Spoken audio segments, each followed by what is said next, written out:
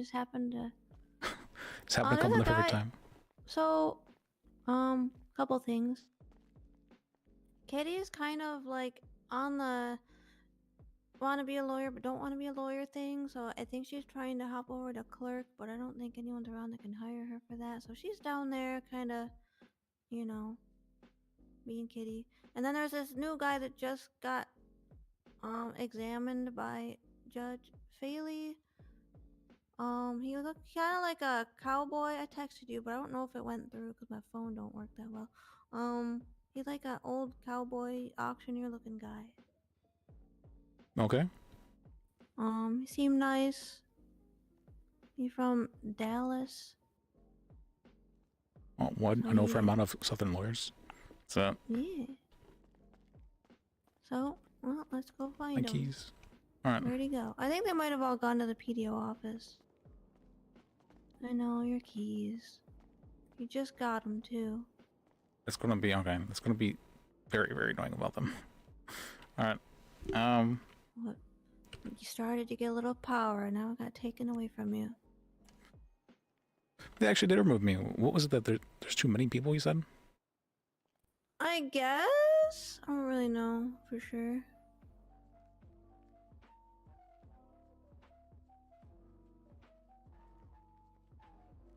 I don't see how that's possible. We have way more people in Saba than we do in Oh, you know what it is? It's that the amount of ranks you can have for an organization. Yeah, that one. That was the one.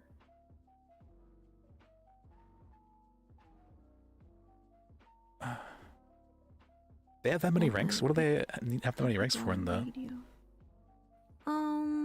He just promoted Emma and Boone to justice, and then there's... I don't know, he's up in his office right now doing a warrant if you wanna... Let me get situated with everything, and then I'll go and double him. When you were saying Kitty was wanting to be a... what's called a lawyer? I think... I mean, you'll want to talk to her about that. I think she wanted to be a clerk. Okay. Alright.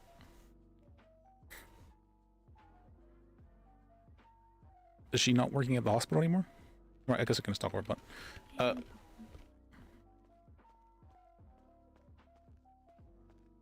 Hey, Kitty.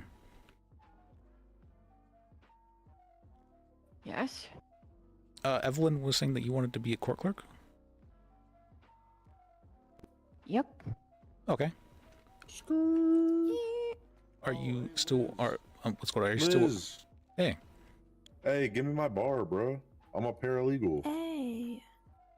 Well, paralegals don't get their bar. So... what the fuck is that supposed to mean? You gotta be a paralegal for a while and then do things. What? And then just give me a bar. Got your bar right here. That's not how it works.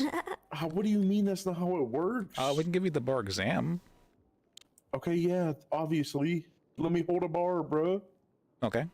Let me see. I know that James is wanting to have it blocks? different then. Let me check it. Hold on, duty. I guess I can just go to regular duty now.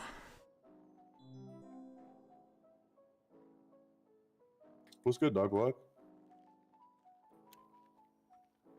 You know, stuff. Hey. It's a new year, new me. Is it? I don't. Oh, hang on. Radio.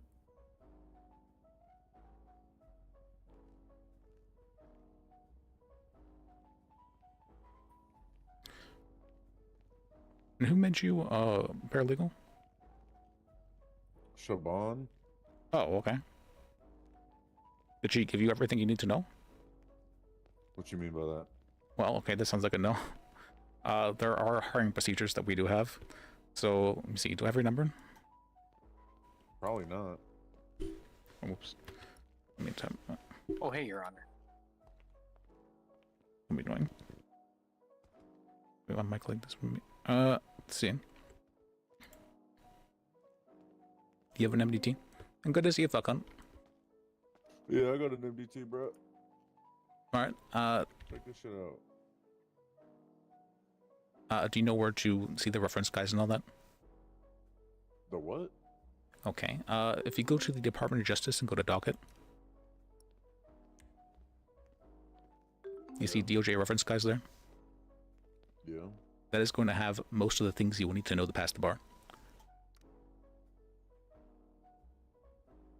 It'll have the different objections, the different federal case law we follow, the very few state case law we have, the doctrines, licensing fees, different court terms, the amendments, stuff like that.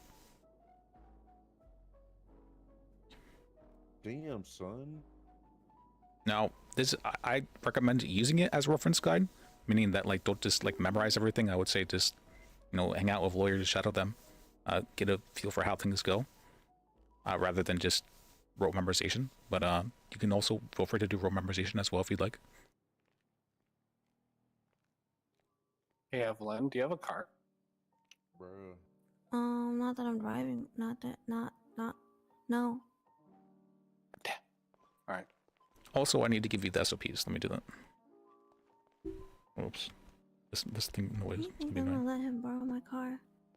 He can barely reach the pedal.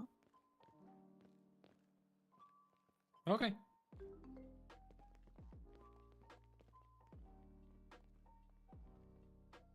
Now I have to figure out how to move this cord. Do you care if I stick with you just to learn the ropes?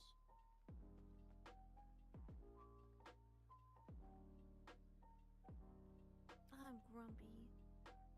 Did you get my coffee? I'm just heading over to MRP to hand a warrant over then. You cool if I tag along? Yeah, I don't care.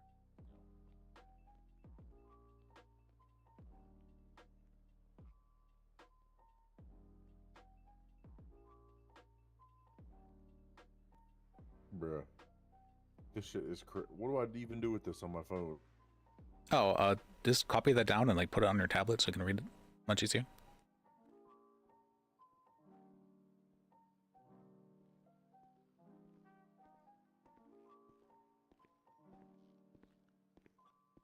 If you just press like not on the link itself, but like on the message, you should be able to copy it.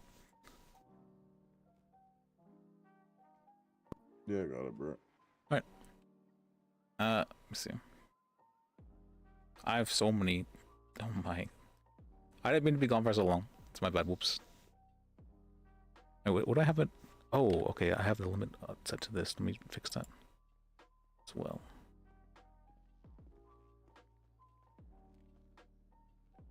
So you ain't gonna just let me hold a bar, bro? Sorry, Finch. An explosion went off in my ear as you answered. I can What did you say? let you do the bar exam, but it does cost money for each attempt. Liz, you ain't gonna help me out here, bro?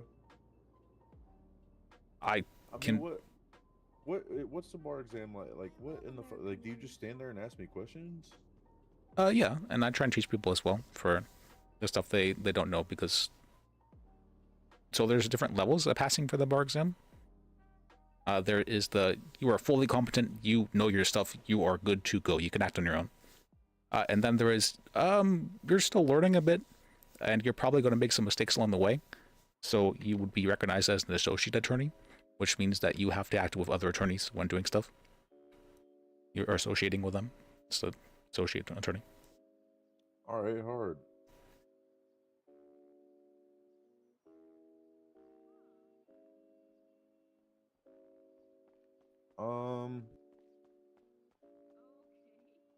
Fuck, how much it cost, bro? For the take the bar? 1K.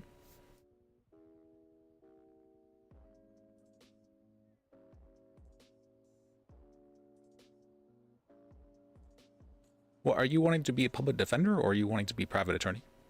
What the fuck is the difference? What? A public defender is the one going down into the cells and like helping people out down there. A private attorney would be doing civil cases. So do you want to do criminal or do you want to do civil cases? Public defenders can do both, but they would mainly do criminal. Do you both get paid or not? So public defenders get paid to be on the clock and answer cell calls. Private attorneys do not have that obligation, but they only get paid by their clients.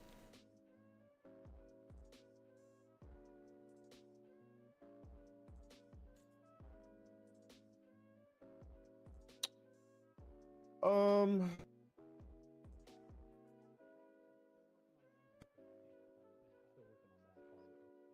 You know something? I don't really know, bro.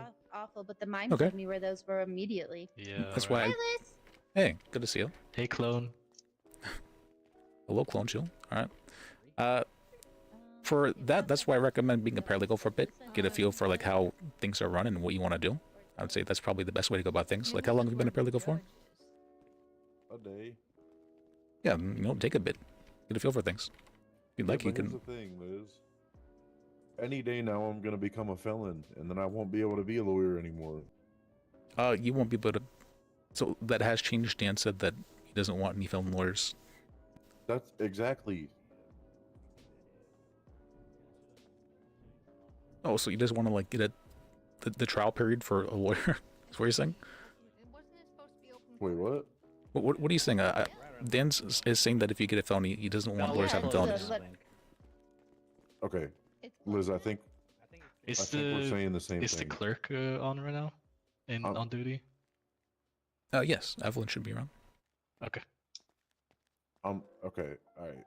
That's what I'm saying. Any day now, I'm gonna get a felony, and then I won't be able to be a lawyer anymore, bro. Your bar license would be taken if you get a felony. That's my point. Exact. Okay, but Liz, I Yeah, think no we're talking about the felonies. same thing, bro. I'm saying that's why. I Don't wanna get be a lawyer felonies and now. don't get felonies until after I'm your governor. Hello? So you can vote for me. Hey, Liz. All right. Hey, I'm at City Hall if you want to come down. Where are you at? City Hall? Oh, yeah, I'll be there in a second then. Thanks. Alright, see you then. Bye. Alright. Okay, so then why are you wanting to be a lawyer if you're planning on being a felon? Who the fuck said I was planning on it? Because I you just said any day I- now. Evelyn? Yeah, because any day I'm gonna end up Hello. being a felon for real. Hi. I found her. Hi. I mean, it's How just have you gonna been? happen, bro. I'm here. Not Doing planning on things. it, Are you still dog But it's walking? finna happen Yeah. eventually. Hell yeah. Congrats. It's This is like it's a little bit more stage shy though. a form of dooming, or are you saying like Yeah, No, Shel- I'm not has dooming, I'm Shelly just- been good to I'm you gonna recently? end up a like. Yeah. You know. Okay. It's not just her though. It's like all of them. I am a felon. Wait, I but didn't know there was more not than one god. anymore. I thought Yeah, it was just Shelly. Because everybody's All the right. records got washed away. yeah, I get that. Oh. As it turns out. And I'm gonna end knew. up Oh, being wow. a felon again. At some, it's inevitable, bro. But right so now, we had I'm a not a we had a felon. question for you. You're a clerk, Mhm. right? Yep. Let's come over here so we don't So- talk over them. That's why I wanted to Okay. do this shit for now, until that happens. Okay. Yeah. Well, I mean, you can still be a paralegal. I mean, you can't be a felon paralegal either, even though I pushed for that. I wanted to create the terrorist paralegal position, but Dan said it wasn't okay. Man, what the fuck? I wanted, was going to be given to Kareem, because I thought it'd be a good idea. So, Yeah. That would have been pretty hard. I mean, I'm gonna be real. All right. Hey, just do like a little mock motherfucking. Just do a little mock bar exam with me real quick. Just like a couple questions. Just see what I know. okay. Do you know what the Fourth Amendment protects? Unlawful search and seizure, bro. Yeah. Can you tell me 4 different ways that a person can be legally searched?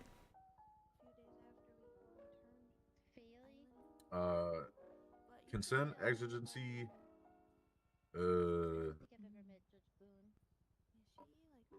when they're arrested, and Well, I guess not a person, just like there can be a legal search conducted, I guess. wait, all right, say that again. Yeah, this a way that what's called a legal search can be conducted. It doesn't have to be a person necessarily. So yeah, those 3 were right. If there's probable cause, And that would be if they're arrested, yeah. yeah. If there's exigency, Yeah, that was right. uh, Consent was right. Exigency was right. And there's one more. what in the okay, so I said 3, right? Mhm.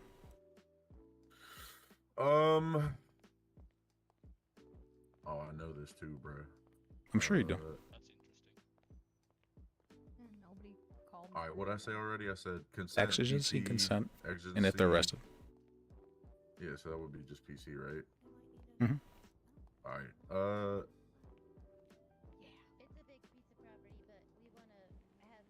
I can't think of it, bro. Plainview. Fuck me. That was the easiest one. Listen, it's Yeah, I usually say it in a alright, more misleading way too, where I say, what are 4 exceptions to the Fourth Amendment? And then people get really scared by that question. I've actually had people refuse to answer me after asking that question. So they've straight up told me no. I'm gonna be real. That question is kind of tricky because it doesn't seem like when you say plain view, it don't make me think of you searching a person. Well, yeah, But, because I I mean, changed it. obviously, That's I why meant I plain view. corrected myself and said not a person, but a legal search could be conducted. All right, yeah, that makes sense. Yeah, but you're right. We got 3 of them. I mean, even when I took this, I only got 3 of them, right? I think I missed Plainview as well. Yeah, one of those like. We can eventually. You don't really think about it. Hey, Yeah. Howdy. you guys having a private conversation? No, No. not really, bro. Yeah, not really. Okay. How's it going? What's good? Going okay. Been busy with a lot of stuff recently, but I'm here now. Oh, good. Hey, I had a question because I saw that you were doing a subpoena on that Kaio thing for Jamar. I believe I was doing a subpoena on. I didn't realize it was a Kyle thing, but it was a subpoena. Well, that's actually what it's yeah. The if you look at the investigation, it's called a Kaio thing, but it's not really. I handled the underlying trial for it, so I sent you a text message. But if you need or have any questions about it, Jamar was asking about it the other day, and I said I'd check with you once you got back around.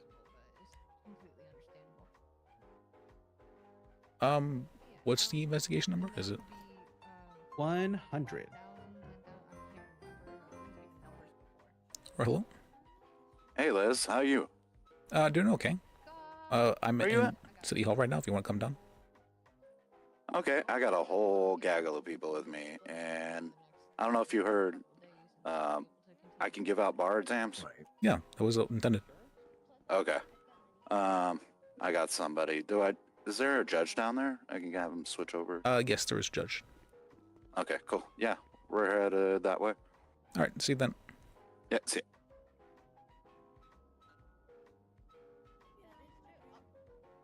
Let's see. I do not think I have access to investigation 100 unless it's an archive. One. Okay. This cord's gonna be in me. It is in the archive. But I also don't see you on it. They never did put me on it. Because I was trying to subpoena it, but they said they couldn't find any records of it. What was the date of it? Really? Because December 23rd. Yeah, that's, and it's. Is he listed in the investigation, like as a suspect? Yes. Then I'm not understanding why they couldn't. I don't know either. That's weird because I have it right here in front of me. Let me see. I was texting Chiomi about this. Yeah, because I'm like super familiar with it because I mean I argued it, but I asked, is there no investigation from that day that he's a part of? And I was told no, there is nothing on that day, and the others doesn't involve what you're talking about. I also see no given a verdict involving him. yeah, I think the judges were Judge Von Karma and Judge Chalk. Yeah, I know that. Hey, bud. Liz, I'm Hey. not happy. Oh, what are you not happy about? Oh, I need more fucking lawyers. I've been trying to do that. Liz, I don't think you understand. I need more. For the past week, there has been 4 lawyers around. It's pretty good.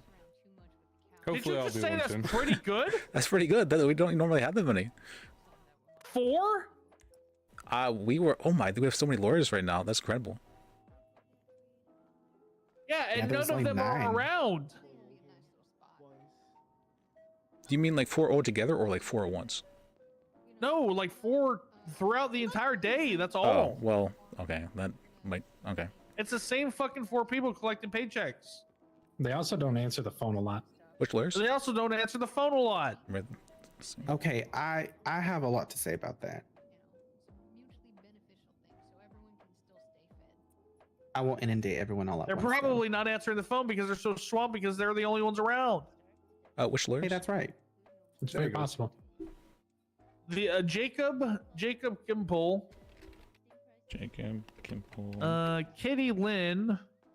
Kitty, Let's didn't see she- here. Okay. Kitty and Jacob have been the Kitty's right most there. around. That's not Jacob. No, Kitty. Oh yeah, Kitty's right there. I thought she had quit being an attorney. So What? No, she's in attorney. She's Okay. right there. She's to your right. Nope. I done left Sabbath. What? I got turned in my MDT. What? We just gave you your. We just did a bar exam for you yesterday. Yeah, well. I'm I- sorry. It just I thought she I mean, wanted that- to be a court clerk. Is what's happening?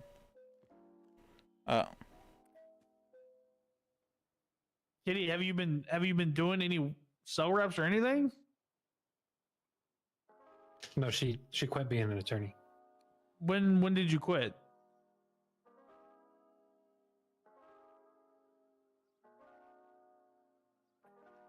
a few minutes ago. Oh, I thought you Not quit being- from like a week ago. Came back for a little while. Nobody teaching me nothing. It's same old bullshit. I'm done. Well, I'm sorry, I didn't mean to Because interrupt I mean, you you're collecting fucking money. Yeah, I was clocked on, but when there's lawyers around, associate lawyers wasn't allowed to answer the phone. And when I do answer the phone, it's usually just lawyer questions that maybe I can answer. Hardly taking any cell reps because lawyers are around. So are you just not getting to the phone fast enough? Like I don't understand. Like what's the problem? Why are you quitting? What does it matter? Because if it's an issue, I want to fix it. That's why it matters. Strong exit. Okay, all right. Make sure she's fucking removed. All right, I thought she had been removed. Apparently, James told me that she handed him her MDT. I actually have her MDT right now, and that was from a week ago. Oh, she apparently came back. And she's been fucking Yeah. taking goddamn money. Yeah, she came to us yesterday saying that she wanted to get her bar exam redone because she didn't agree with the way that you did it, Liz. And so I passed her. Oh, I know. But because you didn't ask her scenario questions, she didn't think it was done right. So Emma asked her her scenario questions. But even then, she had her bar license even before that. So I tend not to ask scenario questions too often. I've been doing more so now. I'm not judging you. Okay. Yeah, I didn't see it being a super big issue. An associate attorney is meant to be more of a learning attorney. Yeah, there's multiple different ways to do a bar exam. Like, I have been around a couple days see her and listed. I've seen her clocked in, but I never see where she is. she's been And I- around here the last 2 days. I got on duty the other day and the cops said they were trying to call like 6 times in a row and I like had just clocked in. And then nobody else was around. But I think Kitty was clocked in before that. So, can associate lawyers answer the phone if a regular attorney is not around? Well, absolutely they can. That's never been an issue. Associate Okay. lawyers, they're able to do everything a normal lawyer can do. If possible, I want them only doing things with other associate lawyers or lawyers. But if that's not possible, they can do things by themselves. So maybe that means that there was some miscommunication then, because the way that she was talking, it made it sound like she was thinking that she couldn't do anything if another lawyer wasn't around. I'm not. I know that's for paralegals. That's the case, but I never said anything about social lawyers doing that. No, I get it. I'm not saying that you said anything, but maybe it was just a miscommunication where you said one thing and she thought you said another. Okay. it kind of sounded like she wanted more training. Yes, she did mention She that to did, me, but yeah. she mentioned that to me after she quit because I'd asked her the reason for why she was quitting, and that was a week ago. Yeah, that's true. Like, What up, Finn? This is just a common pattern of hers. She was a doctor before. You're welcome. Yeah, she also screamed at a magistrate judge, I'm pretty sure, a couple weeks ago when they asked her name. Do not be taller than your game overlord. I cannot So- imagine her screaming. You mean like a year ago? Shut up, Liz. Okay. All right. Hey Dan, would you like an Americano? Look, I need all the drinks I can get. for those who are still learning to become attorneys, Yes. there's a lot of self-starting that comes to being an attorney. So yes, having other attorneys around to teach you things is great, but also researching and doing things on your own is important as well, because you can't expect everyone to teach you. Okay, listen, man. I I agree. need you. We need to go right now. open court's So- the best way to win. I have a lot of experience from back when I was an officer. That helps me out a lot, though. I don't know about others.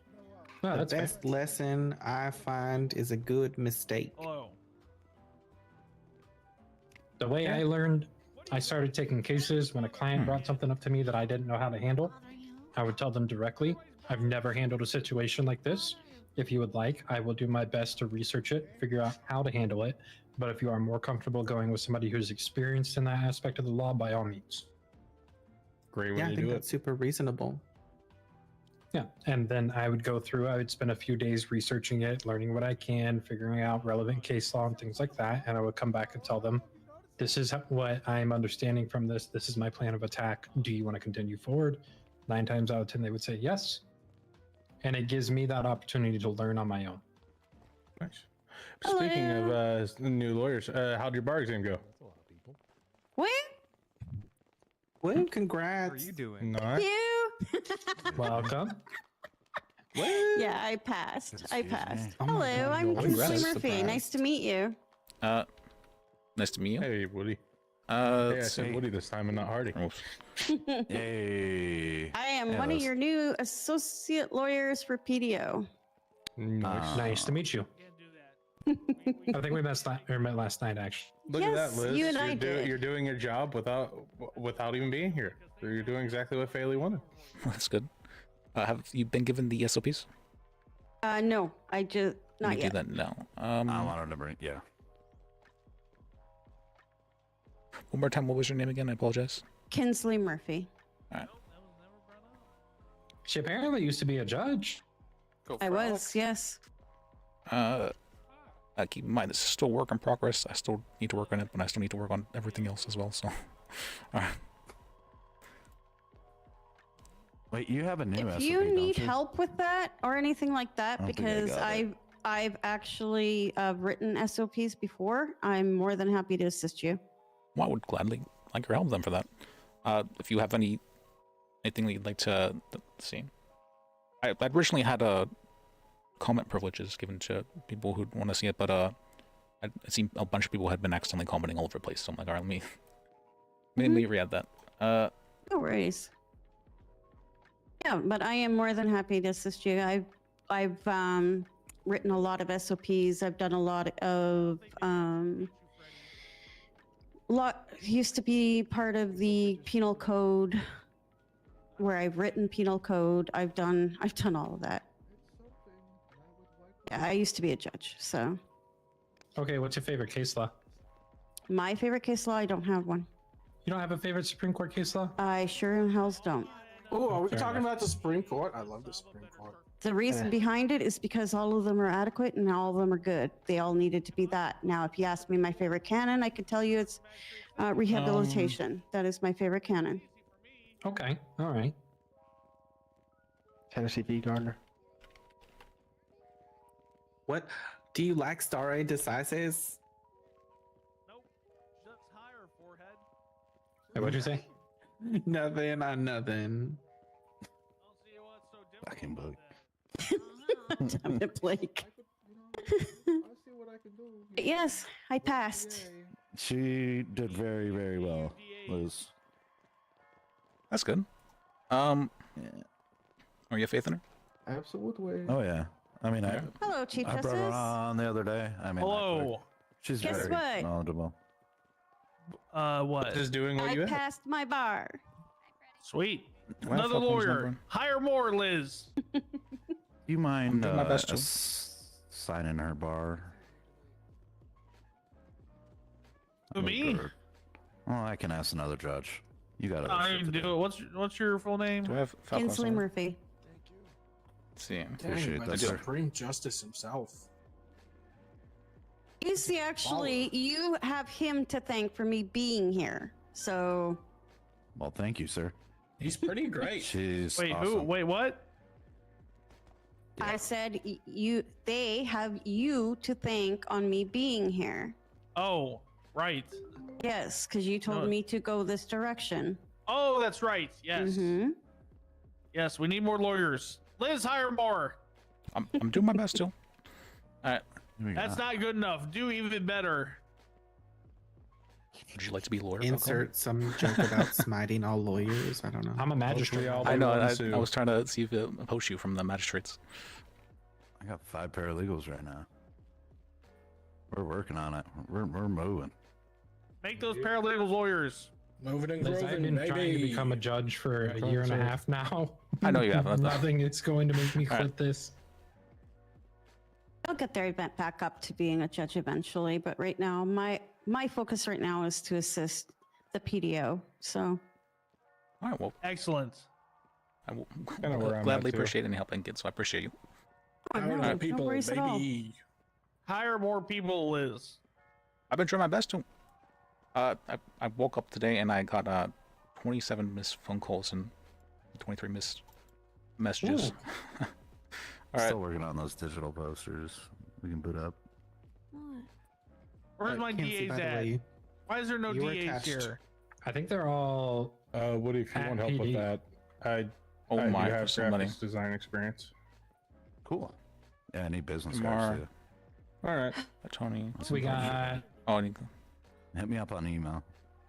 All right. Or wait, I can do no. that. 5 people from the DA's office around right now. Might be able to. We need more DAs. Hire more DAs. Oh, Sam Burton. Would you be okay with being a lawyer? Dan? Oh.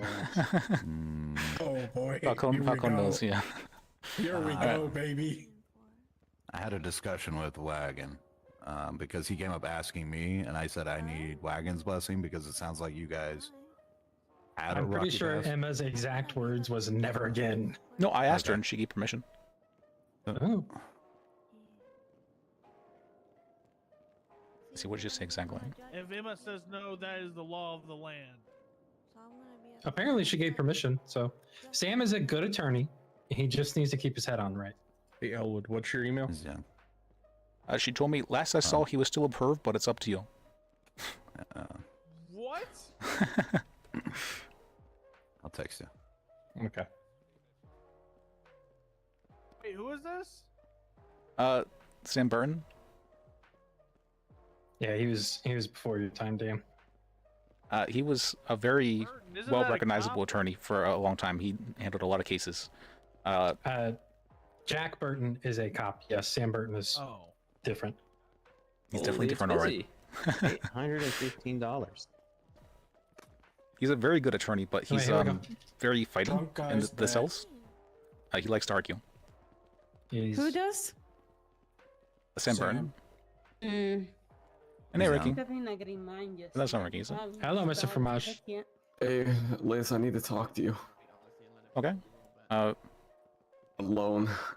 Yeah, feel free. Okay. Liz, hire more. I'll do my best to again. Sure. Me. Hey, man. What are you doing? See, other than Burton would help quite a bit Step actually back, because step he back. handles a lot of stuff. Is he okay? No, he's very drunk. Ricky. Yeah, It's nothing personal, man. he kept throwing himself off the appreciate stairs you. in I the like Life you. Invader building. Hey, throw up Uh, all over the okay. carpet upstairs. You got me in a pickle. Who did? We're gonna have to get that professionally cleaned. Ricky. I know. I'm about to start charging people if they throw up in my courthouse. Ricky. Wait, that means Put I me can in a answer pickle, you the put me in the jar. lawyer line. You salted me. Yeah, you can. Yeah. Yeah. Give me some bench trials, We can. please. But we got some private lawyers. Working at the up and coming. PD. We'll get you Oh. hooked up. Oh my Sounds like god, I we're cannot Hey, Judah. Appreciate you. Yeah. Cops.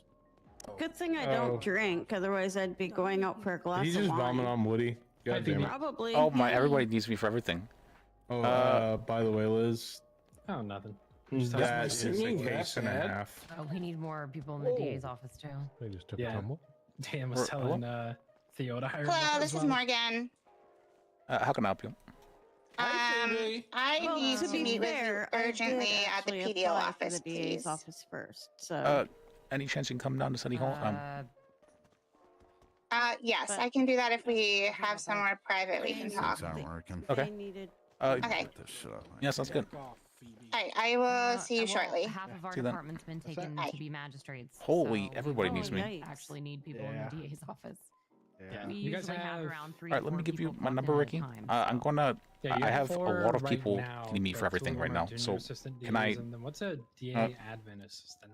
I understand, but this case I got is incredible. Somebody changed it. I'm not sure. My whole life got I got ruined. five Then right now. they forced my lawyers to leave the room and question me. Yeah. So that is very strange. She's like, And he Tell me saw about it. it in a bit. I can witness to it. I was present. Oh, well, And we can talk more about it, but I can't represent. Oh yeah. Oh. so am I, and Is there we'll a get reason? along just fine. Yes. It'll be Okay. nice to have. I've already explained it to Ricky. I apologize, but I want to get apparently. I don't want to be implicated in anything. Find me unapproachable, which I don't understand. And it's pushing that line with the PDO and Ricky. So all right. Let me call you when I'm free, though, Ricky, and I need to go deal with a bunch of fire stuff. I know. Popped up. I just Well, apparently she applied. I like the He guy, is but I don't want us to get in absolutely trouble. Watch out for the drunk Okay. guy. Let me talk with Finch then, quick. Avoid that. All right. What can I help you with? You gotta pull a paycheck too. Oh, come over here real quick. All right. Ooh. Do we have the same shoes? You know my food? Oh, my food went bad. No. So there's scams going around about PDO and trying to get a bar exam done. People are telling others that it costs $7,200 just to schedule for a bar license. Who is doing this? Some person, I forget the name, but they're going around saying that they're part of the PDO and they're charging people, we're trying to charge people $7,200 for a bar. Yeah, what's up? for Are a bar they exam. posting on Purple pages or something? Where are they people getting this information from? I have no idea. A guy called me earlier today and was like, "Hey, is it true that it's $7,200 for a bar exam?" And I'm like, "What the fuck?" It'd be personal or services? Yeah. You just charge yeah. 1,000, right? Yeah. Charlotte, We were up here. considering charging. I have someone who says here, need a head public defender to call me Purple pages. Probably should call them. I'll do that in a bit. But yeah, I was just letting you know about that. Okay. Well, thank you for letting me know. Let me write that down before I forget. So, I'm assuming Saba has one of those Like that guy from the purple, trailer park or not boys purple or whatever. pages, Life Invader things. We Like do, a yes. verified account. Yeah. I was gonna say maybe you should like Um, put that on like a Deal lead or with something. the person who has been creating scheduling scams. Wires. What if we were to make this scam like legitimate and actually charge people that much to? That would be insane. I don't think anyone would want to be a lawyer at that point. Uh,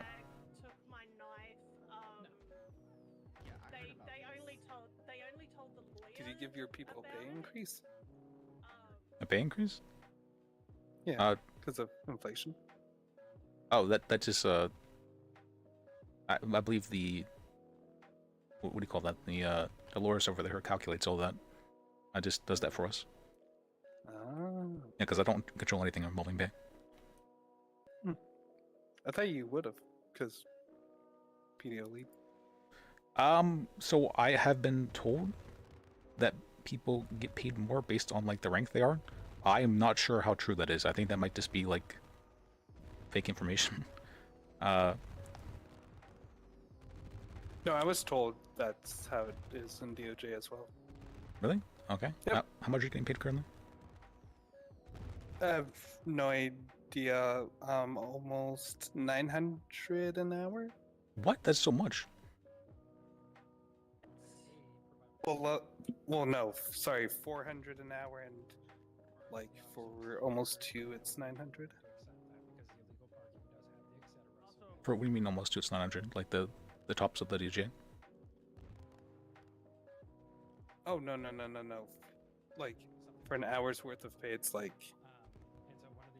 450. Okay. Oh, for 2 hours. That's what you mean by that. Okay. Yeah. For almost 2 hours, it's almost Okay. 900. Or around 900. Okay. I believe I'm getting paid 550. Dang. So, yeah, so I guess there is a little bit difference.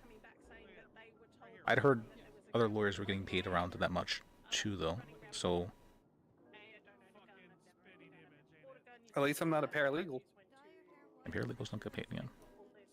They don't get paid shit. Who are all these people? Melvin Practice, Joe Stevens Jr. Oh, here's the bird. Oh, thank you. I appreciate you. Oh, I know the first name of the person actually that was trying to do that scam. Pinky something. Pinky something, okay.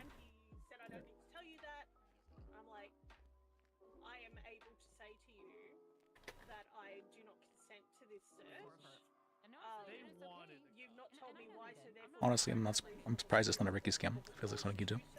Right. See, that's just fraud. That is that. Didn't mean to. It was actually a muscle spasm from preparing food and everything. And so then he tased me. She just Was it like you were turning? And I know what you mean. Yeah. Right here. I can't get off my phone. Oh. I don't know. I answered any hung up on me. Can you call me so I can try and hang up? I know they're doing that. Just gonna try and transfer the phone. Oh, try calling somebody else. That's how I had to hang up earlier. I can't put my phone down. It's like glued in my ear. It's kind of weird. Do you think they super glued it? I had to pick up the phone and then put it in my ear, then put it, and then call somebody while it was on my ear. And it helped out. 4 people telling me to make Freddie a DA. Hello? We need people in DA and EU. There we go. Alright, where can we talk? Sure. Let's go over here. Yes. All right. Hello. Hey, what's up, bro? Is someone?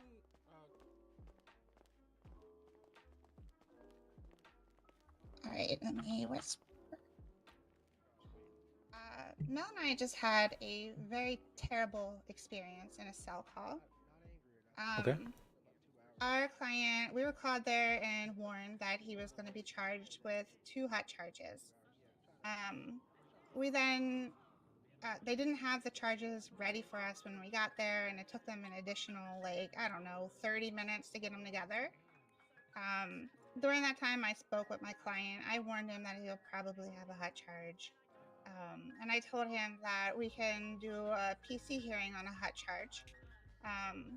Then all the cops come in, Captain Wrangler and Gordon, the DA, and they proceed to go on and, well, first they took our radio and phones off of us, so I couldn't contact anyone. I wanted to contact you, but I couldn't contact anyone, and they refused to call a judge because I asked if we could ask the judge if we could have the PC hearing.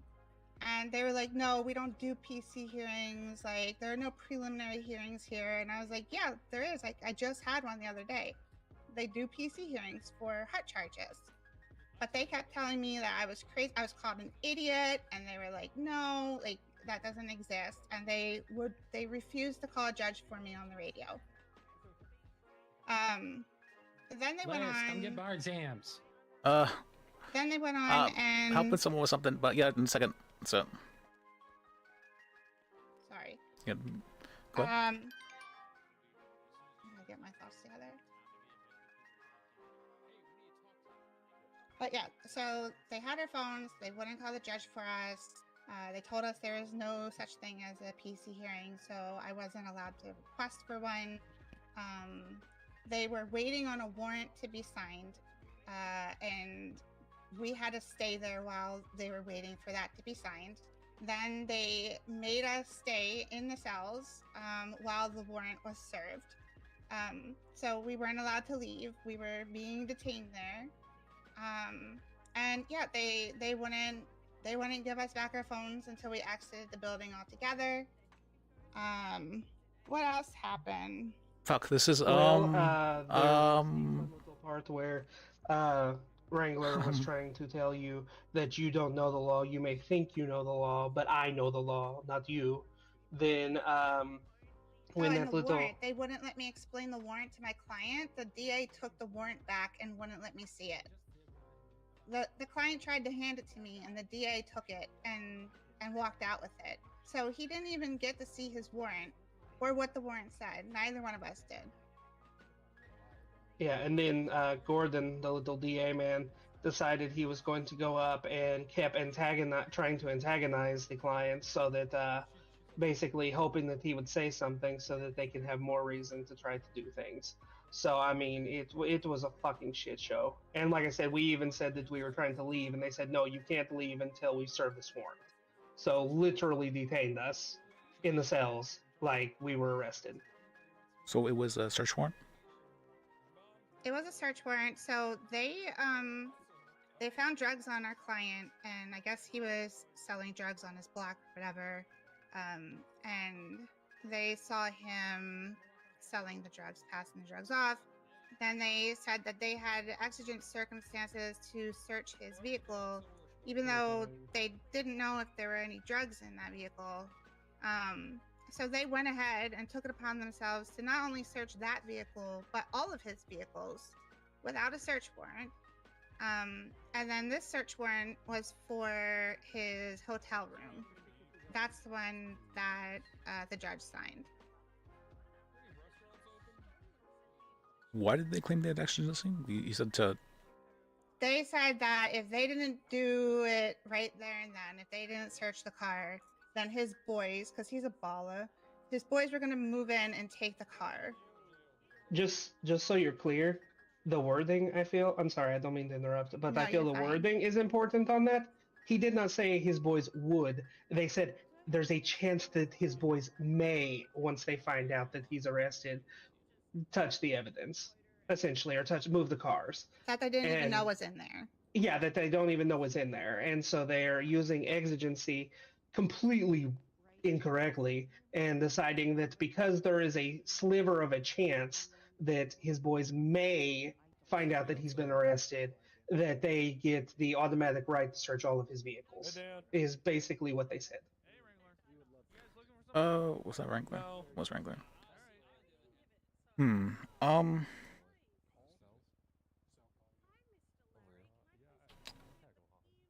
I was not able to serve my client. I was not able to. I was not able to ask for a PC hearing. I was not able to call you for help. I was not able to look things up on my phone. I wasn't able to serve him because they were not allowing me to do so. I agree. They definitely should have. I'm pretty sure it's been an official announcement that people are required to have what's called probable cause hearings before they are put on hot charges. Mm-hmm. And so the fact that was not done is very much so in violation And of the... they sent him to prison. Now he's going to be in prison until tomorrow morning, they said, when they can arrange a bail hearing. We need to have the PC hearing first. Yeah, that's bad. Let me go and grab Falcon. Thank you. Oh.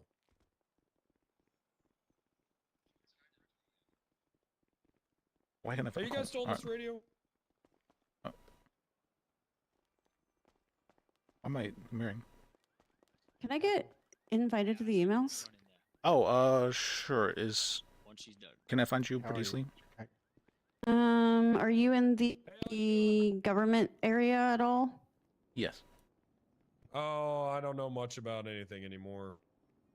What am I hearing? Good, how are you? I put a little star in the government emails. Okay. Oh, for that you just need to request. I need to request, or you need to request? You need to request. Just put in the departments for Saba, and then you put your name.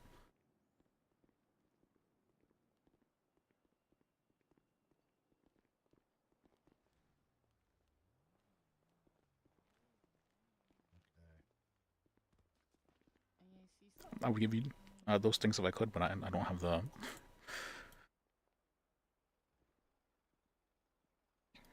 Let me see. We don't have a separate one then at all? A separate one? Oh, yeah, we do have like separate Saba stuff, yeah. Okay. Hey, first. It's been it's been so much right now. I'm like, oh my, what the fuck did I miss? I'm trying to deal with 7 things at once. Oh, okay. Actually, maybe Phoebe can help with this. Phoebe. Okay. Oh no. Phoebe? Hold on, I'm on a phone call. Okay. What did I do? Mr. Bajeker. Yep. Whenever you're ready, me and this fine gentleman right here, Mr. Savage, need a word. Okay. I'm going to have to deal with a thing. So, is it fast or what exactly is mapping? No, we both need our bar exam. Okay. Can you guys give me like an hour, probably? I don't think I have this gentleman's number. I mean, You said an out. Dang it. Who was the gentleman that was with us earlier? Woody? Yeah, I was wondering if he could. It's not oh, your yeah, you can do guys' the bar fault. exam, yeah. You can do that. Oh, I Woody's was outside. I was waiting at the inside the PDO's office for 2.5 hours, and I'm just I'm just trying to another hour. I don't mind waiting, but I might have to. I hate to do it another day, but another hour is kind of hard to. Oh, Woody kinda should hang be able around. to help you with the bar exam, yeah? Yeah, he's the one who brought me here to tell me to get you to do it. I can tell him that. He might actually be able to do it now, though.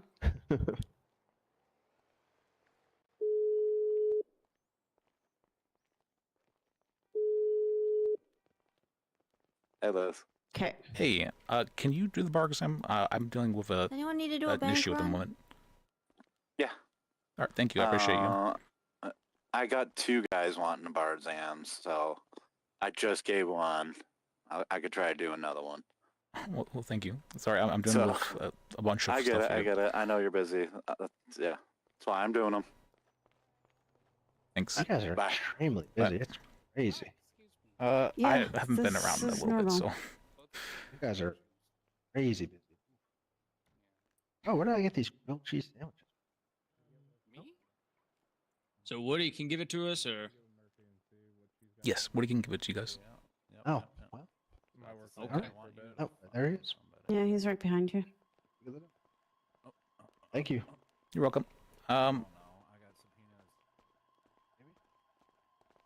Let's see.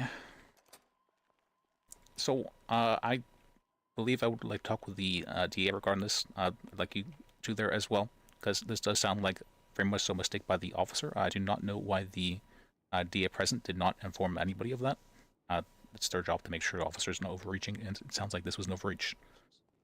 So let me talk with Phoebe regarding things. She is the district attorney, and I feel that she'll be very understanding regarding the situation. Okay. She is on the phone at the moment though, so let me text her to see if she.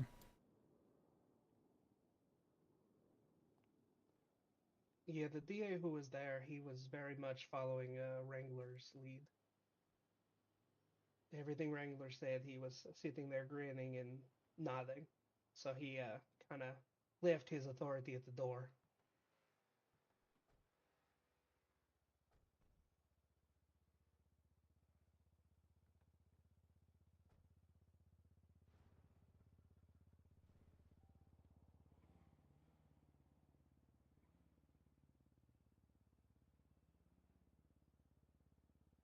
Okay.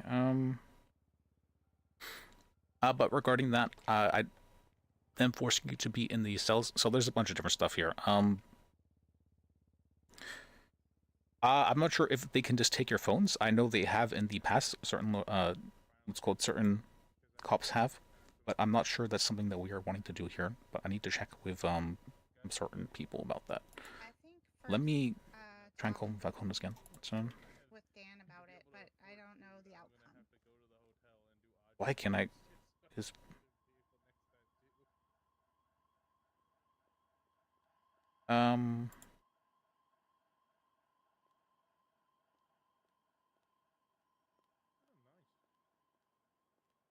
Yeah, it was weird because even upon 2 times attempting to leave, we were told, no, you need to stay down here with your client. Even after everything was done, 6143. and then refused to give the phone back. So it's like, you know, you even asked to leave and asked to get your phone back, and they're like, absolutely not.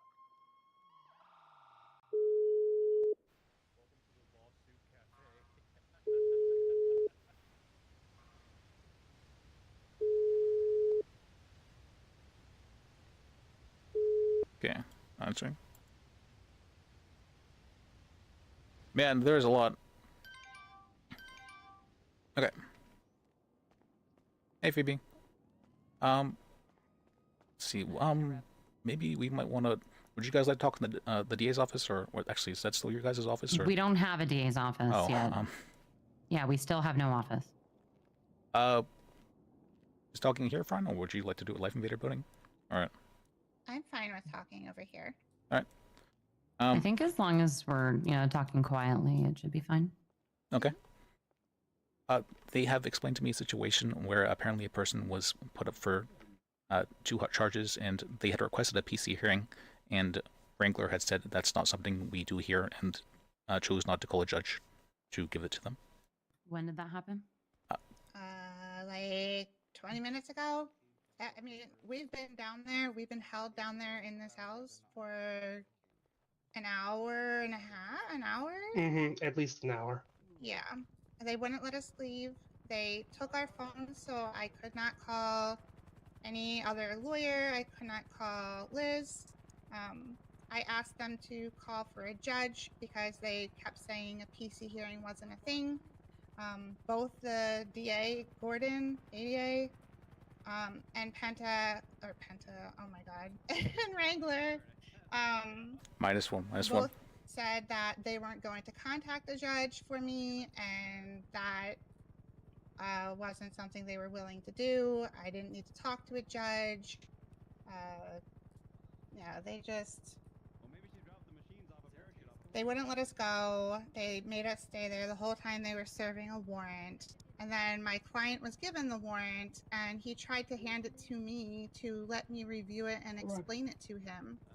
And the ADA took the warrant from him and just left the room and didn't let me review it. Are you the suspect or the lawyer? I'm the lawyer. Okay. So who was allowed to see the warrant and not allowed to see it? They gave the warrant to my client, and my client wanted to give it to me so I could explain it to him because he did not understand it. Okay, that makes sense. I was just making sure I didn't have it backwards. Okay, I know there was a new announcement recently. I've kind of haven't been around a ton the last couple of days, but I know the way that they're handling the bench trials and hearings and stuff are a little bit different if there's not a DA around. So let me pull up this little notification so I can read it. Sure. I mean, I believe it was told that if there's a hot charge, then it can go to a PC hearing. We've never had PC hearings, so I think it's a new thing where it's a possibility, but I have to No, look we just in. had one the other day, and Gordon was there for it. I won it.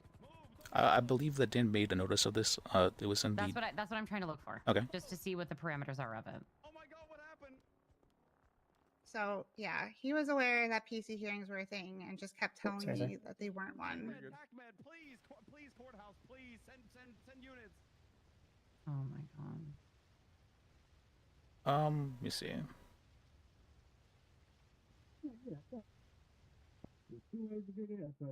There's so many email chains that I'm in. I'm just having a hard time finding it. I'm sorry. Give me just a second.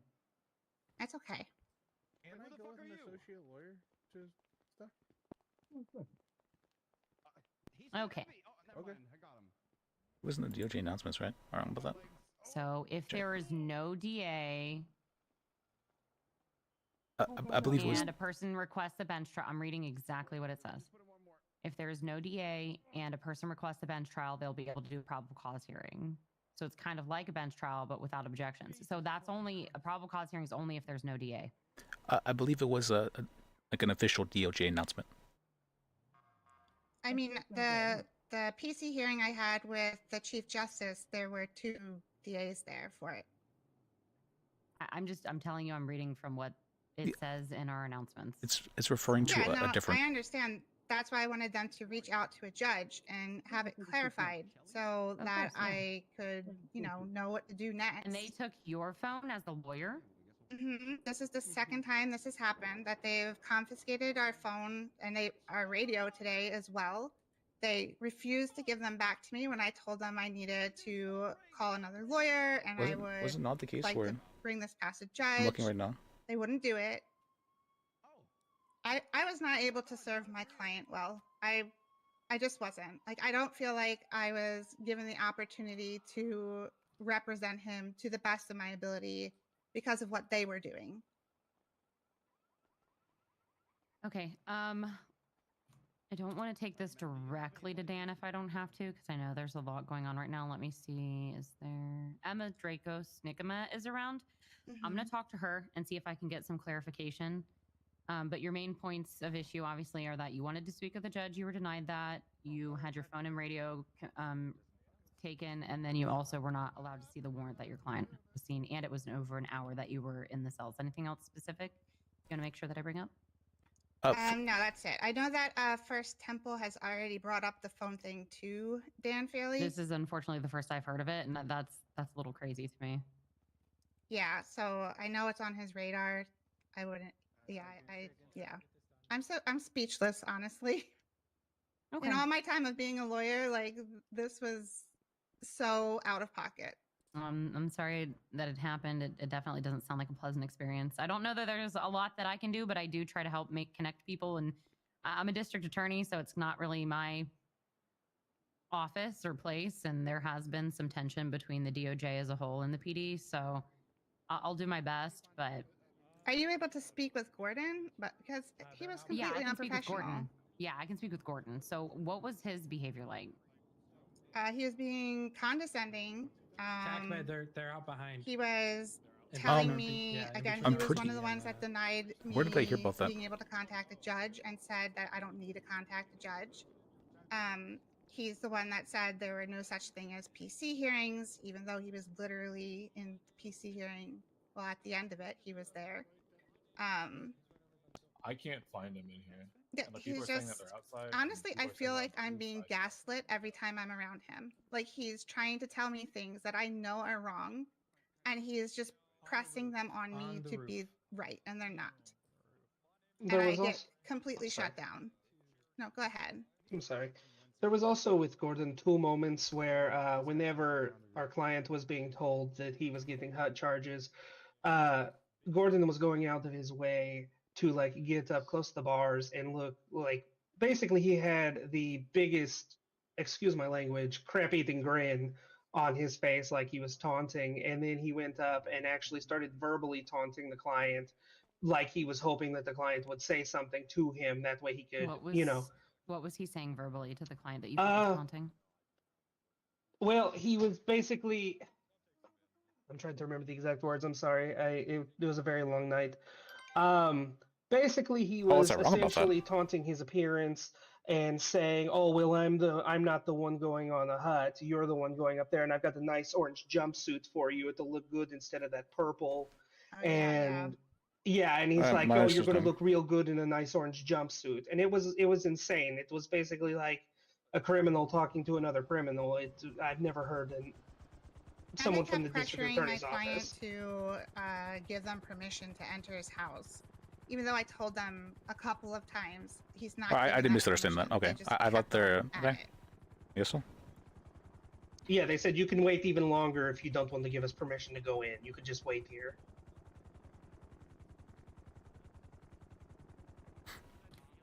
And I did just ask Dan. He did say he did not say anything about the peace hearing. I guess that was my misunderstanding. So. Yeah. Hey, Dan. Hello. I was gonna take it to Emma, but if you're comfortable hearing about this, it'd be helpful. What's up? My paralegal and I had a cell call just a little bit ago. In fact, you signed a warrant pertaining to this call, so I don't know how much you want to hear about it. But when we arrived, we had our phones confiscated from us and our radios. They told us that we couldn't have them on us. They were going to press hot charges on my client, or they did. I requested if we could contact the judge for a PC hearing like we did the other day for Tony Block. Both the ADA and Wrangler told me those weren't a thing and that I was an idiot, and that they don't do preliminary hearings.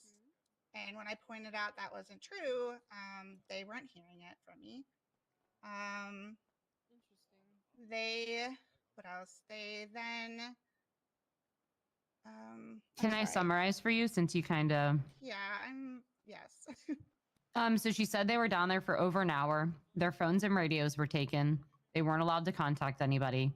They were very antagonistic and gaslighting towards her. They were antagonistic towards the client. They had a warrant that they handed the client, but would not allow the lawyer to see, to explain it to the client. I asked to speak to a judge several times to clarify this whole PC hearing thing. They refused to give me my phone to do so, and then refused to call over the radio for a judge. I couldn't call Liz or anyone because I didn't have my phone. I got people in I basically, I wasn't able to serve my client to the best of my ability because of what they were doing with us or not letting us do. Yeah, that's right. I'm calling 911 on you. And Sorry, all I hear is fucking Yackle behind me. Yeah. They wouldn't even let us leave MRPD. They kept us in there the whole time and said we couldn't leave. So But they wouldn't let you leave? Yeah, No, and they took kept their us in phones the and cells radios. and said that we had to stay there until the warrant was served. Yeah, they were acting essentially like we were going to leave and start calling people, and it was like. She said that they also continued to taunt and push the client that if he didn't allow them to search it, they would just keep him down there until they needed to. Which we have had this issue in the past where cops have kept people down in the cells until they could get a warrant approved. But like waiting over an hour, then they should just continue the investigation. They I guess he was shouldn't arrested, keep so them it's down not there. At least that's how we treated it in the past.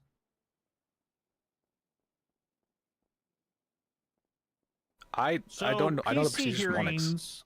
Hearings, the only reason I did one for Tony is because that was a warrant for his arrest where he was running from it for a while.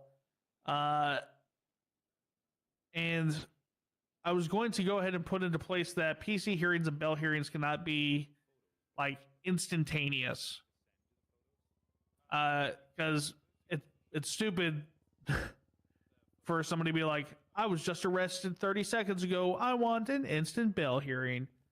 So I want to put into place like a 12 hours or so between the time of capture or apprehension to them getting like a bail hearing or PC hearing. Okay, understood. That allows the PD to gather evidence. That allows you to come up with a defense. It gives a little grace period where people don't feel rushed. Could I give a counter argument, Dan, for the PC hearing? Sure. So my only thoughts on allowing a PC hearing to happen is the PC hearing only allows or only requires for an officer to articulate probable cause for the arrest, which they should already have if they have the individual down in the cell. Hey, what debate are we having, team? Well, yeah, I agree with that.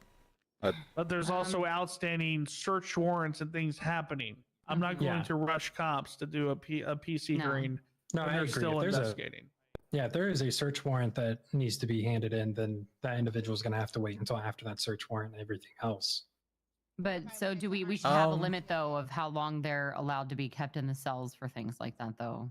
No? Yeah. That like over an hour being kept down there and then forcing lawyers not having their phones and radios to stay down there and wait too. And I could I have don't know. had this clarified if I was allowed to like call a PDO head or someone from DOJ instead of them calling me an idiot and saying I don't know the law. I don't think if you ask to leave and you're not under detainment, they can't hold you there. Yeah, No, that, they that was can't, my but main they problem did. with the entire thing.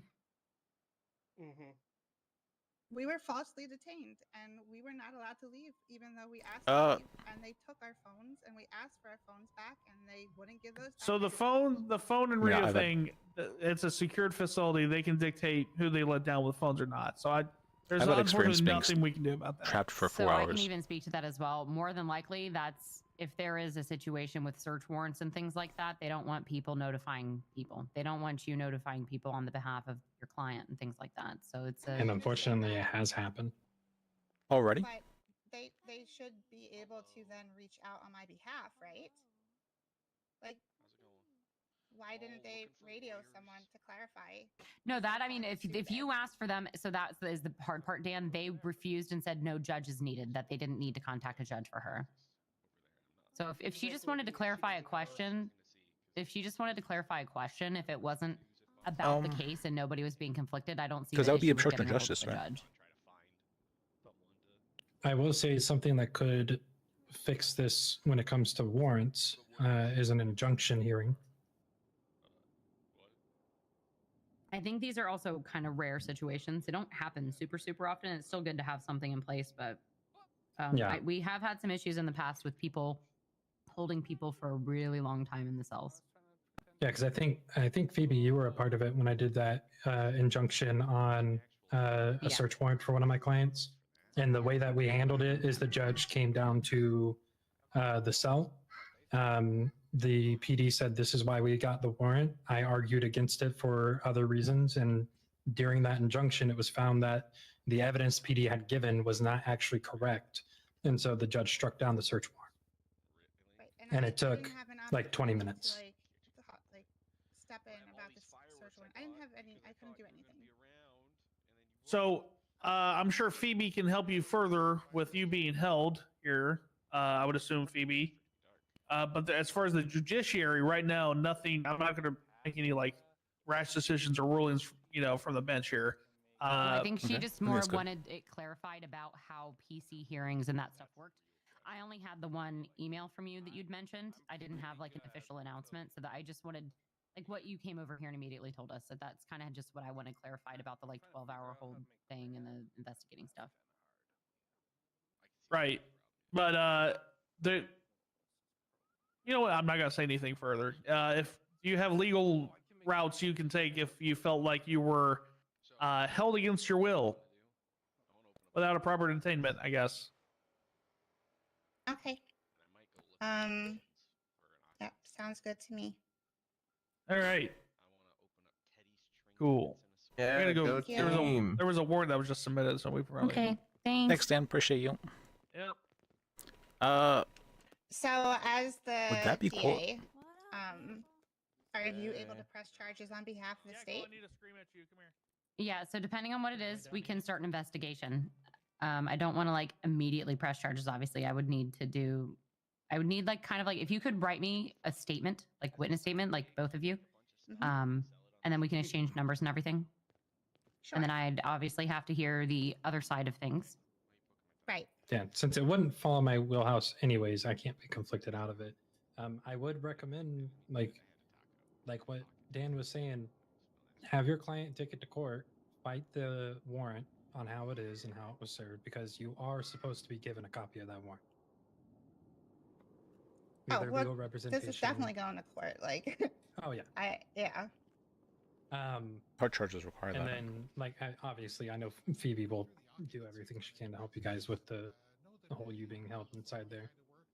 But write up some or argument on bringing forward injunctions on warrants, and you might get some traction on that. Like write up a separate argument to bring up in court, or like separately. No, for like so when you go to fight the charges, right, for your client, you can write up an argument about being allowed to do injunctions, so that way you have the opportunity to review the warrant and argue against the warrant before it is served. And it would basically be like a PC hearing for a warrant. Now, I don't know if that's something that they would agree to, but you can always provide the argument. Okay, yeah, I can do that. So, I know from my experience. Yeah. Sorry, didn't mean to. Well, I did mean to butt in again, but you're fine. What's your name? Lenny Falcon. I'm a new magistrate. Oh, right, Lenny. We talked today. Yeah, I was the one that did your ticket hearing. Yeah. Yeah. Also, your hair is very gray now. It's very gray now. Yeah, you might need to change your shoes. Yeah, everyone's hair is doing silly things for me. Me. Better? Yeah. There you go. All right. Bye, guys. Have fun, Phoebe. See you, Falcon. Oh my goodness, Phoebe, you look completely different. Oh. I love Sorry, your I had no style. idea that I wasn't looking myself. I just woke up a little bit ago. My bad. You're fine. Well, thank you for listening, and yeah, like I said, Yeah, of it was course. all just bad experience, and I would hate for other attorneys to go through that and then decide they don't want to do it anymore. Like it's a bad look. Well, I understand. Back in Liberty City, I had been held in with my client down in the detention center for 4 hours while they conducted a search warrant, so I understand. All right. Yeah, it's crazy. All right. Yeah, so if you guys can get me your statements, then if I have any further questions, like clarification questions after I talk to the other people, I can hear from their side what happened. Obviously, I like to get all sides of a situation. So I'm going to give you my number. sounds good. There's mine. Thank I'm sorry to have interrupted you tonight, Liz. No, you're fine. It's get things going, managing and or mediating and all that. So I appreciate you guys. Liz, Thank you, things Phoebe. have just become such a shit show. Like, I'll stand in front of you guys because I'm not afraid. Like, I don't know what's going on. It feels like a fucking circus. Like, we still don't have an office. It's supposed to be happening, but like, I don't know. Yeah, for the Stuff DA's was, office not to have an office. Is silly. We used to have that one. They gave it to the magistrates, and we were told we could have a sky bridge, a bridge that's a walkway between the courthouse and the PD, which is it's funny, you know. It's kind of like, oh, haha, we're the DA's office, we're the bridge between. Oh, no, that's funny. Yeah, I came up with that one myself. And now the bridge is damaged because somebody else was using the bridge and something happened, and earthquakes or something. I don't know. Now it's this huge meme of a thing, and I don't know. It's a lot of very interesting things going on, and I'm trying to remain open-minded. But we purposely, and I've talked to Liz about this at length, came up with a code of conduct. We haven't been able to push it out yet because we're waiting for it to be approved, because we have to wait for it to be approved by the DOJ, because we're not separate from the DOJ, but that's hopefully the plan.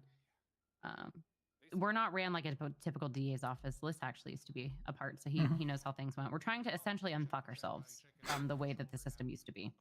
But now a lot of new things have been introduced, and a lot of the people that have come in are used to judging and handling things their way without communication on how things are supposed to be handled, which was kind of the problem in the first place that we had. Was there was a big lack of communication on how things should be handled.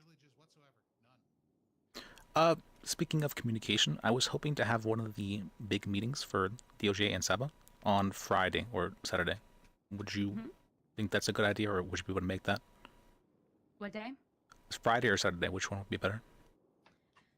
I mean, you can shoot out an email if you want, or just make it. And if people can't make it, somebody can take notes. I really think that's the best, because it's hard. It's doing polls or asking people. I'd say make sure your heads of department can be there, and if your heads of department are there, and then your like most active lawyers are able to be around, do that. Okay. Every time I've tried to like schedule things and ask people schedule and shit. Also, we've got a ton of LOAs and people still coming back from vacations. True. But again, I mean, we can always have more meetings, and then at this meeting we can ask people whatever, and then if people aren't available or if they want to give their availability, like if you want to keep like a running document of people's availability, that'd probably be a good idea. That way, if you need to have 2 meetings like you guys were talking about doing before, you can. It'd be ideal if there could be something like on the MDT for that, but might be asking a bit too much. But yeah, I can try and do it by hand.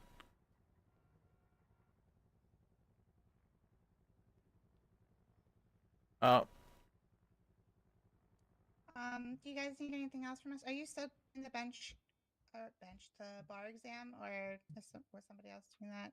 I still get the bar exam. No, because ready to take his? Or I can get in the bar exam, yeah. So, or just have him give the statement first, and then I can get the bar exam. Sure. Why not? Okay. Oh, did you want the statements right now, like right this instant? Sorry, say that again. Do you want the statements right this instant? I can no, you can take your time. Okay. And just shoot me a text or whatever when you're done. Okay. All right. Okay. Would you like me to send it through a text, or is there a better way to send it? You can get pieces of paper from the Okay, that works. desk over there. Okay. Let's see. All right, thanks. Yeah, thank you. Thank you, Phoebe. Appreciate you. My head hurts. I know, that was very jarring. All right, I think easy. I'm gonna go back to my hotel and pass out and write this up tomorrow because I'm so Well, you have to wait aggravated. for me. Well, it's easy. That's one Oh, fire yeah, dealt I with. drove you It's, What was that? I said it's pretty easy. It's one fire dealt with. I feel happy with the result, and we got everyone communicated with and all that. Oh yes, I'm happy with them having listened and the Chief Justice weighing in, and I'm glad that we were able to do that. Yeah, I hadn't And thought. I'm glad that you were around because I honestly I was told by Wagon that we're not supposed to go straight to judges for anything, and I was like worried that somebody wasn't going to be around that could like talk to someone for me. So I'm glad that you're around. Well, I'm happy it could be there. For the judges thing, ideally you shouldn't go to judges. I went to Phoebe first for that reason, because I didn't want to necessarily involve judges. But Dan felt that it was pertinent enough to come over here and give his input, so that's more of his decision. I just messaged him asking if PC hearings are required for charges or not. Yeah, that's good to know. Like, I'm glad that he clarified that. It just seems like the one that I had was kind of like a one-off type of deal, but I wouldn't have known otherwise. So I don't think it's going to be a one-off type of deal. I think this is going to happen quite commonly. So I think it's very good to get it dealt with now, because Wrangler is someone who's going to continually do that until he's told not to. So that's to tell him ahead of time. all right. Oh, so do you want to? Where do you want to do the bar exam? Oh, he does need to transfer $1,000 into the DOJ account, or not DOJ, Saba account, which should be listed there on the dashboard of the MDT. Let me see. I can give that to you if you need it.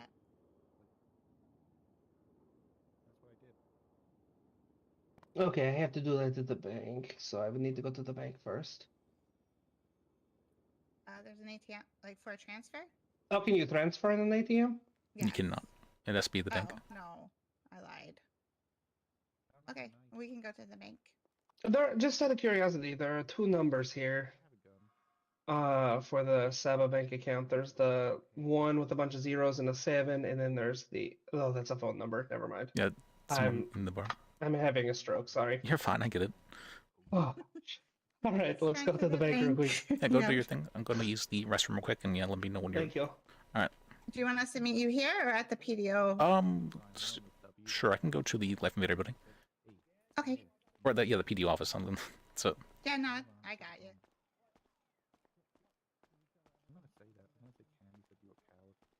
It's called the Life Invader building, but yeah. All right, let me use the restroom quick. Back. All right, there are some fires Verizon GFX, thank you for the raid. I appreciate you. Let me use the restroom real quick, and then I'll be back. I'm going to give someone the bar in a little bit. So, let me be right back. Dealing with fires as many as I can right now. There's a lot of them. But, one by one. Also, wait, let me redo the music. I forgot I had it set to not repeat. Let me do that now. There we go. Repeat. Then go back. There we go. Play. There we go. You're back.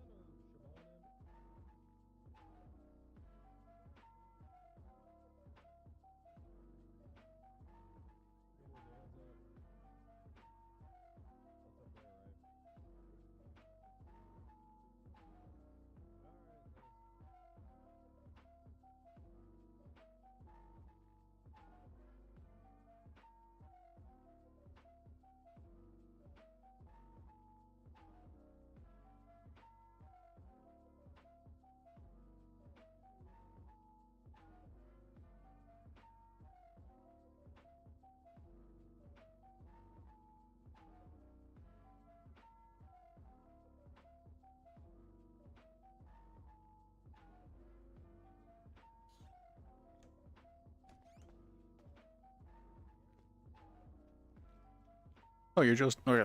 Sorry, I'm back. You're Joe Stevens? Okay.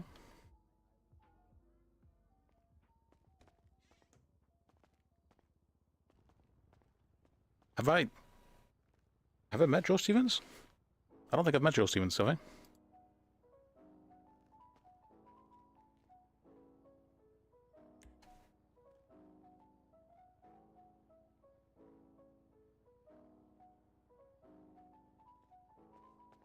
Oh, thank you for the follow, by the way. I appreciate you. Oh, no, was he the paralegal?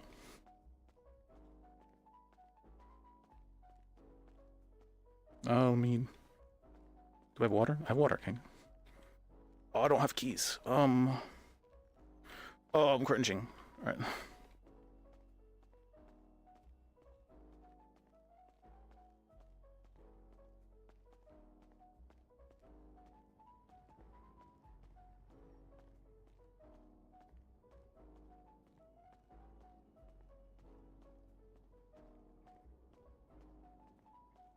Hey, Gil.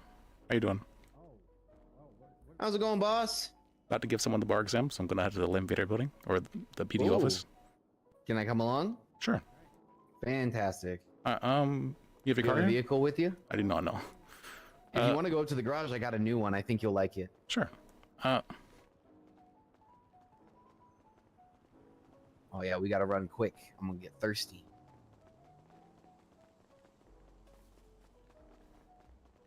I've been dealing with the many fires that have been cropping up while I've been gone. I was going to say, you've got your hands full, but you'll be proud to know I took the second HUD case. Your third favorite streamer. Not even your second? It was just... Oh, I guess, now I think about it, yeah, it'd probably be, I'm assuming I took the second HUD case. My first round of cases are finally starting to be wrapped up. Okay, that's good. You said So I should be able to take on more. I had 2 in continuance, and I've got 3 other cases I'm working on right now with other lawyers. And then the hut. I took the hut because, you know, I can't have a man rotting up in jail while nobody's willing to help him, and the entire DA's office washes their hands of the situation because they're pissed that Freddie did that. He did what? So he brought a jailbreak charge, and it sounds like there is 0 evidence. Oh. During the bail hearing, Taomi was like, I just want to know how he did it. And I'm like, oh shit, you should know how he did it if you're bringing the charge on him, man. So it sounds like there's like 0 evidence. We'll have to figure out in investigations, but at least he's walking free right now until they schedule that. Okay. Introducing the lime. Oh, that one, okay.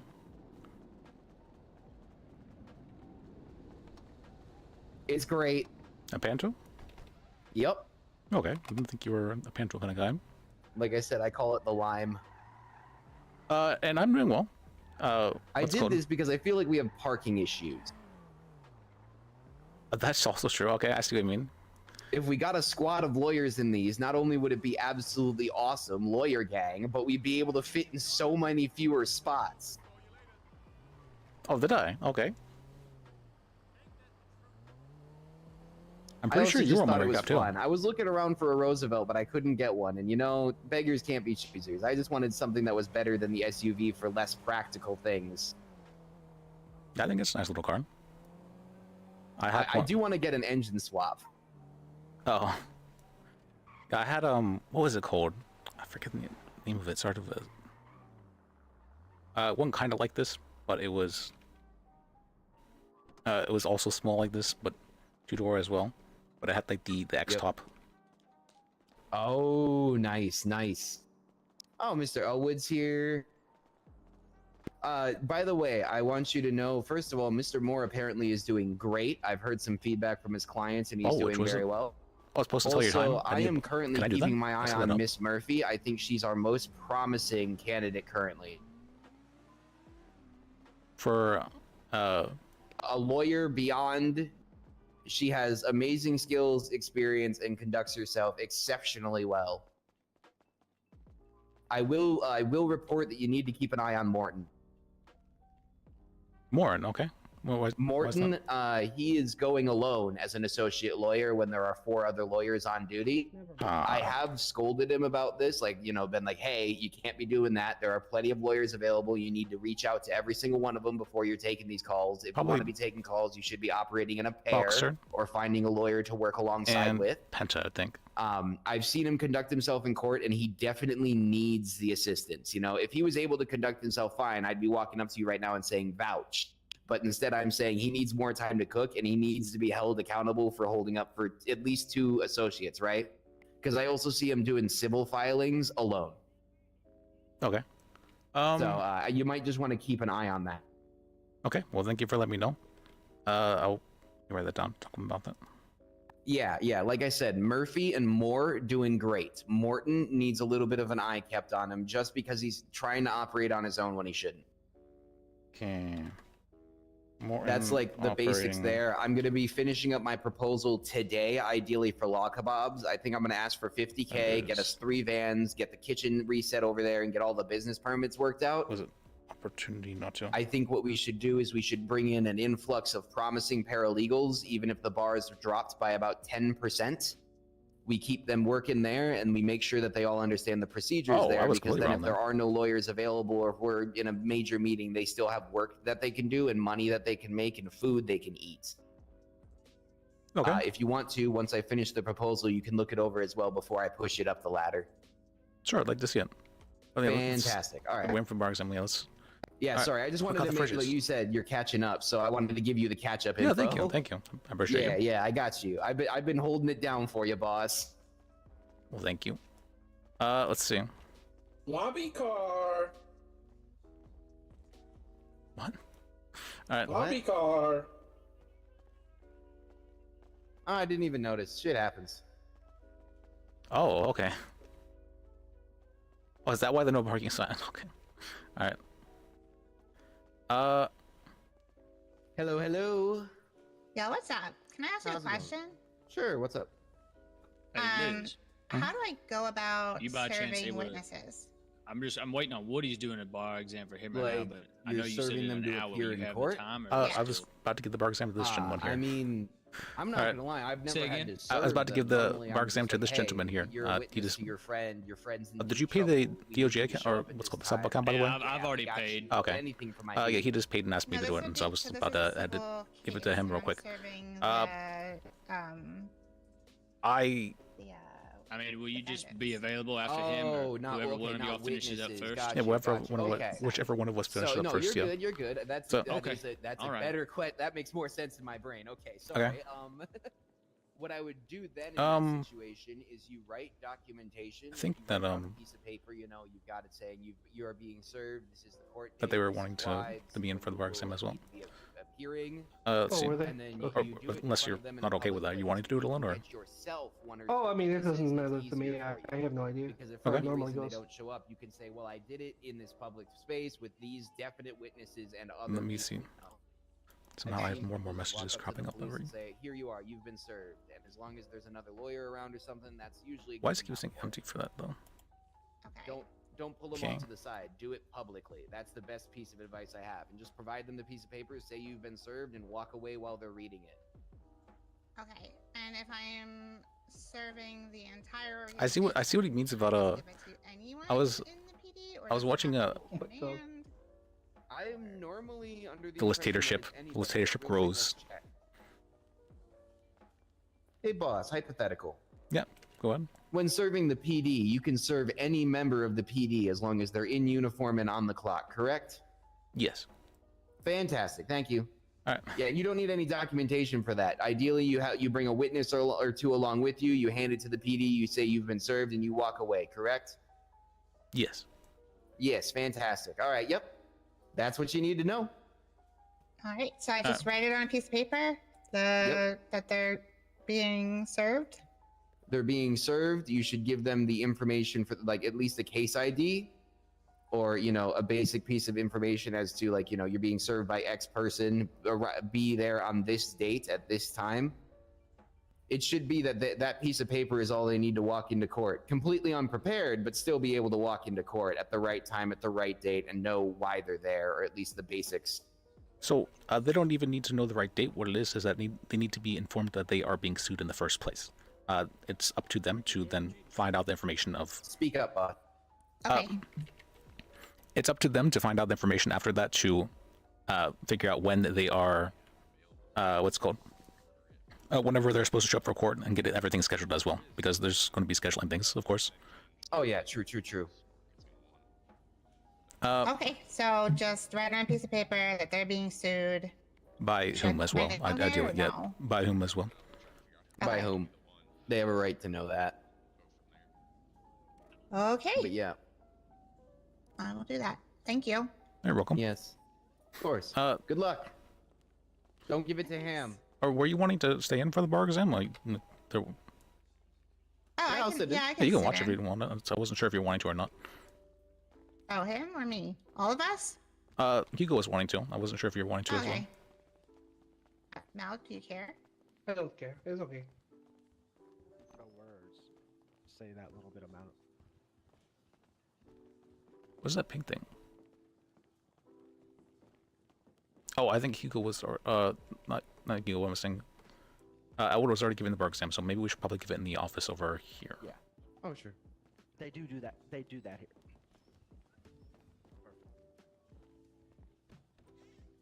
Oh yes, my office. Now everybody, you must be smoking. I don't smoke. You have to smoke in this room. It's mandatory. You know, just go sit outside. Why are there paddles on the wall? What is Ask Mr. Streets. That's his side of the office. All right, good luck, Mal. My side of the let me office has see. a car from Santa Claus. Oh You may my sit in goodness. it if you like. I'm okay. I will stand. Okay.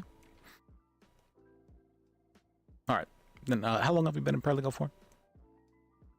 I've been a paralegal, well, here for about 24 hours. Okay. Let's see. I got hired yesterday here. I mean, that's pretty quick to be taking your bar. You feel you're ready for it? Well, I have prior experience with law. I've been a lawyer in a few other cities, albeit they were small towns compared to Los Santos. But I also was a judge for a short time. Once again, also small town. But so yeah, I mean, I've got the experience. Like I'm not just fresh out of law school. Okay. All right, then let's see. Can you tell me what does the Fourth Amendment protect? Sorry, let me. Against unreasonable searches and seizures. Okay. And can you tell me 4 exceptions to the Fourth Amendment? Yes. It Are the would hard be, questions? If they're being searched because Yeah, they're a under listator. arrest. A listator. If they give consent. If the evidence is in plain view, like the things that they're Okay. looking for is in plain view. They can also search a vehicle. Basically, if the car is being towed, like I think it's what is it? The It's inventory. It's specifically not a search, it's an inventory. What'd you say? I'm sorry. It's specifically not a search, it's an inventory. Okay, yes. Sorry, I was trying to think of the inventory word. My brain was. Why is that? Everybody say it sounds so quiet. Like I'm doing. Story of my life today. But yes, the inventory exception is what I believe that's called. Those are 4 of the exceptions. It's not really. It's what I mean by that is it's not a search because it's specifically an inventory, so it's not an exception in that way. But the other 3 were right. Oh. Okay. It's like how a frisk is very specifically not a search. Let me think of a 4th.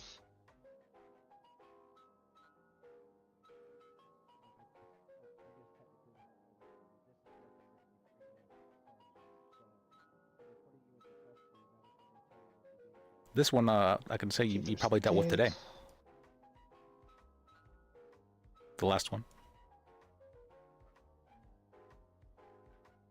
When they were talking about exigent circumstances, that's the only thing my brain keeps going to. That's the one. Yeah. See it. All right. Good answers. Good answers. What is the chain of custody? The chain of custody is essentially every step from the moment that evidence is Okay, this guy knows procured his to stuff. the minute I already know. it's All right. brought in front of a court. So there has peaceful to be a clear transfer chain of power. custody from the minute it's Because I jokingly say it from like the that. minute it's obtained till the minute that it appears be a in front of court peaceful to be used. transfer of So power. like there has to be a list of everyone who's touched it. Like it has to be very clear where it's been. Okay. The example I'd like to use for that is if somebody were to hand bullet casings to a trooper, that would be a break in the chain of custody. But if somebody were to say, hey, I heard someone shooting over there and I think I saw bullet casings, then the trooper could go and collect them legally. That makes sense. Can you tell me what is a Brady violation?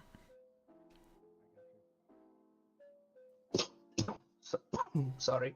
That's when a prosecutor has like evidence that would prove that the client was innocent, but they withhold that information or try to not allow that information out in the courtroom.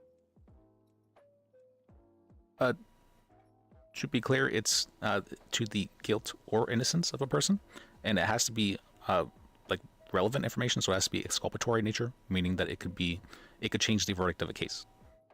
And it doesn't require intention as well. Meaning that if somebody were to forget to submit evidence that was very important, it could be a Brady violation for that reason. And the reason why it doesn't require intention is because, people could just forget, quotations, to submit evidence. And That's it's normally a how it stop corruption happens. for that reason, yeah. That makes sense. I understand. I'm not trying to correct you here, and necessarily, and then I'm trying to teach why I do the bar exam as well. Oh, 100%. Yeah. 100%. I'm not taking it anyway. I appreciate it. Okay, well, thank you for taking that way. Some people see it the other way around, but thank you for seeing it that way. Can you tell me the key differences? Sorry, I didn't mean to interrupt you. Between a civil case and a criminal case? Well, a criminal case, obviously it's for a particular crime that's been committed. I do know that the biggest difference is what the burden of proof would be, because in the criminal case, it's beyond the reasonable doubt, and in the civil case, it's a preponderance of evidence. Okay. So, And can you give me a percentage for those? well, preponderance of evidence is 51%, and beyond the reasonable doubt is 100. It's not 100, it's 99%. Because 100% would be 1% no doubt. Okay, well, I guess I was considering when I'm thinking jury trial. Like if one person essentially is saying that the person's not guilty, then they're not going to be found guilty. You know what I mean? So it's like 100% of a jury. So I guess that's the way I'm thinking it. I understand what you're saying, though.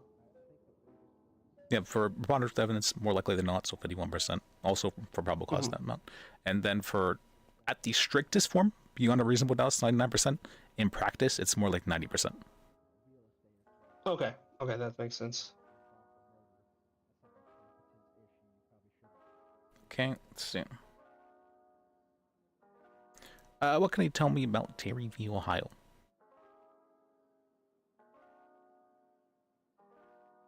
Sorry, I need to take a drink.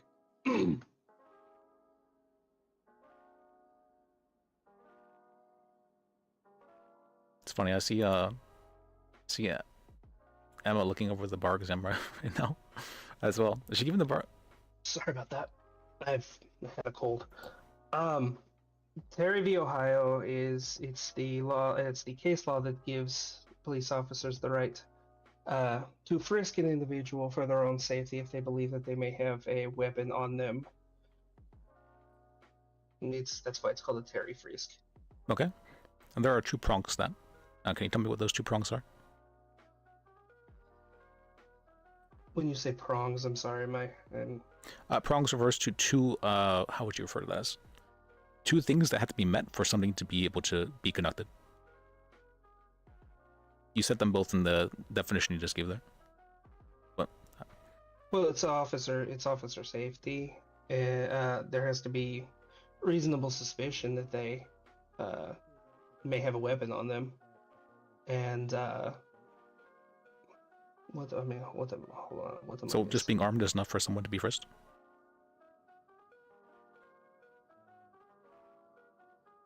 I mean, they have to assume that they're dangerous. They can't just like. Those are the be two like, prongs. They have to be armed Okay. and dangerous. Oh god, I already feel like I'm doing so well.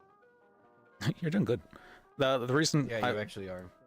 The reason I say both of those things is because those are very good arguments you can make for a frisk whenever you are a lawyer, is that you can say this frisk wasn't legal because the person had no reason to believe that this person was dangerous. They had nothing on their criminal record, that kind of stuff. And so you consider that whenever you have a client who ends up having something on them whenever they're frisked, that kind of stuff. Absolutely. Can you think of any other case laws that could relate to Terry v. Ohio?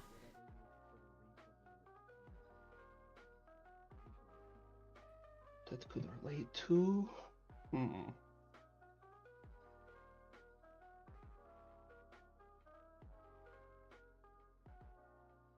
Like any police case laws? Well, I mean, hold on.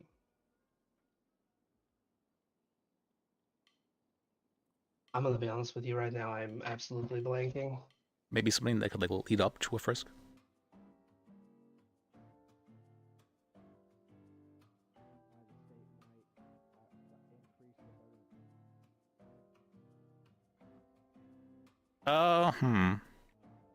You made us have different styles. Like I said, I'm sorry. I'm absolutely. You're fine. blanking I'm right sure now. you know the case law. It's MIMS.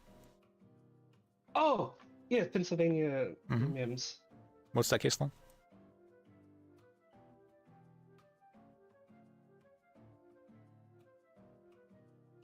That's about ordering a person out of a. He took a bit to. That was a little bit. I didn't like how long you took to say which that. could lead it. Yeah, you're right. Okay, I see how it's connecting now. When you order someone out of a car, it was normally for officer safety. Then you could lead it into a Terry frisk, meaning if you believe that there's a reason that they may be armed and they a risk to yourself. I don't like how long it took to answer that. Then Terry frisk them at that point. Is he looking this up? I don't think so.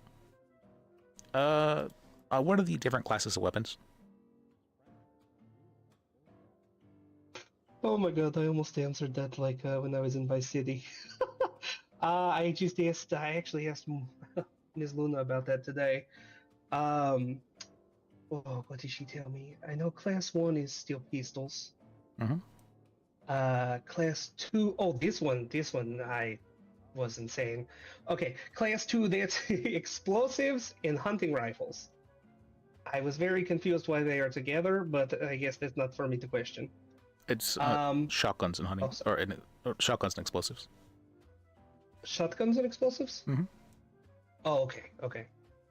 I was told hunting rifles. Okay, anyway. The class 3 would be like long guns, like automatic, semi-automatic, that type of weapons. Yeah, and also includes rifles as well. So that one includes the hunting rifles. The more you know. Okay, awesome. And then this one was awesome to me, and I don't understand it completely because I almost bought an antique. But isn't there an antique class as well until it's fired, and then it falls into whatever other class that it is? If It's that not makes any sense. It's not a firearm except for when it's used as a firearm, like in the commission of a crime.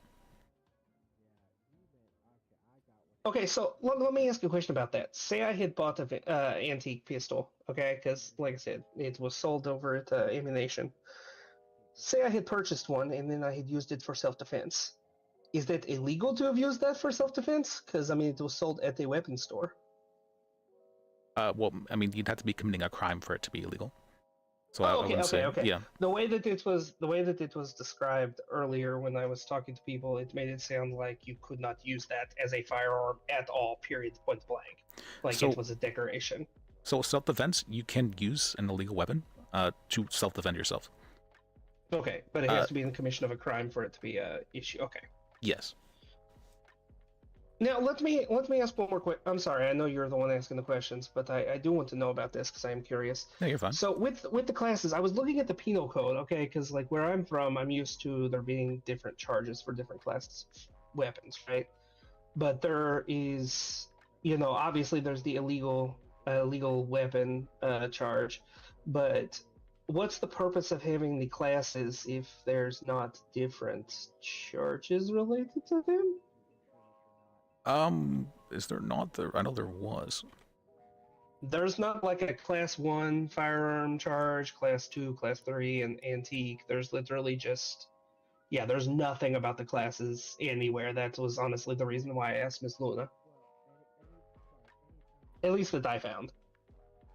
I tried to read over everything before I start a job, but, you know, I miss things occasionally.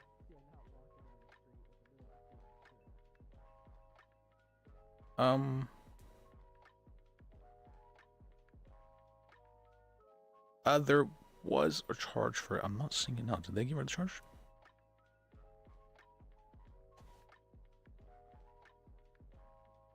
See, firearm.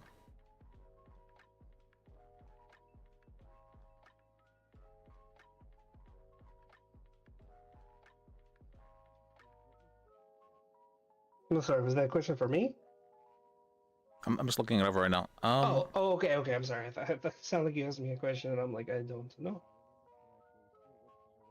Really? Does this having any?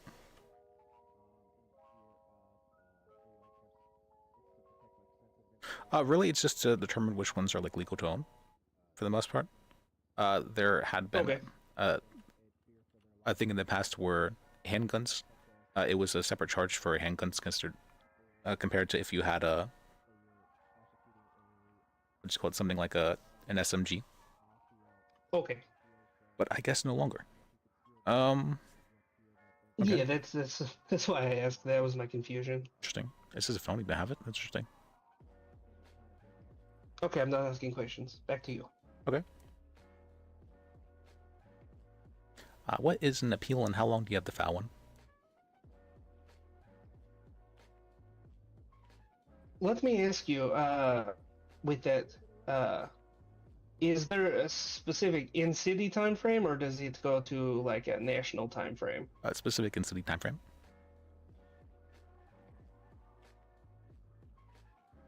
Okay, the in-city time frame I actually do not know off the top of my head. I do know that an appeal is when you request for a higher court to review a lower court decision.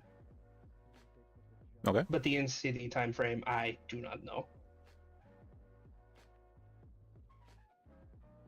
All right. To be clear, the time frame is 14 days. Whenever a trial, that's just to have it filed, you know, and then the statute's frozen. Once it is filed, the case has to be scheduled and conducted within a 10-day frame. Okay, I'm gonna write that down. Because we're wanting to get things like out of the way very fast, because previously we've been having issues where there have been cases sitting for over a month on the docket. So we don't want that happening again. Absolutely. That makes sense. Let's see. What is double jeopardy? Double jeopardy is essentially trying to charge someone twice for a crime. Like, yeah, I mean, that's basically what it is. That's what it is. I was gonna expound on it, you know? Mm-hmm. What does with prejudice mean? With prejudice essentially means that something can't be refiled. So if you're dismissing something with prejudice, that essentially means that the person cannot refile it. It's over and done with. The final decision's been made. Mm-hmm. Which rights are protected by the Miranda warning?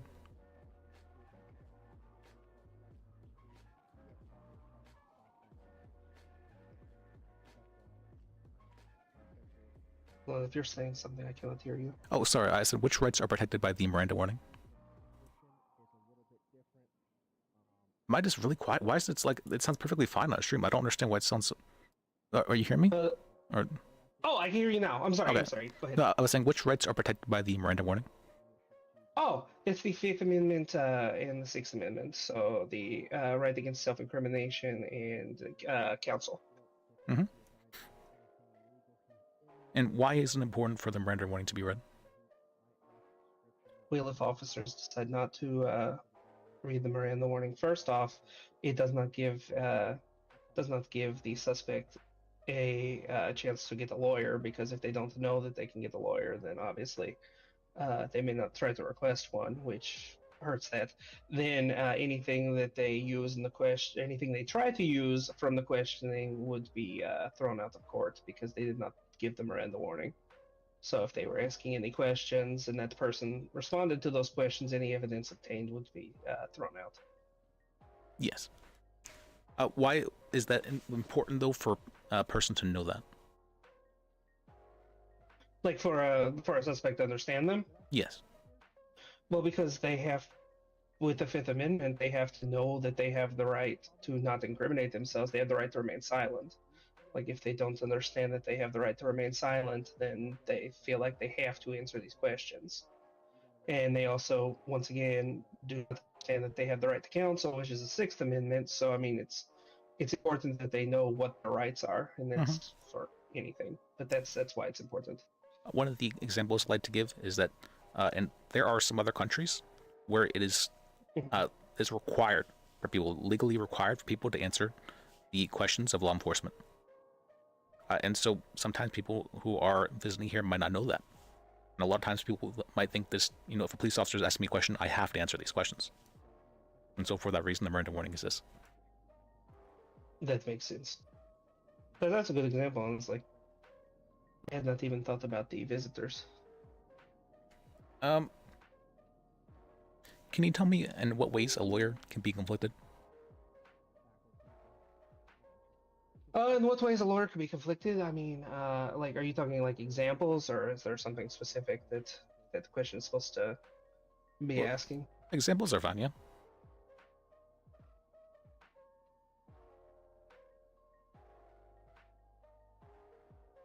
So, I mean, one of the ways that the lawyer could be conflicted is if, say, you are representing a client down in the cells, and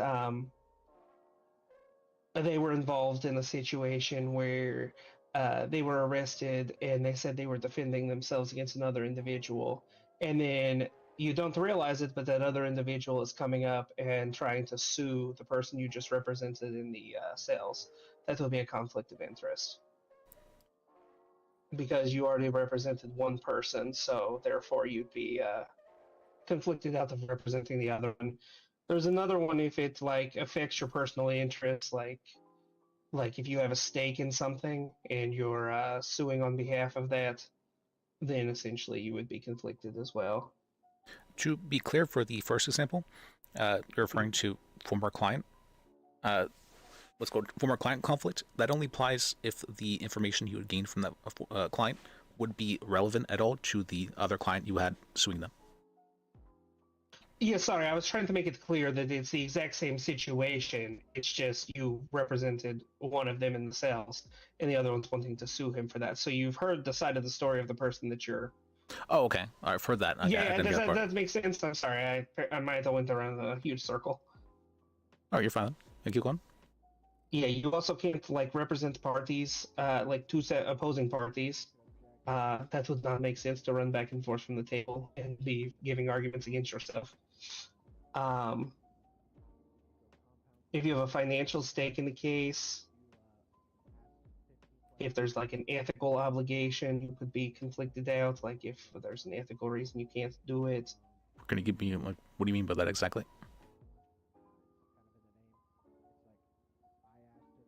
So, I guess that one's a little bit more hard to describe. I just know that I feel like all lawyer conflicts attorney, could be ethics violations, sort of thing. If you were to think about it. Yeah, when you say that, that's actually true, because financial stakes, that's ethics. Yeah, no. I withdraw that one because you were correct. Everything I have said so far could fall under ethics. That makes sense. Mm-hmm. It's the normal rules for conflict come from the bar administration, set by the they set out what is considered conflict, and whenever I think they have more strict rules than we have here, but yeah, they are the ones who dictate what is conflict, but it's based on ethics for what is considered conflicts. That makes sense. Yeah, I understand that.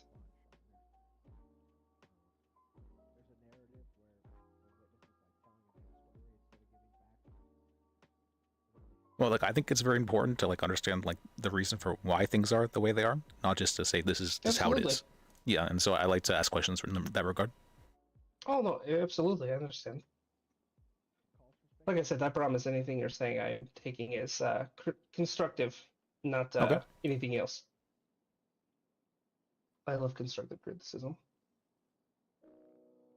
Anything else you can think of then? Off the top of my head, no, I'm blanking at this point. I thought I was a better test taker than I am. You're fine. Yeah, sometimes people are not the best test takers, but they're good in practice. I've seen quite a few of them. So you had referred to the first one was former client thing, and there is also current client. Those are kind of the same thing. The current client is can't have two people suing each other. You had referred to third-party interests, meaning that if you have any kind of financial interests, or if there was a third party affecting your judgment somehow. If somebody were to point a gun to your head and say, "Hey, drop this case or else," that would be a third-party conflict. Mm-hmm. If somebody was suing a business that you had stake in, that would be a third-party conflict. And there is also a personal conflict. Personal conflict would be like if somebody was to sue your brother. You can probably not represent them because, you wouldn't necessarily have their best interest at heart. Yes. That makes sense. But this is important to remember because I feel like for some reason, people think this is a conflict oftentimes. You could represent your brother, though. There would be no conflict there. Oh, 100%, because hypothetically, you're going to have your brother's best interest at heart, and that's the important part. People tend to get lawyer conflict confused with judge conflict quite often, and they think that being biased means that it'd be conflict, but no, as a lawyer, you're paid to be biased. 100%. So you can't actually bribe a lawyer. You can your client can give you as much money as you want, and they can bribe you quotations, but you can just call it a retainership fee. Well, yeah, because you're still going to have their best interest at heart anyway. Yeah. So they're doing that for absolutely nothing. But if they want to, pay you a retainer, that's fine. Let's see, what is Rags v. State? It's a case law we have here. Ooh, I read this today. It has to do with the park rangers.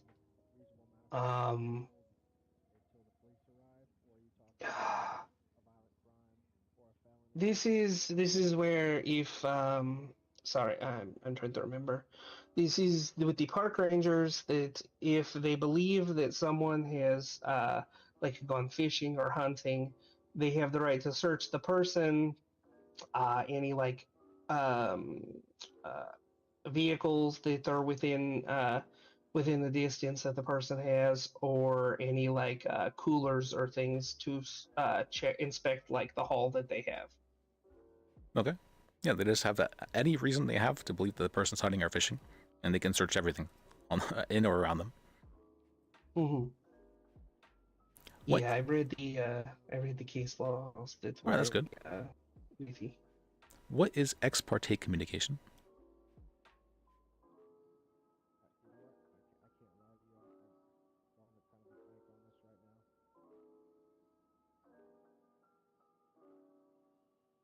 He's taking a while. Is he? No ideas? Wait, hold on. Did you ask another question? Oh, sorry. I don't know. I don't know why I'm apparently absolutely deaf in one ear. What is ex parte communication? That's when basically one side goes to like a judge, without the other party's knowledge, like ahead of a court trial. They're going and trying to make deals with the judge, or trying to I don't want to say get one over. That's not the right term that I'm trying to use, but yeah, it's like basically going up and discussing a case with a decision maker like a judge, and then giving that judge information. Like you're not supposed to do that as a lawyer, and judges aren't supposed to listen to it as a judge. Yeah. How far off am I? Okay. I mean, that's pretty much correct, yeah. I think I'm in ballpark. Ideally don't ever talk with a judge without the other side being present. That's just pretty much we should do. regardless of if you have like your consent or not. Probably shouldn't do so, just for the sake of it could be considered prior by others witnessing it. Can you define reasonable suspicion and probable cause?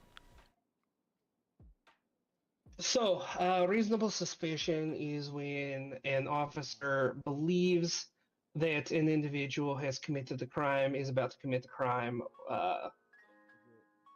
or possibly will be committing a crime. That's what reasonable suspicion is. It's just they have an idea, but the big difference is evidence. Like probable cause is they have evidence to believe that the person has committed the crime or is about to commit the crime. That's the biggest difference is just the evidence that they have. They're probably not going to have actual hard evidence on reasonable suspicion, but they absolutely should have it for probable cause. I like to use the terms that they have a suspicion of a crime, has, is, or will occur. And then probable cause is they have a belief that a crime has, is, or will occur. And to be clear, probable cause does not necessarily require there to be evidence. It just requires there to be facts and a belief that there is a crime occurring. To give an example of that, exigency, like if somebody were to hear a scream in the house and then like a crash or something like that, even though that might not be evidence towards a crime, it would definitely be facts that could lead someone to believe that a crime is occurring, sort of thing. Yeah, that makes sense. That's a good example, honestly, because I'm thinking in terms of officers making arrests and things like, wanting them to have evidence to back up their probable cause for why they're doing things that they're doing. But it makes sense with that example a little bit differently thinking. Can you list 5 common objections and define them? Common objections. Let's see. Hearsay, that's a pretty common one. That's basically when you're in the courtroom and somebody's trying to testify about something another person said who's not in the courtroom. Good answer. Yeah, they're trying to tell a story and like this person said, oh, blah, blah, blah, blah, blah, without them being there to be able to be called on it. That's hearsay. Argumentative. I felt that tonight a little bit. One more thing I'd like to... Sorry. It's not if they're in the courtroom, it's if they're able to be called to give testimony, very specifically. So to give some examples regarding that, if somebody were to have already testified and then they were not marked for recall, and then the person after them were to say, yeah, they had told me this thing exactly, that you could object to that as hearsay because that person would no longer be able to be called to give testimony. Okay, yeah, that actually makes a lot more sense. The reasoning for that is because for the hearsay objection exists because people need to be able to defend themselves, and so if people are not given that chance, then they don't want to be taking that as like evidence. Yeah, that makes sense. That makes 100% sense. There are actually 22 different exceptions to hearsay, so there's quite a few of them. Like one of the examples I often like to use is if you just say, oh, we had a conversation about this thing. What did you have a conversation about? That's not hearsay, technically. It's only if you state like the exact words that somebody said. That makes sense. 22 different exceptions to hearsay. Might have to go back and dust out the old book and... Most of them are pretty like it makes sense when you hear like something like if something is written down on like a contract, that's an exception to hearsay. Oh yeah, okay. Yeah. Oh okay. Yeah, that makes sense. Most of them are like that. There's only like a few that would be relevant for lawyers. Like would be immediately relevant for lawyers, I'd say.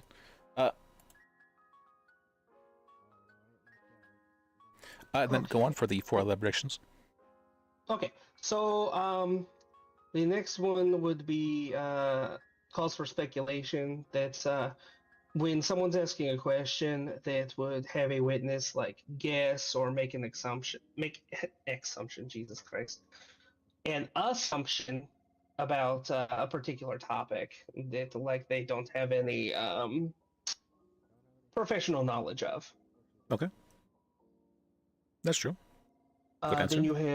Then you have argumentative. That's pretty self-explanatory. That's basically when the lawyer, instead of asking questions, starts to devolve into an argument with the witness, back and forth bickering. So that would falls more onto the realm of badgering. Argumentative, it's when you make an argument rather than asking a question. So to give an example of that, you could, or if you were to say something like, "Oh, so I see you clearly did this because you hated the guy." That's not really a question, right? This is, you're making an argument. Yeah. Okay. Okay, I must have got those two mixed up then. Well, it's a very common one people get wrong. So badgering the witness would be what I described. Mm-hmm. Either that or like giving like rapid fire, asking questions and not giving them time to answer, stuff like that. Yeah, that's like you did this, didn't you? You did it because you hated them, didn't you? And so stuff like this. I've seen that happen so many times. Oh my god. So basically, there's also asked and answered. That's probably one of the most self-explanatory ones. When they keep asking the same question over and over again that the person's already answered. Mm-hmm. Yeah, there's not really much more to say about that. Then there is relevant, like irrelevant. That's basically when someone is asking questions that are totally meaningless to the case. Like it absolutely has no bearing on the case at all. Like if we're at a court case because you're on trial for assault, and then I just start asking you questions about, oh yeah, how's your son doing? Is your son doing well? Like, I mean, if it has no relevance at all to the court case, then it's irrelevant. Mm-hmm. Let's see, how many is that now? I feel like I believe that's 4. That's 4. It's the argumentative, relevance, speculation, hearsay. It's 4. Was there one other? Asked and answered. Oh, and asked and answered. Yeah, you're right. 5.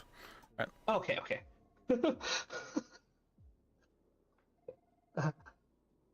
There is one you will hear. This is like the new boom of objection that people like to make here. It is referred to as nothing pending. Are you aware of what that one is?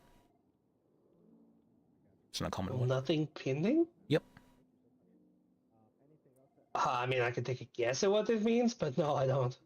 Never heard that one before. Nothing pending refers to, let's say that somebody, you would ask, were you present at the scene at this time?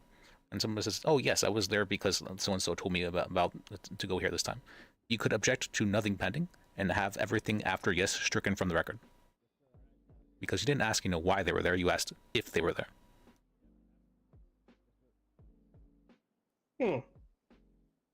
Yeah, I have never heard of this one before. You can also use that like as defense whenever the prosecution is asking questions. So if they were to, if the trooper were to like go into further detail whenever that question wasn't asked, you could object to nothing pending up for them and have only the answer they gave, or only the answer that was given. Mm-hmm. Like That the yes or no makes question, sense. yeah, to keep there. Makes sense. Hold on one second. I need to grab a drink before I decide I'm going to fall on the ground and have to call TACMAN. I mean, you should be able to fast pretty long. I don't think, yeah, you're a big guy. Yeah, normally I fast, but sometimes if the blood sugar runs a little too low, I might fall down. All right, I'm ready. Well, as ready as I can be. Let's see. All right, then I have a couple scenario questions for you.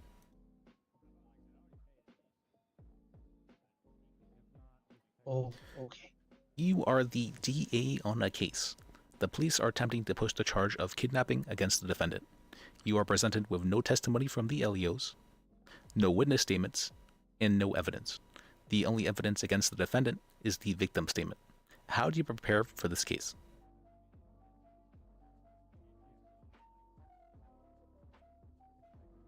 This is absolutely a trick question, because if you have no evidence at all and all you have is the victim statement, those charges shouldn't be brought. That's not to say a DA would not try to bring them, but I mean, honestly, that case would be dropped. They're not going to be willing to provide any evidence for it. Well, and this one is the police that are attempting to push the charge. Wait, hold on, I'm sorry, you said we're still attempting to push the charge? Yeah, the police are attempting to push the charge, and you're the DA.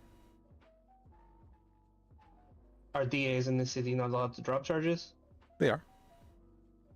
Okay, I mean that's my first answer, but are you saying like if I am absolutely forced to push the case no matter what? No, I just want to be able to. Okay. Yeah, it's a trick question for the reason I want to be able to see that people can say no rather than try and answer the question for the, well, I don't do this and that sort of thing. No. If they're not going to at least do the bare minimum of doing their job, then the case, there's no evidence there. Mhm. It can't be pushed. Yep. See. Final answer. All right, good answer. All right. I want you to chime in whenever you feel there is an objection to be made. This will be part 1. A near fatal car crash took place and your client is on the stand.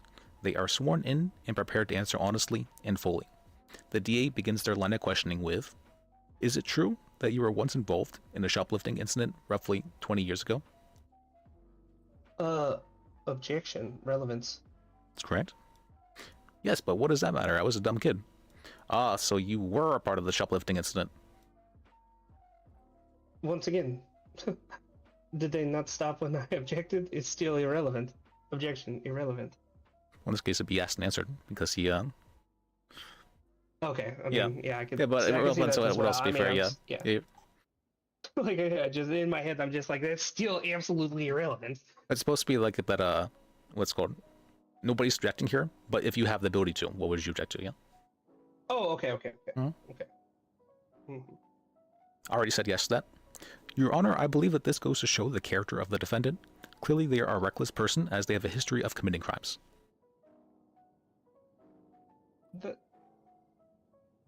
It's definitely argumentative. That's correct. All right. That would be an example, another of argumentative right there, where the person, they just make an argument rather than asking a question. I'll be honest with you, I would not have answered that question had you not explained how I was wrong about argumentative being the other way. Because when I heard that, I was like, okay, yes, that falls under that. Okay.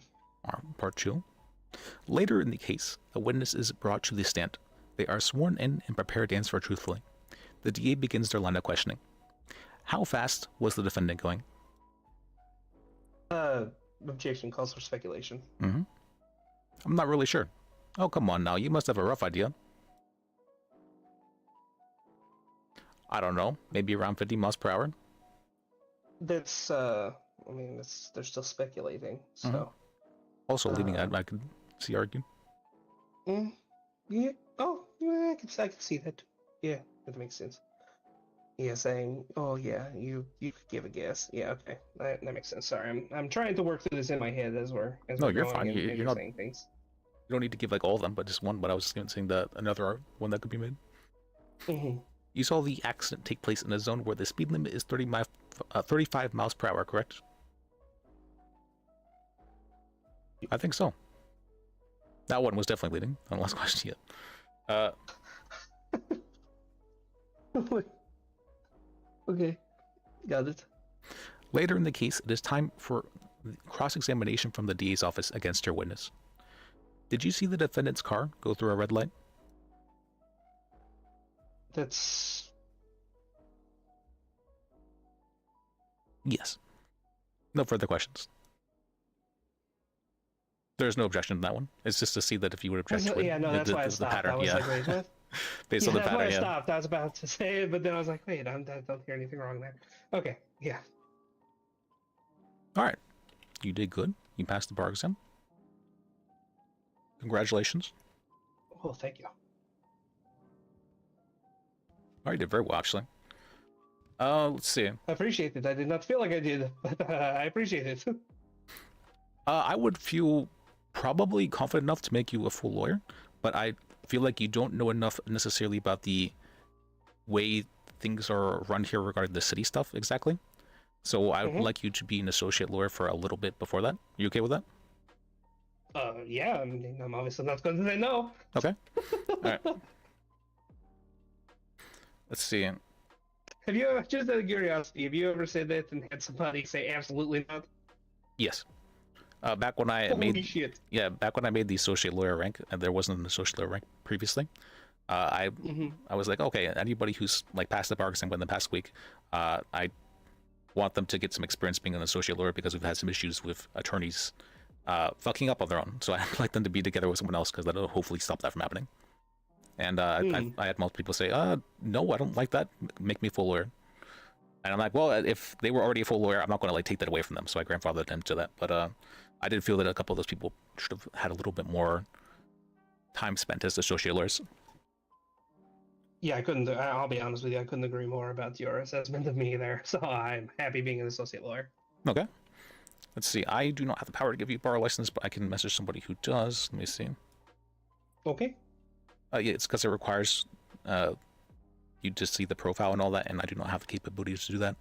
That probably should be a public thing, but sadly it's not. You see, Is that run through the DOJ then? I'm texting Evelyn to give you a bar license. Oh, gotcha. What was your name again, one more time? Melvin Practice. Yeah, I spell this.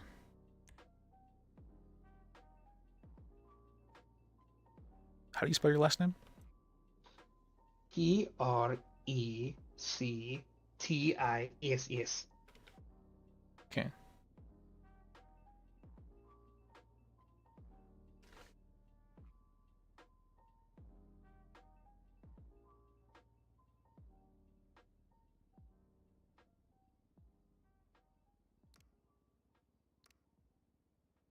Let me see, Melvin.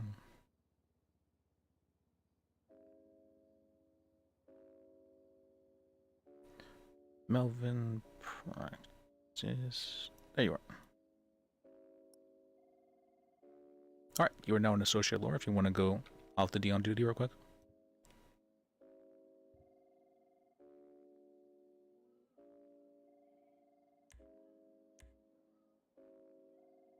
Okay, I was not on duty, so I went on duty now. Do I need to go off duty and then on No, duty? you're fine now. It was just that Okay. if you were currently on duty. Oh, yep, I see it right there. Alright. Well, congratulations. Thank you very much. Do you have any questions? And I think I texted you the SOPs, right? I did not do that. Alright, let me do that now. Alright. Okay, I was about to say, no, I did not get any SOPs. Actually, I don't have your number. Oh, here.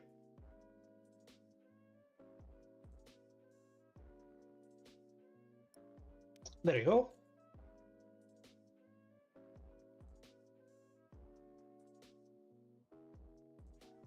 Lawyer.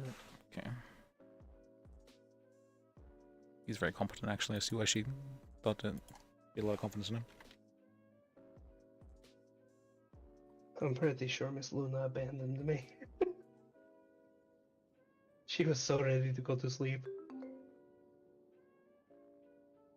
Alright, those are currently work in progress. I'm still working on them, but they shouldn't have a lot of what you need to know. I will try and finish the associate lawyer once by today. I've just been busy with everything for a while. Oh, that makes sense. I appreciate it.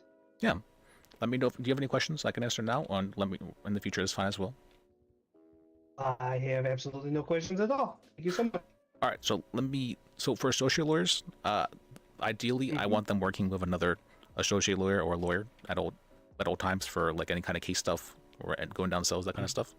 If there's absolutely nobody else around who you can work with, you can do things on your own, but try not to.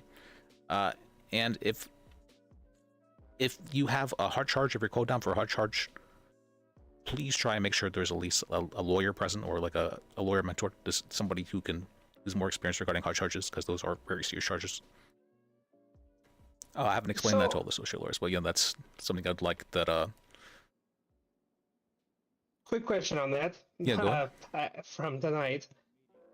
We did not find out that it was a hot charge until after we basically had our phone stripped off of us. Mm-hmm. So I answer a cell call and I go down there and I'm with another associate lawyer, and we get down there and find out that it's a HUD charge after we've had our phone taken, and then we request our phone back because we're supposed to have an actual a full lawyer down there with us for a HUD. Yet they won't give us our phone back. what is the prescribed remedy that you all would like to see for that? Because obviously, we can't just storm out, especially if they, lock you in and don't let you out. But anyway. I'd probably say tell them to call the lawyer line again for somebody else because you need somebody who's more experienced than you regarding hot charges. Okay. I just wanted to make sure the proper thing because I didn't want clients to essentially be seeing their lawyer, quote unquote, abandoning them. Yeah. It's not that you have to abandon them, but just make sure there's like a lawyer or lawyer mentor present so that way they can have hot charges are just very serious and I don't want people being in prison for too long with everything and just like that make sure everything's up and out. But 100%, yeah. 100%, I agree. I just wanted to make sure if they decide to. Anyway, little bit of PTSD from tonight, but anyway, I appreciate you very much, and I will absolutely do that. Ms. Luna, is she still an associate lawyer, or is she a full lawyer now? Let me see.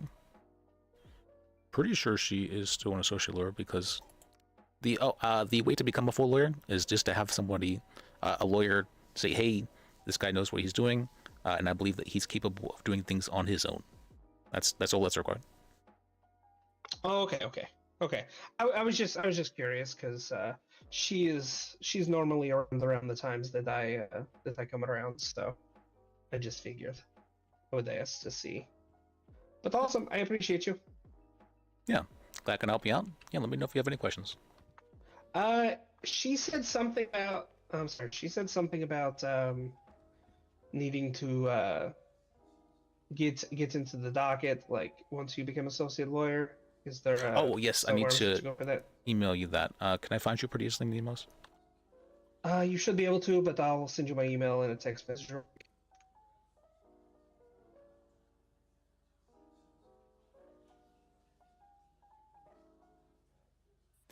Okay.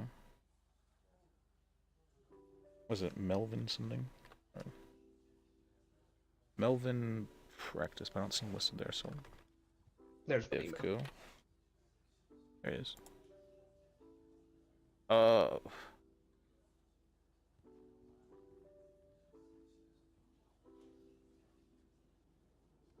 Let's friend him. And can I help you, Dan, as well? Yeah, we gotta talk. All right, then. Sin, can you say something in the general quick?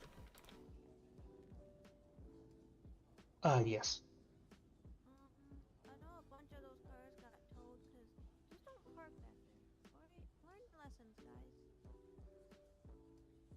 Okay, thank you.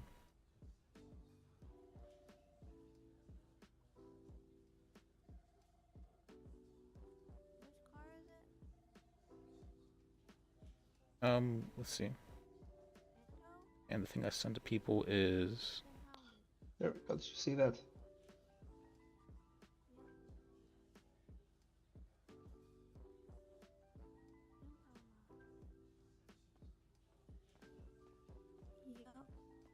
All right, there you go.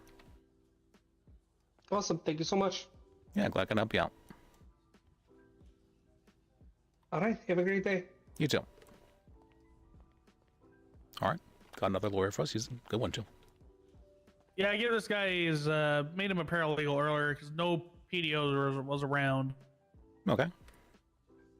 Yeah, I need to chat with you because a big issue came up. Big issue. All right, let's see.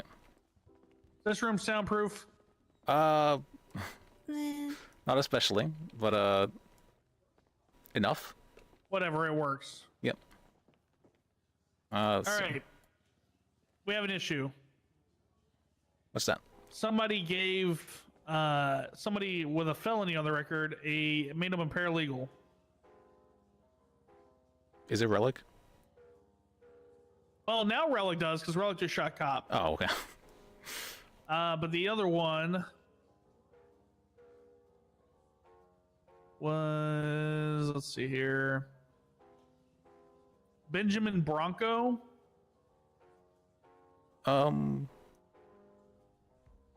Pretty sure I did make him a paralegal, but I don't think he was a felon at the time. When did you make him a paralegal? Oh, this was like on the day when the city reopened. Yeah, because you got a felony on the 28th.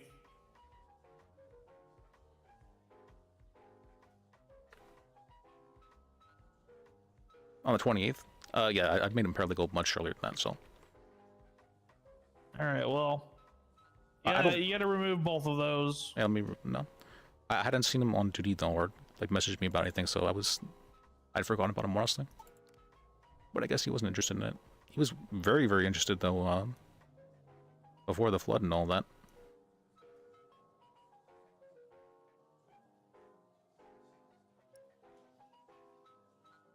All right, well, yeah, like fire those two idiots. Go through all your hires and make sure they don't have records. I am not able to see that. God damn it. I really just have to take the word for it if they have any felonies or not. We do got background checking now. It is true. Maybe we have to make people who want to become lawyers are gonna do background checks. Hey, Phoebe.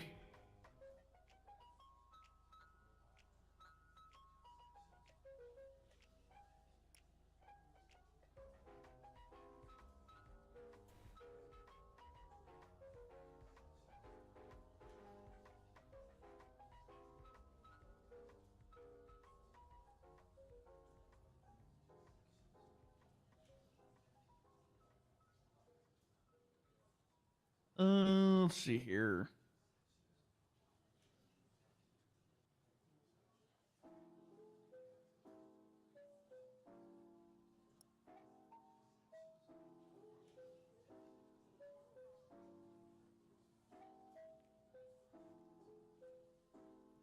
Can't get it.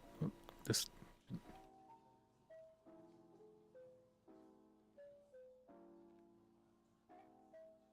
Gotcha. Yeah, I don't care. You guys should be able to.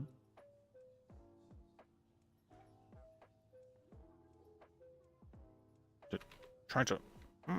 Oh, all right.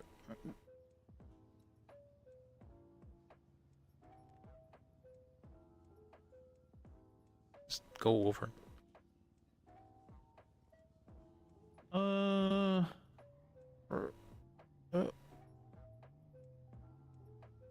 Try now.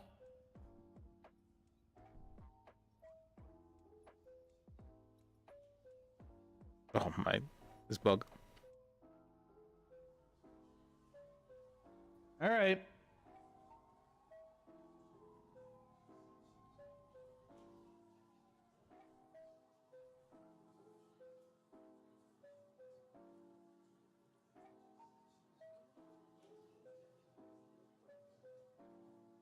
Right.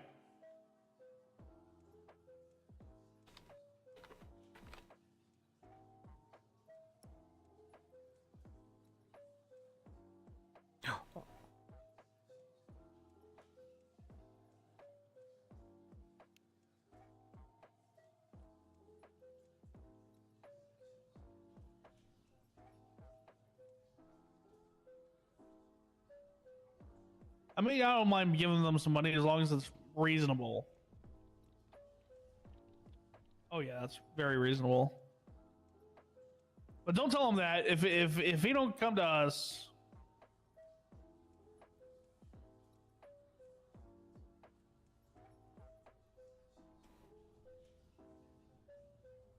Don't mention anything about money. Just be like, okay, hey, thanks for letting us use this.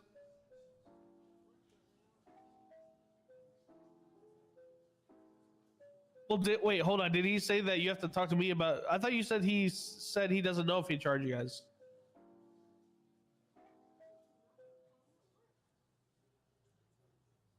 Oh, God. Yeah, tell him 10K is fine. Yep. Wait.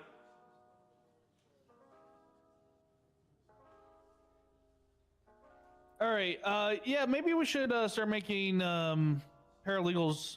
Or you might hire into the Saba, come get a background check to give to you. I feel like it would just be more stuff that they have to do, and we'll call things up more than this. So? It would stop you guys from hiring felons. I don't think we've hired felons yet, right? These people have become felons once they've been paralegals.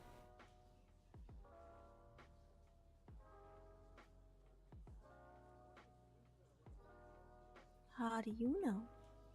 Yeah, how do you know?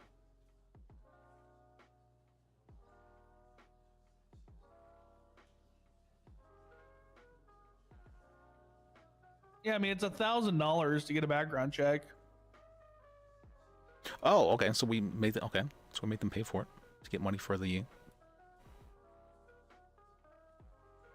At the same time, though, do we really want to put that limitation on paralegals? Because I know a lot of people. I mean, if y'all start paying them, then there wouldn't be a limitation. Yeah, you guys got $700,000 in the budget. Do we? What do you mean? How have you not checked? How? Where do we get this money? Weekly taxes. Oh, is that a thing? I'd heard from James mention something about it, but I wasn't sure what exactly that was. He's been sick a few days. Give him...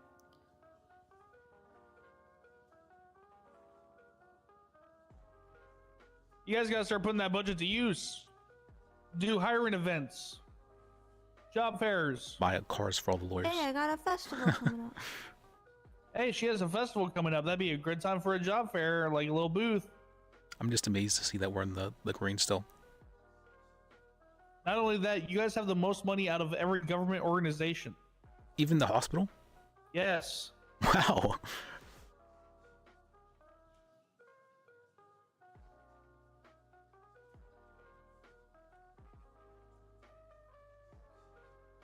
Do we just have so few lawyers? Is that the reason why? Yes. Oh, okay. Well, that's exactly why. You have 4 people taking paychecks. okay. Well, we have another one. And who are those 4 people? I'd like to mark that down so that way I can know which lawyer's been doing work. Just look at go to your bank. Oh, okay. Go to Saba, and you'll be able to find the names that keep taking out money. It was Kitty, Jacob, Kimpbull,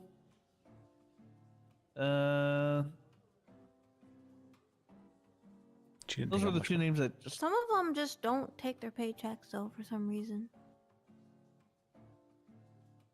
Oh, like I haven't taken my paycheck. Blake Moore, Morton Stefanski. I'm pretty sure James wanted everyone to take their paychecks weekly, at least, so that you don't just take like 100,000 at a time. I mean, you do have a bank you can put it in. Mm-hmm. I figured that was more an issue for if we were going to be like in the red soon, but if this is not the case, this is amazing. Well, if you have $10,000 saved up, or $100,000 saved up, then you take it all at once, and so does like 5 other people, because that's the reason why you're up good. Then you won't know how up good you are until you take your damn paychecks. Mm-hmm. I have been letting people know that James has been wanting them to take their paychecks out like once every week or so. I think I have at least. I remember I was telling at least 2 people.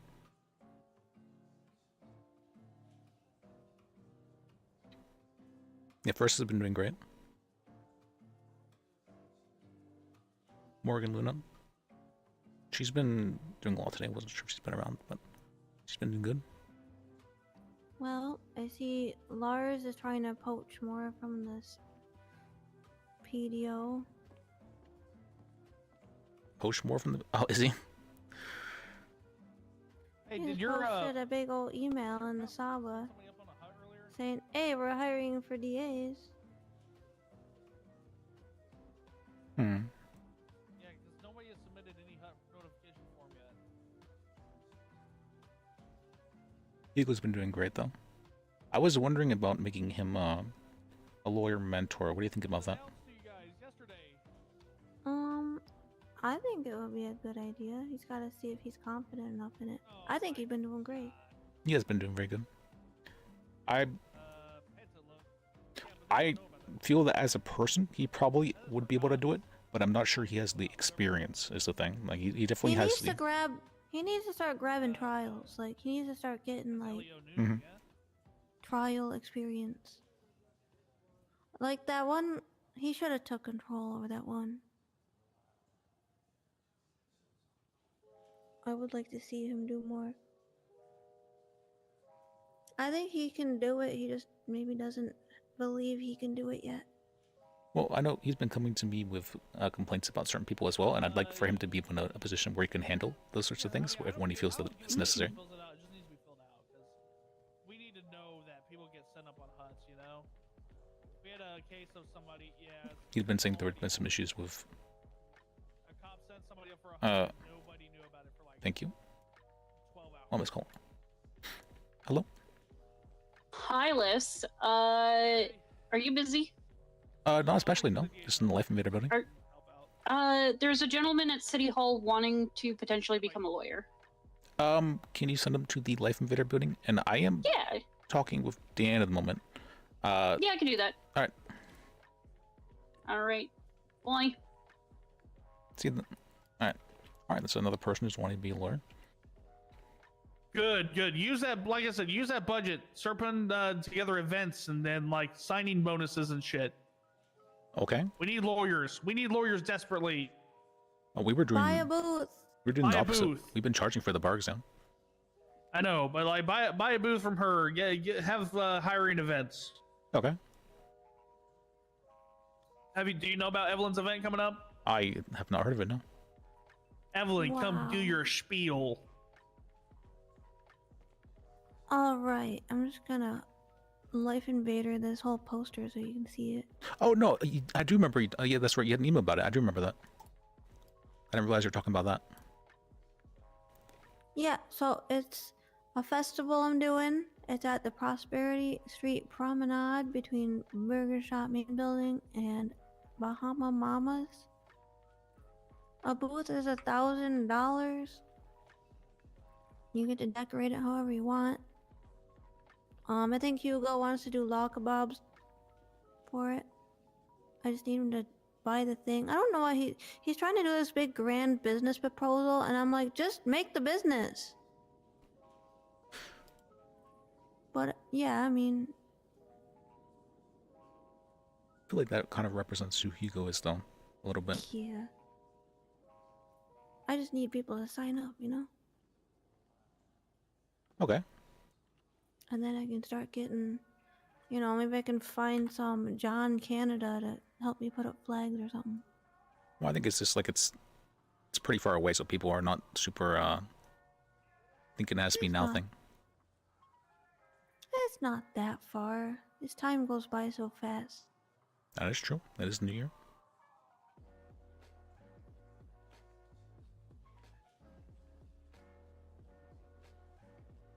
What's your New Year's resolution? Both Dan and Evelyn. Cut out toxic stuff and just do what I want. To make sure that lawyers and DAs get fucking hired. That's my New Year's resolution. Okay. Do my festival.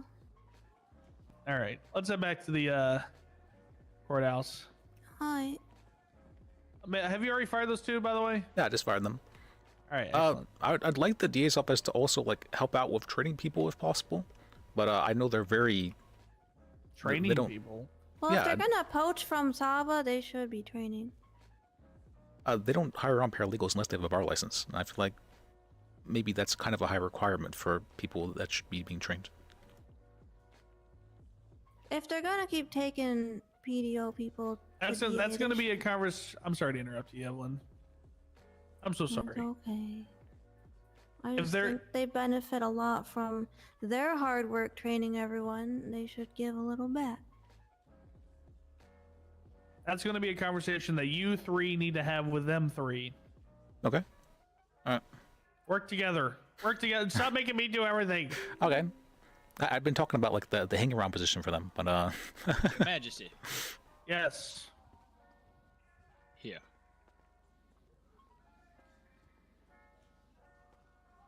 Better not be alcohol.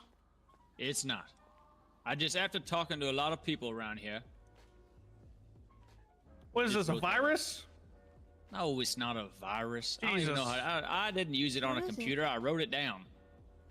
No, He uses I don't know. computers. It's Did you some see sort that? of link. It's like Let me see it. I'll. spin party URL or something What? like that. I don't know. It's not that. It doesn't say that. Wow, I can't believe you gave that to Dan. I could have given it to you, I guess. What are you, his like protector? Yeah. She's my cleric. Very nice, very nice. Yes. All right, see you, Teal. I'll review it for you. All right. Ready? Yep. One of our lessons. What do you have to go better? Or? Yeah, he came in and he said, "Hey, sorry, but I've got to go." Okay. He's like, hopefully he can do it for you. And I was like, well, I hope so too. I already paid. Let's see. We can do it here. I guess that looks fine.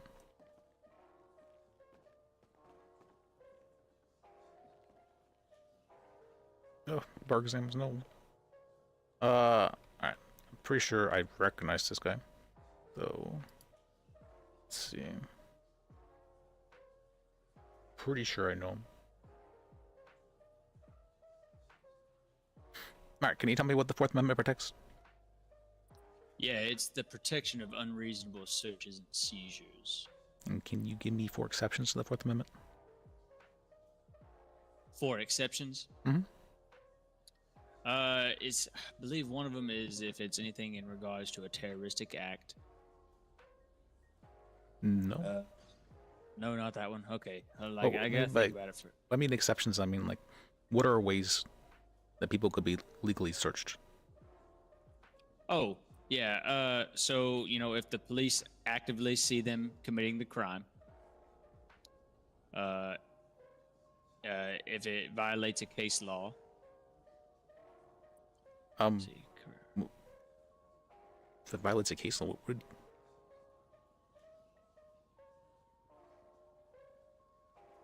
Yeah. I don't think it would basically only be possible for like a judge to violate a case law, I think.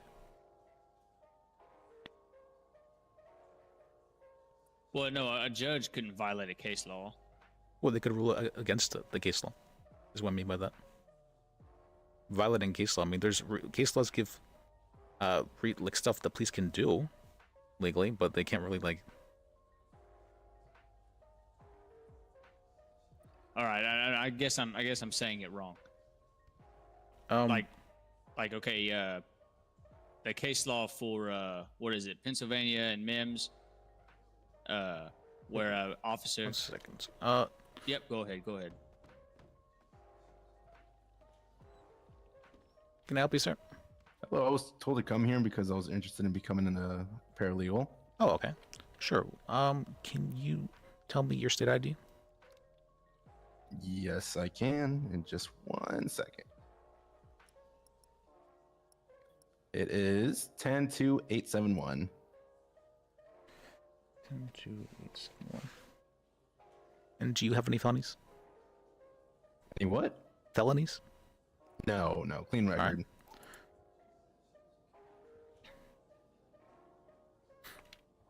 All right. Let me see. Can you give me your number? Yes, I can. Or can you just touch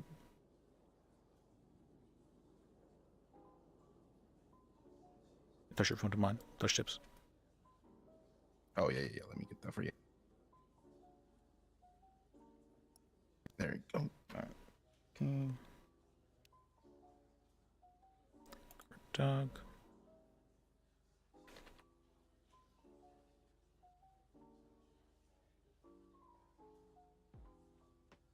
Oh, that's another one. Whoops.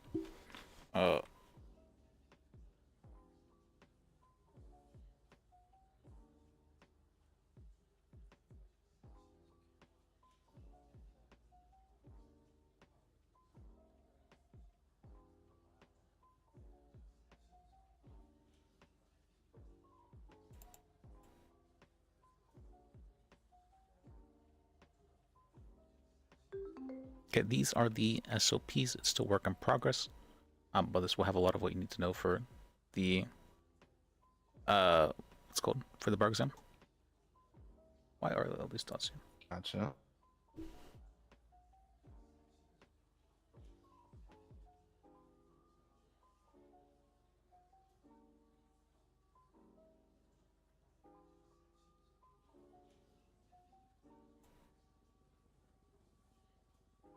Let me see.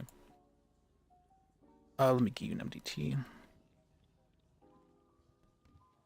think I had one here. Hopefully, if they weren't stolen.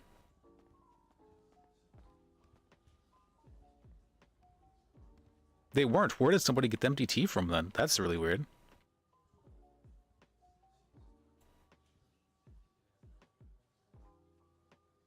Okay. Okay, to log into the MDT, you're going to want to type /duty into the MDT. And then once you do that, you're going to want to hit F7 on the MDT keyboard. All right, now if you go to the, press on the home and then go to active personnel. Gotcha. You can see everyone who's on duty there, and they will have their names and numbers and their call sign. I would like you to do that as well.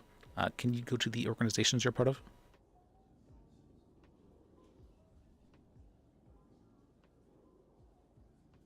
Give me just a sec.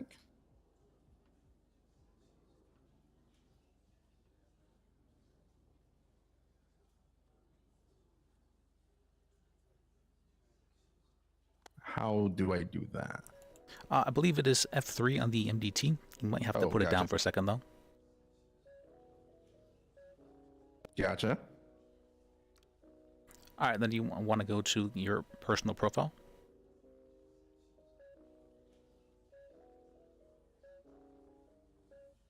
Got it. And then for your personal nickname as well as your personal note, put in whatever you want to be called by, followed by your number. Gotcha. I got that done right now. All right.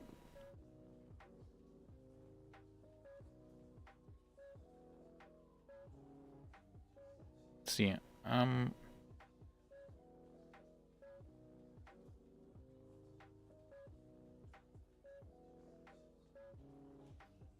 Why is Relic still paralegal? All right.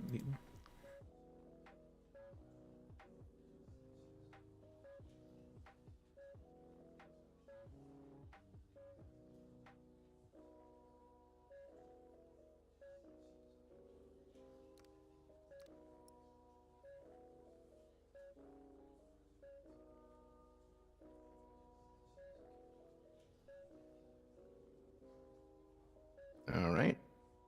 All right, and then once you do that, if you can go to the MDT again, go to the Department of Justice docket, and you'll see the DOJ reference guides there. Mm-hmm. That will have a lot of what you need to know to pass the bar exam. It'll have the different objections, right. different federal case law we have, and all that. You can study there if you would like. I recommend using it as like a reference guide and shadowing some lawyers, and whenever something comes up, being able to reference it there. Gotcha. So for a paralegal, it's your job to learn. If you go to the active personnel, if you're looking to shadow somebody, I would say call up any lawyer and say, hey, are you okay with me shadowing you? And more than likely than not, they'll say yeah. And then you can shadow them, learn from them. Gotcha. You will get calls on your phone that will say dispatch if you're on duty. Don't answer those unless the lawyer gives you permission to.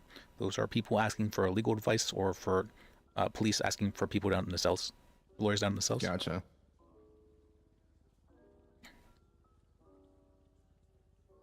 But for that, see, there is also information on the dashboard. You can see. Like their bar exam costs $1,000 to take. You can do as many times as you want, but you have to pay $1,000 each time. And yeah, that's about all I can think of for right now. But let me know if you have any questions. I am currently giving the bar exam to somebody, so I am going to get back to that. But all right. Yeah, please call up a lawyer or go to City Hall and see if there's any lawyers around, and try and shadow them. All right, will do. I think there's open court right now. Oh, is there? Okay. I'm gonna go down there. Thank you. You're welcome. Oh, my name is Liz, by the way. L-I-S. But nice to meet you, Kurt. Nice to meet you, Kurt.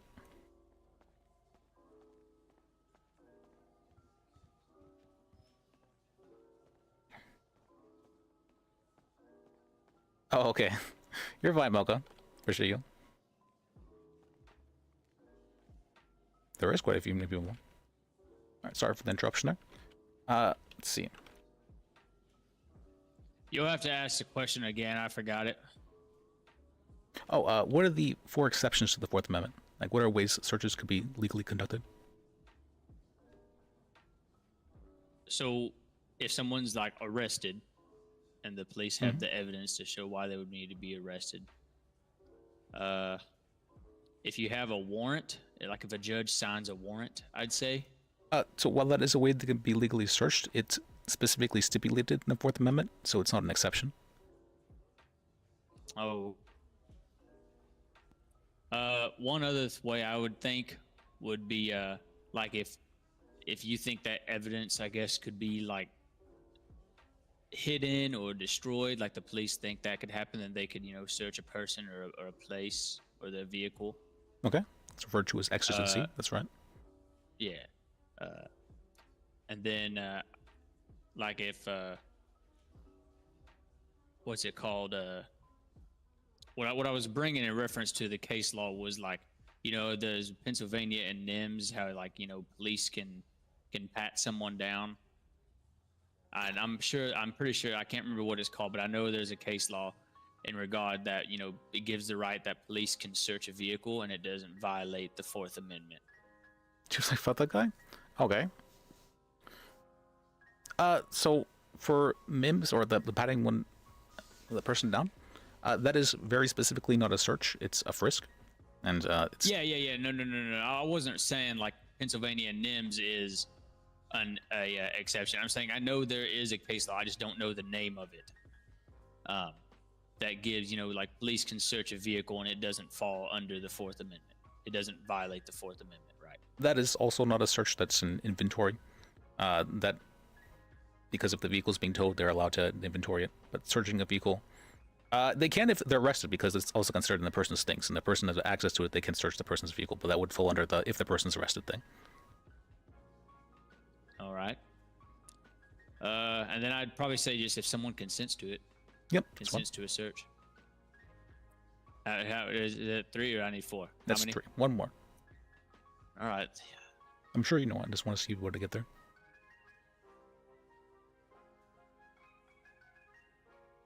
What if like I kind of already. I guess it would be different from someone being like arrested. Like if an officer sees a crime being committed, or sees something illegal, could they search him? They could search him then.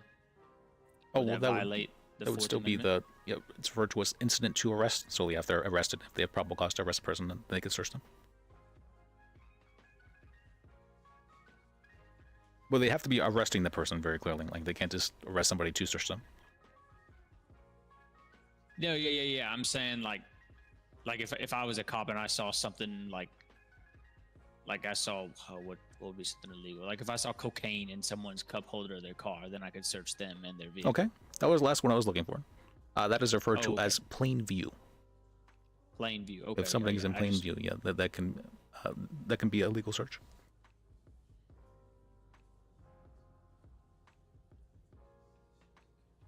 Okay, glad we finally got there. Yeah, I figured you knew all of them. You just gotta get there, but that's what we're looking for. What is the chain of custody? So the chain of custody is whenever evidence is tagged and submitted into evidence itself.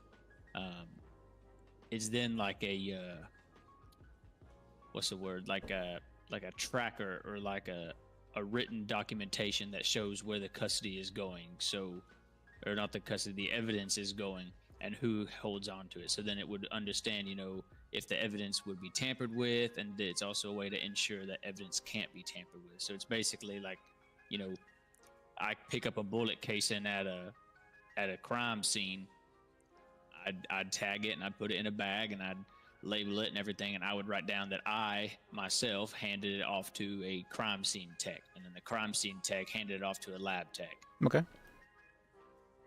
And just wondering, did you hear any of the bar exam I gave to the other gentleman in there? I did not know. Okay. I was wondering because that was the Yeah, example I had given him actually for the Oh, yeah. No, yeah, I really promise. I sat over there. Okay. What is a Brady violation? So a Brady violation is whenever expungement, can't think of what the exact way to say the word, evidence that can prove someone is not guilty is or isn't submitted to court. Okay. It's, to be clear, it's not just not guilty, it's also to the guilt or innocence of a person. That's right. Sorry. Yeah, guilt or innocence. But yeah, the defense or the prosecution could make a Brady motion. Mm-hmm. Well, if it's much harder for defense to do so. But it could probably be a reason why something could be ruled a mistrial. But it's a case can be just thrown out altogether though if it's done by the prosecution. Yeah. What are the key differences between a civil case and a criminal case? So a civil case, you're suing someone or something, or a business or whatever, and you're looking for a type of civil liability and or restoration. And a criminal case is, someone broke the law, the police arrested them, they had the evidence, or at least hope they have the evidence, and then it's trying to be proven beyond a reasonable doubt that person acted criminally and should be given the repercussions. Okay. Yep, that's correct. It's mainly that so for criminal, it's the state is alleging that the criminal charges or a criminal thing has taken place towards a person, and for the civil, it's either a person or an organization suing each other generally for monetary compensation. What is Terry v. Ohio?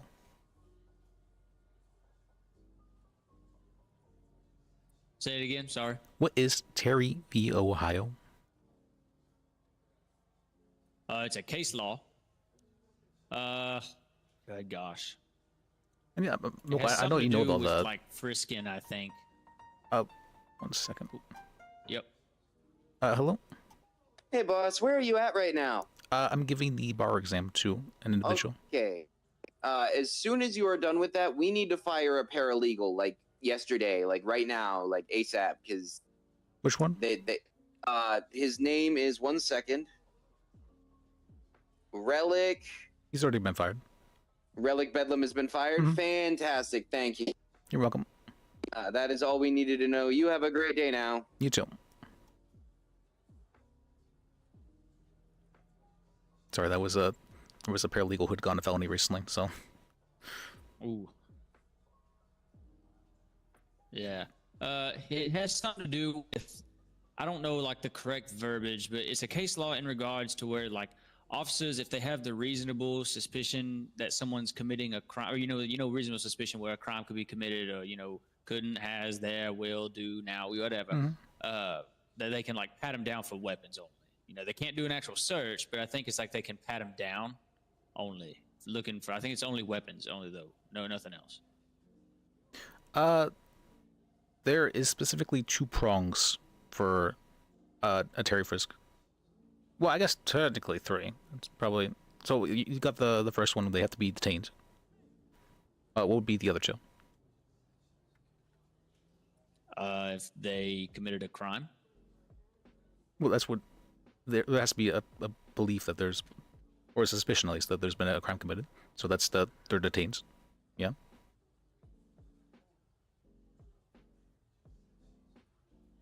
I guess I'm confusing like what you're asking. You're asking like the 3 prongs of what a Terry frisk would be? No, what's required to legally frisk somebody? All right, so if they're detained, Mm-hmm. and we're counting the reasonable suspicion in that. Well, you need reasonable suspicion to detain somebody. Yeah, but it would also be, wouldn't it also be reasonable? Like if I have an officer like reasonably believe I saw someone committing a crime or was about to commit a crime, I could pat him down. No, you can't just pat them down for no reason. If they're detained, you can't just pat somebody down.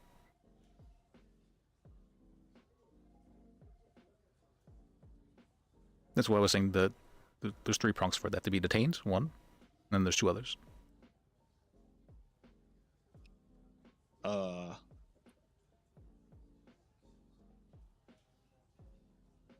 It's fine if you don't know Like it. I don't. I don't think I exactly know it. There has to be a belief that they are 1, armed, and 2, dangerous. So just having a weapon is not enough. There has to be a belief that they are a danger, or that the area that the trooper is in is a dangerous area. Okay, so it. Gotcha. So if they're detained, they can pat them down if they believe they're armed and dangerous. Mm-hmm. Or armed or dangerous, either of the 2. And so. Okay, so it's you have to have all 3. Yes. There is, I guess, also this one's less used, but if there is reason to believe that a person could have evidence from a crime scene that's being taken away, they can also frisk them for that evidence. So, for instance, a murder weapon, they could frisk them for that reason. But they have to be like at the crime scene, and there has to be belief that they might be taking evidence away from it. Gotcha. Okay. Let's see. I guess I always just threw it in together because you're only patting down for weapons. I guess I never really thought about exactly the prongs, but that's my bad. That's my bad. No, you're fine. I'm telling you this so you can make the legal arguments, because this will be important for defending people in the cells. A lot of the troopers don't know these things. They do think you can just, like you said, if they're just detained, they can just frisk them for no reason. That's not something they can do. They don't have the ability to do so. I gotcha. What is an appeal, and how long do you have to file one? In this state? Yes. I will say in this state, I do not know exactly the statute of limitations on an appeal, but an appeal is basically like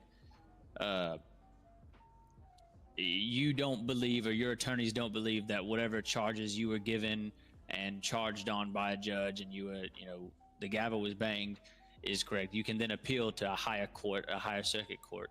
I will say I don't know the statute of limitations in the state for an appeal. I would say, on average, seven business days. It is 14 days, and then once that appeal has been filed, okay.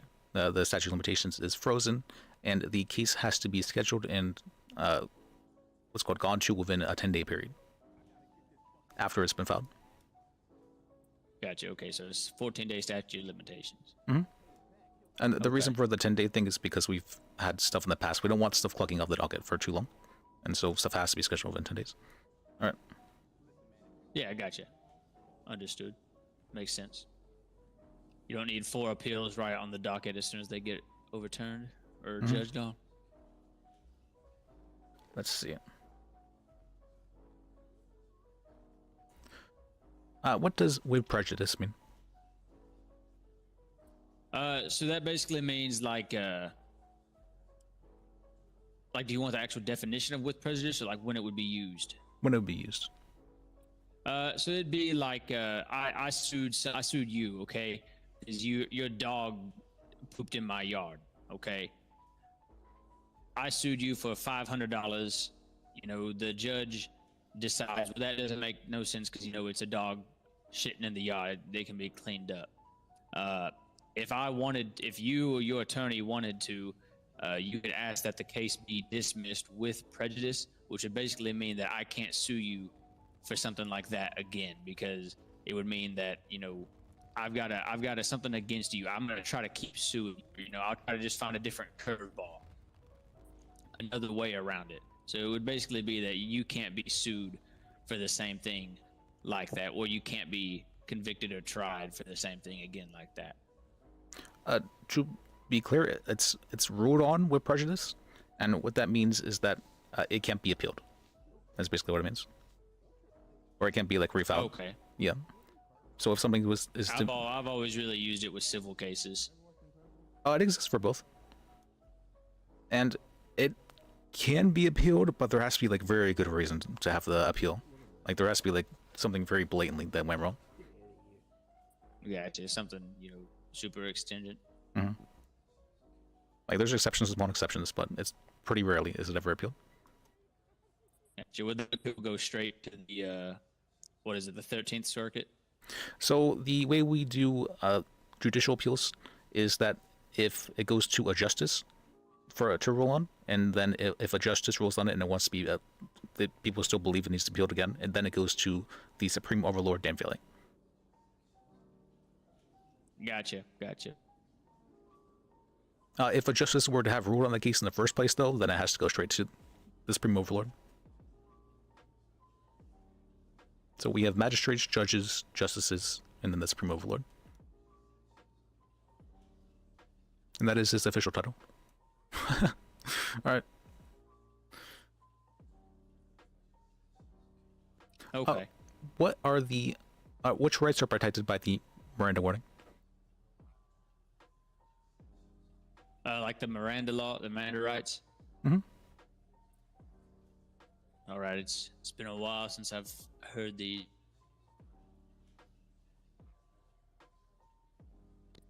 so you have the right to remain silent. You have the right to an attorney.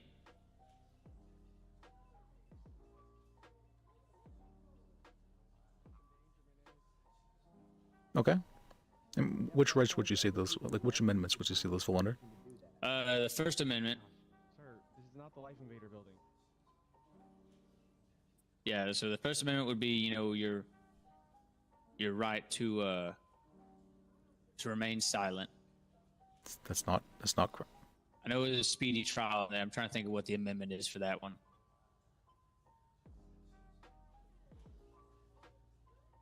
Isn't it the Can you tell me what the First Amendment is? Yeah, the right to freedom of speech. Okay. What would that mean in regards to remain silent? Oh shit, you're right. I'm completely wrong. No, it's the Fifth Amendment. Mm-hmm. My bad. No, you're so fine. It's the Fifth Amendment. Let's see. The right to an attorney would be, I believe is it the 8th or the 6th Amendment? The 6th. I think it's the 6th. Yeah, you're right. Yeah. And that's your right to counsel. Yeah. It also helps you, you know, with speedy trials and no due process, that stuff. Okay, what is it? Let's see. And do you know why is it important for the Miranda warning to be read? Not from like a legal perspective. Why is it important from like an ethical perspective? So people understand their rights. People understand, you know, people they can't just be bossed around by the cops, and they can't just be like, you're being arrested, you need to tell us everything right now. But it also comes into effect where, you know, like if I didn't read someone their Miranda rights or their Miranda warnings, and then I started interrogating them, and they just, because they didn't know that they could wait to speak an attorney, or they could, you know, withhold the right to, you know, the Fifth Amendment right. Well, then I just violated their ethical and their constitutional rights. Okay. But yeah, basically just so they can be aware of their rights, and you know they can't be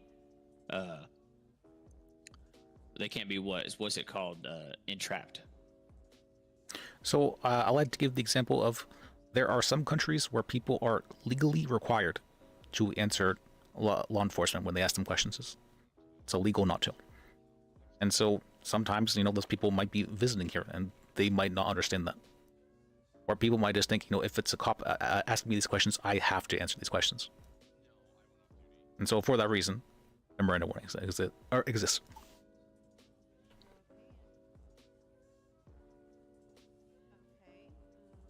And Gotcha. In what ways can a lawyer be conflicted? So the lawyer can be conflicted if they have worked against a type of client or anything, like have represented them before, and another client might be, you know, one of them to go against him. If the lawyer was explicit in any type of crime, committed anything, or also if... What do you mean by that one? like if the lawyer was involved with whatever the person's like if someone robbed a bank and the lawyer was involved or at the scene of the crime, they're convicted. So for that one, just being a witness to something is not enough to be a conflict. It's referred to as conflicting interest, right? So there has to be a conflicting interest, and the conflicting interest would be if the lawyer is called as a witness, because then they could not both be a witness and represent the person. Of course, you do need to make it known to everybody, like the DA and the judge, that you do have first-hand information, and that needs to be okayed by the judge for it to proceed. But I say that because oftentimes we don't have a whole lot of lawyers, and so just being a witness to something does not mean you cannot represent somebody in the cells.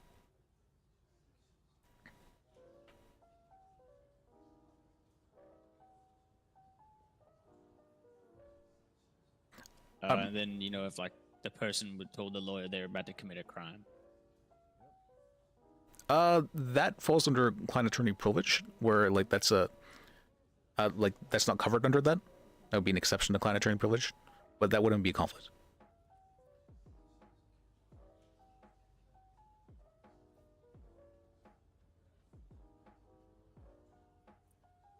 Maybe ethically for the lawyer to take the case, it might be a conflict, but I wouldn't say that it's necessarily inherently a conflict. Honestly, I don't think representing people, even if you know they're guilty, is ethically necessarily a problem either. Because everybody deserves representation.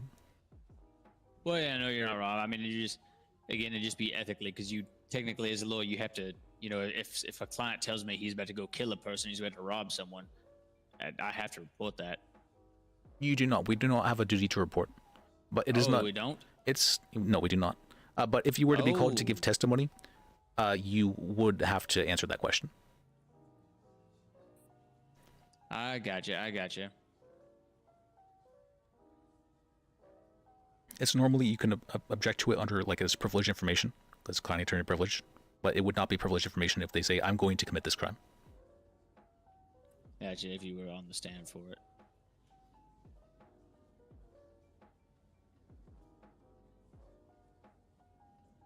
Yeah, I guess the only one I would really know then would be, you know, representing with opposing interests.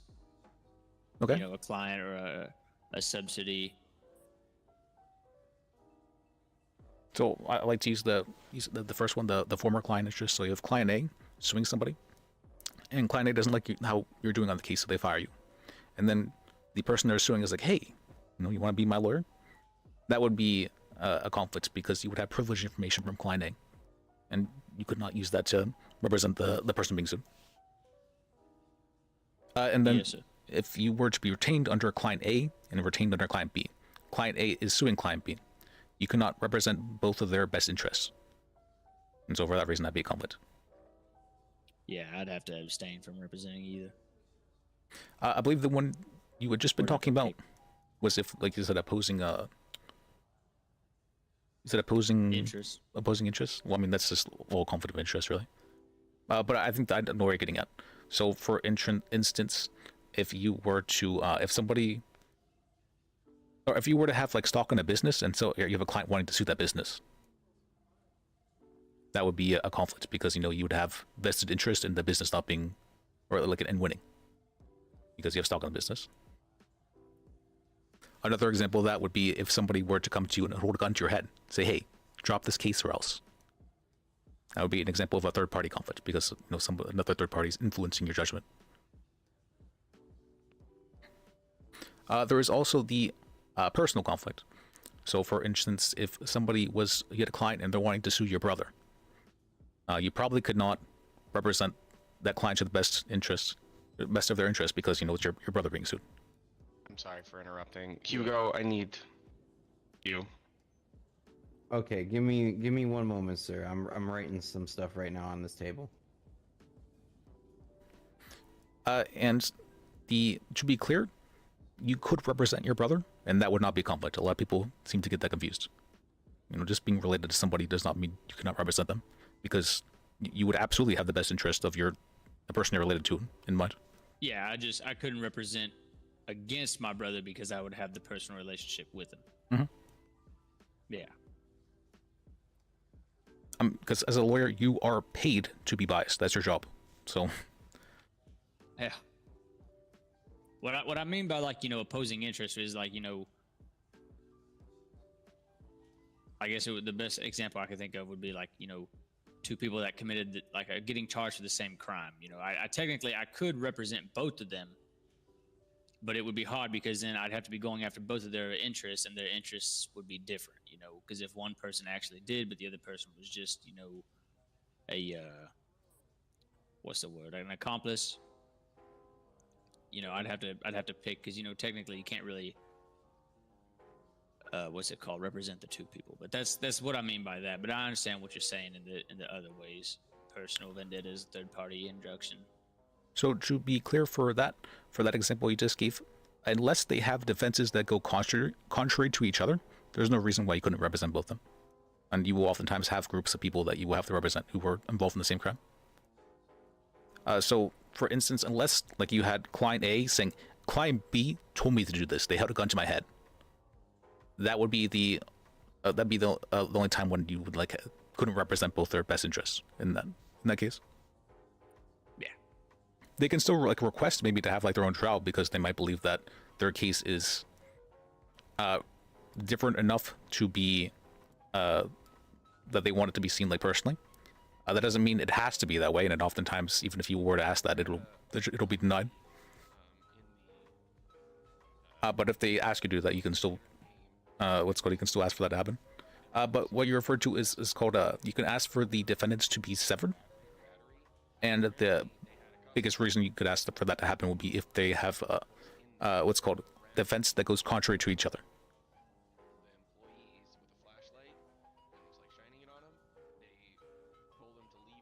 I gotcha.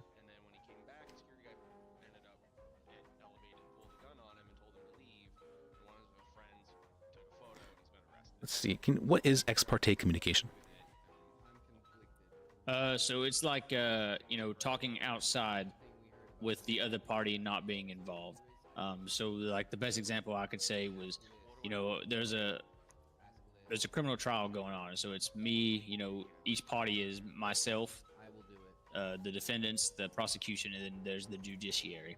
Ex parte would be like me going out and speaking with the judge of the case about the case or anything in regards to it without first allowing the prosecution to be there as well, because they have the right to be there for anything being introduced, anything being discussed, or anything like that. Okay. Yeah, that's correct. It's just when one side is talking to the judge without the other being present or aware. So, I hate to interrupt, but boss, we may have a situation on our hands, one that I cannot take because of conflict. I don't think I can either. I don't think Teddy can either. What's the situation? There is an individual security guard who is currently being prosecuted for a situation that Teddy and I may have knowledge of. You're allowed to have knowledge of it. That's not a conflict. Well, I'm aware. I do not wish to extrapolate further so that not to cause issues with you, boss. So we have someone up here right now who says that one of the security guards at the place they work was taken in because they had someone come in and was harassing the employees, and when they told them to leave and then they kept doing it, the security guard ended up pulling a gun. The photo got taken, and then the police were called and they were arrested. We think they called counsel, but we don't know how to verify. I'm be honest, I don't know what to do with it. Well, I can't just insert myself. They have to request it for me. Well, and I haven't seen me call some lawyer line. The number to the client, or at least to the business owner. Yeah, I believe the business owner is advocating for. I believe the business owner is advocating for the individual, which is very good of them. Are you talking about Jody Sinclair? I'll be honest, I didn't catch her name. And I do apologize for interrupting the bar. I hate doing that, so I am sorry. I do too. Yeah, this just seems to be a situation that may be directly in the works right now. I don't have. Want to make sure. I'd recognize tell her that if he has the ability to call a lawyer, if he calls, but we have no way of verifying who to even connect her with. There is Morin's on duty, right? They And take Murphy, the phones should when be they go able to to. cell calls. What was that? They're taking our phones when we go on cell reps. Yeah, they locked us in a room and we couldn't contact them for like a solid 5 minutes because the client refused counsel and we couldn't do anything. They just left us locked up. Well, they refused counsel. Well, then. Yeah, the client No, refused separate counsel. situation, Liz. Separate Yeah, situation. separate situation. This is a different time, but we were just locked down there for 5 minutes because they took our phone. Do I let her know that since he has the right to call counsel, he can call, he can tell him this, and just maybe hang out at the courthouse in case it goes to bench, or Is he being charged with something?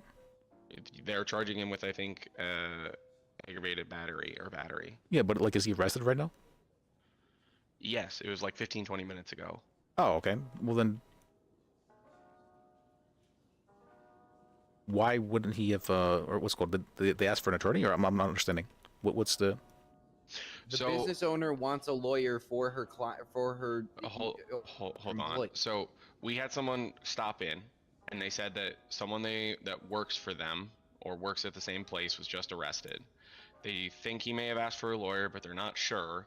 They think they essentially have witness testimony that would be key to the person's case.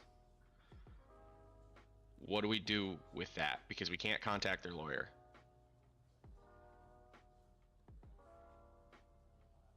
I would say you probably can't do anything. Just try and get in contact with the person. I mean, if you can, but like, you don't have like a legal obligation to do so. Okay. Yeah, but that's also directly in the best interest of the clients that we are all here to serve. Okay. I'll talk to her and let her know that if he requested legal counsel, he's going to have to bring it up. And I don't know if there's anything else. If later on we can look at it then, but for now there's nothing we can do. So to be clear, what do you mean this is in the best interest of your clients that you're dealing with? So what I'm saying is that if this individual is coming up to us and saying, "Hey, I have somebody who works for me, and I would like them to be represented," and we're not certain they're being represented, I think it's in the best interest of the clients we work for to confirm that. And then further beyond that, I think it's in the best interest of this supposed client, somebody that we are here to defend as a public defender, to make sure that we get that testimony and make sure that we're lining things up so that witness can get to court and do everything necessary for the client. Whether it's my client or your client or freaking Morton's client, I don't care. So could we call 911 and just say, here's the person's name, do they have counsel? We have someone here who wants to give a statement on it. Is that what we can do? Is that the answer? Am I You can overthinking try. I'm not sure. They're not like legally required to give you the what's called the answers to those questions, but you can try that for sure. Okay. All right. Thank you, Liz. Thank you. Sorry for interrupting. You're welcome.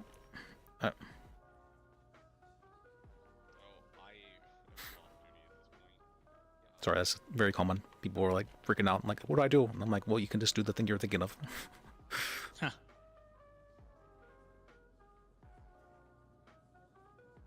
All right, let's see. What's the last question? Oh, ex parte communication. You answered that one. Can you define reasonable suspicion and probable cause? Yeah, so probable cause is, you believe that someone was doing the crime. You have the evidence that can support an arrest.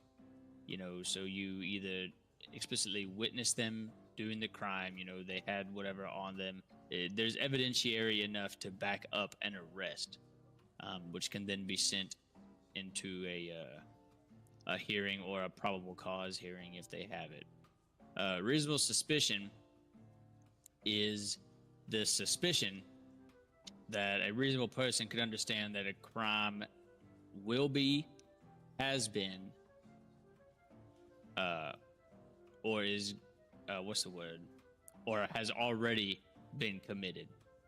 You already said has been, but you're thinking of has, Sorry. is, or will be. Yeah, sorry.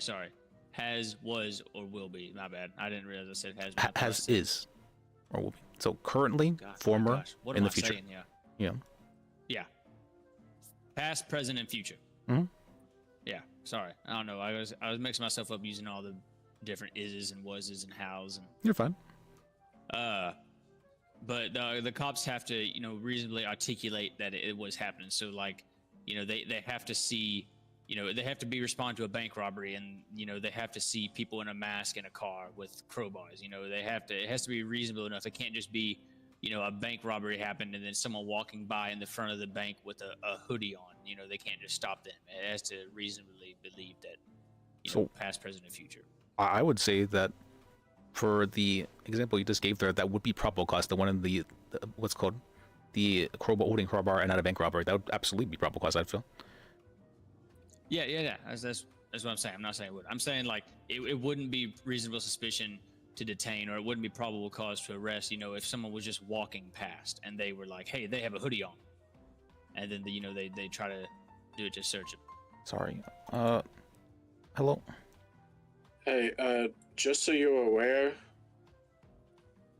I'm dealing with a client who has a search warrant, and it's just me and Kinsley down here. So I'm just letting you know that that's happening. Okay. It's really just for hot charges that I don't want associate lawyers doing stuff on their own.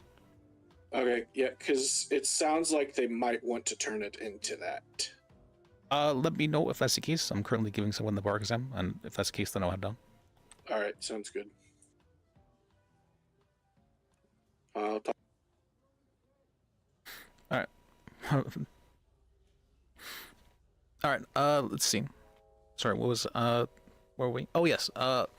For if the person was in a hoodie and just walking by on the side of a bank robbery, I would actually make the argument that could be argued to be reasonable suspicion. What would be your reason for the argument? Now they're at the scene of the crime and their identity isn't verified.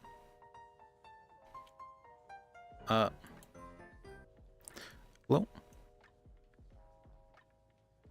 Hey, are you at the PDO office?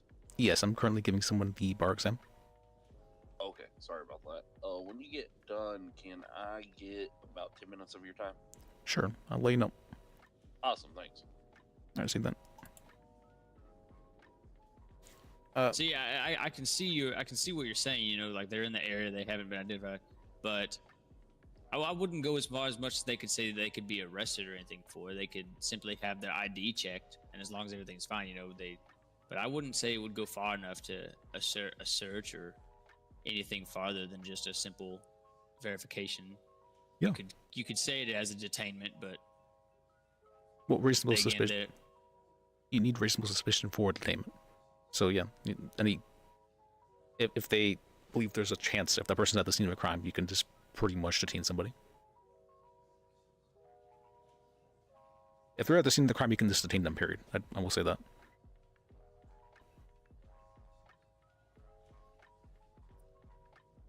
Yeah. The reasoning for that is mainly to do with scene control.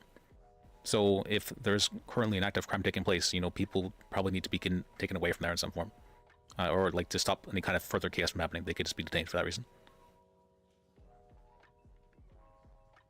Or to verify, you know, what kind of crime is happening, or if this person's responsible for the crime, like I said, for reasonable suspicion. And for the... So the frisk can be conducted if they're detained, you know, with the 3 prongs, or what's called, I guess, with the 2 prongs there, if they're detained.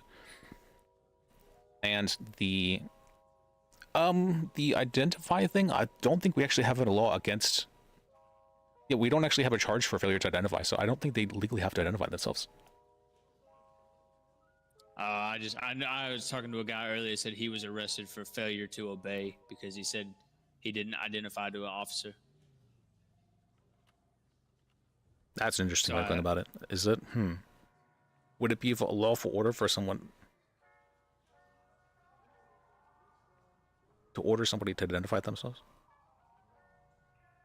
Coming from I'd have to see a penal code to see how it's exactly written, but I mean, you take it both ways. If you don't actually require someone to identify to an officer, then they can't be arrested or charged for it. But if the officer is giving them a order to identify, then it would be disobeying a lawful order or directive.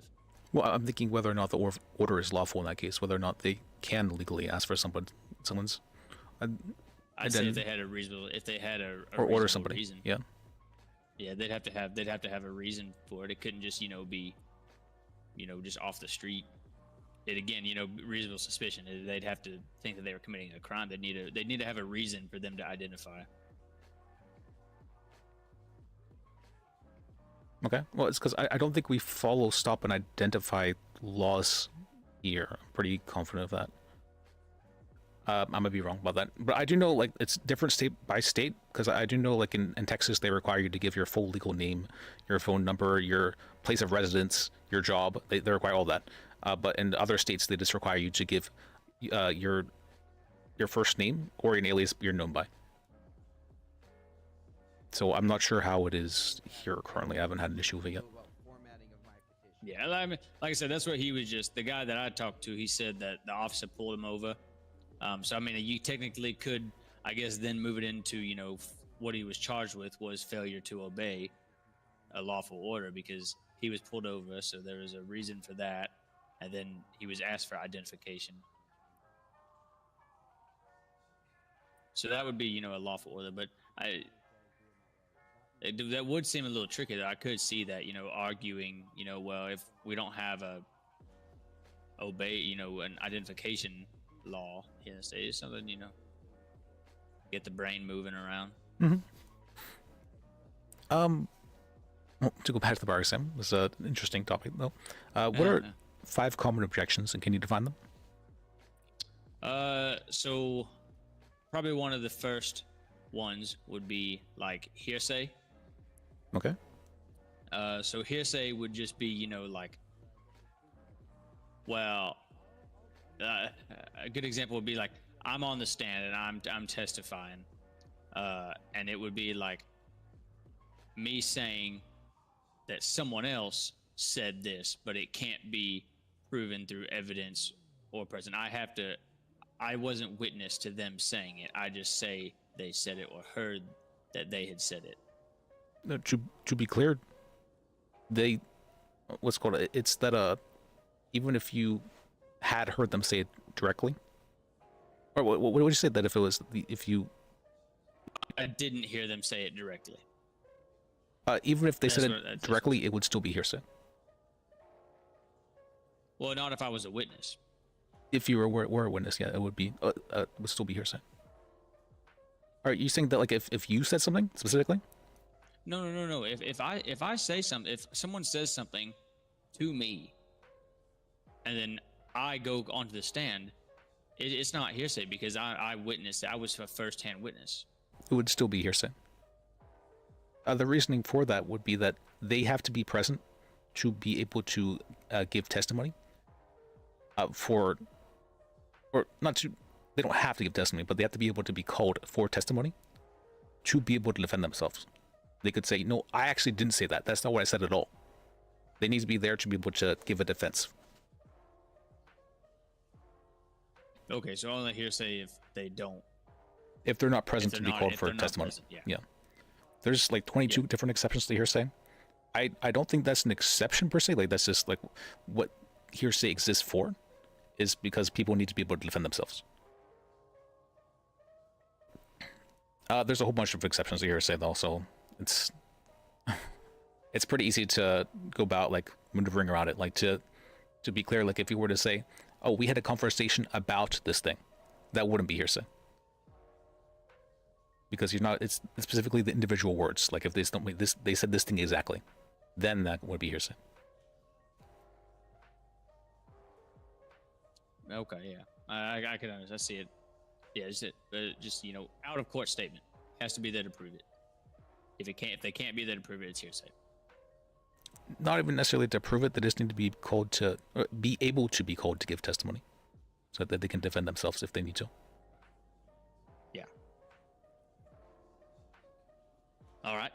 Another one would be like speculation. That's probably another big one used.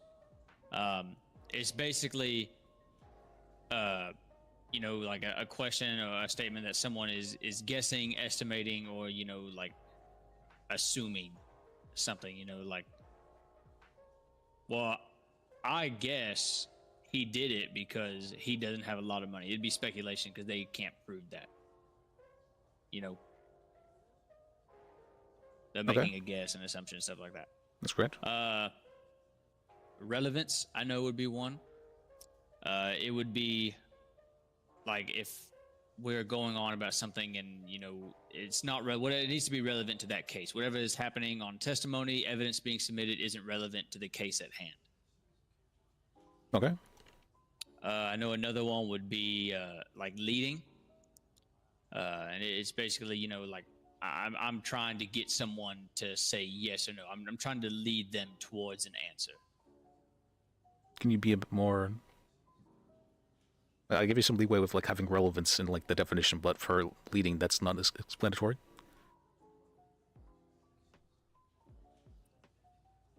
Yeah, like I'm leading a witness or something, or whatever question I'm asking as a, like, say, a prosecutor or a public defender. If I'm questioning them on the first go around, it would be like I'm leading them towards an answer per my question. Can you give me like an example of that? Yeah. So, like let's say you're the person, the witness. Mr. Why could you say that you robbed the bank because you didn't have a lot of money? It would be leading, because I'm leading you into just a yes or no answer, but by basically throwing out the entire question there in the situation. To be clear, it's when you put the answer in the question. You see the because of this reason, you're putting the answer in the question.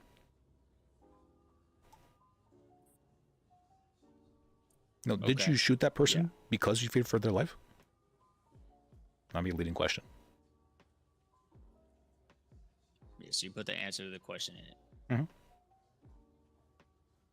How many was that? 4? 3? I believe that was 4. Yeah, because you said Okay, relevance. so one, yeah. five, you said? Yeah, one more. I say Place relevance on, and then here's again. like objection, argumentative. A lot of people get this And one wrong. it's- Oh, do they? A lot of them.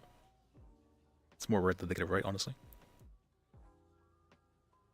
Well, it's basically like, the question doesn't have new, and the question I'm asking has basically already been answered. It's not asking for new information. I'm trying to get them to agree with something that they've already kind of said they don't agree to. I keep going more and more, answering it differently to try to get the same answer out of them. Well, that'd be more referred to as asked and answered, not really argumentative.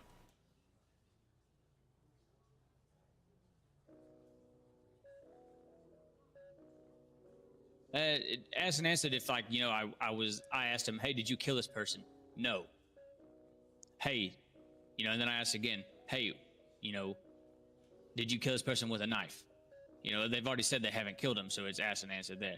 But argumentative, like I'm saying, it'd be like if I'm trying to get them to agree with like a conclusion, or try to agree with me rather than finding something new to go off of ask.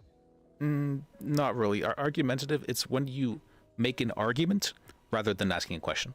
So to give an example, you could say something like, it's very clear that you killed that man because you hated him. You're not really asking a question there, right? You're making an argument. That's when it's argumentative. You're making an argument rather than asking a question. Yeah, so trying to get them to agree with like what my conclusion, my conclusive argument. Because you're not asking a question. Even if you were to phrase it, it's very clear you killed that man because you hated him, right? Even then, that's pretty argumentative. Even if you're asking it as a question, it's not really a question, right? You're just making an argument, and you're making an argument either for like the court to hear. It's generally not for the witness; it's for the court to hear. I feel like we are saying the same thing. It's just we're not understanding with each other on the same aspect. No, because you don't have to have anything to do with getting them to agree with you necessarily. It's just that you are making an argument. So lawyers make their arguments through witnesses. They don't make their arguments through asking questions.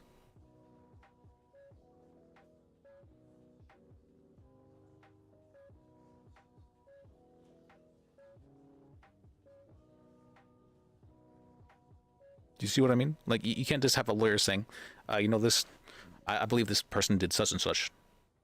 Or what's called, I believe that they're innocent of this crime. I mean, what would... people can't, the lawyer can't just say that. There's me speaking out of turn. They're not there to testify. The witness is there to testify.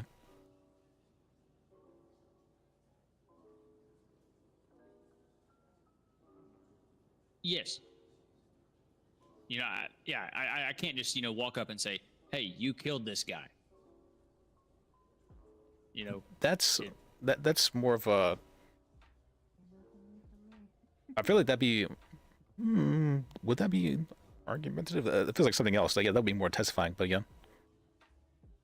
Well, yeah, testifying if I want to. But yeah, like I said, I can't do it. But yeah, it'd be argumentative because I'm not trying to seek the actual information. I'm not asking the question.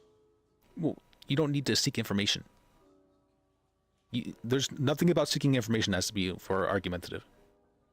What it requires is for you to make an argument. Like, you need to say, actually, I believe that this person didn't do it because they weren't there at the scene of the crime. That's pretty clear. Is it a question? Like, that's not really a question, right? You're not gaining any new information from that.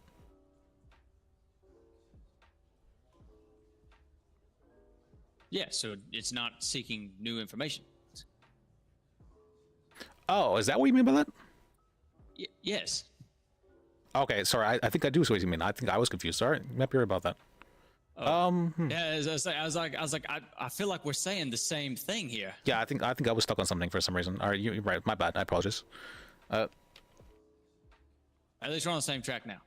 Okay. All right, that's an interesting way to define it then. I don't think I've ever heard that defined as such. Yeah, because you're not posing, like you're saying, you're not posing the question to get new information. You're simply rewording what you're saying, or you're simply making, you know, like you're saying, the argument that this happened because this happened, and you're doing it because of this. You're not gaining any new information. You're just going based off of what you had before, trying to just get another answer. So like that's why, you know, you say people say it wrong because it's argumentative. I know it's also called like badgering. Badgering's a little bit different. That would be more like if you were to, like, I bet you did it, right? You're definitely guilty of that, and you don't give the person even a chance to answer the questions. Or like, you know, like you're just really being aggressive towards them. It's not super common, and it's more of like a style for certain lawyers, so you won't see it too often. Yeah, it's like a bullying technique. Mm-hmm. Yeah. Where are you off to? But was that 5? Yes, that was 5. Yeah. Let's see. There are a couple scenario questions as well. Let's see.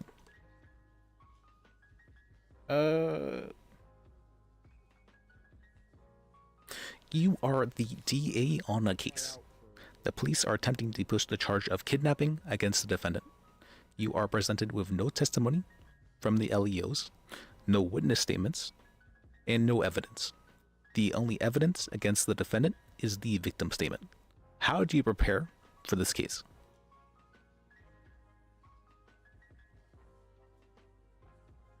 Am I able to to see what the state's penal code reads so I can understand the full? Yeah. Or do you want me to do you just not have an MDT? what I would do? Or do you have an MDT? I do, yeah. Okay, yeah, then you can put us in the MDT. You go to the criminal database, the penal code.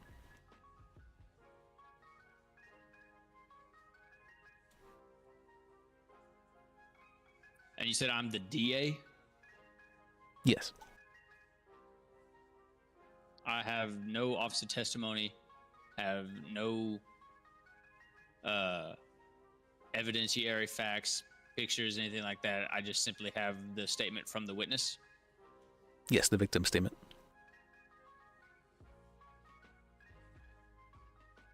And true, fair, honesty, if I was the DA, I'd throw the case out. Unfortunately. All right, that's what I was looking for. Good answer. Yeah. All right, there is one more question.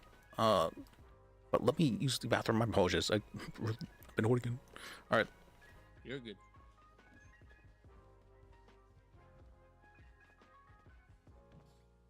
All right, be back.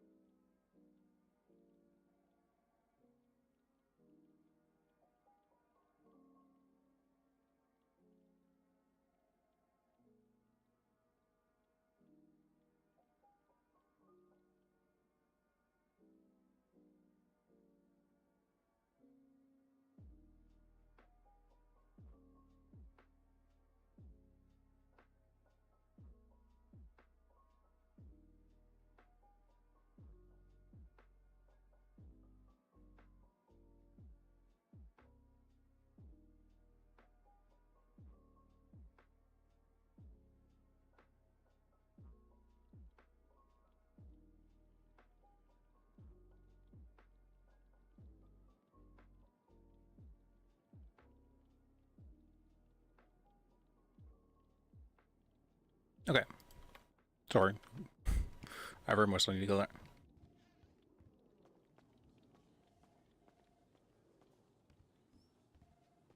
Okay. Sorry for the wait.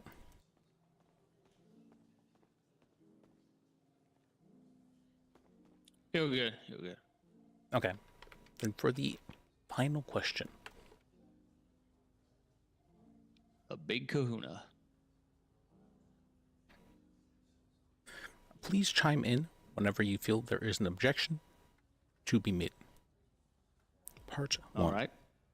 A near fatal car crash took place, and your client is on the stand. They are sworn in and prepared to answer honestly and fully. The DA begins their line of questioning with, is it true that you were once involved in a shoplifting incident roughly 20 years ago?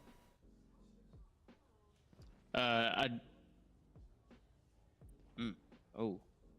Yes, but what does that matter? I was a dumb kid. Sorry, I got distracted by the gunshots. Yeah, I'd make the objection. One. Damn, what's the word? For using a past criminal history.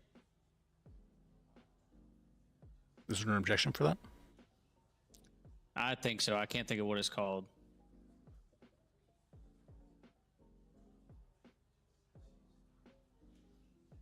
Oh, well, the point of these is that like you're given a small time frame to object in the middle of a case. It's supposed to represent that.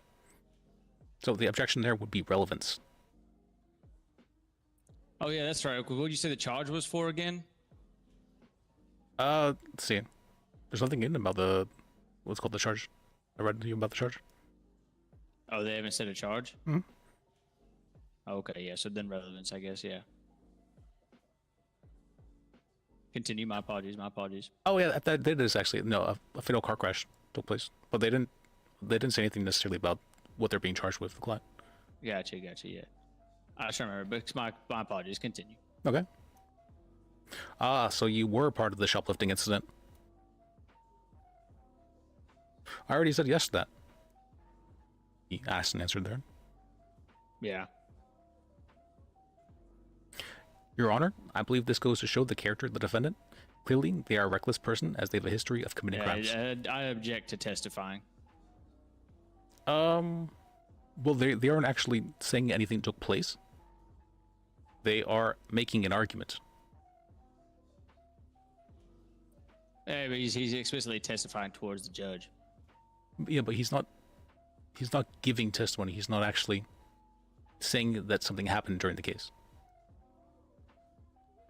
He's saying that the person's a reckless person. He's attesting to their character. So you're saying it should have been argumentative? Mm-hmm. Guess I should let you finish.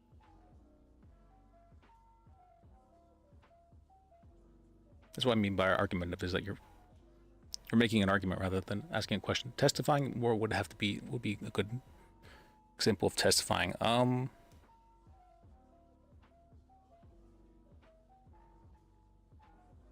Oh, a good example of that would be it's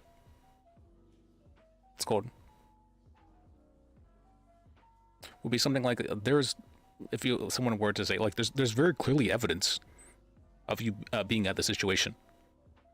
Oh, why are you saying you weren't there? That would be testifying there, because there's because you're testifying that there was evidence of the person being there in the situation. You're giving testimony. It's argumentative. That one, I wouldn't say that one's argumentative, because that one is asking for more information. No, sorry. No, not that. Like what you were saying originally. Yeah.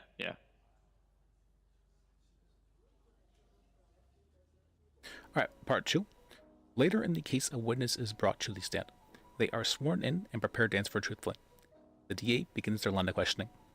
How fast was the defendant going? I'm not really sure.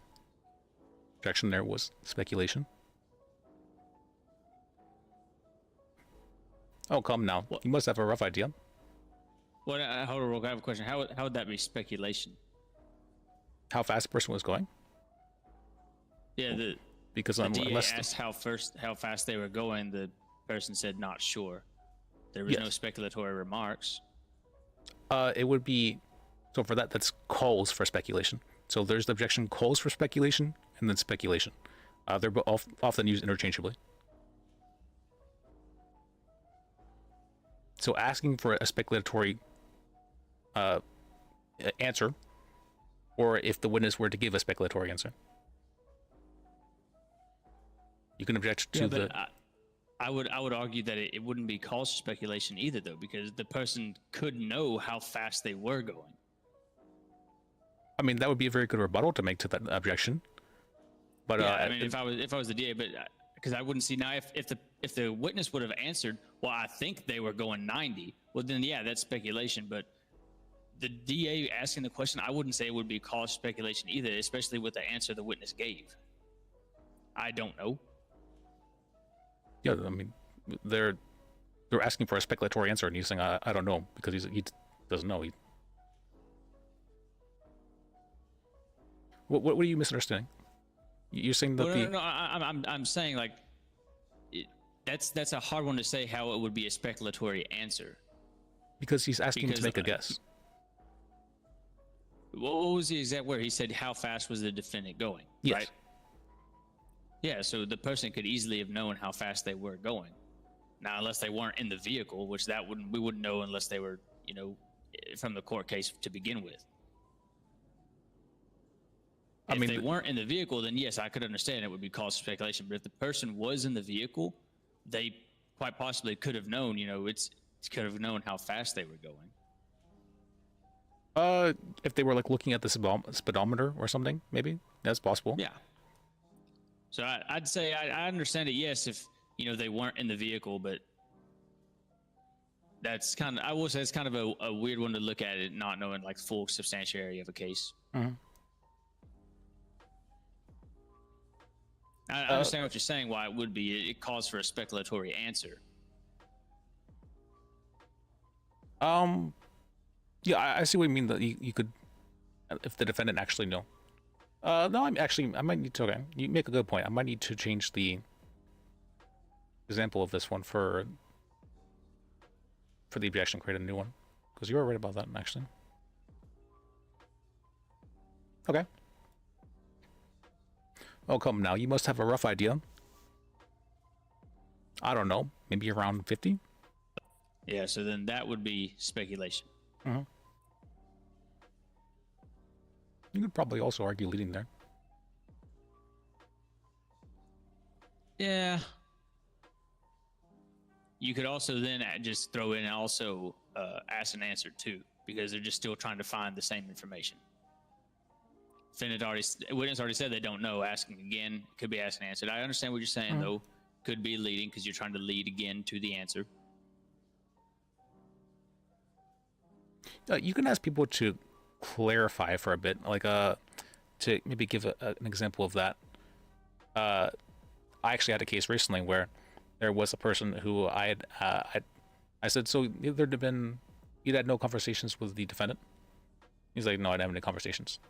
And so I said, there was no conversations, that you didn't speak to him at all down in the cells or anything like that? He said, well, I mean, and technically that's the answer he gave, but he said, well, actually we did have like a back and forth here and there. I'm like, a back and forth, can you be a bit more specific? So you can ask a little bit. Yeah, but I guess it would just be how fast the lawyer can make the objection. Because if the lawyer can make the objection before they answer, then you've got it right there, ball and point. I wouldn't necessarily say so. I would say that oftentimes the stuff like if a lawyer were to object to too vague, sometimes the judge will be like, well, or the witness might pop up and say, well, I can answer the question. And the judge will say, well, if the witness can answer the question, then it's not a vague question. Or that'd be a good rebuttal to make as well. I mean, if the witness can answer the question, they can say as much, sort of thing.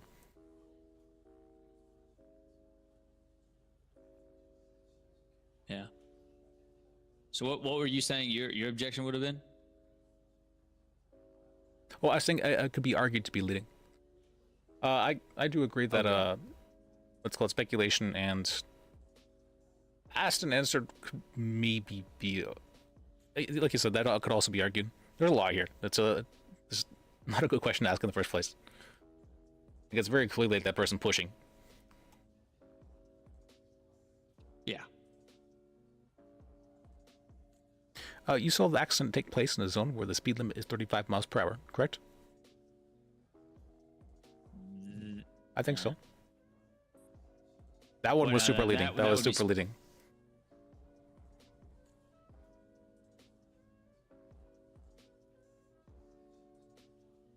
Yeah, I can see. I almost called. Now, I think though that would have got you a speculation, but yeah, I can understand the leading because they basically laid out the answer was in the question. Mm-hmm. Well, so for leading, it's yes or no questions usually are not leading. Usually, there are cases like this where you just like straight up say this is the answer. Sorry, what was it? You were saying that, or for speculation? For speculation, yes or no questions usually, no, I guess they can be yes or no answers for guesses as well. Mm-hmm.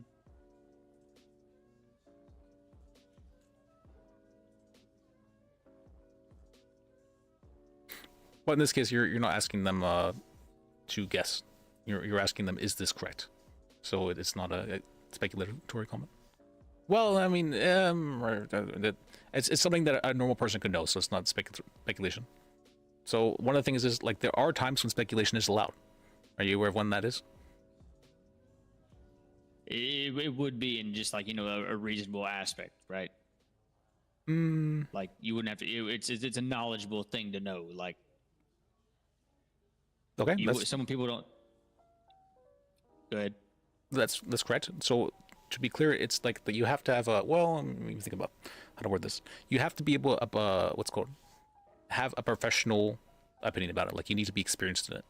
To give you an example of that, law enforcement officer probably is allowed to speculate in this situation. They would say, yeah, they were going around this much. Even if they didn't have them clocked, they could still probably state that because they have experience, you know, chasing suspects and pacing and all that different kind of stuff. They have experience as a law enforcement officer, and so they are an expert witness in that regard. Yeah, so expert witnesses per se are mostly exempt to speculation as long as it isn't within the required field of expertise that they've been called there for. That they're testifying for. There is also stuff like body language. People are considered expert witnesses in regards to body language, because just about everybody can understand body language to agree. Like, if a person is acting aggressively, I think most people could probably say, yeah, this person was acting aggressively if they were to see someone who's very clearly, you know, gunning up in someone's face or that kind of stuff. Yeah, speaking belligerently. Yeah. So it's either common knowledge or what's called expert opinion. Okay. Those are times when speculation can be asked for, and it's not speculation. Gotcha. Okay. All right, part 3. Later in the case, it is time for cross-examination from the DA's office against your witness. Did you see the defendant's car go through a red light?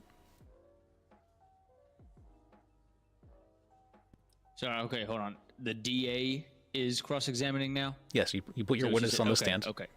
Or no, you did defendant on the stand, and the DA is cross-examining them. Yeah, the DA. Okay. I just wanted to make sure. I thought I heard it right, but I wasn't positive.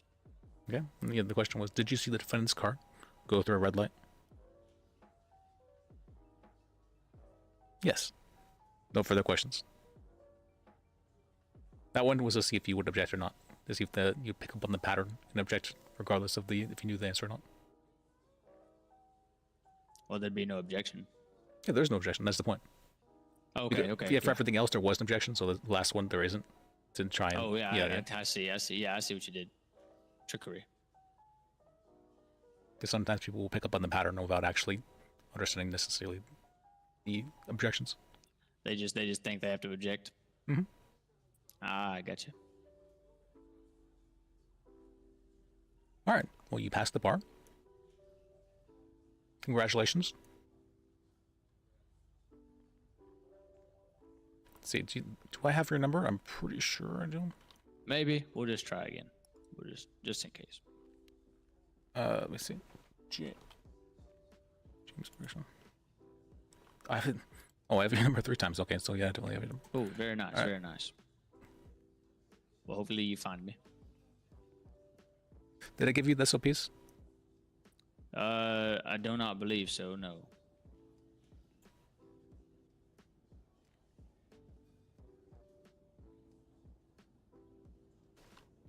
Lawyer. Is this the SOPs for? This is the SOPs for lawyers. I guess technically Okay, paralegals as well. All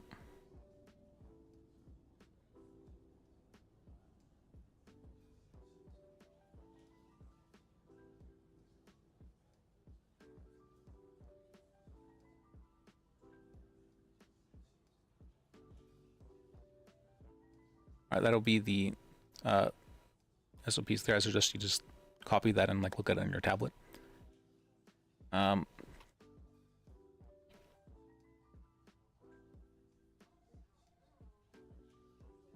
And then the let's see, need to actually make you an associate lawyer. Was it?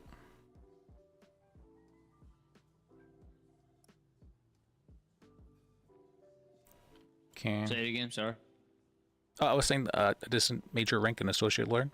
So I feel you do need to know a little bit more about like how the law specifically in the city here works. So I do feel like I do feel you're confident or competent enough though as a lawyer. So I probably won't take you too long. To be clear, to become a lawyer, you just need to have somebody say, "Hey, this person knows what they're doing and they're capable of acting on their own." An associate lawyer, the only thing that is that I want them to associate with other lawyers. So I want them to, if they're doing cell calls or if they're doing cases, I want them working with another lawyer. Associate lawyer or lawyer, doesn't really matter. Is that they're working with somebody else. Because it's much harder to make a mistake if you're, if you're with someone else. But I find a lot of lawyers we've had, there's a lot that make mistakes on their own. Gotcha. Yeah, to be clear, we've had lawyers who have gotten many lawyers actually who've gone perjury and one or two I think who've gone corruption charges and stuff like that. And so I don't want lawyers accidentally getting felonies for dumb things. And so ideally, if you're working with someone else, they can call you out. And so that's what I'm hoping for. Whoop. All right. So is this for the PDO's office or to be a private attorney? Were you wanted to be a private attorney? Yeah. Oh, I was not aware. Okay. Let me see.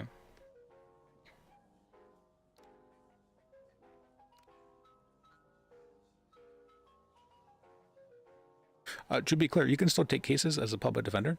Or civil cases as a public defender. It's just that you are getting paid to be on call and answering cell calls if you're a public defender. Well, as a private attorney, you'll be paid by your clients. You're not paid to be on the clock. Okay, yeah, so you just don't get an hourly salary. Mm-hmm. Okay. Is that what you're wanting? So, as a private attorney, you don't answer the lawyer line, right? Yes. Okay. I would say if there's no other lawyers answering it, you can answer it. But unless that's the case, or unless you have like it preferably goes to the public defender's office. Yes. I guess as a public defender, are you able to have also clients, or you're strictly? Yeah, of course you can't. So you can represent your own clients and stuff like that as well. Mm-hmm. Have people on retainer, or? Yep. Oh well, then I'll just do that then. Yeah. So. I was under the assumption that like public defenders only could sit there and answer the lawyer line, couldn't have their own clients and people set them up on retainers, etc. No, they can do that all. It's that they're paid to be on call, and ideally, if you're doing civil cases, you are not on the clock. But I understand you have to be on the clock to be able to log into your MDT.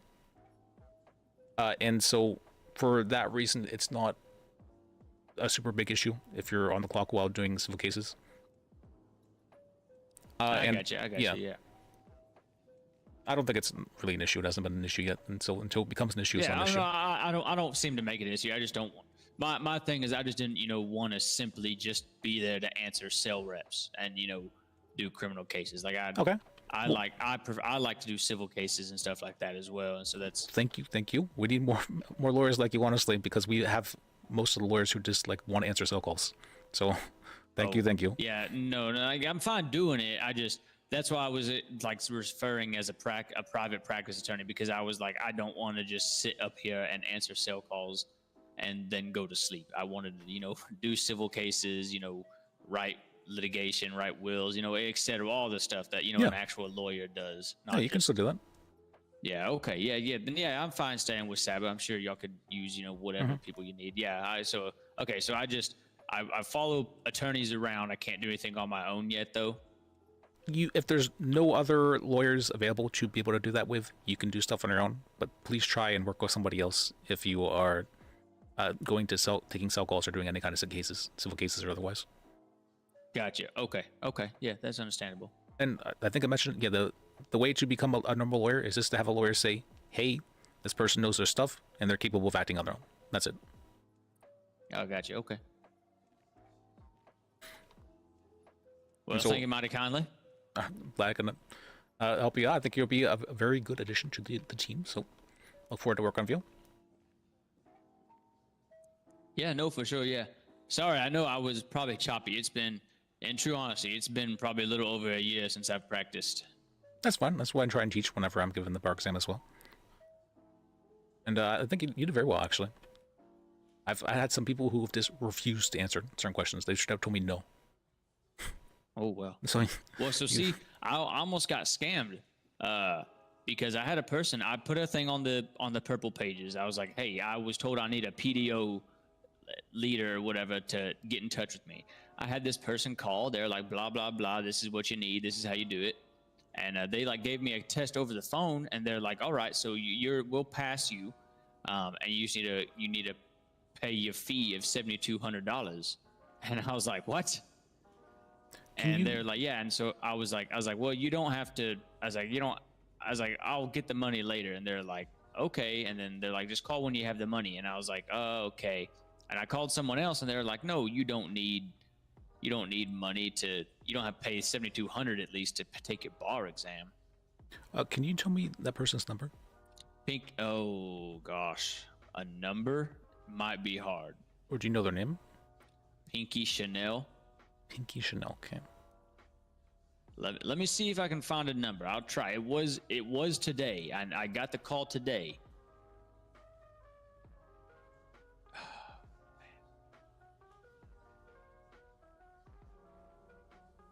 Was that a woman you were speaking to on the phone, or? Yes. Okay. This.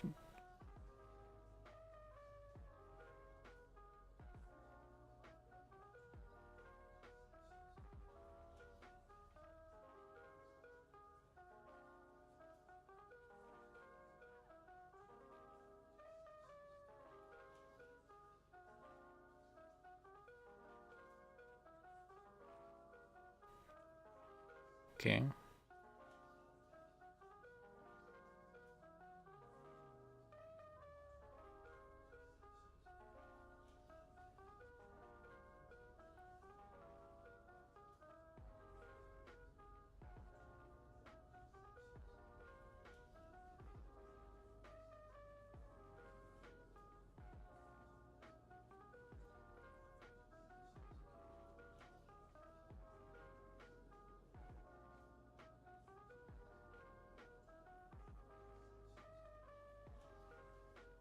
Might have been this one.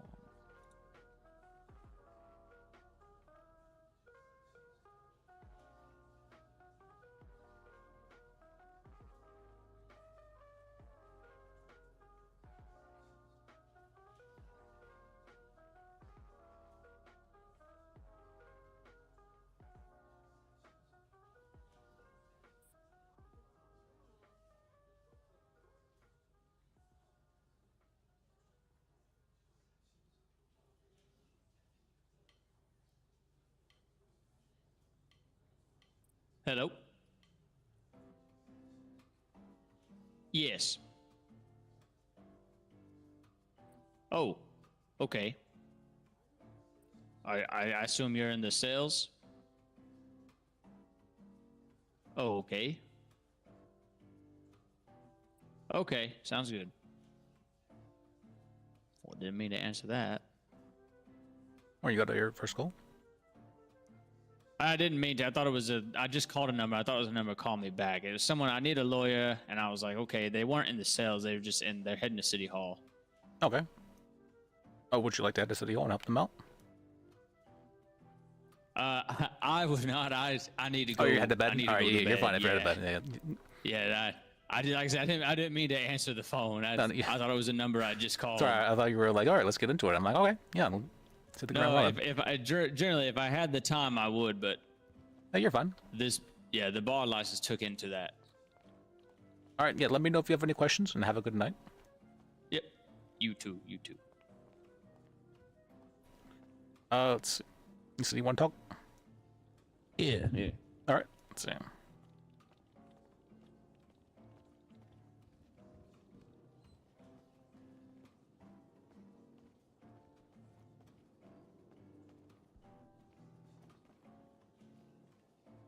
I have a appeal case against me for some charges that are completely bogus and about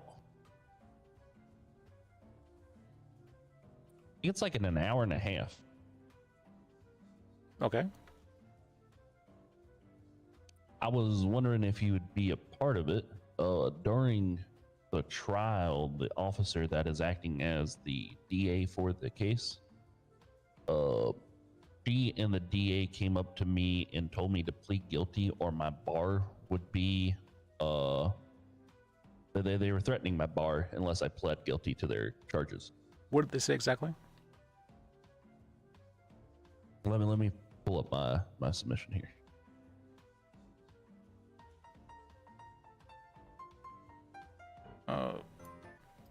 Hello? Hey, sorry to I just had one question as soon as I left. So with doing it, am I able to like find my own office area, or do I have to work there within the public defender's office? No, this is just a spot that's available for if you want to use it. Okay, yeah, sounds good. I had found an area already that I kind of looked at making an office when I thought about private practice. Yeah, you can make your own firm. That's fine. Okay, well, thank you so much. Thank you so much. You're welcome.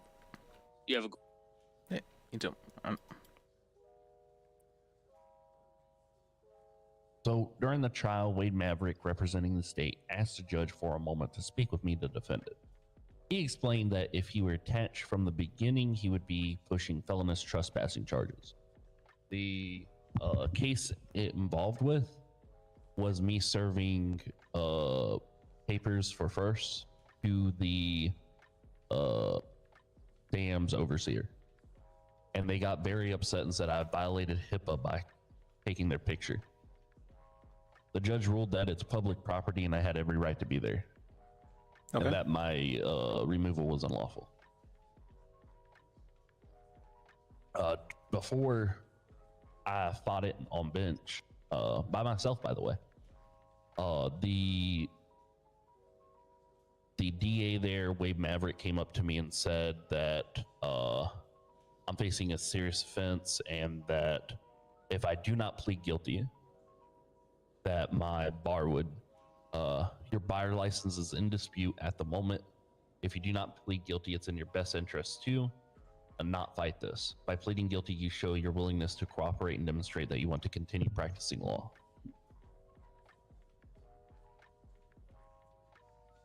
Okay. And the officer that is acting as the DA for my subpoena was standing right next to him as he said it. And I'm wondering if that's a conflict of interest. Hey, there boss, for the I'm sorry to subpoena say case. I've got Or another not the fire subpoena, for but you. I'm the- putting you on speakerphone. Miss Murphy is with me, Mr. called? Morton, and then I do not know the other gentleman. I believe he's probably a new paralegal. One second, Jacob. I'm with Jacob right now. Is he okay to hear this? Probably. I mean, this is an issue currently going on with the PD and a possible mockery of justice issue.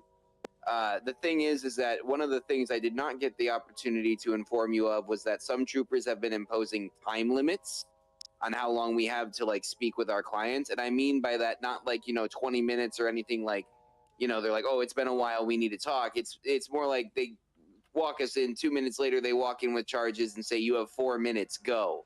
Or at one point, apparently another lawyer experienced 1 minute from him. I've had that. I've had that too. So, yeah, Lawyers that's have also happened. been having their phones. Associates have been having their phones removed from them. Apparently, well, everybody's been having their phones taken. Apparently, that's because somebody fucked up. That's all I heard. I don't know who fucked up, but somebody fucked up. And that has caused other issues. I mean, we were locked in the cells for like 5 minutes after our client refused counsel earlier today on a separate case because of the fact that we could not contact the officers and they were not being responsible with the fact they had locked us inside. But that's a different thing. Currently, Miss Murphy, you want to explain your situation here as you're kind of on a limited time schedule? So basically what happened was there was a mockery of justice. Fucking Captain Wrangler decided that it would be a great idea to put our client into a lineup with Gordon. Our client is colored. Our client is tall. There is no comparison between him and Gordon. Okay. Then, by what you mean our client is not Caucasian? Then he also decided to have put my client's mask back on him and identified him with a fucking mask on. I'm not gonna lie, Wrangler has also openly been stating that he needs to handle us. He's been really overstepping his bounds as of late, at least from what I've been seeing, and he's been operating in such a manner that's resulting in a lot of rights being tread on. Not only that, endangerment because he decided to pit the guy on a frickin' motorcycle. Yeah. And coupling to the other Wrangler issue, he refuses DAs. If you request a DA, he'll say no. If he will take things to bench without a DA present, period. Which means there's not really an opportunity for negotiation or anything. He kind of just hardlines everything. And he'll even go so far as to demand a judge comes down to the cells and have a cell hearing instead of, taking the minimal effort to not have a hearing while my client is behind bars. He trivializes our work at every opportunity he kind of gets. I feel like I'm going off duty. Worse. I mean, that's not a good response, though. Like, just every time something upsets you going off duty, it pisses off the judges and the rest of the system, and it's not really fair to all of the troopers who do their jobs well. No, I feel like it's in Saba's best interest at the moment because I'm not trained enough to deal with something like that. Oh, well, yeah, that's fair enough then. I mean, you can also just not answer. I'm not going to lie, like, it's not the best practice, but, you can just not answer the phone if you are not with another associate, Mr. Kimple. That's part of the rules there. So, you can keep that in mind as well, and you could always go with somebody else and just let them handle that kind of situation if they're geared for it. What? It's one of the benefits to operating as a group. Hell yeah. Well, I would say that if you're able to, you should always be with another lawyer for an associate lawyer. Yes, agreed. Unless there's no other associate lawyers or lawyers to be with, then there's no reason you shouldn't be. Yeah. And on that front too, just a little bit of a tangent here, but if you're an associate lawyer and you don't have another lawyer with you, I think you shouldn't be answering the phone. Like, if there's other lawyers and associate lawyers, you should locate one of them and then start answering the phone. The same way that I don't answer the phone until I've gotten to my car, because you need to be timely and precise for the client and the police. My time frame I'm normally on when no other ones. It's normally just me and first. Well, then go first. Yeah. Yeah, I'm always with first during that time. So okay. But yeah, going back to the original problem here, Wrangler is overstepping his boundaries.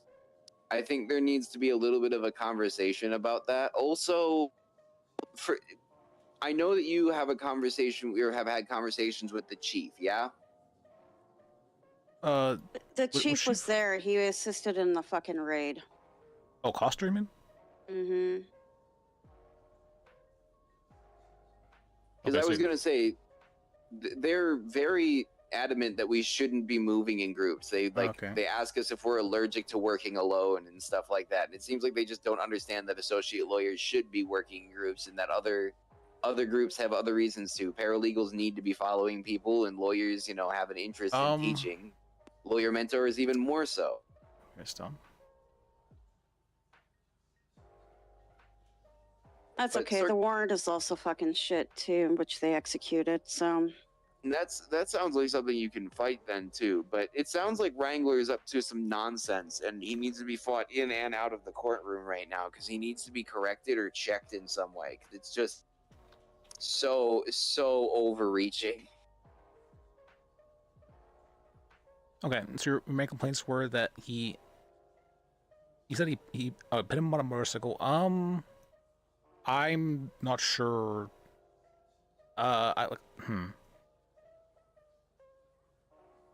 it's endangerment. He's endangering the suspect's life and also the lives around him by pitting somebody on a motorcycle because that motorcycle could blow up. Are you saying he should be charged criminally for that? I'm not saying that at all, sir. I'm just saying basically this is what's going on. Okay. No, what I mean by that is, if you believe he wasn't acting as a reasonable law enforcement officer, he can be charged criminally for that because qualified immunity doesn't count in those circumstances. Prosecutorial misconduct. Not prosecutorial misconduct. No? And you're saying for this charge exactly? So basically, what happened is that our client did admit that he was indeed evading police, and then when Wrangler was trying to hit him and everything, like to stop him from fleeing, he decided to hit him on his motorcycle. The guy was on a motorcycle. Now, car, it wouldn't have been a big deal. However, this guy's on a motorcycle. I don't think they have any way to stop motorcycles, though, is the thing. So I don't. But he still was endangering the suspect's life, especially at the speeds that he was pitting. I'll have to talk with that. I guess with. Well, I mean, if Coster's allowing this kind of stuff, though, and I don't. Yeah, but Coster was only there for the warrant, and then I didn't see Coster for the rest of it. But Wrangler decided to do a mock fucking lineup with 2 people. That's my main complaint. Oh, that one, yeah, you can just. Did you have your client plead not guilty? Yes. Okay.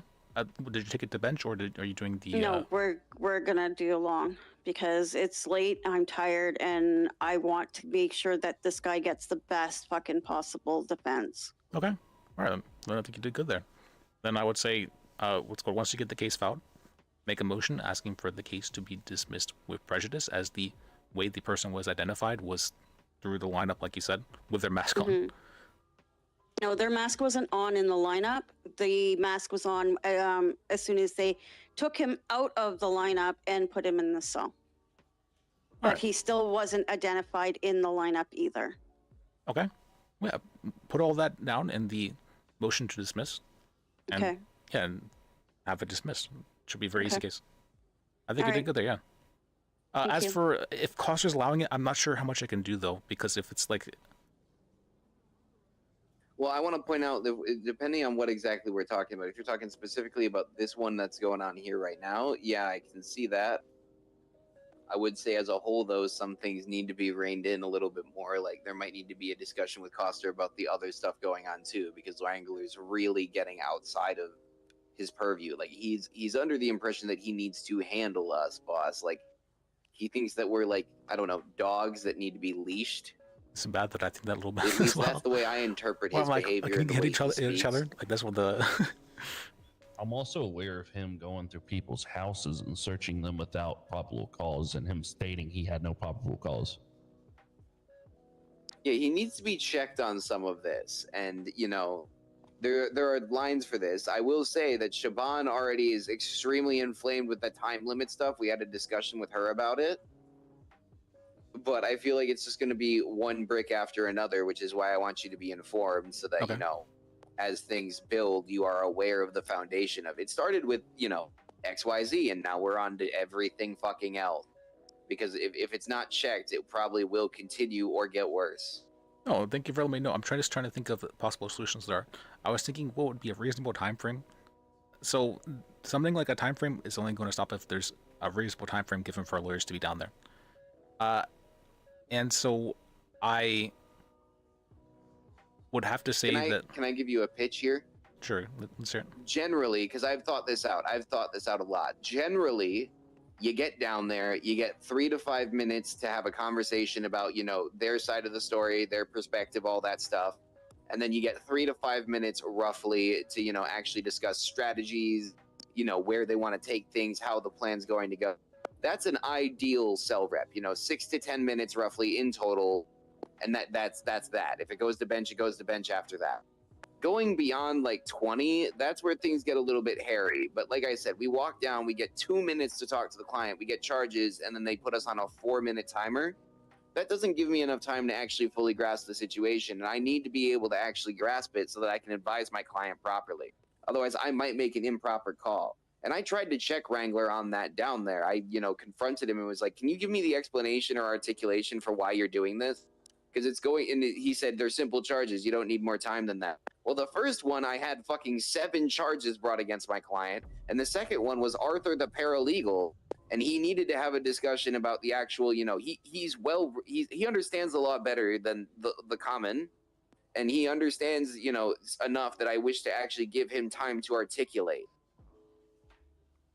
And again, you know, 4 minutes is not time to articulate. 4 minutes is like, what do you want? What can I do for you? Walk over, walk back, walk over, right? So to be clear, I would say it would be a time limit given whenever the charges are given to lawyers. Which isn't always right away either. Like just this one here, I waited about 15 minutes to 20 minutes for him to get those fucking charges sorted out. If they want to do that, then I am going to directly demand right now and right here that they also have a requirement to have a time limit on their investigations.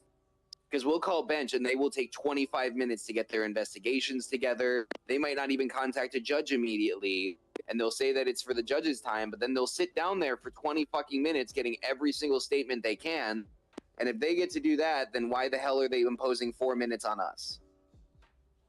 Well, I wouldn't say it's 4 minutes. I'm trying to think would be 15, 20 minutes once you get the charges.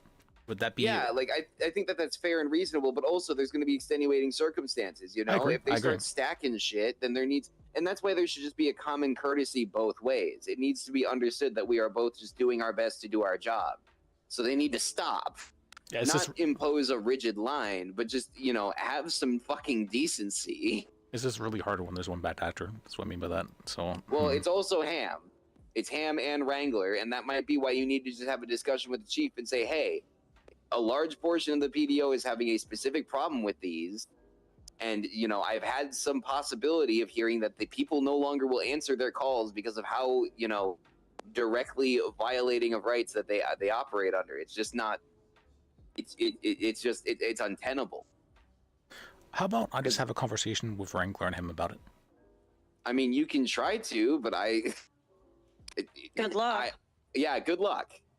Do you have their numbers? No. Okay. But yeah, I can't tell you how that one's gonna go, but I think I know how that one's gonna go. He's gonna try to steamroll you like you're fresh concrete on a highway, and he's the roller boss. I've worked with Wrangler a lot in the past. Okay, then you might know better than I.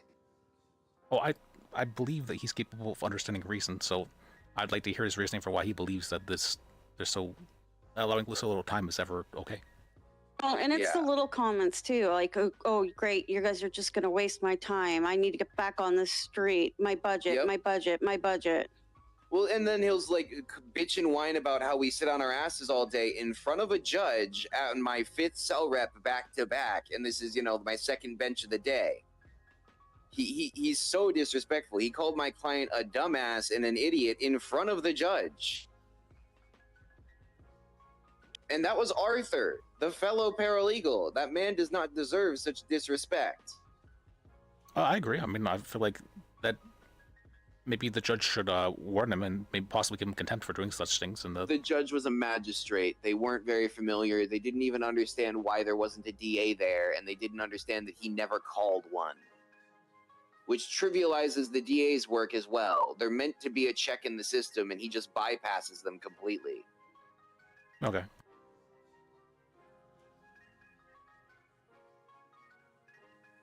And I don't know if he'll just tell you that it's, that's his discretion, that's his choice.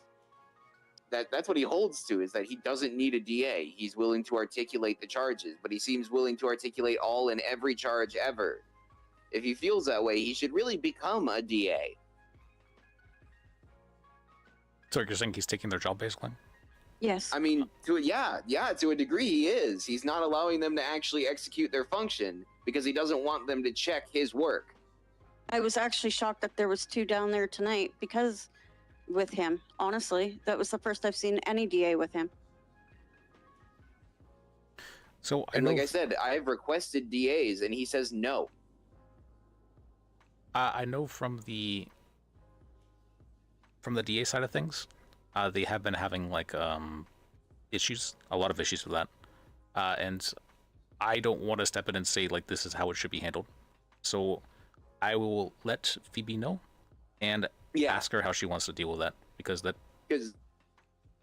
tell her that, like, I specifically ask for DAs only when they're necessary. Like we talked about this before. We go down there, if they're not called, sometimes that's a courtesy, and I'm willing to talk with the troopers. But if the troopers are completely unmenable, they're not willing to make a deal, they're not willing to articulate their stances, they're not willing to actually, actively participate, then I will request a DA. And at that point, that should be respected. And if it isn't respected, then they sure as shit should call one when they take something to a bench.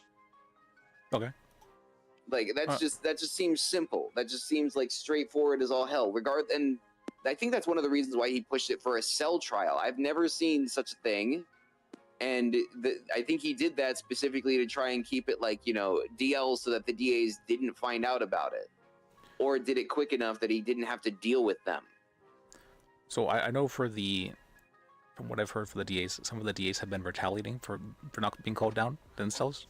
Where if there is the thing, if there is a bench trial, that they weren't called down to the cells for the original thing, that they just won't respond to that.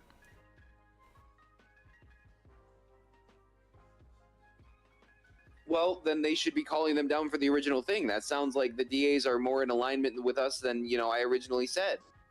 Because I think they should be down there with us. I like to have them down there. I have a lot of respect for the DAs. I do have respect for the troopers, but the DAs... you could discuss... I mean, you're part of the PDO, so this affects you too. I mean, have you had any direct interactions with Wrangler, Mr. Moore? Direct? No, but I have a case where he's involved. Oh, great. Normally, I mean, like, in normal situations, outside of our city, for charges to be pressed and done like that, especially after an investigation, the DA has to be the filter for that. They have to approve it or disprove it. Yeah. But they have to approve it.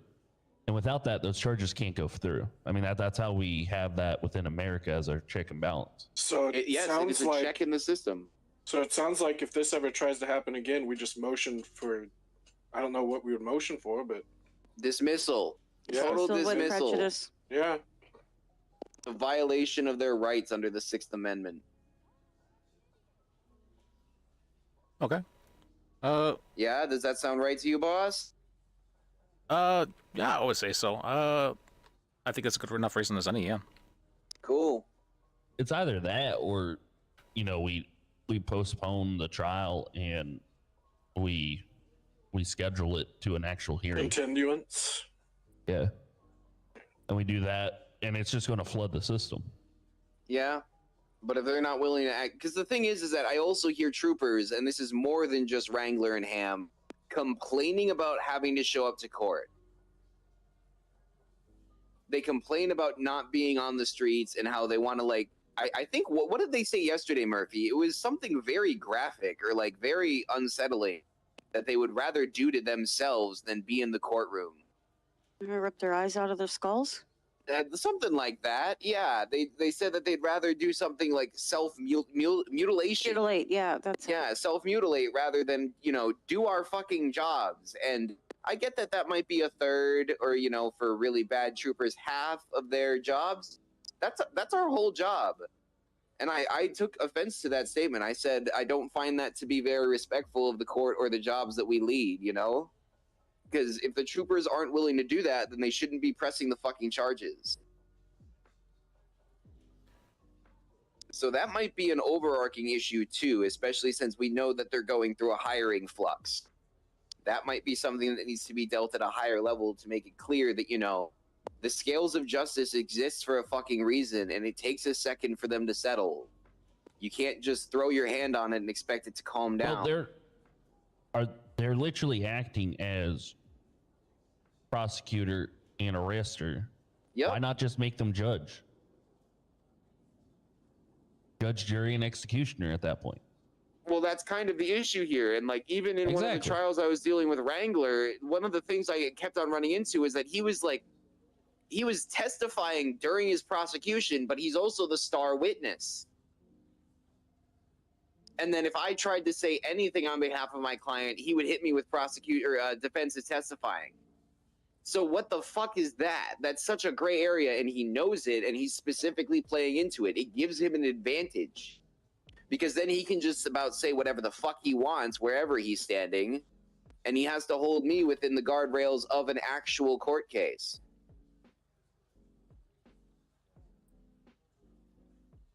I would just say, like, I feel like in that specific circumstance, if you feel like that, you should ask for a sidebar with the judge and articulate that to the judge, that you feel like you should be able to at least object while he is testifying, given that he does not have a DA, especially if a DA is available and he refused one.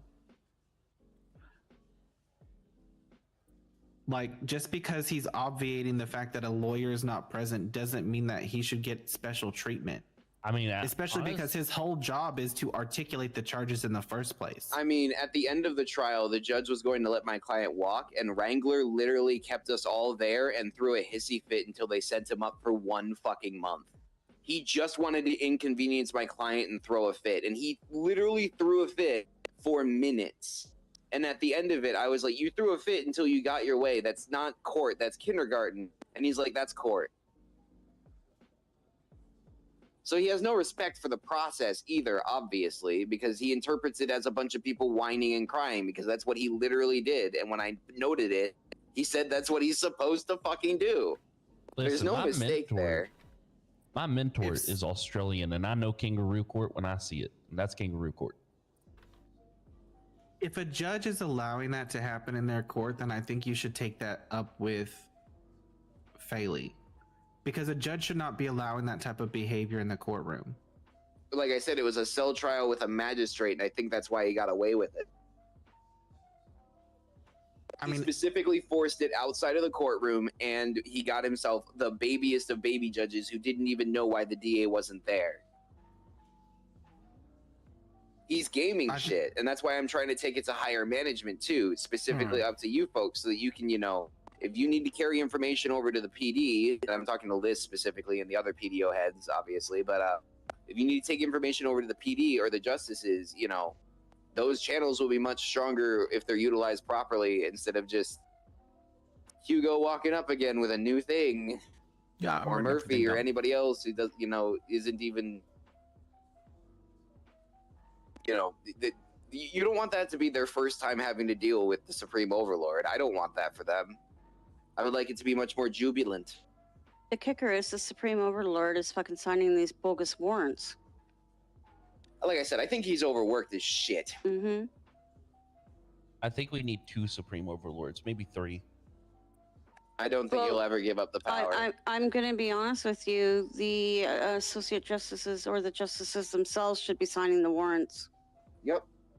Yeah, honestly, the fact that the Chief Justice is signing warrants is honestly a huge conflict problem.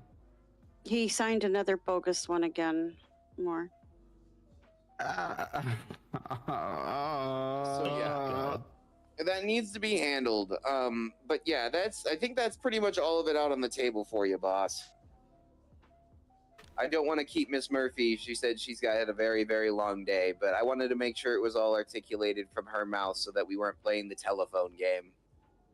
Okay. Even though this is over a telephone. Ignore that. Well, thank you for letting me know. This is the telephone game in action. No, it's directly from Mrs. Murphy's or Miss Murphy's mouth still. So Yeah, I but think then we're Liz good. is going to call someone, and then the person that he calls will call someone, and then it'll That's be the called telephone game. management. I did my job. Well, that's why That is what management is. It's the telephone game. Well, I'm skipping all But that. I I'm did just going my to call job. Wrangler instead. I I mean, just need do his that number. too, then, boss. If that's your discretion. If he's non-responsive, I request you keep at it, whether it be with him or through another avenue, because this will cause. I think this will cause issues in the foreseeable future if it's not dealt with now. Snowball type situation, you know. Because you give an inch, they'll take a fucking mile. Also, we need our fucking phones. That's just ridiculous. Yeah, we really need our phones. I'm not going to be locked down there for 5 minutes while they're not even willing to stand out in the hallway. They walk away from us and just leave us there without our phones. I just can't do that. The phone thing, Dan is aware of that, and it's in talks with the other judges.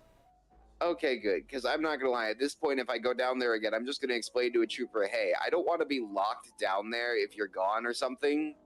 Can you please allow just me or another individual to have their phones so that we do not end up, stranded? I have been at the MRPD for since y'all left. I left there 10 minutes ago calling 911 and they didn't pick up. So even if you have your phone, they're going to leave you down there. They're not going to pick up. Yeah, but we have their direct number from the lawyer line call. Yeah. That's a little bit different. Anyways, yeah, I think that's where we can wrap things for now. I did not expect things to go this long, but I wanted to make sure we articulated everything because it's been a while for you on this avenue, boss. So here's where things stand. All right, well, thank you for letting me know. Yes. I hope you have a good one. We'll talk soon. Kimple, Mr. Moore, keep Liz safe. Woo. Yep. Talk to y'all soon. Bye. Bye. Bye.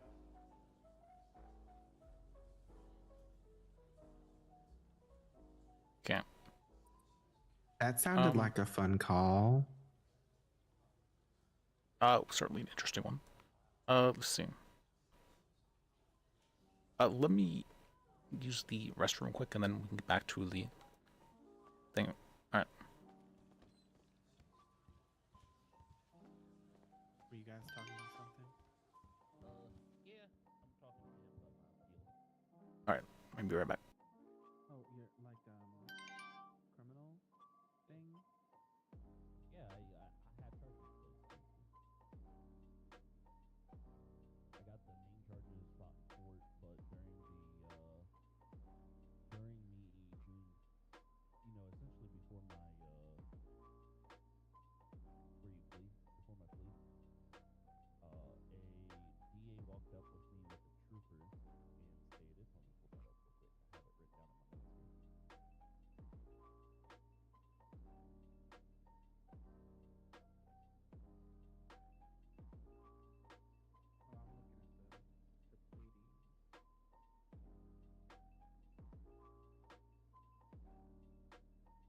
Oh, I'm looking at the pleading. He stated, and I quote, so the DA walked up to me, I was facing charges for harassment for taking a photo as I served an individual at a hospital. He stated, quote, your bar license is on dispute at the moment, and it is your best interest that you do not fight this. By pleading guilty, you show willingness to cooperate and to demonstrate that you actually want to practice law, end quote. He's threatening my bar unless I pled guilty. Oh my god. Who was the DA? Yep. That was Wade Maverick. Wow. And the officer that was supporting him is the one that's trying to do the appeal for the prosecution, even though they're an officer. They were involved in the initial arrest? Yes. Wow. Oh. So I was asking Liz on what to do in that regard with that officer that's wanting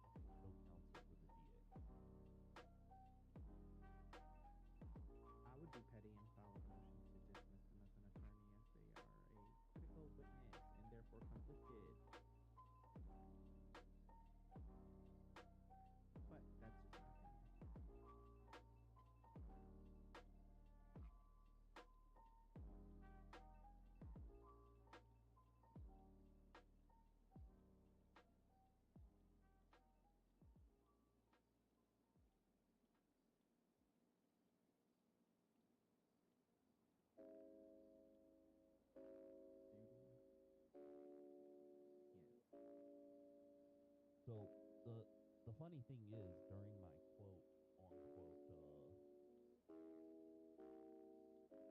what was the charge even? It was fucking resisting. Harassment and resisting. Yeah. Yeah, the resisting was pretty much. I wasn't aware what was on at the moment, and like the cuffs were so loose, my wrist just fell right out. I stayed in my same spot. I kept my hands up, and I apologized. Like, oh, it looks like they fell off. That's actually wow. Yep.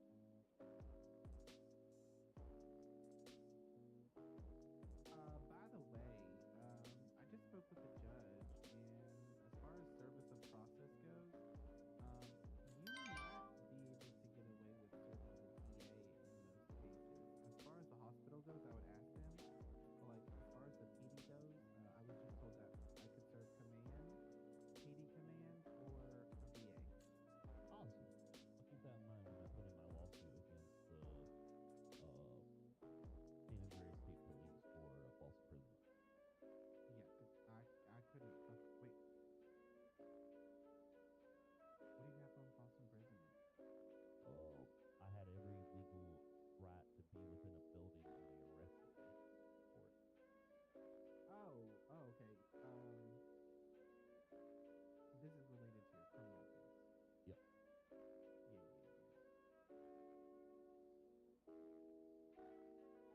Good luck.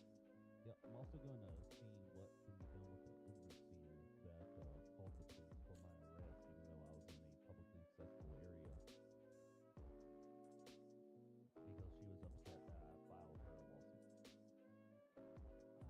We have Dr. Fop. I'm gonna look into this. I don't know if we can hire a paralegal or something to keep around for retainer, for service issues. But honestly, I think our best route may be to like advertise on Purple pages and like have a couple people who are willing to like go and take service for us. Yeah. So primarily we're PDO. Our aspect and our job is mainly the public defender's office aspect. When it comes to lawsuits and things, those are all civil matters, and it's with us acting as private. That's true. So And they wouldn't need to be a paralegal anyways, honestly. Me first and a couple others are doing a business and doing a law firm where we handle like what we run into as paralegal or as PDO officers within a business or private. Oh. Well, that's nice. We don't even have a name yet, but we're working on it.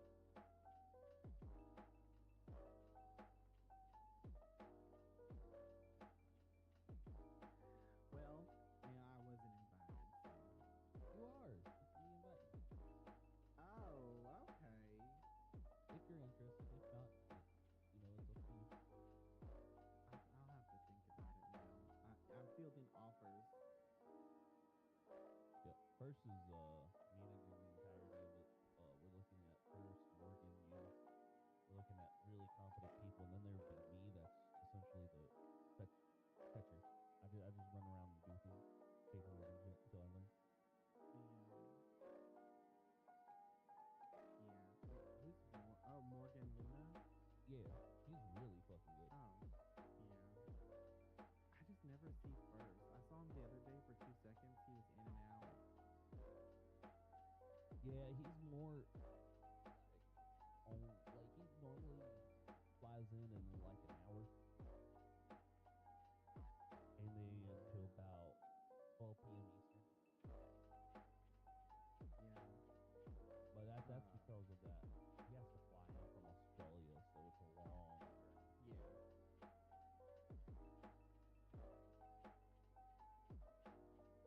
I need to chat with Liz about a civil suit. I was actually going to chat with him about houses. Yeah, he put in a subpoena on an investigation that I have access to. So,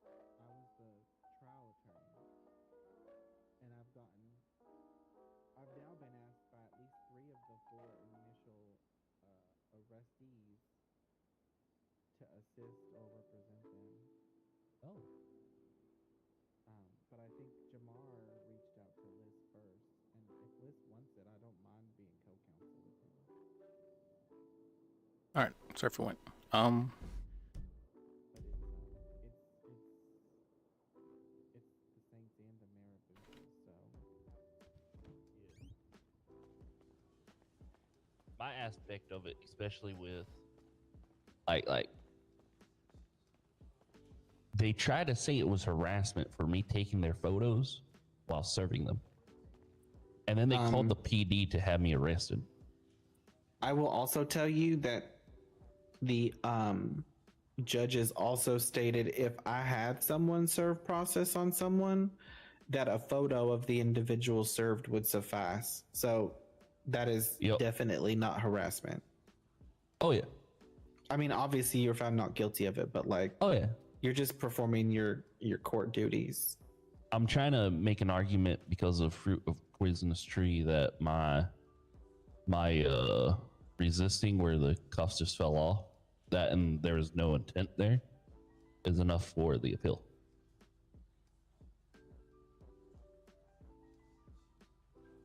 Let me read this. Hey Liz. Hey. I need to inform you that I got arrested.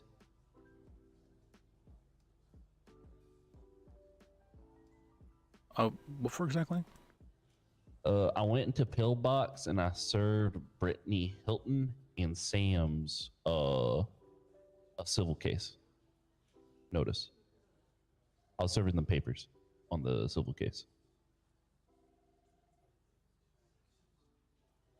They said it was harassment for me taking their photos and documenting. Okay. Didn't you see your found not guilty of that? I was found not guilty, and I'll be doing a little civil thing there. Okay. Then what are you worried about exactly? Oh, I'm not worried. I was just letting you know that I was arrested. Oh well, thank you for letting me know. Yep. The one time I get arrested, and it's for charges that are completely bogus because I acted within the law.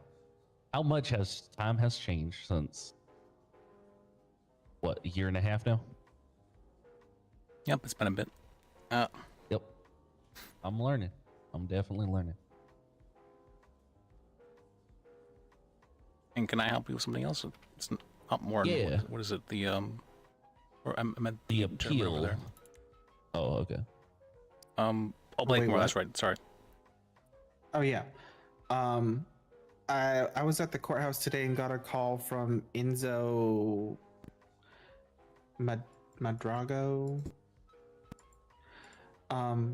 He was one of the other individuals who was arrested with Jamar Jenkins for that civil case.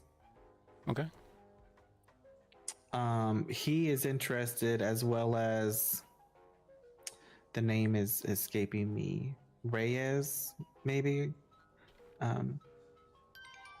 So they're interested in also suing the PD for that same thing. I don't know if we want to join them, or if you want to join them, and have them all be in the same suit, because it's all similar instances of an illegal search and seizure. Is it from the same incident? Yes. So there was an exploded boat down at the docks off Place where the fishmonger is.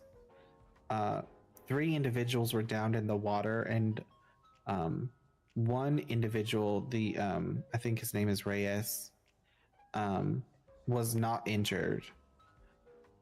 He was searched. He didn't have anything on him and released. The other 3, Enzo, Jamar, and Jordan, had weapons on them that either did not belong to them or were being possessed while not carrying a valid weapons license. And they also had, a bunch of ammo seized as well. So it was all the same incident for those 4 people. The only person I haven't heard from anything about was let me look at this investigation.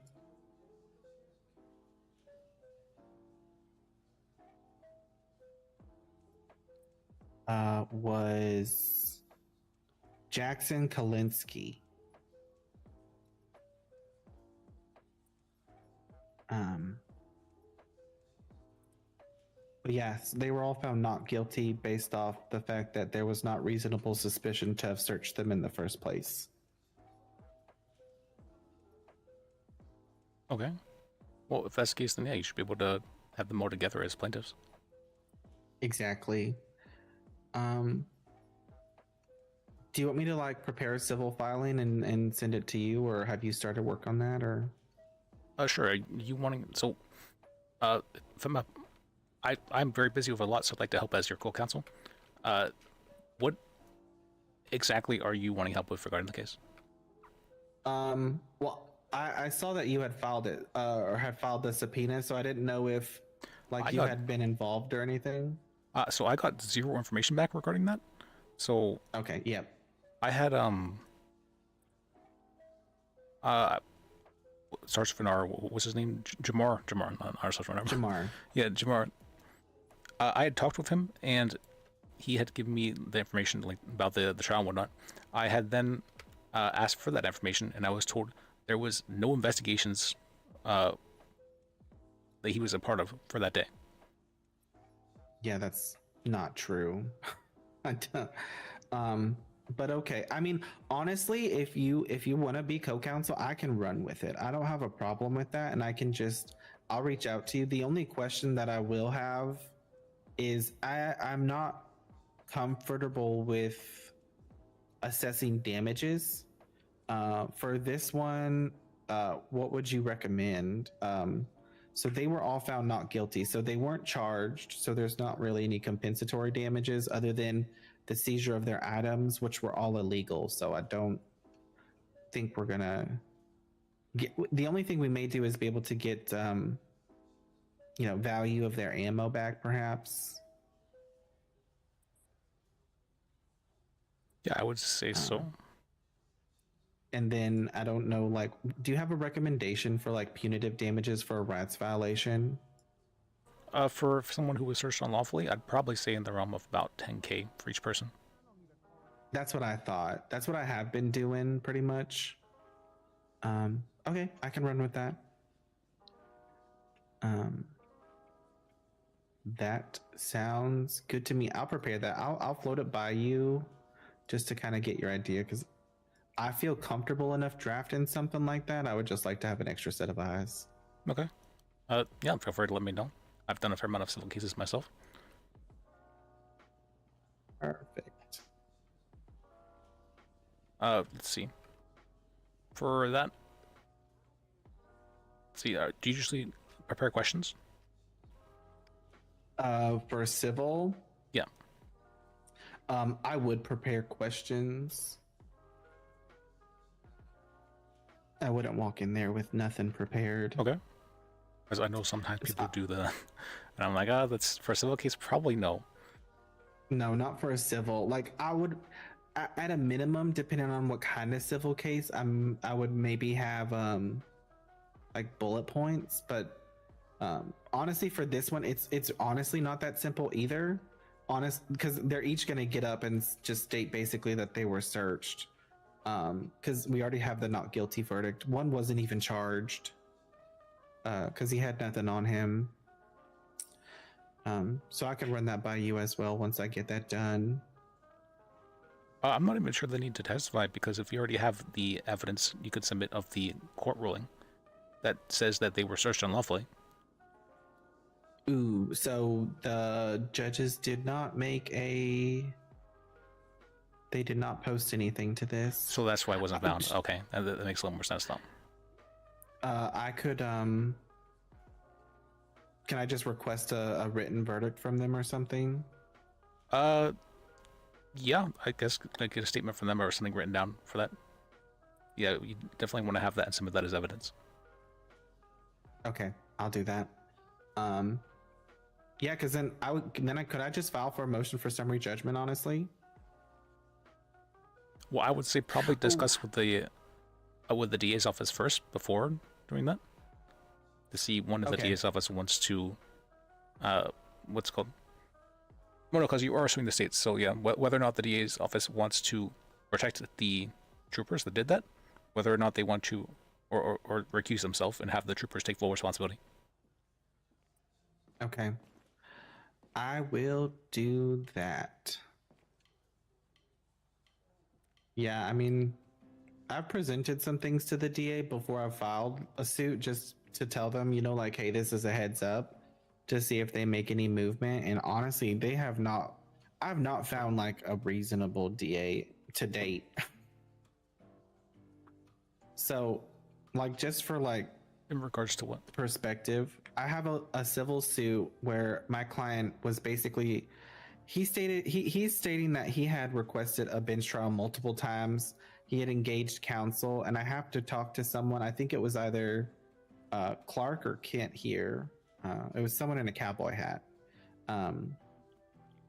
But he had requested a bench trial multiple times. He had overheard the officers discussing that they had no evidence and was basically forced to take a guilty plea because they wouldn't request a bench trial. I subpoenaed the arrest report, and there is no evidence. There's no narrative. It just says plea guilty. Okay. And I showed that to the DA, and he's like, "Okay, what do you want me to do?" I'm like, "Okay, whatever." So, did he plead guilty in the end? Yes. Did he have a lawyer present? Yes. Was the lawyer like understanding what a guilty plea meant? I have to discuss that with him. I would assume so. The guy's pretty good. I don't know why the request for bench trial wasn't provided to a judge, though. So I'm waiting to talk to whoever was, because it's someone in this office. I just haven't seen them around. Which person? Their last name is either Clark or Kent. I can't remember which one it was. Okay. Wait, it wasn't Gwen. It was Clark or Kent. You said their last name. Yeah, I know Guinevere Clark. Oh, no, it was a male. Oh. Like, I think they're new. Let me see. It was either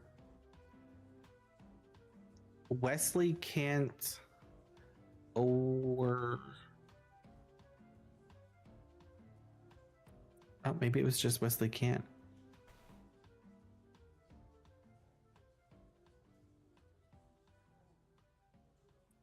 Hold on.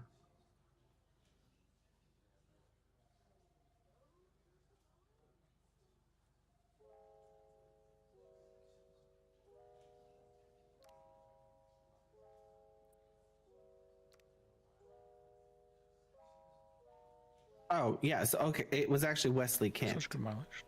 Because Clark is a paralegal still.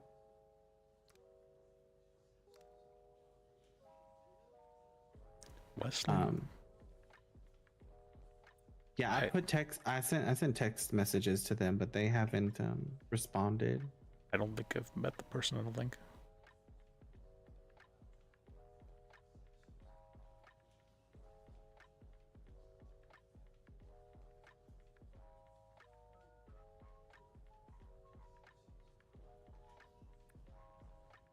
So, like, here's the thing. I understand that he pled guilty and he had an attorney present, but if he was hooting and hollering about a bench trial and it wasn't requested, and this, you know, he states that he wanted to fight it because there was no evidence, and you look at the report and you see no evidence. Like, is that not a violation of, like, his right to a bench trial? That was there any judges present, or like I don't know the full story? I'd say probably talk with them, because if they advise you plead guilty, then there's probably good reason for why they did so. Yeah, Either something I'll along the talk to lines of- them. I probably think it was something along the lines of like the charge wasn't worth fighting, and it was just like a 10-month charge or something along those lines. I mean, it's 2 times theft of a motor vehicle, resisting, evading, and malfunctioning of a vehicle. Is that what it was? Sounds about like 20 months. It's like, see what's evading.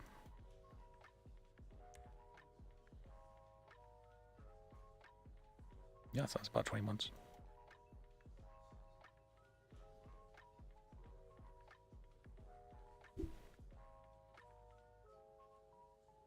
So it was probably something along the lines of, all right, if you just plead guilty here, it's just misdemeanors, nothing too serious about that, and we'll let you walk.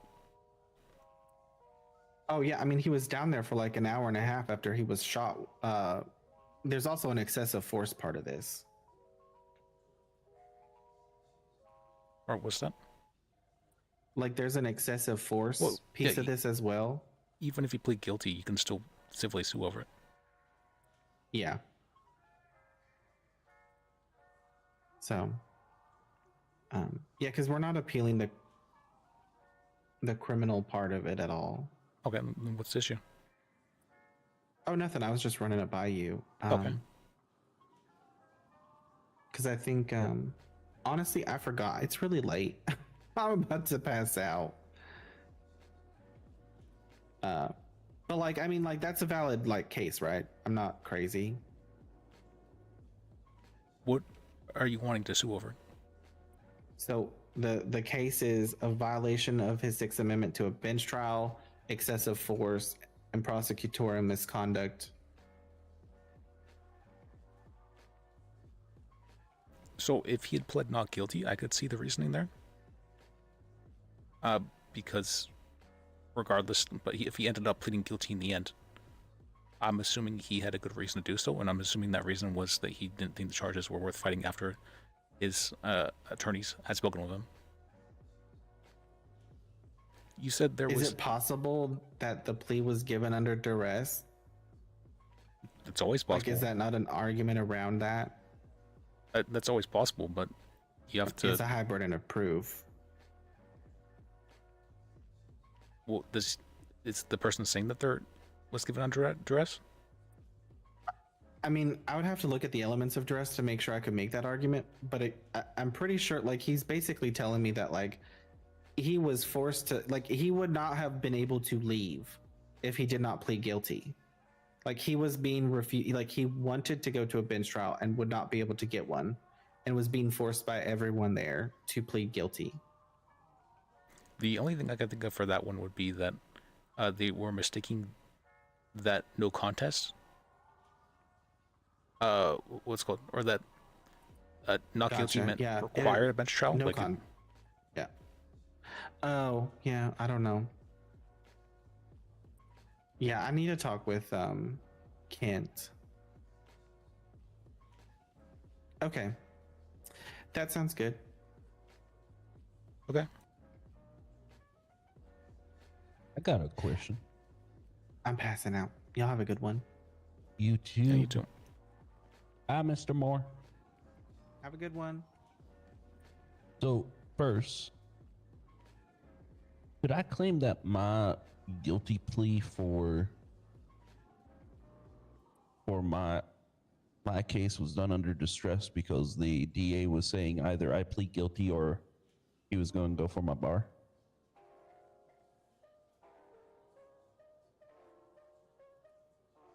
I would say that might be a bar complaint, but I wouldn't say because if you would pled guilty, or not even if you, that may be a bar complaint now, but like if you had pled guilty, that could be a reason for why you could appeal the case. Okay.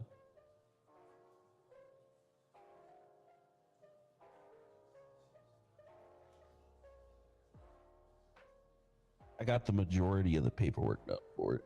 I'm just waiting. See how the pill went.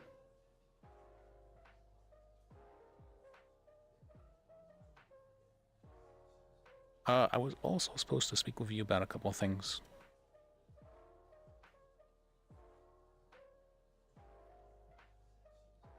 Oh, where's...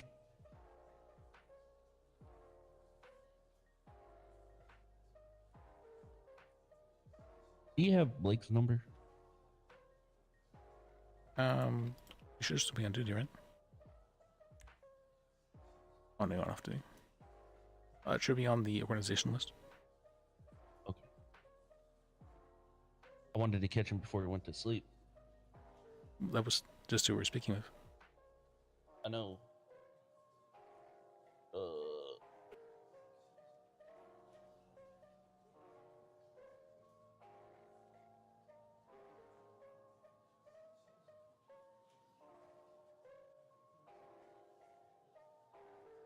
lawfully.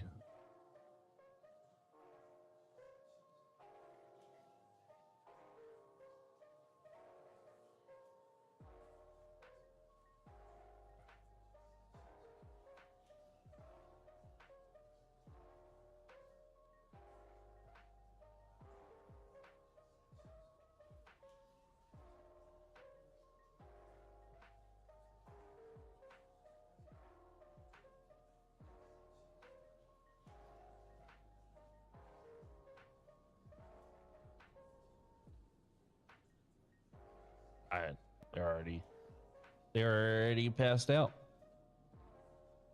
I figured as much because they're not on duty anymore. Yep.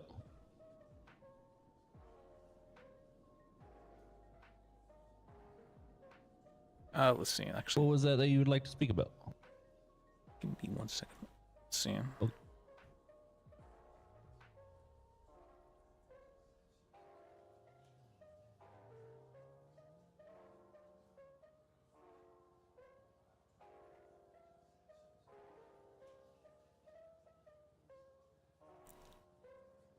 Where is it?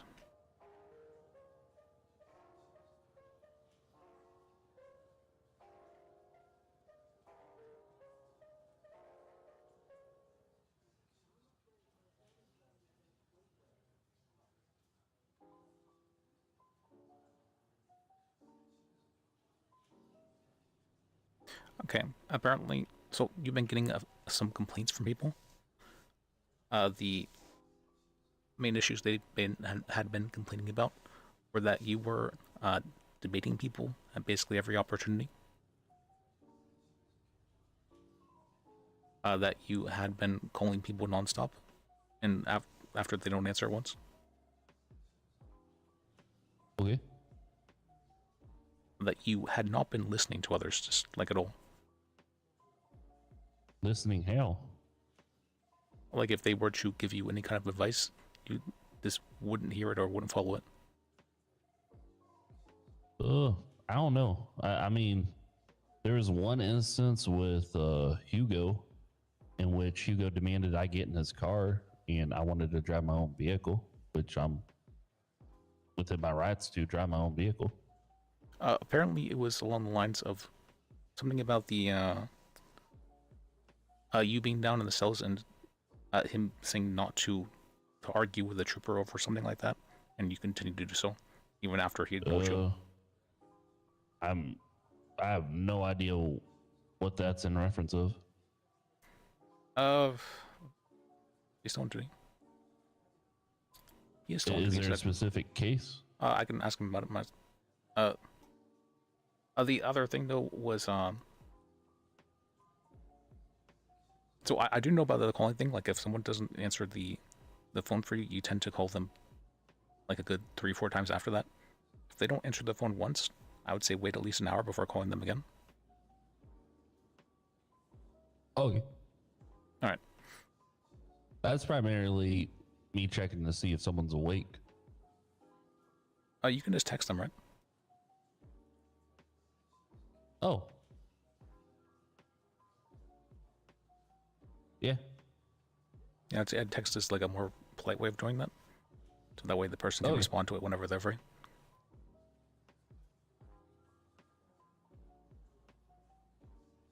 The other thing is I've heard reports that you have been talking about the listatorship. Yeah. So the listatorship for now is not a thing that's going to exist.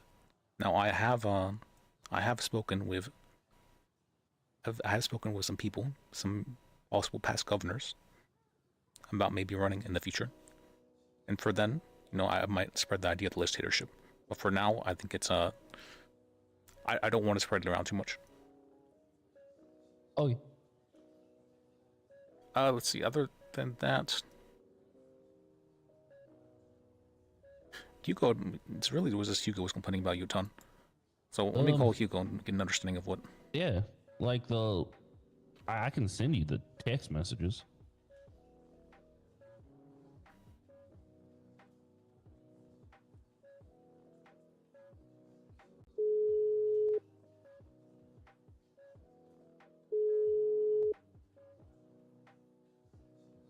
has been a bit though.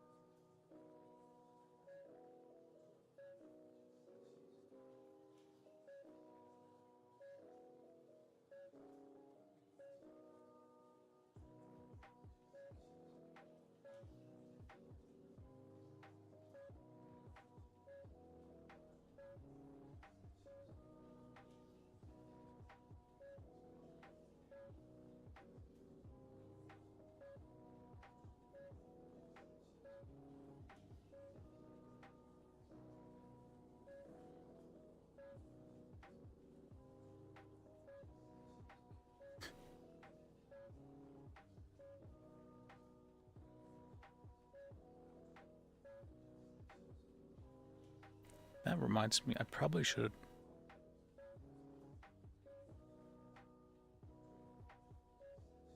That reminds me, you actually just reminded me of the killings here. Did I tell you about what happened? What? Killian had called me and said that he was going to... Oh, actually... Hey, boss, what's up? Hey, you're on speaker right now. Okay. I'm with Jacob at the moment, and what were the main complaints regarding him? I'm sorry, repeat that?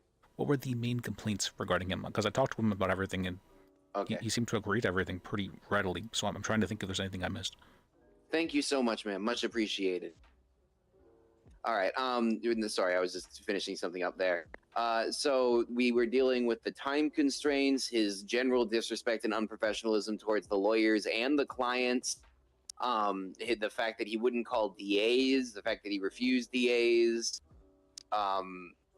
What? Are we talking about Wrangler? No, we're talking about Jacob. Oh, I'm sorry. I thought we were talking about the situation we were on the phone with earlier and you wanted a refresher. No, I meant for Jacob. Sorry, it's been a bit, but yeah, it's been a few days. Okay. Yeah, it's been a few days. So give me a quick second here. That's in a different folder. One sec, just mentally. No, I understand. Let's see. Okay, so one of the biggest ones I had was the consistent and constant phone calls. From what I've seen, that is currently stopped through demonstration of behavior. I haven't seen that recently, and I haven't heard about it. And it was like a constant thing. So if it was still going, I believe I would have heard about it or seen it myself at this point. Right. The other issue I had was the argumentativeness. I haven't seen that because I haven't. He hasn't, there hasn't been as many opportunities there in the first place. One so, like, second. I mean, if you want me to articulate. I'm going to have Jacob call you. He has having some. The speaker of my phone isn't the greatest. Oh, right. Gotcha. You're all right. Yep. I'm going to just walk outside and we can do that for sure. All right.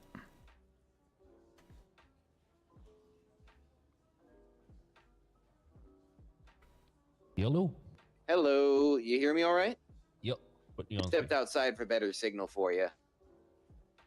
All right. So, am I back on speaker? Yeah, you're fine. Yeah. All right. I'm sorry. I am also broke, Mr. Mime. So the constant phone calls was a big thing to me. The fact that I had seen that he had been without an associate or anybody else and gone down to the cells on it before, it was the thing that I was worried about. This was before. I'm sorry, it's taking me a moment to articulate all of this because I have been juggling like so many other things today that this was so far back on the plate. What I had written down was that he'd been calling people a lot. He'd been meeting people at every opportunity. He was trying to be a center of attention.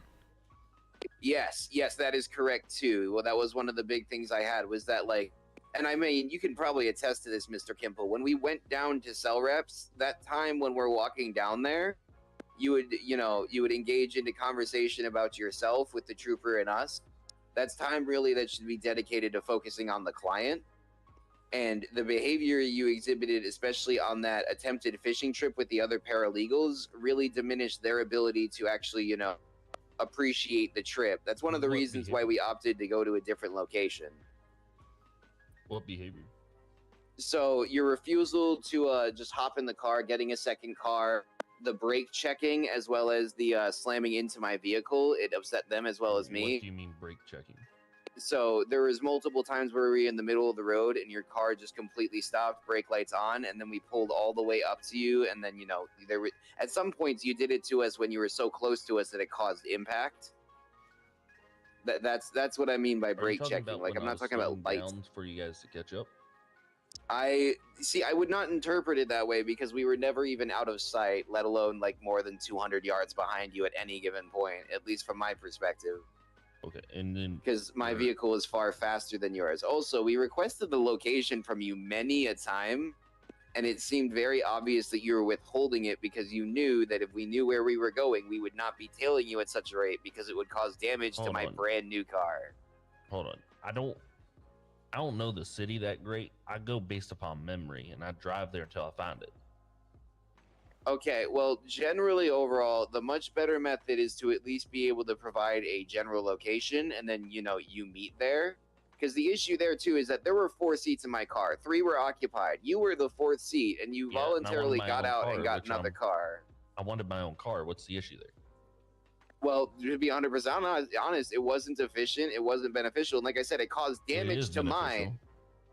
Well, you shouldn't have been so close when I stopped. I wasn't the one driving. That sounds like a you problem. I wasn't the one driving in the first place. But beyond that, sir, Okay, I was watching the freaking paralegals driving, and it was just fine. And I'm going to point out here, like, I can see the argumentativeness happening right now. Like, this wasn't a me decision at the end of the day. They got so frustrated, and I got so frustrated, we pulled off to another gas station and then just went down to the pier because they wanted to have some time to actually be able to speak instead of, being slammed. Like, that was the issue that happened that night. That is why that, we left and went to a different place, was because we were just so frustrated with the constant non-compliance. Because when you're in a group, you need to be able to, participate with the group. Independence is great, and I think that, everybody should have some. But also, you need to be willing to alleviate a little bit of that so that the group can operate properly. If everybody drives around in individual cars all the time, do you have any idea what kind of traffical nonsense would happen? Not to mention the expense accrued at all times. Because that was a rental for you, but you were slamming my brand new vehicle, I think the same day I got it. That thing cost me 7 G's. Me slamming is someone hitting me in the back while stopping. I'm saying that it happened on both sides of my car, sir. It happened in the front and in the back. There were times where we insisted on driving in front. That's not the concern here, because this was a compound of other things. Like I was just articulating, there was a compound of other things here. This circles back to the center of attention problem, like I said, because the thing is that I am near. You took that car in order to cause those problems. I took the car because of the excess trunk space and that I'm a great fisherman. Yeah, and we asked you multiple times, and you didn't answer us until multiple stops later on. You did articulate that, but I want to say it was about like 40 minutes after we'd begun this, and my car was already significantly damaged, and I was livid because I was so confused as to how this was happening in the first place or why it was happening. I get you can be an avid fisherman, but also in my experience, since I have now picked up the hobby myself, you never need that much space. Yes, you do. Especially that might just be a difference of opinions, but I feel like we're getting directly into the weeds here. It's an overarching issue that I was more so pointing out. And I was giving it a specific articulation, but the issue, and I find this to be regular with you, that when I give those specific articulation, you instead choose to try and like nitpick out the nuance as if that specific situation is the only one where it happened. Like I said, it happens during walk down to cell rep. It has happened on other nights and other instances with other people. I'm not going to lie, sir. Like, the behavior that you demonstrated directly after we first ran into you again this year, that showed the exact same thing. When we talked with you for a couple of moments, we were busy, you ran off, and the next thing I saw was you on a Life Invader post on top of a freaking crane again. And am I not allowed to be on grades? Well, considering that you fell from one and it caused your demise last year, it's very obvious what that was going for. What? You might not remember, sir, but it's very obvious what that was going for in the first place. And ignorance is not you know, it's really an excuse overall in my perspective with all of this, because it's just happened so many times, and I've had so many discussions, and people have had so many other discussions. Have you never been on a crane? Like what? I have multiple times with the parachute, Okay, so and I what's have the never once issue? been injured.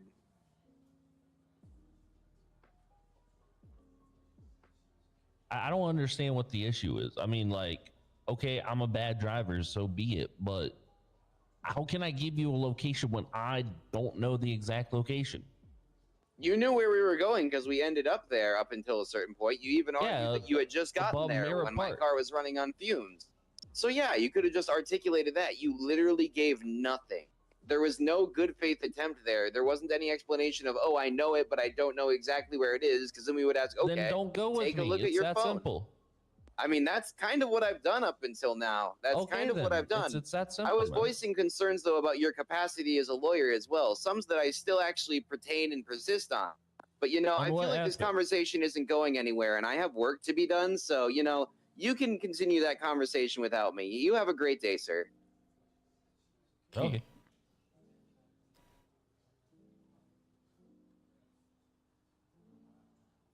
Okay, so that sounds like it was a thing for a specific incident. But I would say, regardless, if people are requesting you to do something, if it's not like a super big issue, if it's something that you can do without like super going out of your way, I would ask that you please go along with it. Yeah, I'm not sure what the issue, especially when like Wagon at one point had an issue with me with my driving, me going like in the wrong direction. But I don't use any type of, I don't believe in government surveillance. I don't use any type of GPS. You know, I go based upon the position of the sun and, you know, my sense of direction. Okay. Well, because I refuse to be tracked. I mean, that's fine. I would just ask that you please not inconvenience others with that. I'm not sure if like and like the city is fucking crazy when it's snowing. You know, I'm gonna be braking all the time. You know, he complained about me braking and the distance between his car and mine. You should be two cars. You should be 2 car spaces behind. And I wasn't purposely, you know, brake checking him. I was stopping at the stop signs. Oh, okay. Well, why didn't you just say that there then? Because I'm just not going to argue. I don't care to. You did argue with him though. Yeah. Well, a lot of his points are just stupid. Well, you could have just said I was stopping at stop signs. Yeah. That, I mean, that should settle the argument, if there is one. I think it's just a difference of character, and he just doesn't like my character. He doesn't like me, and so be it.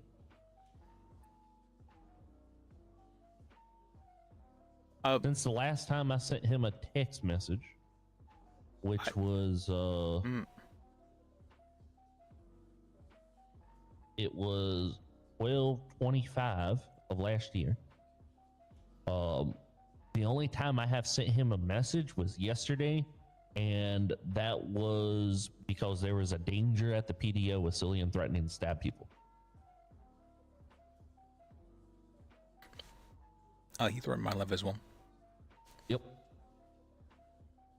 And I did that as a professional courteous, just to that's fine. You know, let people know there's danger there. Oh, just pull me back. Give me 1 second. Yo, Wrangler's got a bench trial right now at the courthouse. Okay. I'm not fucking taking it. Oh, you'd like me to take his way, you mean? I would like you to take it, please. Yes, Sure, I I can would take like it. somebody competent. I don't want to have any client's rights violated, but I'm not dealing with him. Okay. All right, I had done. All right. Thank you.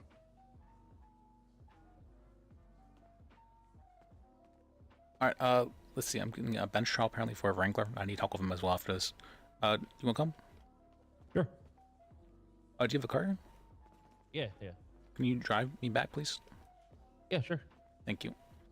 And to be clear, I don't think it's that he might dislike you as a person, but he well, he also, for some reason, he thinks he's on the same position as you and Wagon and Cillian. I mean, you know, Cillian has been with me for 12 hours a day, every day for the past week, and talk with him about my characteristics. You know, I think he just, it's actually a difference of opinion and character. Well, I can tell that because there's been times with Wagon where, you know, Wagon starts bitching about my driving. I just get out of the car and I tell him, you know what, I'm walking, take the car if you'd like. I mean, he always bitches about driving though. That's... Yeah.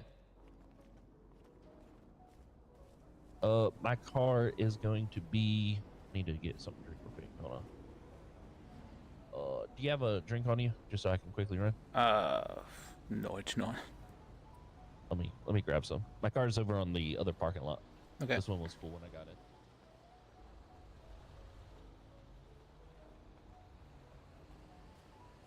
I'll pick you up in just a sec. All right, thank you.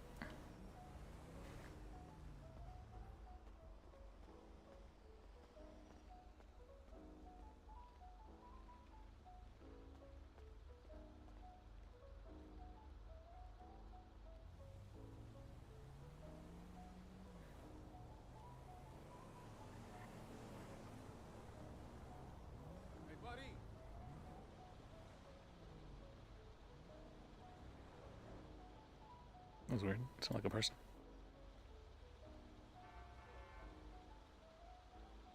For what?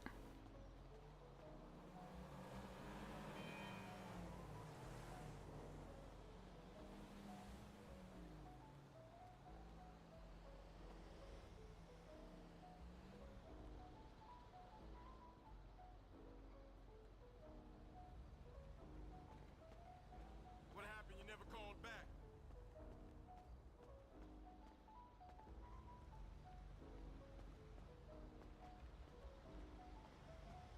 Where did he park, actually?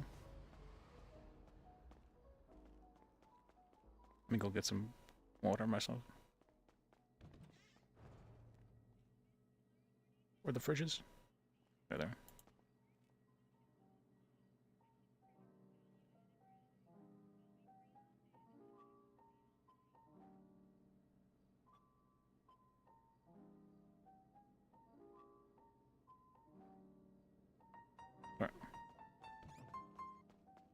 Hello?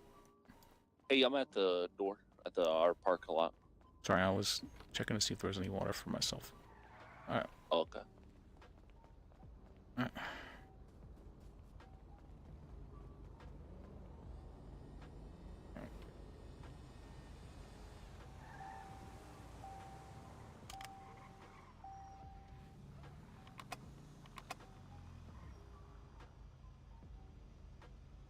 And like the aspect of talking with police, I was told to be cordial with police and friendly. Yeah, I would agree with that, yeah. You know, walking down to the cell, down the stairs, they're not ready yet. They're unable to pull out their MDTs. Talking with them and being friendly with them is good. I would agree with that. I would say, generally when I'm going down, I might ask them to relate what had happened, just to get a quick understanding of it. But like I would say if you know them like personally, I would say feel free to do so. Even if you don't, I would say it's not really an issue if they're responding in kind. I think the main thing he was concerned about was that there was a bunch of other people with you. And so discussing that with the trooper was kind of disregarding the other people around. I mean, I'm going to be honest, the worst thing I've done in the past 3 weeks was with Wagon. Which I need to talk with him about when it came to my behavior with the officer. And in essence, you know, he gave me a yelling at, and then later, me and him did my bar exam, and he gave me my bar.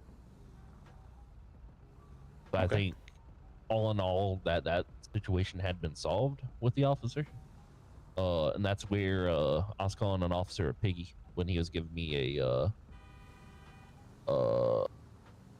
shitty ticket. The ticket was for a unworthy roadworthy car like this, but in regards, it was just he gave me a ticket for a malfunctioning vehicle, as if the car was destroyed. Okay. Or vice versa, whichever one. Well, I will say that insulting people is never something I will consider acceptable by any means. Yeah. That's just disrespectful. There's no Oh, reason to ever do so. I was over the line, and Wrangler, or not Wrangler, fucking James pulled me back in. We had talking. I think we're cool now after that. Okay. But James has already handled it, and I talked with him, and he educated me on the topic, etc. All right, thank you for driving me. Honestly, I think Hugo might have been what's called during that day, at least he was very worried about things. But if I think you're doing fine now, you've been doing good from what I've heard. So I don't see any issue personally with it. Yeah, not you know, am I argumentative? Yes, and that's because I believe I have a right to be. Well, I mean, that's your job as a lawyer. Yeah. I would say don't push it too far, though. Like if you, oh yeah, I was supposed to talk with you about that. That's if you, sometimes troopers, you can tell pretty quickly whenever they're not willing to budge on something. Don't continue to argue with them if they're not willing to budge. This is just true with people in general. That if I can go get money real quick. Oh, okay. No.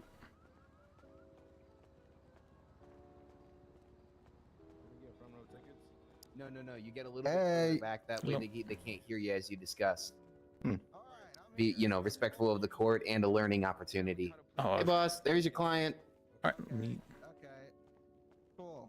Wrangler, here's my phone. Can you give me your number so I can call you next time? It's fine. Hey, just like a little heads up, Mr. Defendant, before you even fishing. cry bench trial, can you please speak to your attorneys and the police rather than wasting out so much? Thank you guys. Everyone have a great day. Cancel it? Were you on a safari or what? Did they cancel it? We went fishing. Yeah, he pled We guilty. walked on duty for that. happy about fishing. Why was I invited? Yeah, what the heck? Could you let Wrangler? I need to speak with him as well. Chat. What are you asking him, sir? I need to speak with Wrangler. Yes, right. Okay. Like What's your name, sir? You're Bloom, right? Liz, This is L-I-S. he. Oh. L.I.S. Liz. Okay. This is. Can I get your number again? Sure. Relic, why are you calling me? Yep. Well, no bench trial. Are you gonna shoot me through the window of this courtroom? He's a paralegal now.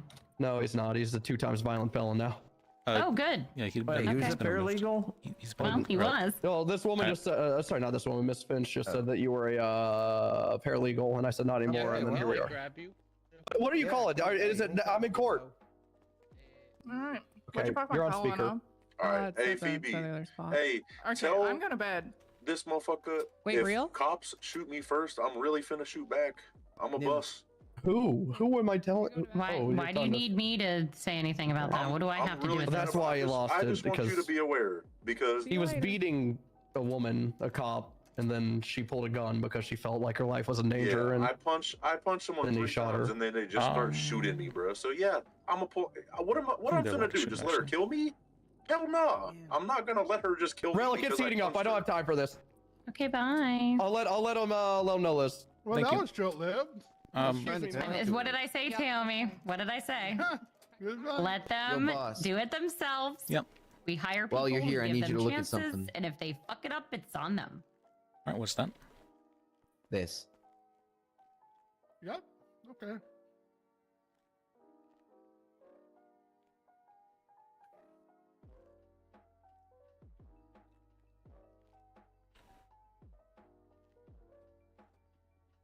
My reminded me of someone. I don't know.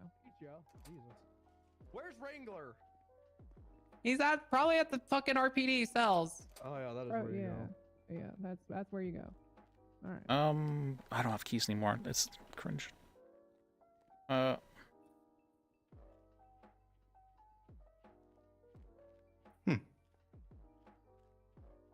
I also have Wrangler's number now.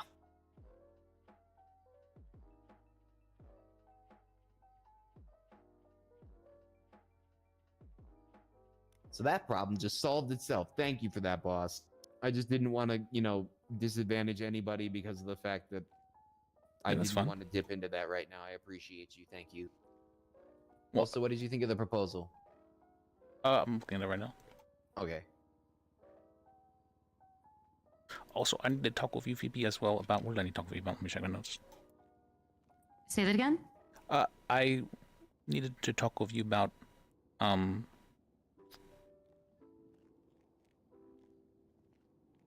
for the well, I'm not sure if you want to discuss it here or not, but for the I've heard there's some cops not calling DAs when they're down the cells when our lawyers called. How are you wanting to deal with that? Like I mean, if it's in their SOPs, it's in their SOPs, but it's not illegal. So if they don't want to contact us, they don't want to. I mean, we're obviously not going to be happy about it. It's kind of diminishing our job and the point of our job. I mean, there literally was just a bench trial that we just didn't get called to. So, like, we didn't get called to this bench trial.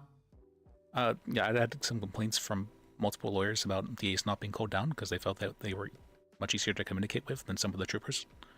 It might be better coming from you than us because I've literally been, I've been fighting this battle since day one. Yeah. I'm kind of tired of screaming into a void. If they don't want to call us and they want to fuck up, it's on them, is kind of where I stand with it.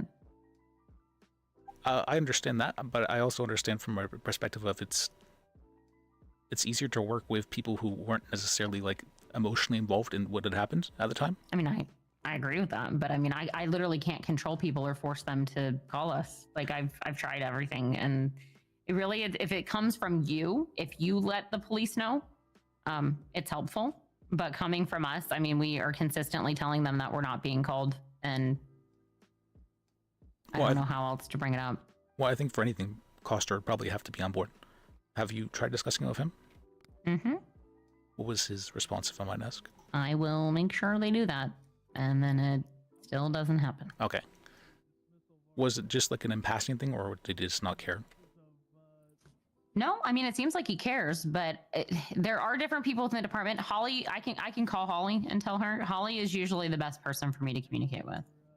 Okay. See if she's around. I mean, Holly's just great, period.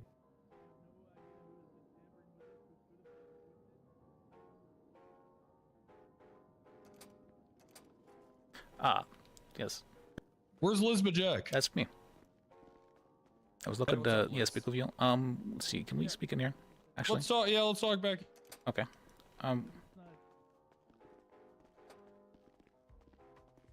What's going on?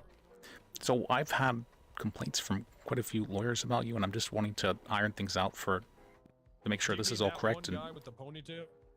No, I had complaints from multiple lawyers, from at least 4 different lawyers today, actually. 4 to 5? 4, I believe. All right, that's it. I'm limiting how many can come in the cell. Yes, that has been discussed with Coster. It's 4. You know, I try to be nice. It's 4 lawyers? Hey. Yes.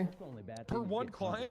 It's 4 people. So the reasoning for that is because paralegals need experience, and one of the best ways for them to get experience is to come down to the cells. So now, if the paralegals are saying stuff and talking, you can feel free to, tell them to leave the cells. But if they're just there to sit and watch, then I think that's fine. Then just kick them out. Not anything, but like if they're being disruptive, please get them a warning, and if they continue, then please kick them out. All right. Well, so are you head of Saba? Yes. Oh, fantastic. Hey, why are you guys hiring felon? We fired. You talking about Relic? Yeah, we fired him. No. I'm talking about Benjamin Bronco. Well, we fired him as well. Okay. So, right. as Saba, we don't. Why was Relic hired in the first place? I don't know. First decided to do that. He I'm not understanding what Relic was even wanting, as he seemed to really want to get his bar before he got a felony. That's what he was telling me earlier today. And I'm like, before you get your felony? And he's like, yeah. I didn't really understand. But for Benjamin Bronco, I had hired him on, I believe, the day the city had reopened, and I hadn't heard back from him, like, since then, really. So I think that was just, he stopped caring about things. All right. So what are the complaints? Let me see. I wrote them down. The main complaints have been about you giving time limits to lawyers for down the cells. Is there a... Yeah, that's in our SOPs. Okay. What is the... We're supposed to allow you guys a reasonable amount of time, but if it drags on too long, you know, we got a whole city that we got to police, so... Or can I ask what you consider to be a reasonable amount of time? Depends. I mean, if someone's facing a 15-month misdemeanor, I can't see a world where they would need more than 10 minutes to talk to their lawyer. If they want more time, they just do it when they get out of prison. Okay. I would ask that 10 minutes starts whenever the charges are presented to them. Would that be something okay? Yeah, that's what I do. Okay. Well, then what I've been telling you was that most lawyers had been, or not most lawyers, I've been heard that you'd given them a 4-minute time limit after giving them charges. Nope. Okay. I mean, you can't trust these lawyers. They make an entire living off lying. Well, it's just, I don't see why they would lie about it. And I'd heard the complaint regarding time limits from multiple people. It's probably, how many people have you heard it from? For the time limit thing, I've heard that from at least 3 people. Yeah, I mean, it's probably the same group. I believe, yeah, 2 of them were part of the same group, but the third one was not. There you go. Well, yeah, because I mean, all they do is sit around at the city hall and all day and, you know, do nothing and just complains, you know, and get their story straight. Well, I'm sure they do some of that, yeah, that's for sure. But regarding that, they are being available for anyone who's come to City Hall to answer questions. So I think that's very important. Because what else are they doing if not sitting out there and being available? I mean, we can't really like get out there like you can necessarily. I mean, I guess. But couldn't they just like have a number somewhere? To call them? Right. Yeah, we do. That's what the lawyer line's for. Well, that's what I'm saying. Why do they have to just sit around doing nothing?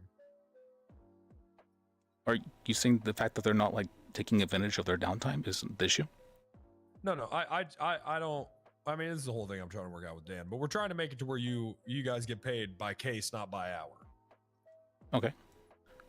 So I think the main issue with that would be regarding people who do more like administrative stuff or teaching paralegals.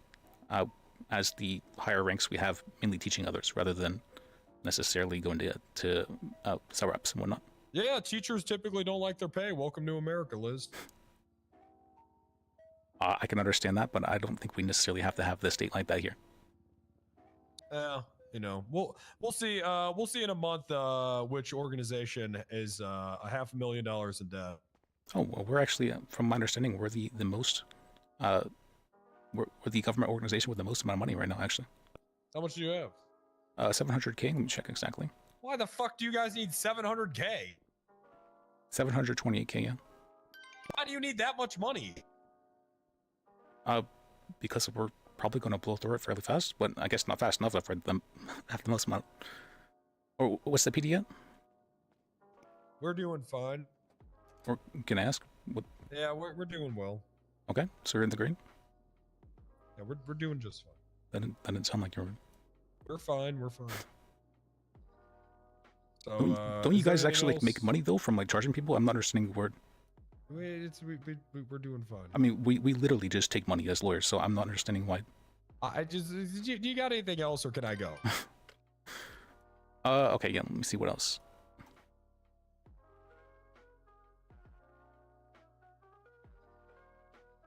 How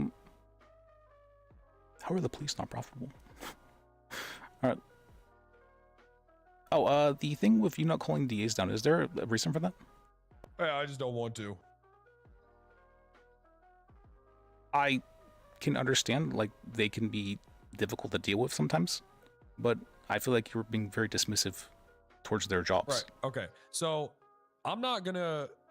Okay, so if I got someone in the cells with 20 months worth of charges. I'm not going to call down. Well, I will. So if they want an attorney, I got to call their fucking attorney down, and I got to explain the whole situation to them. And then they want me to call the DA down and explain the whole situation to them just for them to say the same shit that I'm going to say. It's a waste of my time, frankly, and it's beneath me.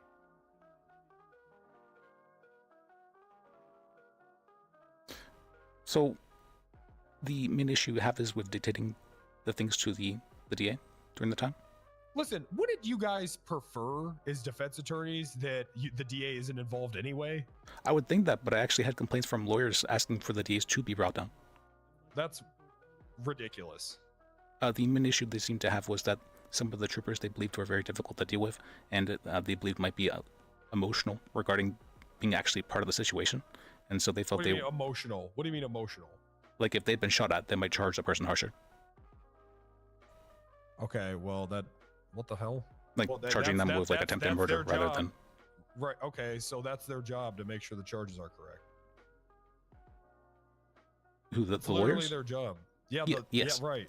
It's so what they're saying is that the lawyers feel it would be easier to discuss things with the DA and regarding getting charges right rather than with the troopers.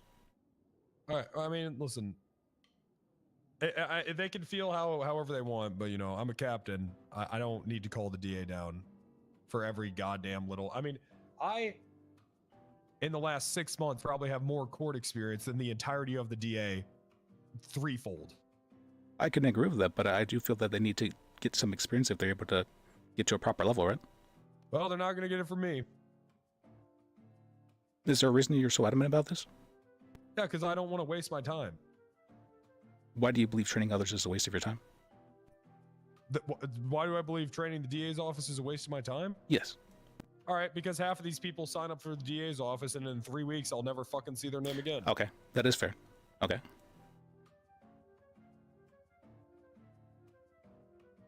Okay. Would you say the same for troopers, though? What do you mean, for troopers? Well, I would say there's probably a lot of troopers that you'll never see again, but you still bother training, right? No, that's not my department. Oh, okay. All right. You just don't like training?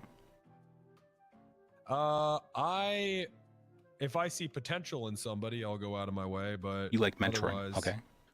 Yeah, but otherwise it's a little, I try not to train everybody because my techniques are maybe a little confusing for somebody that's trying to learn the foundation of policing. A little advanced. My techniques are a little advanced for someone that just needs the foundation. Okay. Can I ask, is there anybody in the DA's office you feel could be worthy of mentoring? I'm not here to train attorneys. I'm a cop. I don't want to train attorneys. I don't want to do they're that. the DAs, so I feel like they're a little bit. No, I don't. I don't have any really interest in doing that. Also, I got a whole department I got to worry about. I don't want to worry Okay. about that shit. Well, if you look at it from their perspective of they could teach troopers back, would that be fair? What treat? What Like are how we to charge talking about correctly? here? I don't. What are we talking about? Well, do you believe the troopers are charging always correctly, or do you believe it's an issue? Not really. I don't think it's a huge issue. For the most Okay. part, it's been fine. Okay. If that's the case, then why have lawyers been being called down to the cell so often? Because it's people's right to an attorney. Well, no, I mean, usually people don't call a lawyer down to the cell unless there's like an issue. Either the what? troopers. There's 3 reasons why people call a lawyer, generally. Either they've never been in prison before, that's pretty common. They are entitled criminals, and for some reason they feel they don't deserve prison time, that's very common. And the third one is whenever the troopers mess up somehow. All right. Let me tell you what actually happens. Okay. You have one person. You have two kinds of people. Okay. Person number 1, they'll plead guilty no matter what. They don't care. Just send me to prison. I just want to get out. Person number 2, I've never done anything wrong in my life, and you fucked this up because cop's bad. I always want an attorney. Okay. That's it. Are you seeing those kind of people are like being an issue? So I mean, it's their right. You can't really do anything about it. It's not an issue. It just is what it is. I don't like that kind of argument. If it's an issue, there is something that can be done about it. So No, there's nothing that can be done about it. It's the right to an attorney, Liz. Well, You no. can't change that. I mean, you can have the lawyer go down in the cells and say, hey, you don't have the keys. Why are you doing this? If you're doing this just to waste the person's time, you're wasting my time as well, and the lawyer can remove themselves. No, man. People have the right to, an attorney, to a defense, to due process, regardless of how horrible their case is. Well, I mean, if all lawyers recuse themselves, then where's that right? What in the hell are you talking about? I'm saying that if people are being belligerent or like just wasting people's time, then I think it would be very fair for lawyers to recuse themselves from representing that person. Listen, okay.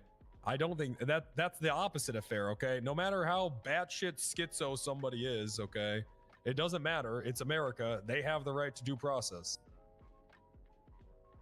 I can agree with that, but if they are... You don't have to agree with it. It's just true. I'm not looking for an agreement. They do have the right to agree. This is a fact. It's not. This isn't an opinion. What I'm saying is that if all the lawyers recuse themselves, then what counsel can they get? Well, but that's unethical. Says who? The Bill of Rights? Well, yeah. The Constitution? Yeah, but I mean, there's nothing in the RSOPs that says anything about that. The Supreme Court? I would say it's unethical for the person to waste the lawyer's time and the trooper's time. I guess I don't know if we're just not going to agree on All this. right, okay, we just get past that one. All right, my point was there is things that can be dealt with about it. Maybe not the most ethical of ways, but there are ways to deal with things.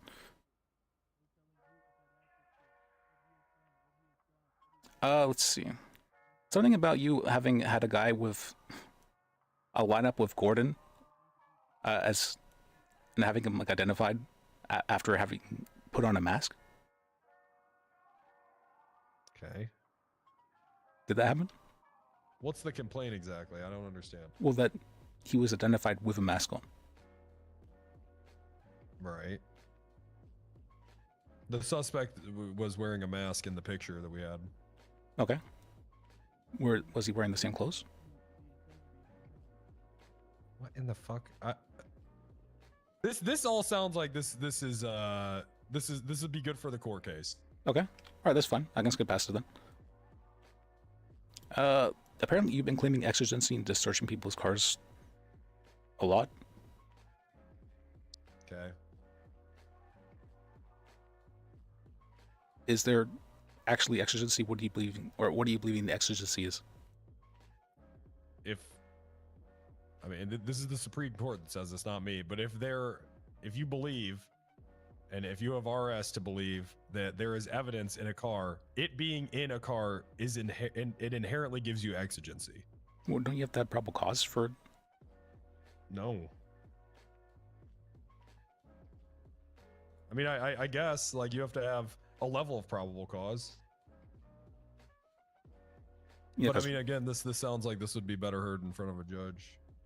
Well, apparently it's been a running issue with multiple people across multiple cases. So I'm trying It's to. not an issue. It's just it's only an issue because I guess these defense attorneys feel like they're being put in a losing position, but that's just what exigency is for. If they think it's an issue, then it needs to be brought to a judge and let them decide. Okay.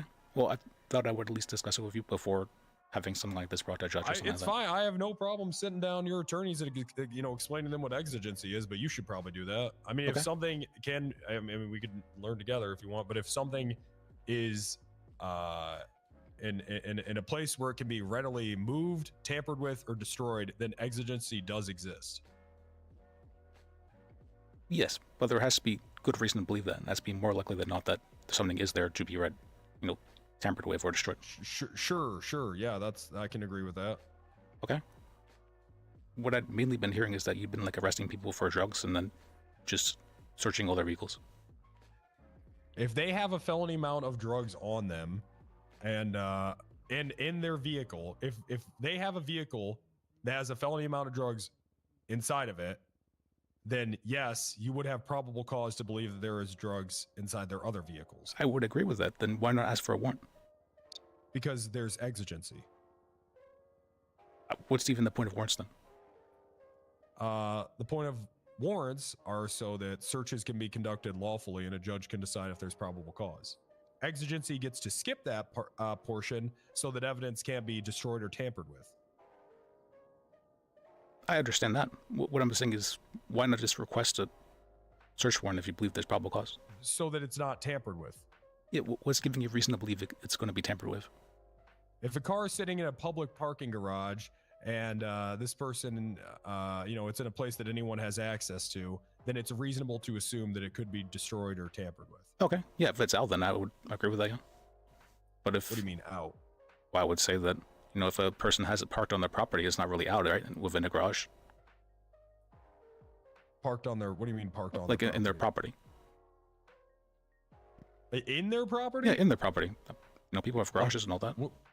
I've never searched a car that's been in a garage. Oh, okay. For public properties or for public garages, I would say, there would have to be like people who know what that person's car looks like, right? Sure. So it would have to be well known enough for that. I'm not sure that people would just be readily have that information to see, okay, this person's going to jail, I need to move everything now. Do you really not believe that?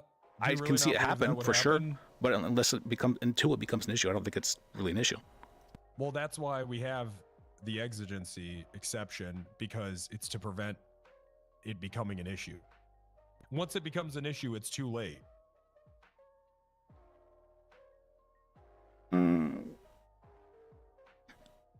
I can kind of see that, but that would have to be if they're like in a gang, I would say. Liz, they're all in gangs. I could see them having connections to gangs, but not necessarily being in a gang. I mean, like I said, it doesn't matter. I mean, Okay.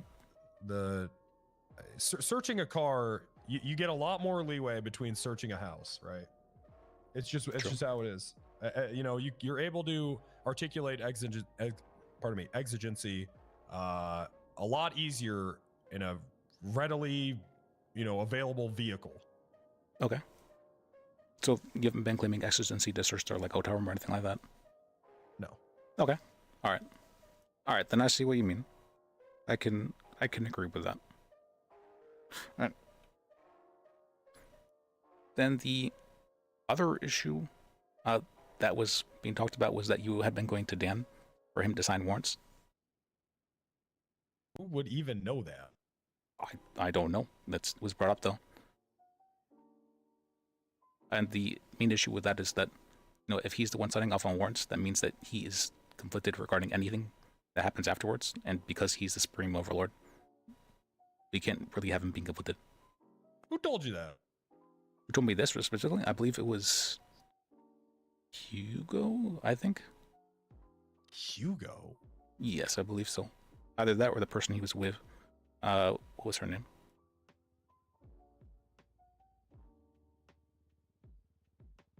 Some lady. Look, if you guys think I'm judge shopping, then you should sue me. Oh, I wasn't alleging judge shopping. I was saying please don't conflict the Supreme Overlord. Listen, if I submit a search warrant and he decides to review it, I can't do anything about that. That's okay. His choice. So you're submitting it, through the doc and everything like that? Yep. Okay. You're not calling him and asking him to sign off on it? Nope, not calling him. Or texting him? No, nothing like that at all. Okay.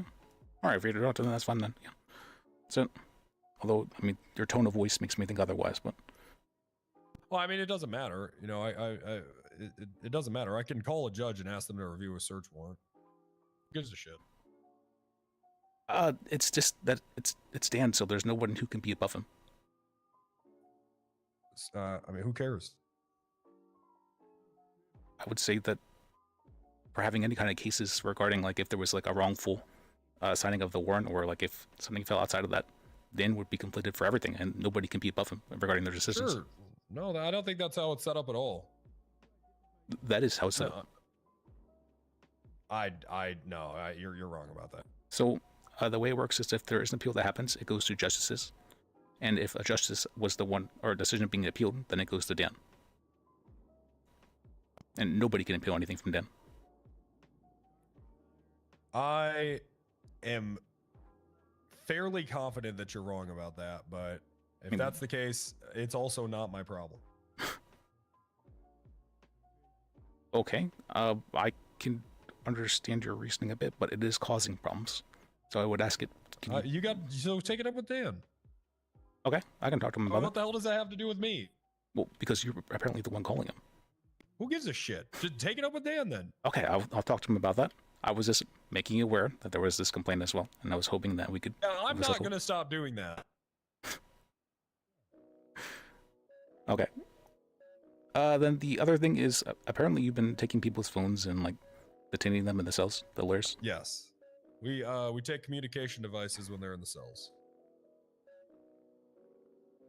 Are you believing that they're like texting outside people to like do things? Could happen. I'd like to avoid that. I've seen it happen in my career multiple times. I have seen it happen too, but I would at least hope and pray that lawyers aren't doing that. And if there's any evidence to make you believe so, that if you present it to me, I will make sure that those lawyers are fired and that I speak with the DAs about getting corruption charges pressing them. I gotta ask you a question. Are these all from the same person? These were from, actually, no, these were from 4 different people, actually. Right, all in the same group though, right? No, 2 of them were in the same group and the other 2 were in the same group. So this is just from 2 different groups? I guess so. And actually, no, I mean, if these people spent half the time bitching to you about me, that they, if they had spent half that time arguing with a judge in a courtroom with me about their client's charges, maybe they'd get some wins. Well, they're actually very scared to go against you regarding this kind of stuff. Good. They've told me that as well. Good. They should be. When they come at me, they better come heavy or don't come at all. Honestly, I believe comer. in throwing them in the fire, so I would like you to go hard on them. I mean, I think that's pretty useful. I'm not gonna pull any punches. Good. That's good. But they're very scared of it. So I'm not really sure how to handle that myself. Why are there lawyers that are afraid of court? They're not afraid of court, they're afraid of you. Well, yeah, that's because all these other cops just let them fucking walk all over them. I'm gonna be honest, Liz, the problem that I have with Saba is that 80% of your lawyers just want a fucking easy no-brainer, or they don't want to do it at all. Is there any lawyers in particular you're thinking of? None in particular. It's just what I've witnessed. They just want cops that they can walk all over. They're not sure why they. And I can tell, because I'll have a lawyer that I've never interacted with try to pull that shit on me. No, they have no felony. Or put what on you? Oh, you have to do it like this. Oh, I demand a probable cause hearing. I demand to see the evidence now. So the only thing is, I believe Dan put out a message in the emails regarding that if somebody does request a bench trial, that there can be, or that they are entitled to a probable cause hearing before that. Before a bench trial? For a bench trial, I don't really understand the reasoning for that either. Where is this announcement? Oh, that's if there is no DAs for the trial. So it's because the troops. Why wouldn't they just do the bench trial? It's. I don't really know. I guess maybe there's no DAs available, or the troopers haven't been calling them down. It's mainly to incentivize troopers to call down DAs, or else they're going to make it even more difficult. All right, I'll stay in. I don't know. And this is in the. Let me see here.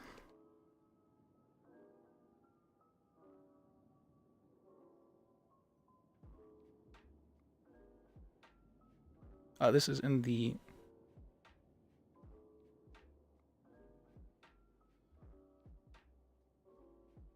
Is it the?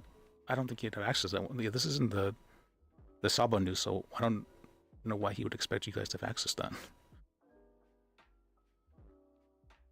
Okay, if he hasn't discussed this with you guys, okay, that makes more sense. Is there an unofficial announcement about this? Not that I'm aware of. All right, then I can ask Dan to make an official announcement about it. Let's see. Oh, regarding the thing with the phones, Is it really that much of an issue? Yes. Okay, I'll take your word for it if it's that big of an issue. The other thing though was that apparently you have been refusing to allow lawyers to leave. That's never happened. Are you sure? I mean, because I've never had a lawyer ask me to leave. I mean, because I have had back in Liberty City, I've had a time where I was held for 4 hours down with my client while there was some raids being conducted on him. Yeah, that's never happened. Okay, there's nothing like that ever. Nope. You're not forcing the Not that lawyers I've done. to be down there whenever you're conducting a search warrant. Nope. Okay. All right, I'll take your word for it. But can I ask you not to do something like that if it does happen in the future? I mean, I'm not gonna make any promises. Or I'm not asking you to make a promise. I'm asking, can you do that? I mean, it depends. Situations are often fluid. I mean, you just don't know, right? Well, why exactly would you want to do that? I don't know. It just depends. I mean, we're just talking about hypothetical situations. I don't know. Well, I believe the reasoning. I don't want to make any promises here, Liz. I'm not asking you to make a promise. I'm just asking you, I guess, as a then person. then I won't. Then I'm not going to. Okay. Why? I'm not going to make any promises. You said you're okay with that. Yes, I did say I'm okay with that. I'm asking, All right, what's then your reasoning for? I'm not going to make any. No, I thought you meant I'm not going to stop, doing the thing with the lawyers. I'm not. I don't do that. I never have. But I'm not going to make any promises today. Is there a reason why you're against that? Now hold on. I never said I'm against it, but I'm not going to make any promises. That's all I'm saying. That would lead me to believe that you're against it. Why? Because not making any promises means that you do not feel confident in giving an answer that you can fulfill in the future. That's not what that means. I just don't know what's going to happen. So you feel that there will be a need for this to happen in the future? I could see that being a possibility. Okay. Can you give me a situation where this would be needed? Just off the top of my head, we got a lawyer who we have under investigation for being corrupt and interacting or sharing information with the gang while it's still ongoing, right? And then we have a member of that gang in custody. I mean, that happens more often than you'd think. I think I know which one person you're talking about. You're referring to Glenn? Who do you think I'm talking about? Who do you think I'm talking about? Oh, Gwen? Yeah, Gwen. Okay, I figured as much. I mean, if she is doing that stuff, then feel free to. I mean, I have heard information about that before. That's on your radar. That is on my radar, yeah. And I want to talk with her about that as well. Yeah, she's got to go, I think. 'Cause that is the biggest I mean, we wouldn't have to have these silly policies in place if it wasn't for her. Okay.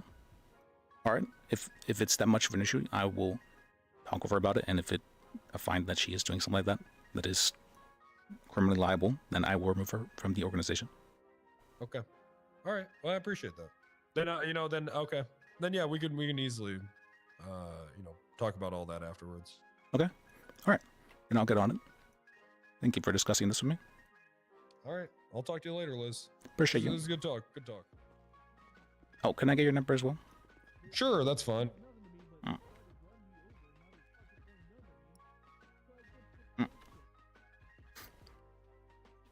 Yeah, let me know if you have any complaints. Okay, see you, Liz. See ya. These cops are literally trying to kill me.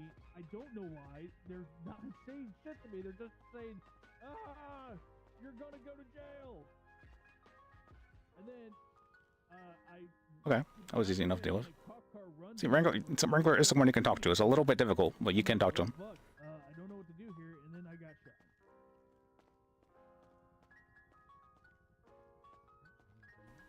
All right, yeah, I think we talked about everything. Pretty much it, Your Honor, dude.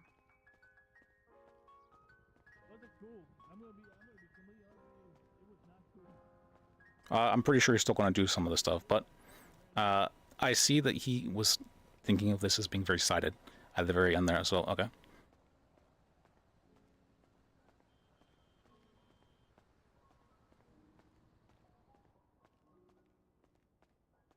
Oh, it was... I thought it heard people in there.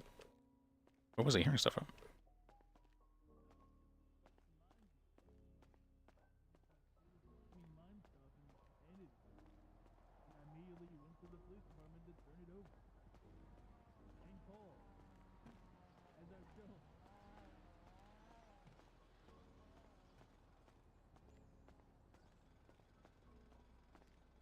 No, it was two males in a it wasn't the car that storm lady was driving. It was way cooler. I think it was a Buffalo. Yeah, they didn't identify themselves to me. They just No, it broke. My phone. oh yeah, we can't help you. Your cops and fucking tore off. I have the... Well, yeah, they were in a trooper car. See, I think this managed to discuss everything I want to talk with him about, though. But I see that, okay. I forgot that wrong. I didn't ever get that's right. Wrangler's that if you work with me, I work with you. So, I can work with him. Well, that seems extremely dangerous. What if a child went in there and got the fucking baggie? So let's see. Do you want people to leave just, like, potential drugs laying around? Unsupervised? What the hell's wrong with you? Regarding then, and I got to talk with Gwen about things, and I'm pretty sure she is doing that. So she's probably going to have to be fired, sadly. She's probably doing that because I had reports about that from before the wipe, but I was like, maybe that's just maybe there's nothing to that. But if I'm hearing reports about it again, then there's probably something to that. I was just hoping that there wouldn't be something about that happening again, but if I heard it twice, then that means that it is a thing, generally. Let's see.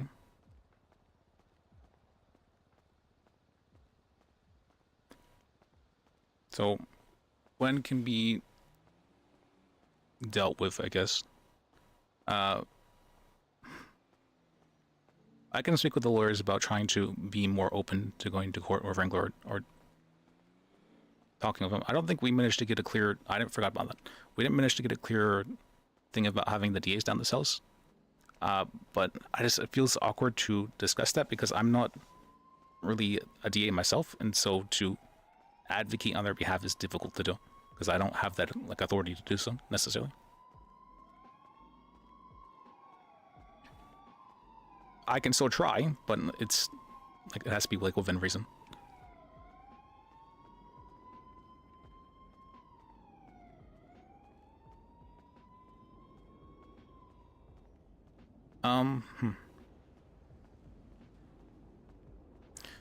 See, I do need to speak with him as well regarding this because apparently, people have always been complaining about him. I've never really had issues with him.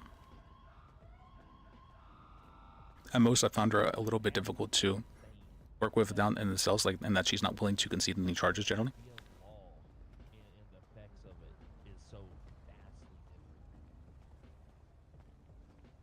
But I haven't really, him, from what I had seen, she'd been causing so many issues with, Hey, look, it's Liz.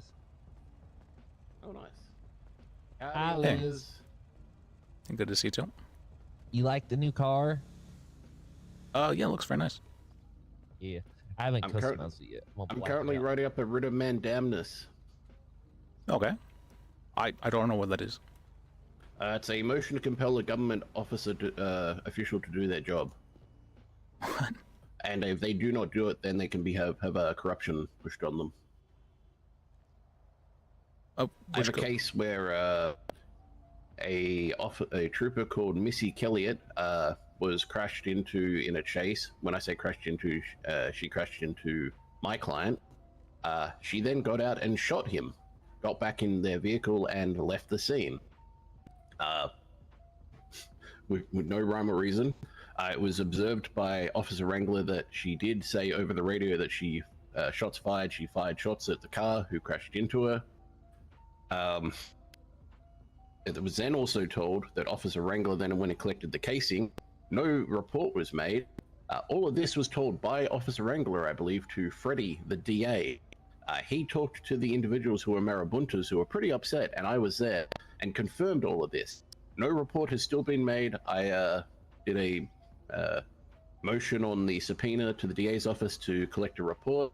Missy Kelliott is denying that anything occurred. So I'm now writing up a writ of mandamus for Freddie to make an official report and statement that is shared with us, and then for Officer Wrangler and Missy Kelliott to do the same. Okay. Seems the only path to take, because, I mean, it is noble that a bunch of gangsters is actually going to take the law route rather than just shooting people. Wait, so how did your conversation go with Wrangler? Oh, sorry. I'm suing. Oh no. You have all my money anyway, so. Well, that's true, because you stole my paralegal. Better call Saul. Okay. Let's see. Sorry, you asked me how it went with Wrangler? Oh, I just talked with him actually. Oh. Yeah, he had. So we managed to go over most of the issues. I wanted to push a bit more about the DAs to advocate on their behalf for them to like be down in the cells and whatnot. But he seems to be. I don't know how much I can advocate for them when I'm not a DA myself. So I hesitate to push too much regarding that. Oh, you don't know about all the issues we've been having. Yeah, I'd heard quite a bit of them. So did you hear that because of these PC hearings, troopers that would normally be competent enough to take bench trials are now refusing bench trials to people if there's no DA available? That's the reasoning why. Okay, I'm understanding now. Well, no, so it was previously the PC hearing was pushed through because people who weren't competent enough were still having to go to bench trial when they couldn't represent the PD appropriately, right? And they weren't having the thought in their mind to say, you know what, I'm going to try and ask for assistance from someone. They were just going by themselves. So because of that, without a consultation with the PDO, mind you, this PC hearing has now been pushed through as the default if DAs are not on duty. And DAs are not coming on duty because PD aren't listening to any of their thoughts on charges, and they're still pushing inappropriate charges despite the DA saying they're inappropriate. So now we're going to be left with no DAs being called, and when there's no DA called down, then they can just say, no, we're not going to do a bench trial because there's no DA. So our clients are getting fucked. It's not that they can, it's that they have, if there's a bench trial with no DA, then they have to do a probable cause hearing. Well, not they have to, but like they can request a probable cause hearing and they have to do that. So they can still deny a bench trial if there's a, no matter who they are. If they are the chief of the police, they can say, yeah, no, I'm not doing a bench trial because I don't feel like it. They are officially allowed to do that now. No, they can never do that. That's what I'm saying. Well, they can. That's what they've been doing. What would give them the reason to believe they could do that? Because there's no DA. It now says, yes, you can offer a PC hearing, but you do not have to now offer a bench trial. That is what the ruling of that PC hearing now means. And officers, day one, Trooper DeKiller, who has been with the department how many years? Very long time, denied a client a bench trial and said, no, I don't feel like doing it. Not to mention there was a DA Gordon there the other day as well, yesterday, who, well, I have my thoughts on DA Gordon. He said, nah, sorry, I'm too sleepy to do a bench trial. You can't have it. And then he said he was going off duty, which in itself is inappropriate to be involved if you can't do a bench trial. And then the officer said, yeah, no, I'm not going to do it either. You can get a peace hearing if you want. So trust me, they are, yeah, already taking advantage of the system a day in. I'm looking at the thing right now, and from my, I don't know why Dan didn't make an announcement to. He only made an announcement to the bar association. He didn't make an announcement to the troopers. Oh, they suddenly all know it though. Oh, okay. Maybe one went out through their channels. That's possible, I guess, but then I can see how this can be misinterpreted. Where it says here, if there isn't, then the person is let go. That's in regards to the PC hearing. If there's no probable cause, then the person's let go.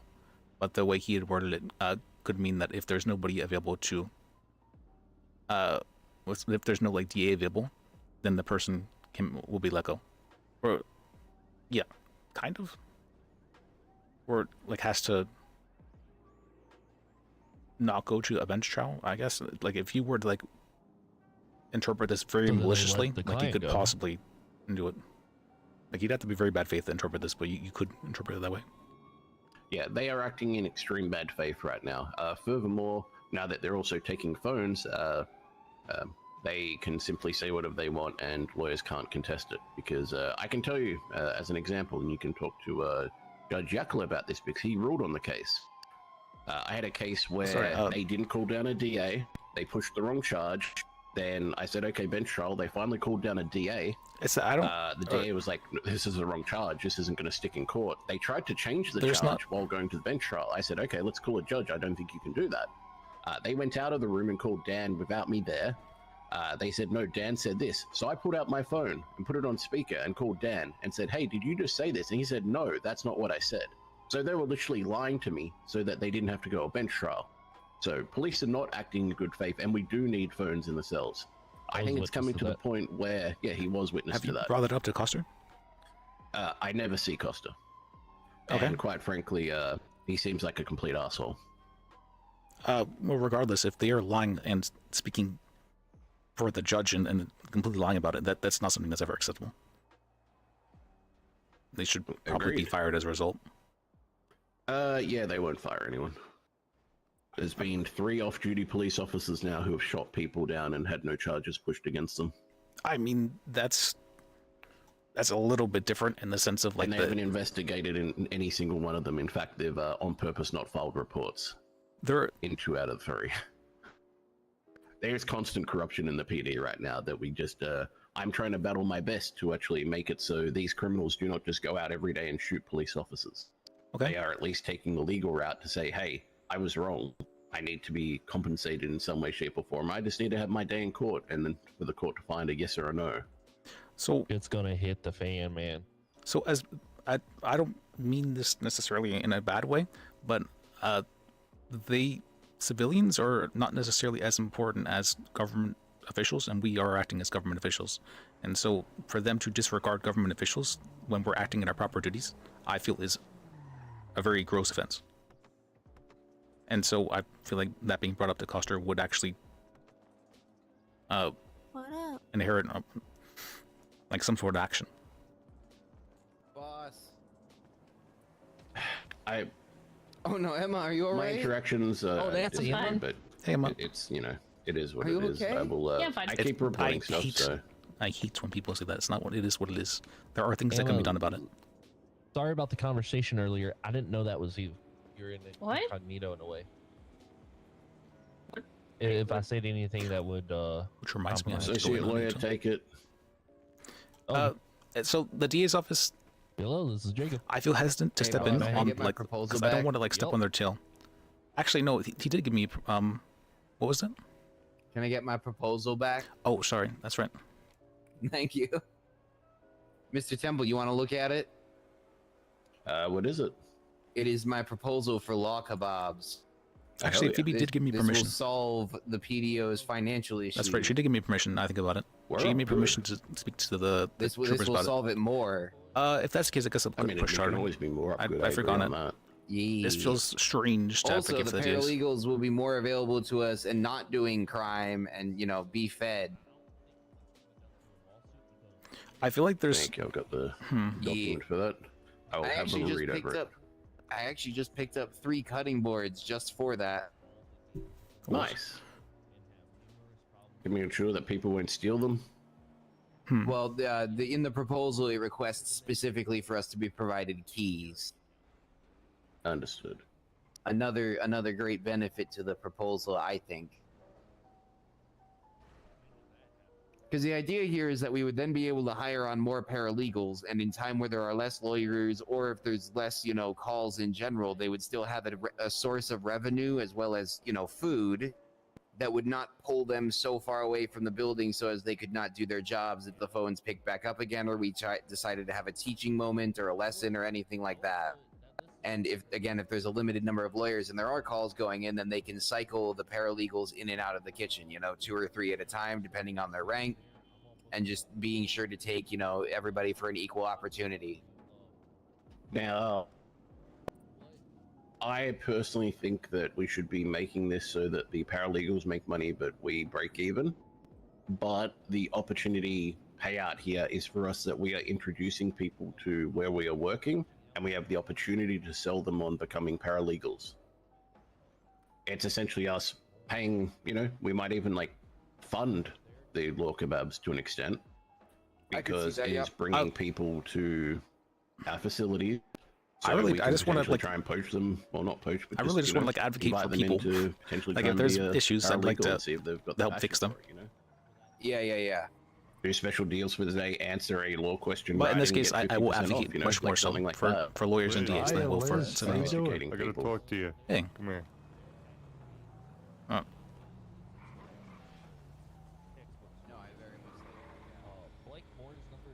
Hey, I have an order. My bar? Oh, can you get your bar? Yeah. Can you give Tony his bar? Oh, you'd have to do the bar exam, but... Well, when we talked originally, you said as long as he does the paralegal shit for more than 2 days, and we've been doing it for a lot longer. I got mine. Well, everybody, regardless of how long they're paralegal, has to take the bar exam. Oh, okay. That's fine. I'll do it later. There is an exception of if you have been a lawyer before in the past, then that can be waived. Yeah. I mean, I was a paralegal before. He was a paralegal for a long time. And he did law without a bar. He wasn't a lawyer. I was a governor. He was a governor. He had another law. I made PDO. He did. He made PDO. You're welcome for a job. Okay, now I agree with it, yeah. I mean, I have faith that you do know what you're doing. But regardless, there is procedure. I mean, I can give you the abbreviated version of the bar. Let's give him that. How long would that take? 5 minutes? For the abbreviated version, I'd say probably 10-15 minutes. All right, how about you give us 2 really hard questions, and if he gets them, he's good. What are the 4 exceptions to the Fourth Amendment? Plain view, hot pursuit, plain view, hot pursuit, exigency, and... That's hot pursuit is exigency. Oh, sorry, separate. Exigency falls under emergency situations. If it's under arrest or a warrant. A warrant is an exception because it's stipulated in the Fourth Amendment. If it's searching under arrest, and then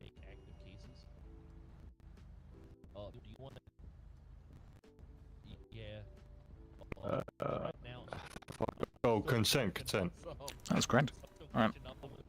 See, that's one of the harder questions. Let me see. What was another hard question? You got one.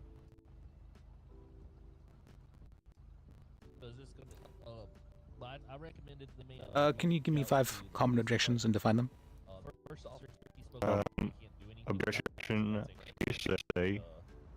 If someone is on the stand, for example, testifying for what someone said, that's hearsay because that person that they're claiming can't be confronted. Confronted? Yeah. Relevant is another one. The word isn't confronted, but you know what I mean. I know what you mean. Well, Yeah, I was just... Sixth Amendment. But relevance, another one. If someone... Yeah. If it's outside of the scope of the case regarding evidence, if there's no evidence to it and it's not relevant, or if it's not relevant to the charges. Another one, argumentative. If the lawyer is trying to give a conclusion to the witness on the stand, it's argumentative. It's if they're making an argument rather than asking a question. Yeah. Yeah, like if they're pleading a case, if let's say, yeah, you know what I mean.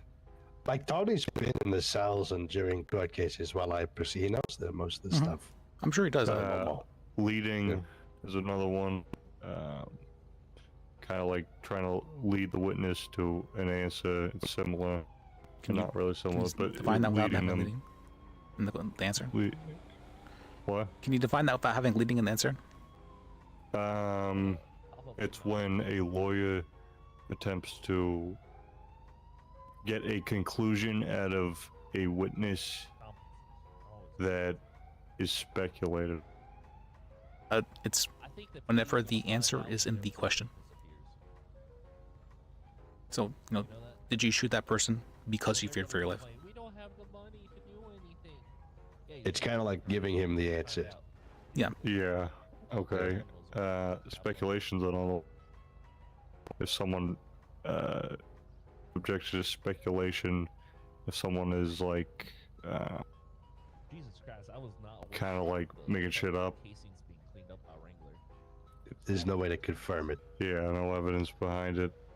Where speculation is if they're asking for a guess. Yeah, they're absolutely fucked. An opinion more than anything. That's covering up. Or an opinion, yeah. Unless they're an expert witness. I think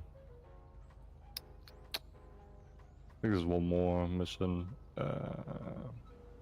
No. Johnny Depp. No, but if you Oh, violation of the best evidence rule or whatever. Okay, it's a rare one, yeah. Yeah, that's the one where they're like. They tried to use it, but they threw it out. Someone tries to like emit writing, recording, photographic evidence. So that just it's isn't qualified.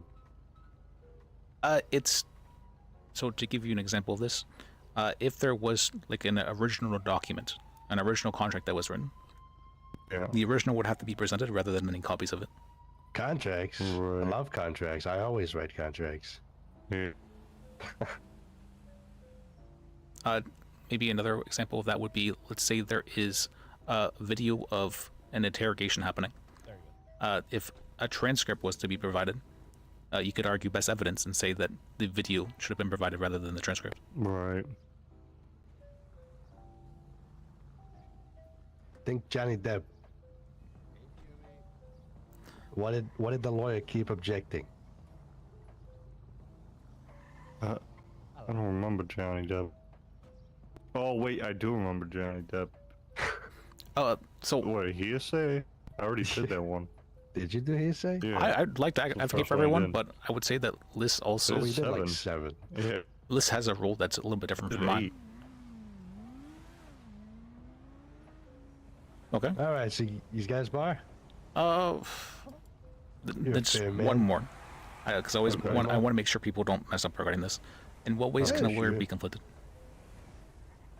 Oh, so like if me and Gio went to the store, Gio shot a guy in the face.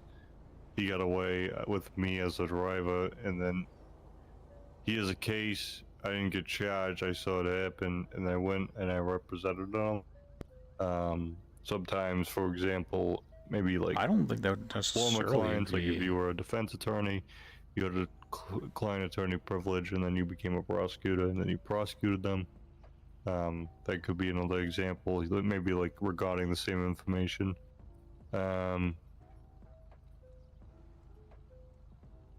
Yeah. That's it. Well, there's more ways. How many ways you want to hear? Oh, there's 3 main ways. Another one could be. Oh, so I get. Maybe if I do often say that. I guess not often, but like if someone this has is definitely self-insert. multiple 100%. clients who. There's a like, good reason they for that have, too. He wasn't like, at the start. direct motives they align with each other or like cross each other or something. They basically operate with bad faith or something. I don't know. That's a little far off. So I'll just tell you, because I understand you know the rest of stuff, but it's very important to make sure people understand conflict. So, first of all, just being a witness to a crime does not mean you're conflicted. If you are called as a witness, then you could be conflicted. But you do need to make sure everyone is aware, like including the judge. Oh that, yeah, like if a district attorney signed contracts for Hypothetically, storage, district attorney, signed and then contracts. they're called as a witness, but they recuse themselves because they want to be a prosecution prosecutor. That's direct confliction, right? Well, I don't think they'd be able to accuse themselves from being a witness. That's not something they can do. Well, I guess they can do that now, apparently. Yeah, they could. Harry Hardy. Harry Hardy, Theo Lars, the judge. They can maybe make a motion for it, and then it could be like accepted. But they can't just like the do great that. thing when the judge is also on the witness list. Yeah, say they're good to wonderful. go. And they just say, "What? No, I'm good," without hearing an explanation. Gotta love it. I mean, we do have a proper like you and less like them. We do have a proper docket now, so hopefully stuff like that won't happen in the future. Yeah, I saw. I'm happy about that. I want to get Tony in there, but apparently paralegals can't join that email thing. Well, I'll be happy to. I wasn't allowed there when I was governor, so yeah, expect nothing now. I'll be happy to give you the bar. The other way is, let's see, if you have client A is suing client B, you can't represent them both to the best of your ability, so that'd be conflict right there. There is former clients. Multiple. Yeah. Former client would be, you have client A, they're suing a person, and they don't like how you're representing them, so they fire you. The person they were suing is like, hey, you want to be my lawyer instead?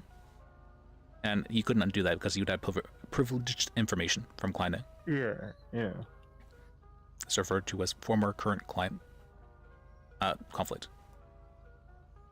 There is the third-party conflict. Someone comes to you with a gun, says, hey, drop this case or else. I mean, that would be a conflict there because you would have, you'd have a third-party influence in your judgment regarding that. Yeah. Another example of that would be, let's say you have... a loophole of that would be if I just don't like the prosecutor, I just threaten him to a third party, and then that person can't, prosecute. Yeah, I feel like that might be like ethically not the greatest. Technically, yeah. And if they could prove it, that could be extortion. No, of course. What I mean is that's a loophole that criminals could use. Oh yeah, absolutely. Yeah. Okay. That's fine. I would say probably don't say that necessarily. You can say, well, if somebody were to do that, I couldn't stop them. You can say something like that, but. Yeah. I mean, I'm not going to advertise that. Yeah, just don't tell people to do that. Hey, you, guy with a gun, you should threaten that guy. Okay, as long as you understand that. Then there is the other version of that would be a third-party interest would be that if you have a business that's being sued and you have stock on that business, you'd have a third-party interest in that business winning, so you can be conflict there. There is personal bias regarding, like, let's say you have your brother being sued. You probably couldn't represent your client to the best of your ability, yeah. I don't know why people seem to believe this, but if you are related to someone, you can absolutely represent them. I don't understand why people seem to think it's an issue. People are stupid. You are paid to be biased as a lawyer. You can 100% be extra biased. Go. Yeah. All right, but regarding that, that's all.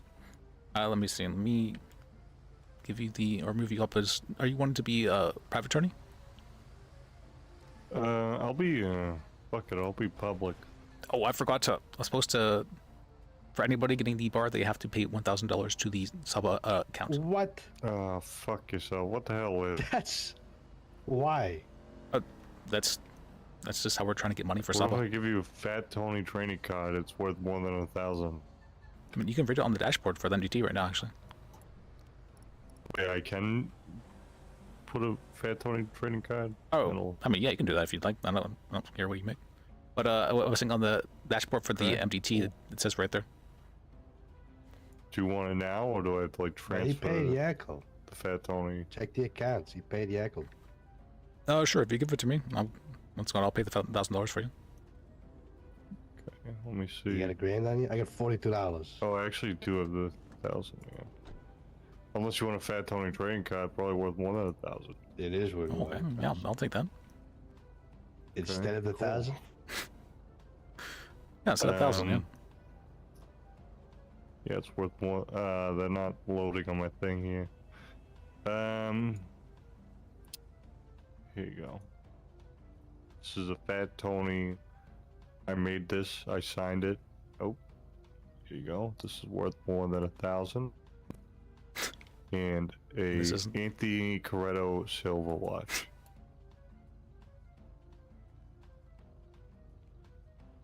This isn't like a trading card at all. This... So the picture's worth thousands of dollars. I'd love to donate it to the Sabo. All right, I'll hang it in the defender's office. All right. Cool. All right, perfect. All right. Well, I appreciate you, Tony. Appreciate Love you. You gave him his buy. He's good to go. Let's see. I need to contact the judge to be able to do that. But other than that, I can make him a private attorney right now. Perfect. That's good. Beautiful. Appreciate you, Liz. Yeah, appreciate you, too. More. Take it easy, play it. Let me see.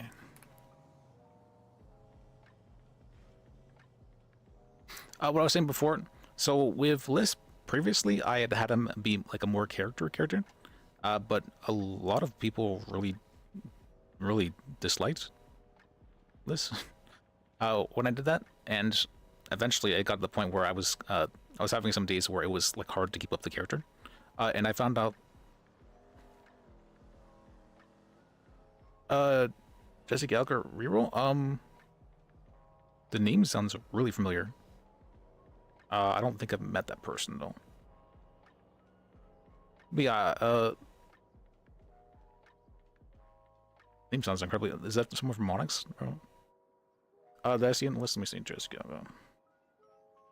Are they a lawyer? I don't think so. It's hard because you can't make it by alphabetical. Very cringe.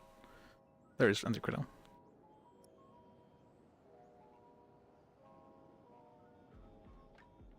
I didn't see it on there. I don't think. I can go through it again. Jesse Gallagher, there it is. Maybe? I don't think I've met them. But what I was saying before is, yeah, previously a lot of people didn't like Liz a whole lot. But, what's it called? And so it got kind of hard to keep up the character. But I found out, like, one day whenever I was just, like, having trouble doing that people seemed to like Liz a lot more whenever I was just, like, not playing a character. And I'm like, okay, that's kind of strange. And so slowly over time, I started, like, just being more myself. And I found out the more I was myself, the more people liked Liz. And I'm like, all right, whatever, fuck it. I guess there's self-insert.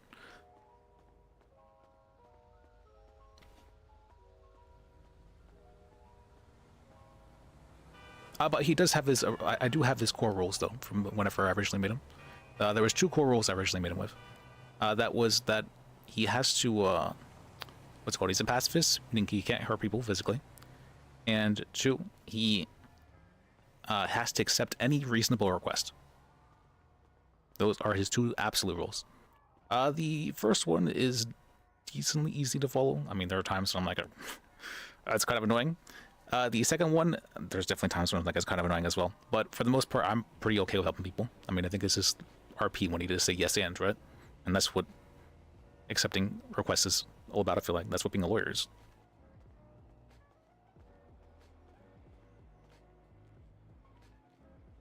Oh, okay, yeah, I okay. Yeah, I know who Reroll is, but I'm talking about like the cop. I can't. It's the phone. My phone's broken. All right, let me restart the thing real quick.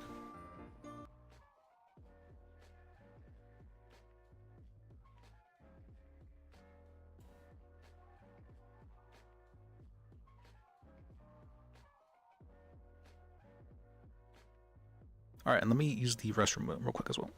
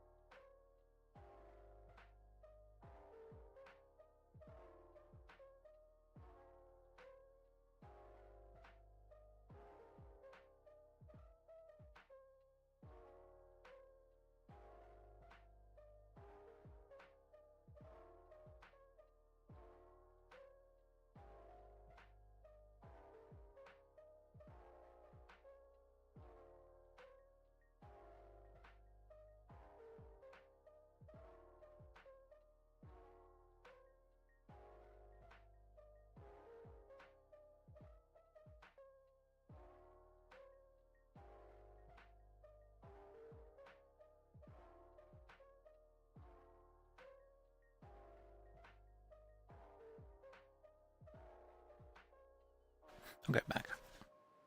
Oh, I remember. What did I see? I just seen error message. That's weird.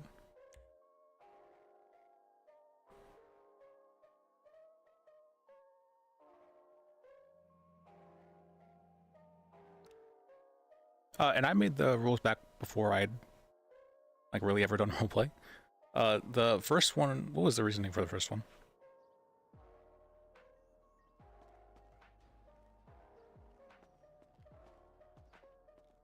I think the reasoning for the first one was just that I wanted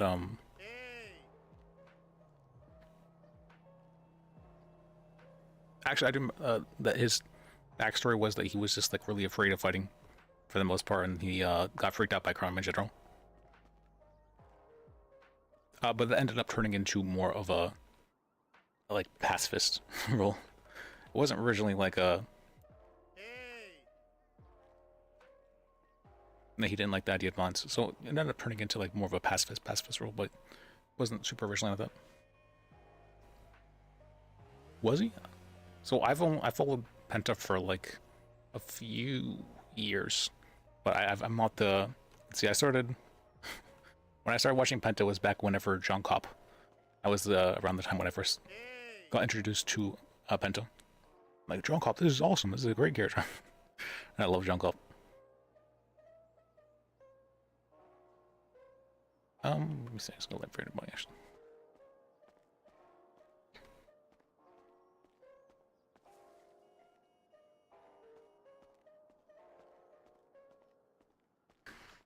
Actually, listen, you just called me. Someone just called me.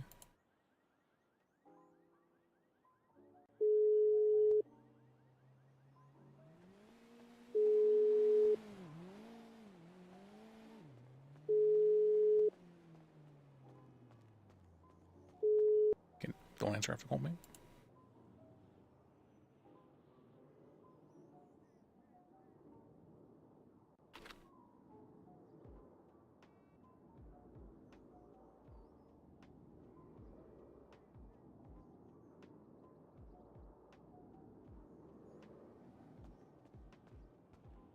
The response to losing. Oh, I do remember hearing about that. That's right. That's right. That's right. Jordan used to be comp. I forgot about that.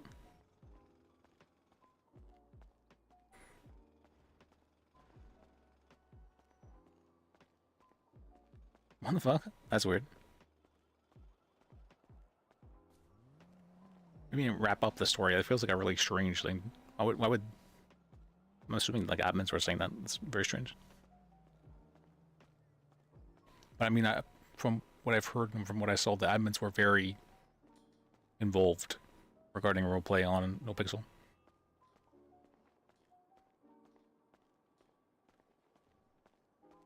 When in they've made specific announcements at Purple that don't ask us to deal with in-character conflicts.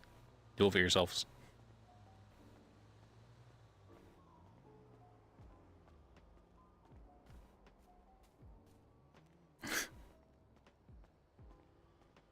Jordan's very abrasive.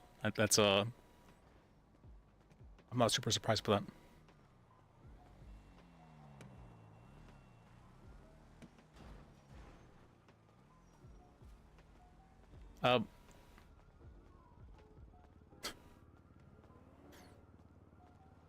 I know Jordan was just somebody who like pisses people off for the most part.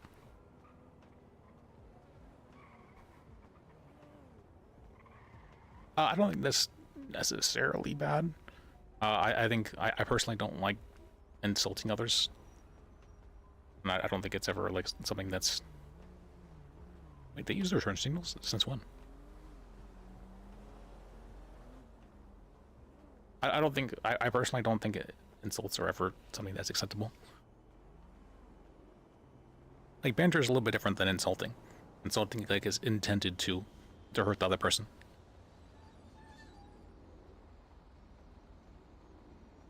That abuses his authority as far as he could.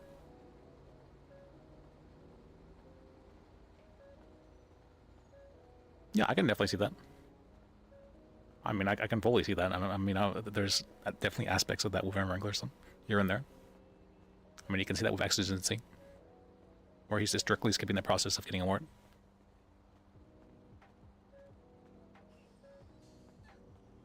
Yeah, he actually did RP check me though. He's like, "What do you mean out?" I'm like, this guy. I'm like, you know what I mean regarding out. I'm like, all right, well, let me try and I'm like, oh, I'm talking about, you know, when people put it in their own privately owned garage. It's like, oh, what? What's the... Is it?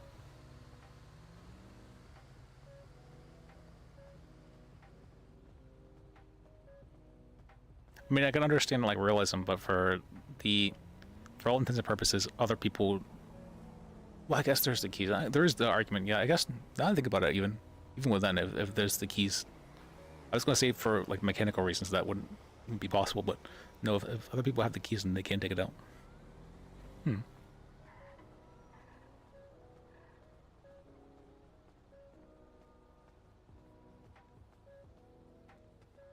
I mean, the way I saw it done on Onyx, at least, was that you just wrote up a warrant for their cars, like at the same time you're writing up like a warrant for their apartment, that kind of stuff. And that's the way I have seen it on the past on Purple as well.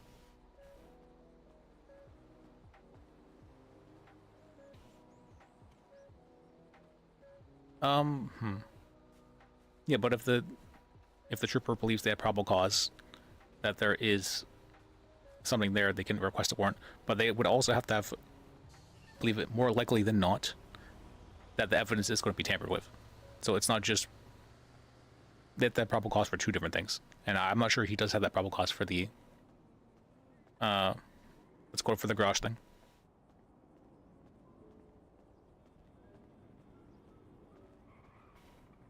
So it's not that that can't happen. It's that you have to believe that that's more likely than not going to happen.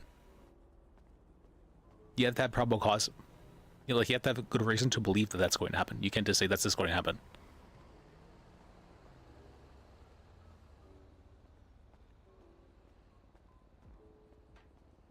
They are different standards because most people, because cars are, there's been like Wrangler has said, there's been a lot of Supreme Court rulings about searching cars, because cars are considered like a privilege rather than a right.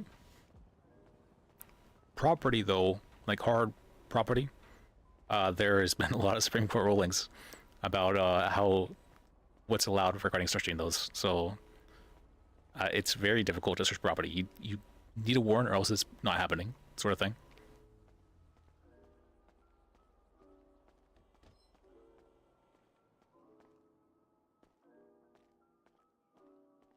Oh, whoops. Let me see. Actually forgot a message. Can you give...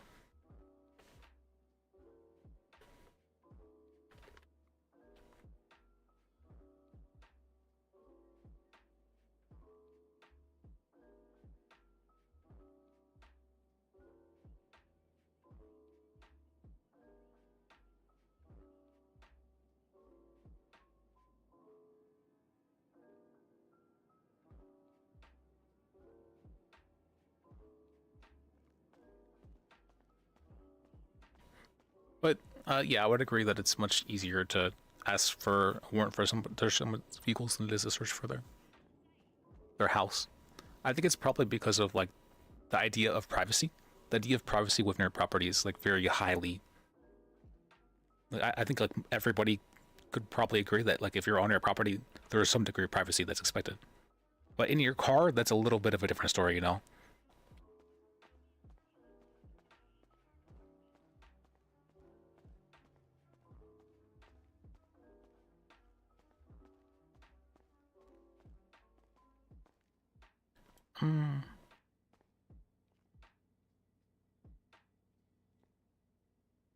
I'll give them back, okay. Alright. Let's see, I think I dealt with most of the virus now. Most of them. Let me see, let me check my to-do list. I talked to Wrangler about this stuff. I'm pretty confident Wrangler has been not allowing, not not allowing people to leave this. I mean, I've had it myself happen where he actually locked me in interrogation with somebody on Onyx for 4 hours. It was actually for 4 hours, not even joking, 4 hours. That was so long. I was like, oh my.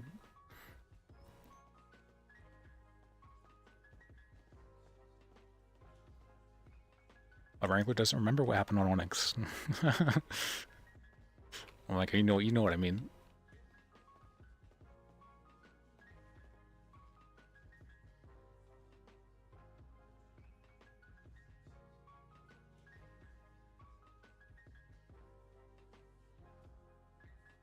Oh, Bloom doesn't remember what happened? Okay, that...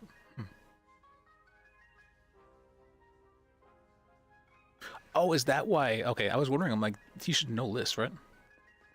But like, he was acting like he didn't know. I'm like, okay. I'm like, is this the same character? I'm like, oh, it might be...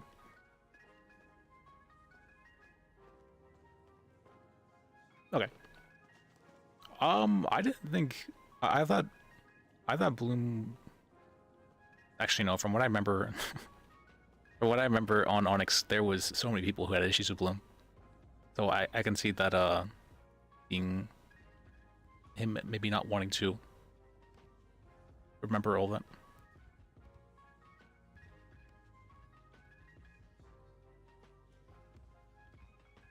This garbage. Why do I have so much garbage on me?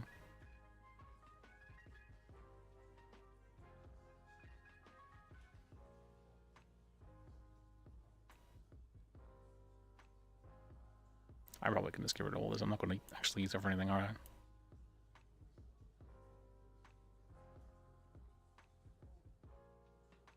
Okay. Did I have that many interactions with Bloom on Onyx? Let me think about that. I think I had quite a few, actually. Did I? I'm trying to remember. Maybe.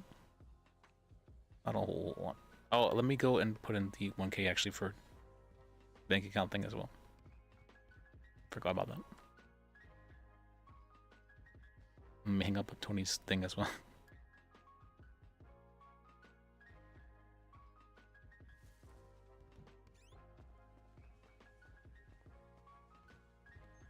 Let's see, where should we hang the picture of for Tony?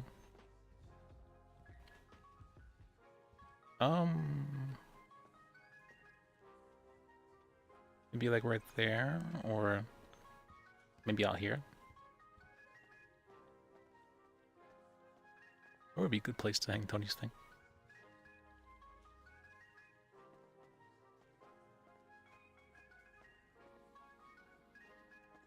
Oh, okay. Is there a reason why he didn't just like combine the stories, I guess? Or is it because he... Like, I don't know why he made a new story in the first place when it came to the Onyx, if that was the case. Because usually making a new story, that implies to me that you dislike the story that had currently taken place. You're like, I didn't really like it the way that turned out. So I want to start anew. Start fresh.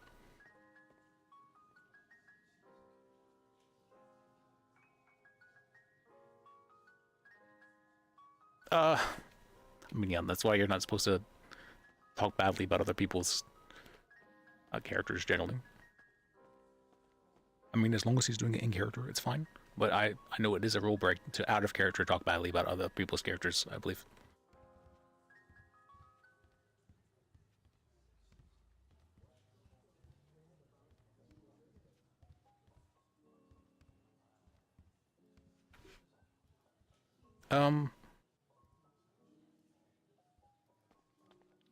I don't know, are they even doing anything? They own the, what's called the pizza shop, right? The pizza this?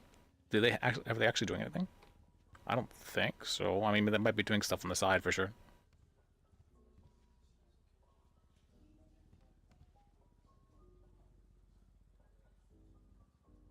I see. Interesting. No, because Wrangler did have no pixel memories, didn't he? For Onyx. He said that up until this point, I think he said it was up until the one where they had like the PD with the weird uniforms with Pred. I forget what that arc would be called. Yeah, but whenever they had like the weird restructure.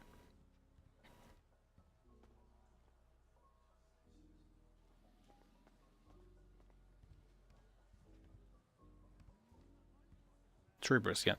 Or Cerberus, yeah. For metagaming? Have they been metaing? I mean, it's a strong accusation. If they've been metaing, then, I mean...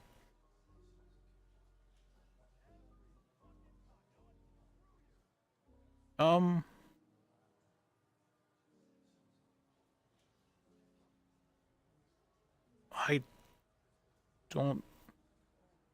I mean, I'm not certain. I haven't interacted with them enough to say yes or no. Or what they would be meeting about, even.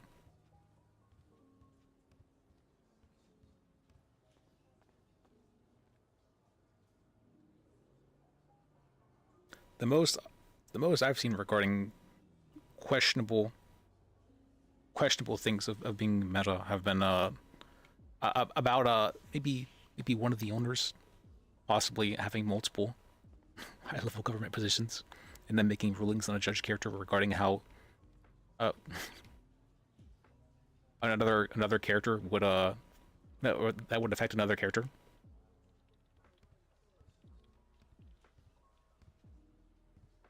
I mean, that would be the strongest example of meta I would have seen.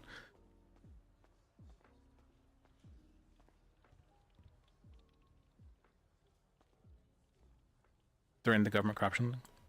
I mean, when he was governor, I'm assuming he had, even before he was governor, I'm assuming he had a lot of connections, right?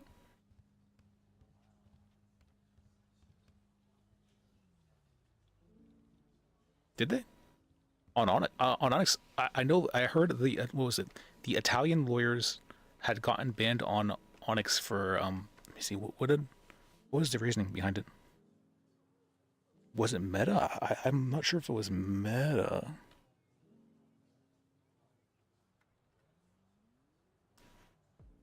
What was it? I remember hearing the reasoning way back when, but it's been so long.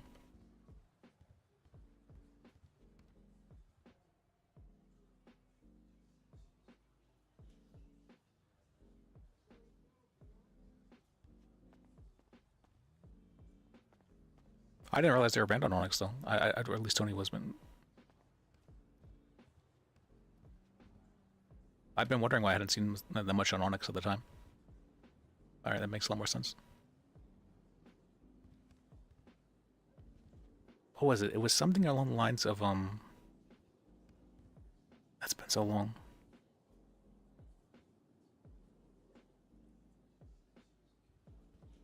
Oh, okay, yeah, okay.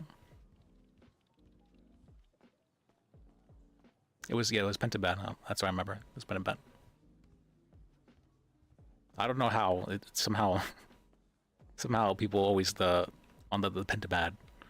It's, they can't help themselves, it feels like.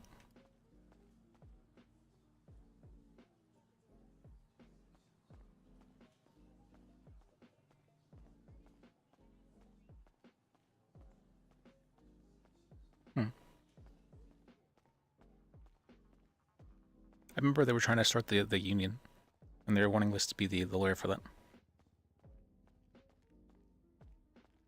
Let's see, is there a bank around here? I'll make that.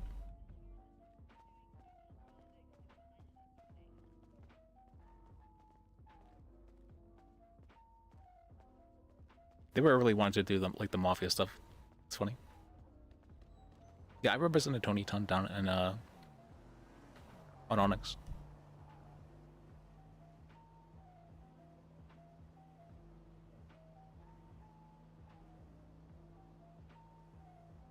I thought they fixed this bug. They said they fixed it. Okay, there we go.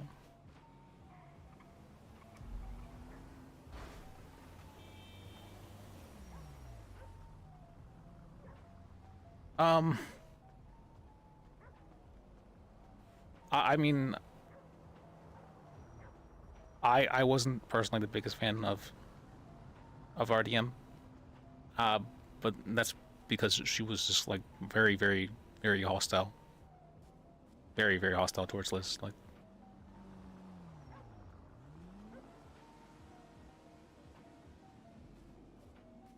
there's a whole story. I can let's go. That's the whole thing of what happened. What was it?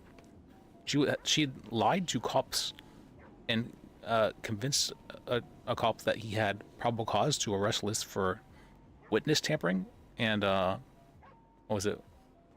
Witness tampering and embezzlement.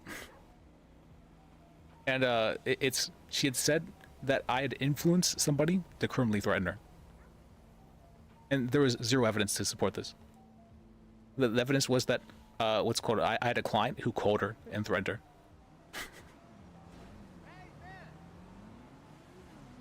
That's so crazy to me. And the trooper, but she's a lawyer and she's really good at, sounding like she's right.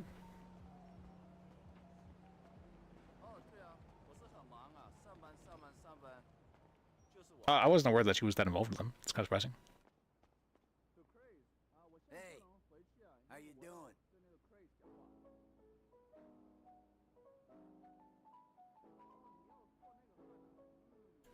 Yeah, I agree. Like having the story like ruined because some people got banned, it sucks a lot. Transfer to. Can I just like add money to the bar association? I can just like deposit it, right? Into the account. Yeah, I can just deposit into the account.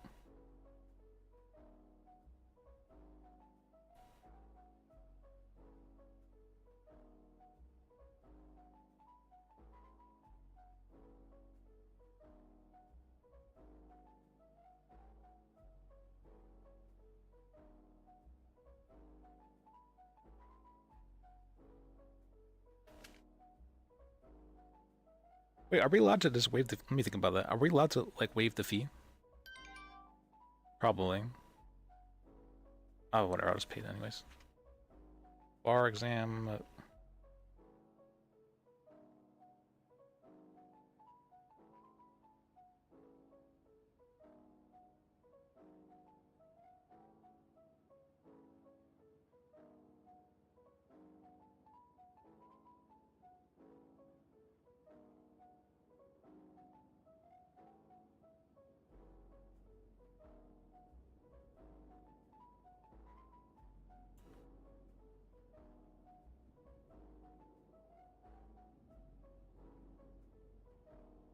Yeah.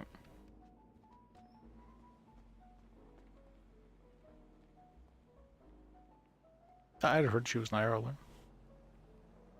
Was she married to Gio? I was not aware of that at all. I thought she was like really into what was it? What was his name? The one judge? I'm forgetting his name, the one that died.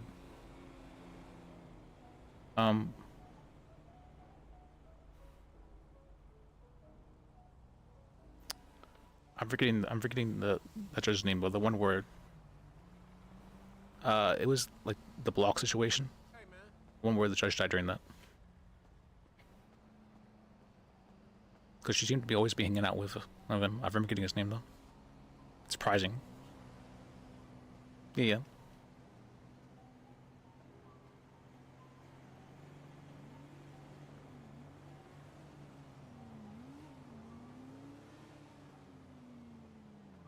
Lost his story too. Silent Sentry. Who does Silent Sentry play? I recognize the name, but it's hard to tie the name to the character sometimes. Oh, and I remembered that it's called Jesse Gallagher. That's Nova, right? I was like, oh, okay, that's who it is. Okay. The guy who did like the taxi stuff. What was his name? Raul or something? It wasn't Raul. It was something of an aura. I thought it's been. Davis? Was that his name? The one that would always drive people around?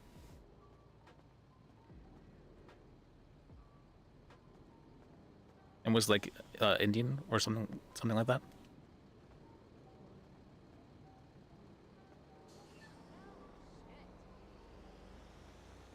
Was his name Davis?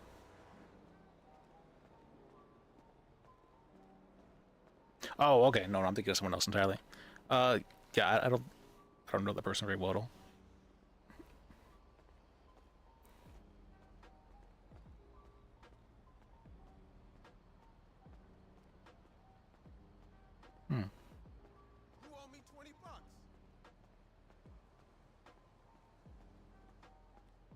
You might remember, I probably met him like once. Actually, no, I didn't. I met him on Purple too, didn't I? Did I meet him? I think I met him in Purple recently, but I met him like once.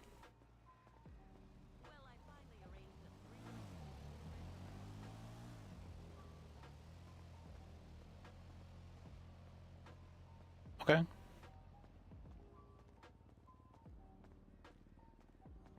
I mean, it sounds like a pretty standard name, Jonathan Davis. I would have figured it was his normal name.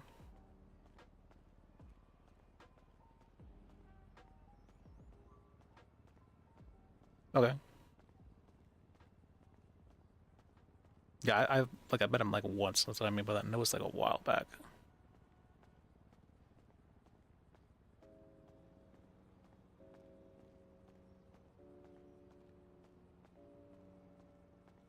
Yeah. Yeah. It sucks they did the Pentamad.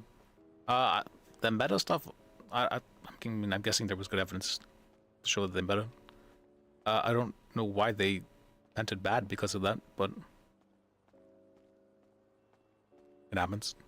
From what I've seen, they've been holding on to that Tony, what's it called, charged with like corruption, embezzlement. They've been holding on to that this entire time. That happened like, how long ago was that? That was like a good 4 or 5 months ago that happened. That's probably like 4 months. Yeah, 4 or 5 months ago. I think 4 months ago, maybe.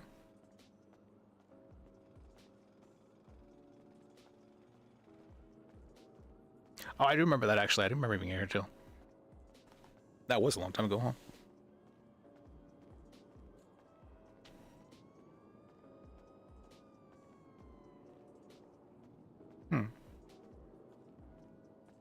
I do remember you saying about the multiple characters need the longer times. Yeah, I remember, because see, I know I only got into Purple like 2 months after it had started, or like a month and a half, I should say, month and a half, about that. And that was definitely a mistake to not just switch over. Hey, babe, good to see you.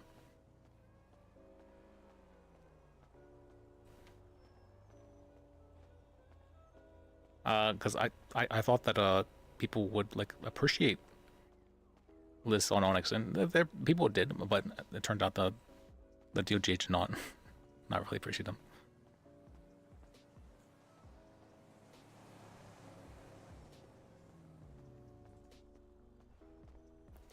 Yeah, I think having the, Gwen with the ties to gangs, and also being a lawyer, has been causing some issues. She had very intentionally created a new character for that reason. What was her name? Willow. But she had told me that she thought she had made a mistake, and that she was really wanting to. It didn't make sense in character for Gwen to stop being a lawyer whenever she'd been a lawyer in the past. And I was like, okay, and that she'd only made Gwen a criminal because she wanted to like try out criminal stuff.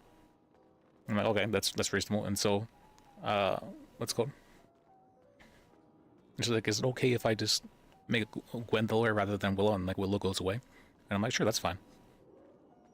Because I've made that mistake myself where I had another character who wanted to be who was going to be the lawyer character still, and that didn't work out so well. And so now here's Liz, who's the lawyer by accident. So I completely understand about like accidentally did what's called having ideas about which character you want to be a lawyer, and then getting other ideas.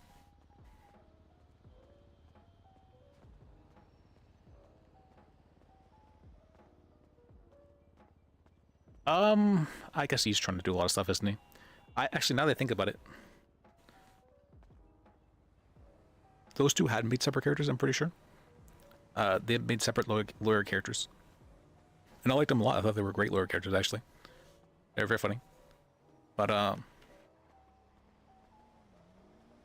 Hey, boss. oh, hey. Hello. How you doing? Everybody thought you were gone. What do you mean gone? Like, I don't know, off the clock. Oh, am I not on duty? Yeah, you're not. Who My was money. it? Geo and somebody else was trying to reach out. Yeah, to you he because... knows. I already let him know. Oh, okay.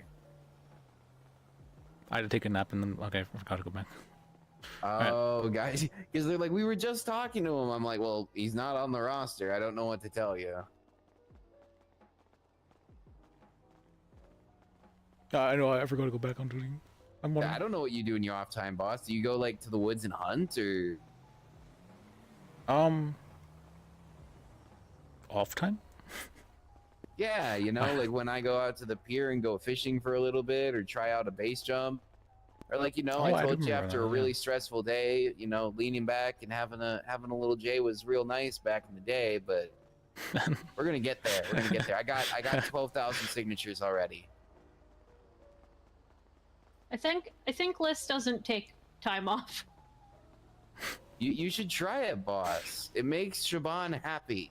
I mean, I have And it so will much I make could be you doing happy. though. Like I just like like when you're just like with friends and you're like I could be working right now. Like I just what if I could be working during that time? But boss, I'm juggling 5 cases as it is. It's completely possible to do both, Right. and it's good for the soul. We're going out right now to look at a dream house of Emma and her wife. I wouldn't say it's a dream house. Oh, you guys might have to come. Yeah, you can come along. I'll pull out the scout instead of the lime. I got this. You gotta take us though. No, your messages are fine. I'm not bothered by anything you said. There you go. I mean, as long as I have certain things that like I don't want people insulting others. Yeah, see, considering the footprint I don't of this think that's one, ever the lime acceptable, just but makes sense. Having an opinion regarding whether or not someone is You locking me out? or whether or not you Not on purpose. There we go. regarding how someone does things or whatnot. I mean, you're absolutely entitled to your opinion regarding things. I think there is some merit to what you were saying. I'm not going to disregard it. Why is there a semi truck on this road? They're all over the place. I don't think I've ever seen a semi truck at that 200 mile, stoplight.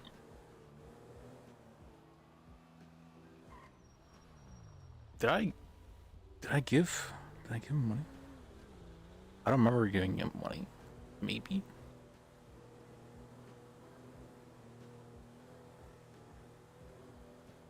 People can't make cops who do everything.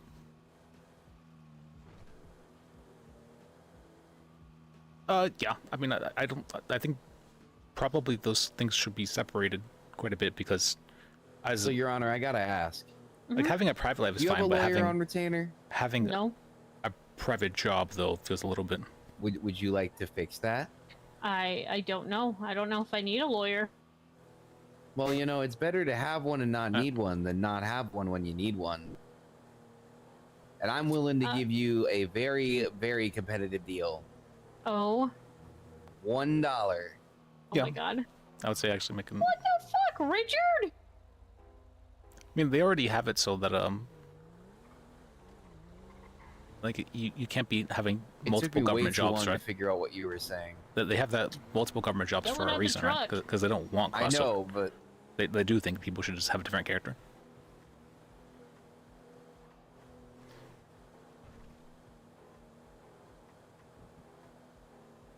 All right, how have you been doing, Emma? Sorry, I was yawning. I've been okay. Tired, busy. I got 2 promotions over the course of 2 does he own them days. much? Okay. well deserved. I got promoted to senior judge, and then I got promoted to justice. Did they created more ranks? So that's what happened. I've been wondering about that. They took away my keys and said it was because the DA's office had too many ranks. Yeah. And I'm like, what? So they're just creating more ranks? What's their reasoning? Well, they got rid of senior judge, right? That's why they moved you to justice to a degree. I mean, you already should have been a justice. Parking spot. What the fuck? What? Yeah, you're right. It's very hard to focus on several characters. Incredibly hard. Guess I'll park I here. would say it's not something people can, most people can do, because they self-insert so much. I mean, that's true for me as well, I'd say. Because I'm someone, I like throwing myself into it and like obsessing over something rather than having to like do multiple things at the same time. Will be referred to as hyper focusing. I like hyper focusing.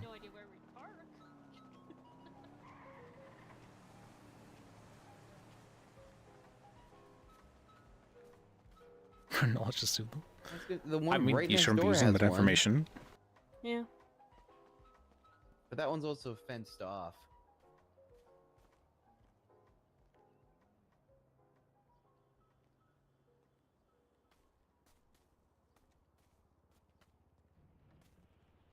And you can find out Excellent. information regarding the Second SOPs question. in character pretty Yes. easily. How about it? Maybe not the most. Oh my I mean, God. I don't you probably just listen, I'd quite probably- need a lawyer. If a time pops up that I need one, I will ask you. Okay. Not even for my super competitive deal? No, not right now. I'm very broke at the moment. I mean, I'm even saving every penny. even then, criminals are just finding like clean guys to own the businesses to stop that kind of stuff in the first place, and then they're just shadow owning the business. It's very much not an issue. The people who own the Clock and Bell, Oh no, what have I dropped they here? rebought the Clock and Bell within 1 day. I don't know what to drop. That's absurd. That's absurd. People really do not like change. Oh no, $1. Oh my God.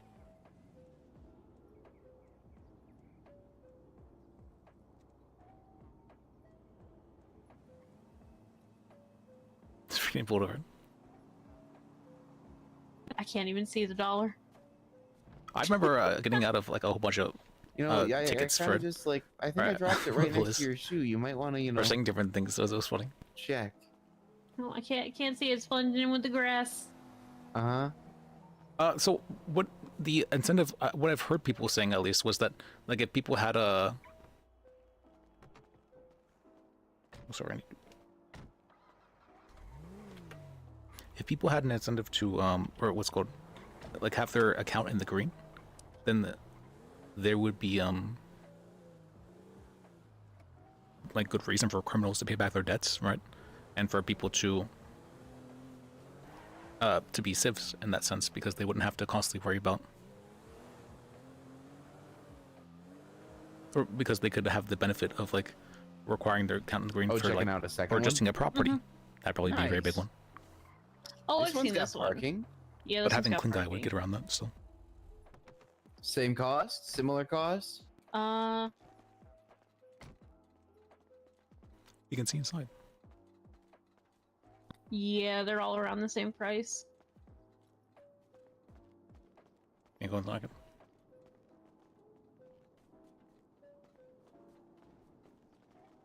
Does she have enough money for a house? Ow. Okay, this one's got a cute. It's got a cute backyard. Do you have enough money for a house? No, not Okay. even close. I got 20K to my name right now. Okay. I was like, This is much more practical too. Huh.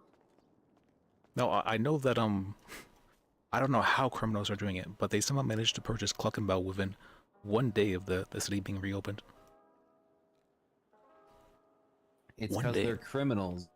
But not Do you even have just. any idea how many goddamn people got robbed? Do you know? Not even just Cluck and Bell. They also managed to purchase another business that was 300K within that, that day and a half. Again, That's robbery absurd. is a very productive business, except it's illegal.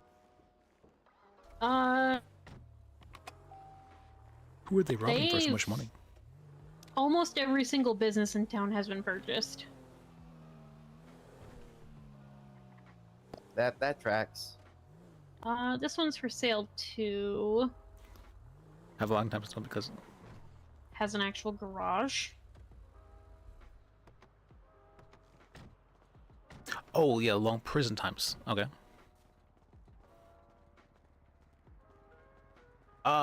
That's really crazy. Because I was doing the math. For people to have that much, they would have had to be 10 people who'd gone 30K within 1 day. Actually, it would have been 60K actually, because they'd gone both of them 60K within 1 day. That's absurd. Are criminals really making 60K in a day? Like that's what's even the point of having money, like a cash system. Yeah, every single house in Mirror Park that's for sale has a similar layout. I'm making like Oh. Didn't 550. realize that the kitchen was so green. Oof. That's what. I like it. It's like a barf yellow. Uh-huh. I'd work Yes. with it. Dining room slash living room, I guess. Well, I'm sure you can repaint it, right? Maybe. All right. I mean, the wall there is also green. Let me in. Oh, Free house, okay. Well. We live here now. It's been decided.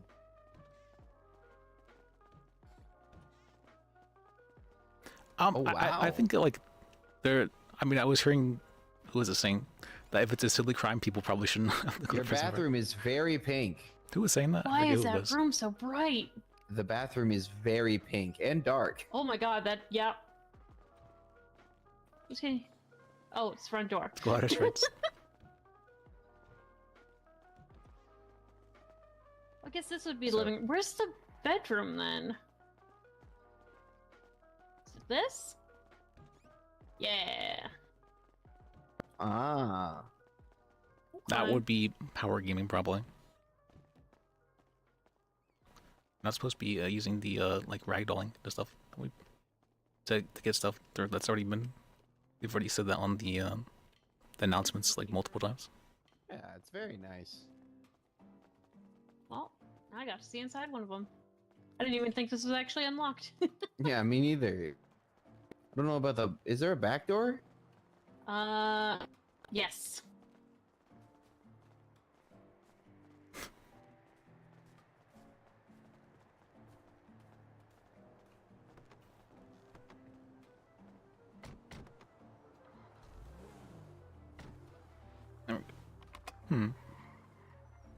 Is there? Are you looking for like a? You're just looking for like a goal right now, like from the future. Like, oh, I want this house, so that way you can be mad about it whenever it's taken. Yep. No, I wouldn't be mad about it. I think I like this one the most of the ones that we looked at. There is one other in Mirror Park for sure that I know is for sale, but it's weird. I want to see it. Okay. You say weird. That's right up my alley. Let's go see. Oh, it was Evelyn. That's right. Evelyn was saying that silly crime should be a different story. Well, I mean, she was running for governor, and that's what she was hoping Oh, for. it's on the next road. Was talking about wanting to happen for silly crimes to not be. Oh wait, no, it was this road.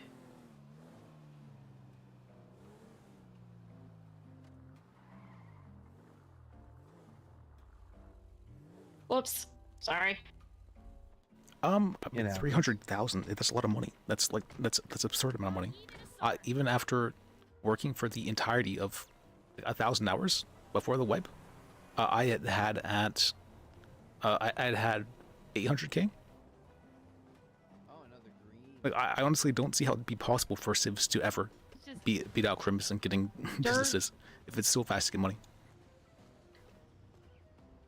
Tables. Dirt and tables. I had 800K after 1,000 hours. Also, no parking. 800K. So that should give you an idea of. We parked at the parking. So 2 parking spaces. How are people getting 600K in That kind of a makes day and a up for it, half? I guess. That's so absurd. I have no idea how people like. Because 2 parking is nice.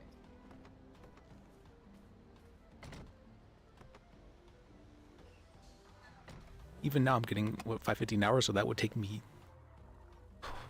That would take me And then like every house in Southside is for sale. to get 300K. But I don't think a judge should probably be living on the South Side. I was gonna say that's claim That'd take me 600 territory, hours. right? Let me just, Yeah, let me 50 an just hour, that's buy a 600 house hours. on Grove Street. 600 hours for a business is probably pretty I reasonable. had a But I client don't who understand how actually said he kept a it's weapon ever because he possible to. lived on Grove Street.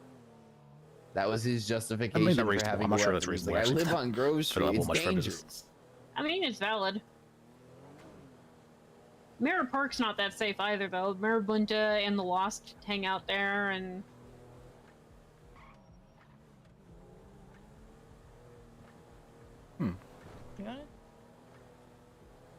I mean, they generally do. actually, I'm less concerned about the Marabunta, I'm more concerned about the Lost. I was gonna say the Marabuntas seem pretty great. A lot of them showed up to a court case that HUD Mhm. trial for Wolf, I believe his name was, the other day. And they all just sat and were very chill. Yeah, what's the one guy's name? The one of their top guys, the Enzo? Enzo, I believe, yeah, Enzo. He's Yeah. very, very cordial and knows a lot about law, so he's, I don't know, if you respect him, he respects you, and that's just generally how it works. Yeah, no, I'm Yeah. respectful to them, and that's why they like me. I really like Enzo. I got the chance to talk to him a couple of times. He's real cool. I mean, I feel like that's... Marabunta and the Saints are just pretty solid in my opinion. I feel like, I want to say, like, that's just kind of how it works for people. Like, you respect them and they respect you back. And Yeah. generally, that's the case. Like, a lot of people have been complaining about Wrangler lately. Yeah. And I'm like, all right. And people are like, hey, can you go to someone about this? And I'm like, all right, you know what? I'm going to talk to Wrangler about it. They're like, oh, but I don't know if that'd be possible. Like, can you really do anything? Can you listen to reason? Is that possible? And I'm like, well, I mean, let's try. And so I went and I talked to him about things, and I managed to understand his reasonings for why he was doing certain things, and his grievances of stuff. And I managed to. It sounds like he's willing to work with me regarding stuff. Awesome. Hell yeah! I mean, I was one of the doubters, but if you can do it, you can do it. Here. Appreciate.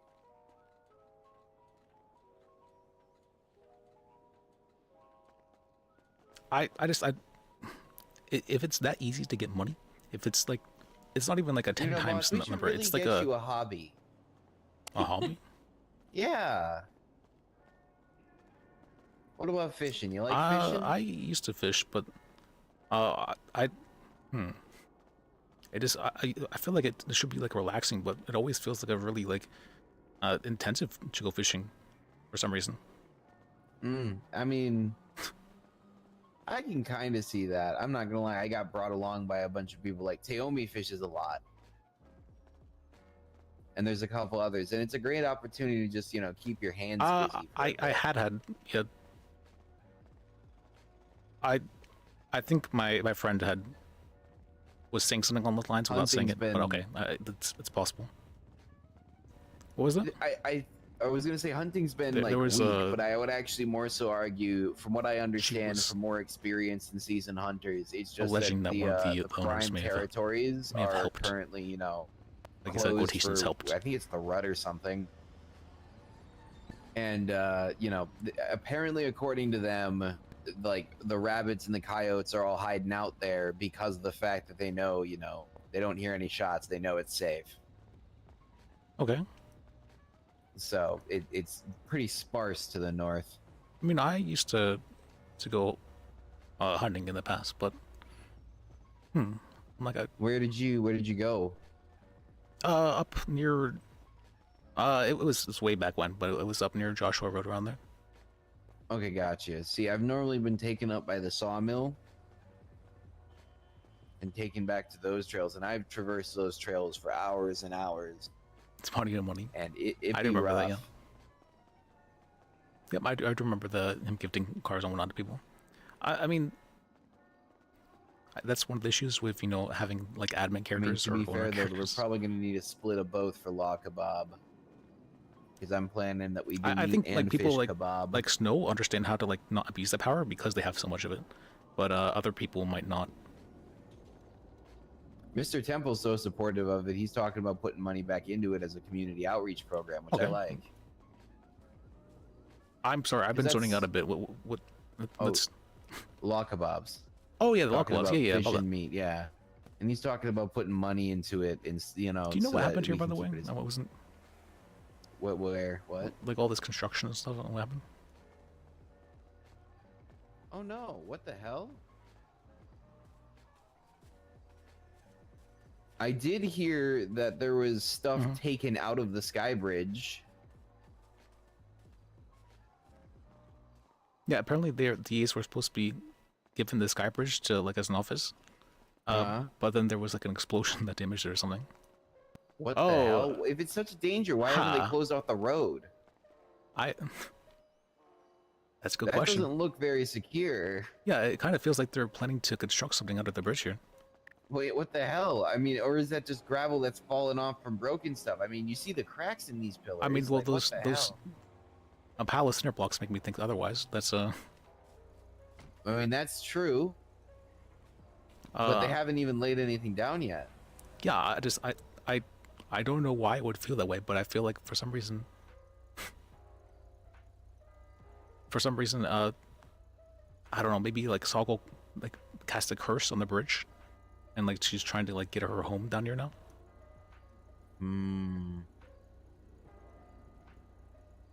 That doesn't look good. I wonder if Soggle did that. doesn't I look wonder good at actually all. if Soggle cast a curse. That on the bridge. cannot be safe to drive under. Look at how big it. Oh my god. I mean, because that construction down there, I wonder why there would be construction underneath the bridge right there. That's horrifying. I'm happy we're not walking anybody across there anymore. Or at least I haven't seen walk anybody across there in quite a while. I mean, that'd be structural integrity and the damage to it. Well, yeah, I mean, also, Yeah. it's just... I'm not gonna lie, MRPD's been kind of a godsend. Oh, you like it? Well, I like the repositioning because it means that they don't expect us to be there at the drop of a hat. Like, they have the understanding that it might take 2 or 3 minutes to, arrive. That's true. Which I appreciate a lot more than, where have you been, where are you? And it's like, I was down the road and I had to walk. Sorry. It's better. Wait, Taomi, actually. Taomi. What did I... I'm trying to convince Liz he needs hobbies. Help me. Jimmy, do you know what Yes, happened with the sky hobbies. bridge, by the way? Yeah, thing went boom. Wait, boom. Like, what happened exactly? What happened? That's it. Things went boom and ruined it. What went boom? Was there like some sort of like terrorist act?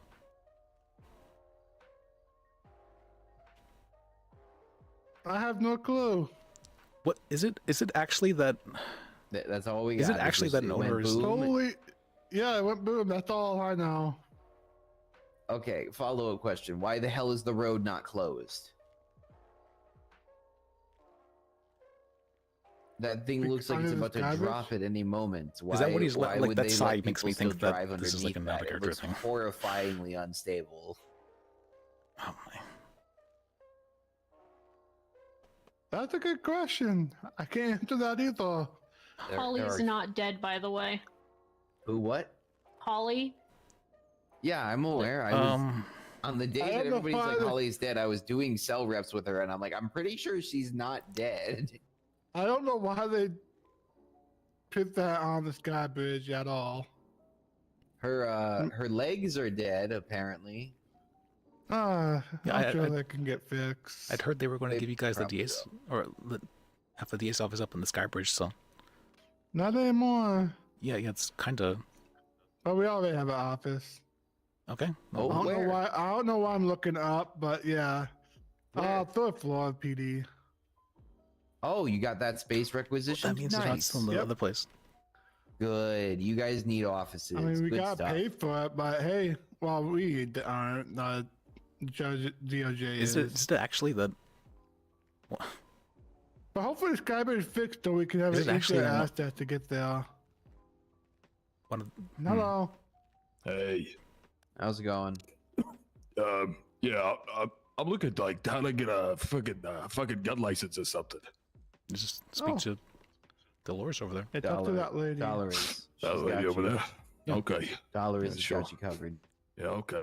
But yeah, you should totally get hobbies. You need to get out of this place, man. There's do like I don't know, like magic tricks or something. Magic tricks. You magic trick. I make your charges disappear. I mean, I Yep. could, I could recommend something I tried out. It was really liberating. Base jumping. Would you like to see a magic trick? Sure.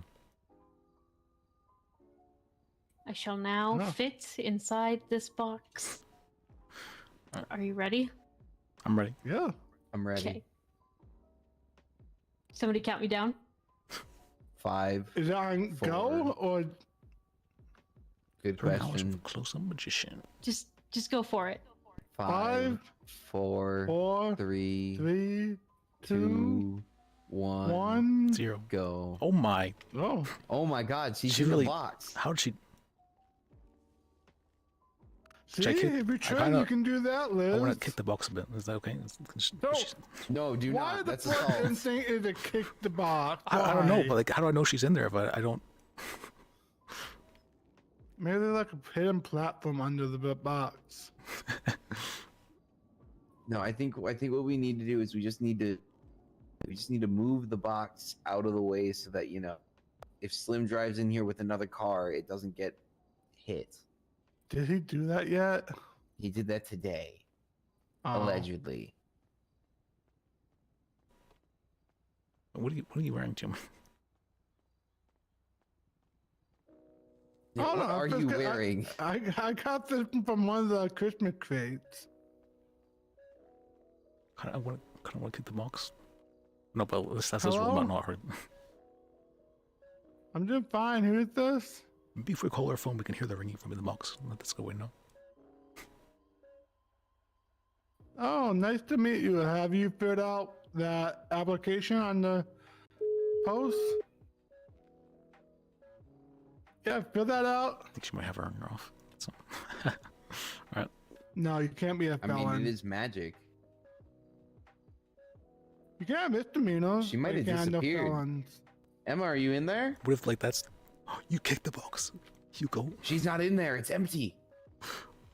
Give me one moment. Where'd she go then? Magic. What's your name again?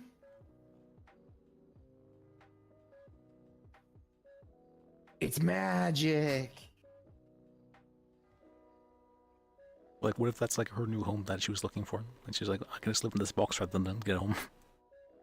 Apparently, I mean, if yeah, it you works, do it have works, right? a felony. It's a hard life out there. You got quite a They few can be. actually. Yeah, wow. Impressive. You have to be clean for 14 days to do that. You have to be clean for 14 days and pay $10,000. Yep. So, Liz. Yep. We need to find you something fun to do. Tell Well, me. that. I like practicing law. Oh. I love on that. That's... What? Oh, you okay? No, it's... Where did you Liz go? kicked the box. I was by in the way. box. You go kick I the was in. box. I was definitely in the box. Are you okay? Did you Oh my suffer God. bruises from the? No, From you I'm kicking fine. Why you the think box? you're okay? You were kicking the box. No, it's magic. It's magic. I'm fine. Magic. Okay. Magic. Yep, exactly.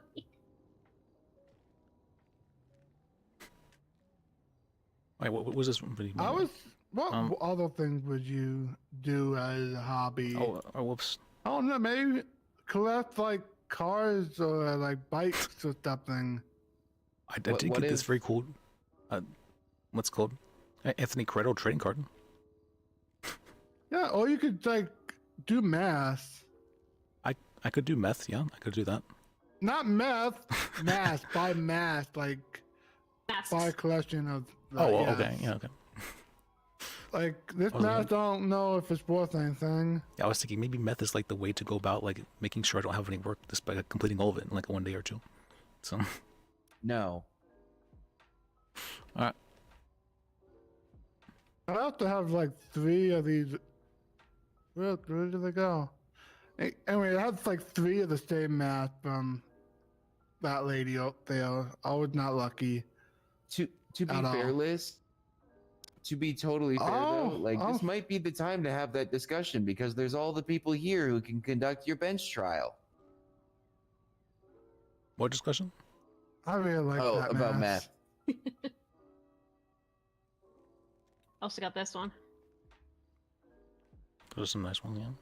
Well, I mean, like math isn't really illegal. The hat goes well with that one, honestly. I mean, well, like, what is it? We just microdose meth with like Adderall or something, right? So.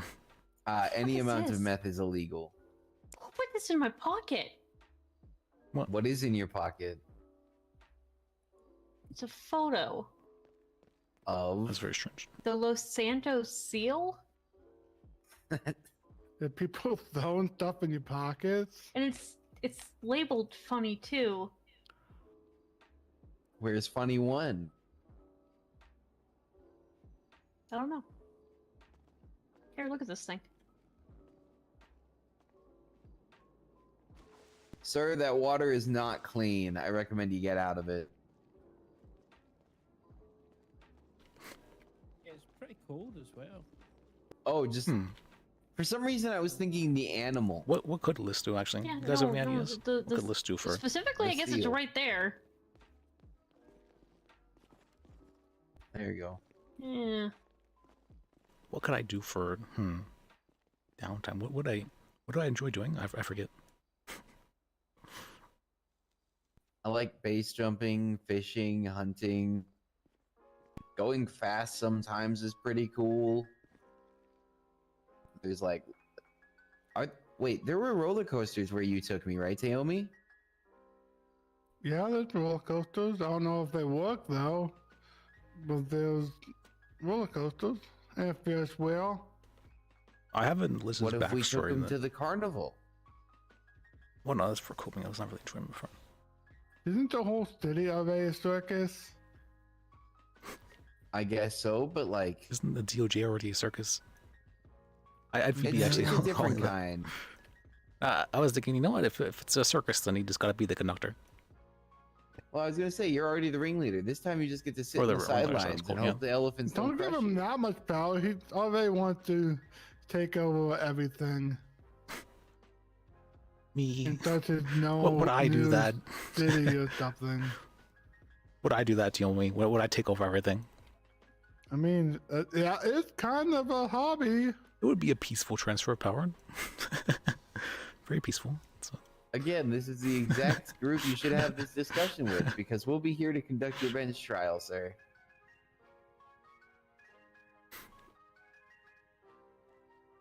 I mean, considering it's Gio who was impeached, right?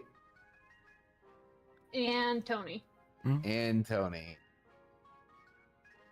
You know, they actually offered me support and said they would support me if I ran for governor. Do you want to run for governor? Not for this election, I don't think, but maybe for next But one. do you really want them not to be supporting you on that? Oh, I mean, I think they, that they would definitely be very well rewarded in the dictatorship. Forgot about the dictatorship. It's been a long time since I heard that word. I was really hoping that word was gone.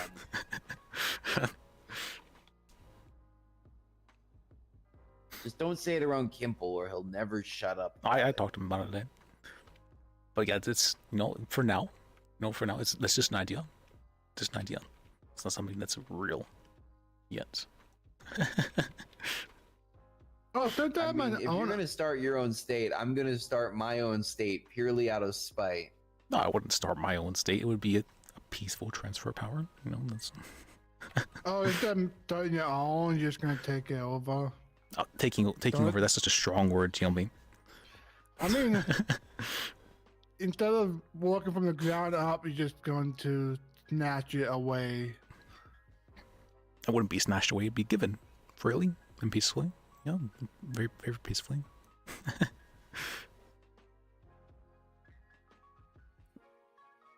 I wish I could believe that, but I don't. Very voluntarily. Yeah. It's extra voluntarily even. I don't think the Shadow Council would even allow that. No, and then they What probably has the blow it Shadow up Council before- done for us? They gave the made government the money. They made sure the taxes didn't get fucked. They won't legalize it. All of that just sounds like administrative work. We could have just hired an accountant. Like I said, just try to talk to governors to see if one wants to use it as a I campaign. mean, I've already got a thing. petition I'm working on. I'm just being, You just need how many? 99,000 people left to go. I am currently at 38,000 left. You know what? I think I did find something to do as a hobby. That's something I do enjoy doing. Yeah, I got 12,000 today, Mr. Taomi. I've been working hard. How did you manage to get 12,000? I've been working very hard, and I know how to manage paralegals. Oh, so you're like a mini Liz with getting people to work for you. I mean, I literally wrote up an entire proposal about making the paralegals work more to make Saba's budget bigger. Yeah, you guys really need to find a way for Stabba to actually get money. You understand? have one. Well, I you wrote understand it. that Saba is the government organization that's currently has the most amount of money. Because you guys don't make money, so you need the most money.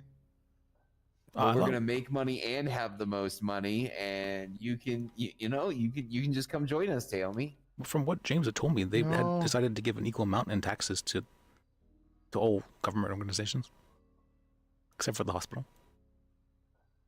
Yeah, We're just but you more also- efficient with it. I mean, you got a lot of paralegals that don't get paid yet. Yep. And you And have we're about what, to capitalize Hugo? on You that have- power. Yeah, you have Liz, Wagon, Hugo, Fuss.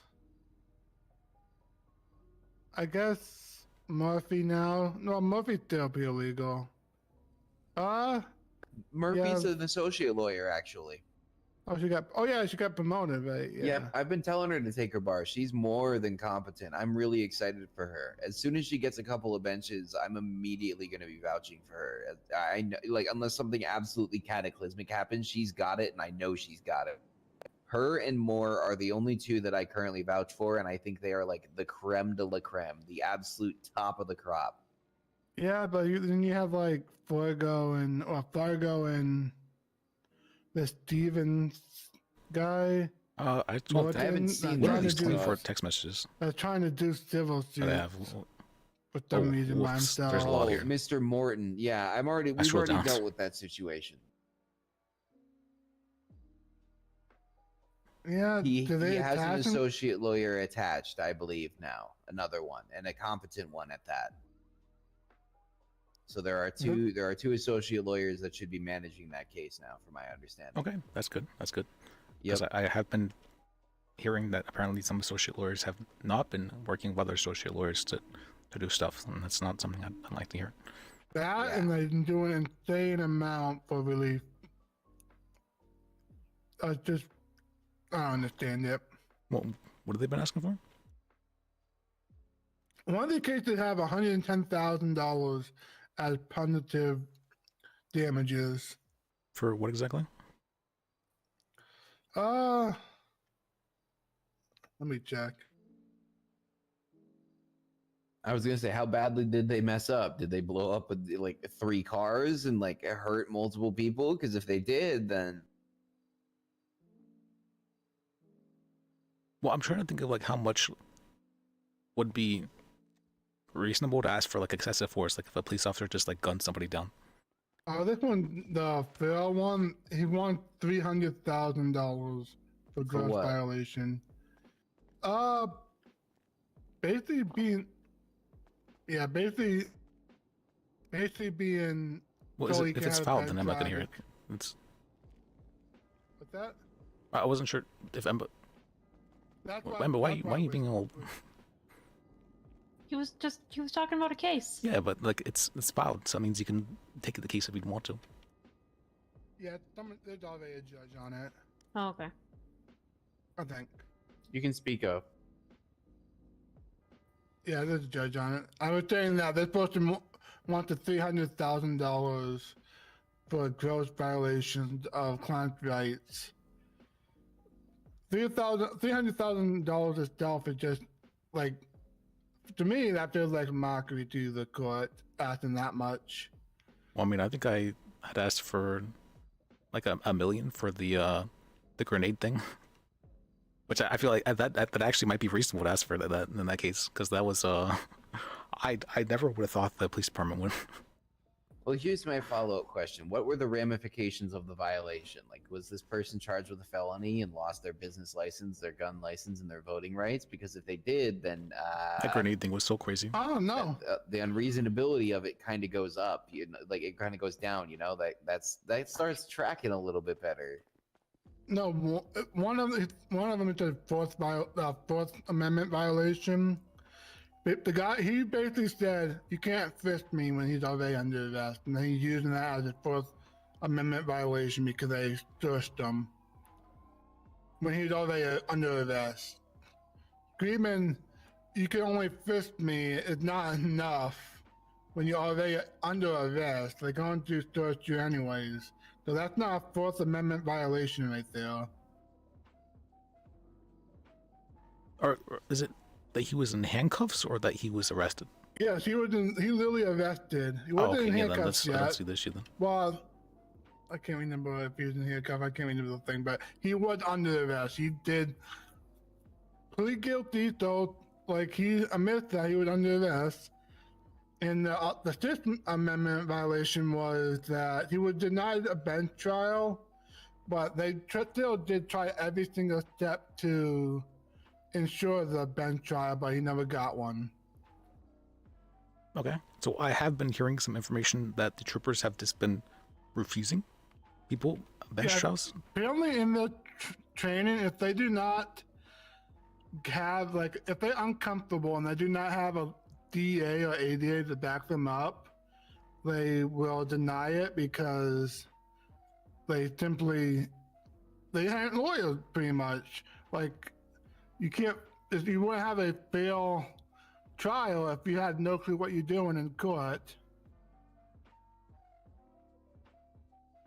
Yeah, they have a lot of power there just to not call you or call you whenever they feel like it. That's what they got to learn. Like, why are they making an arrest if they don't feel confident being able to say why they made that arrest?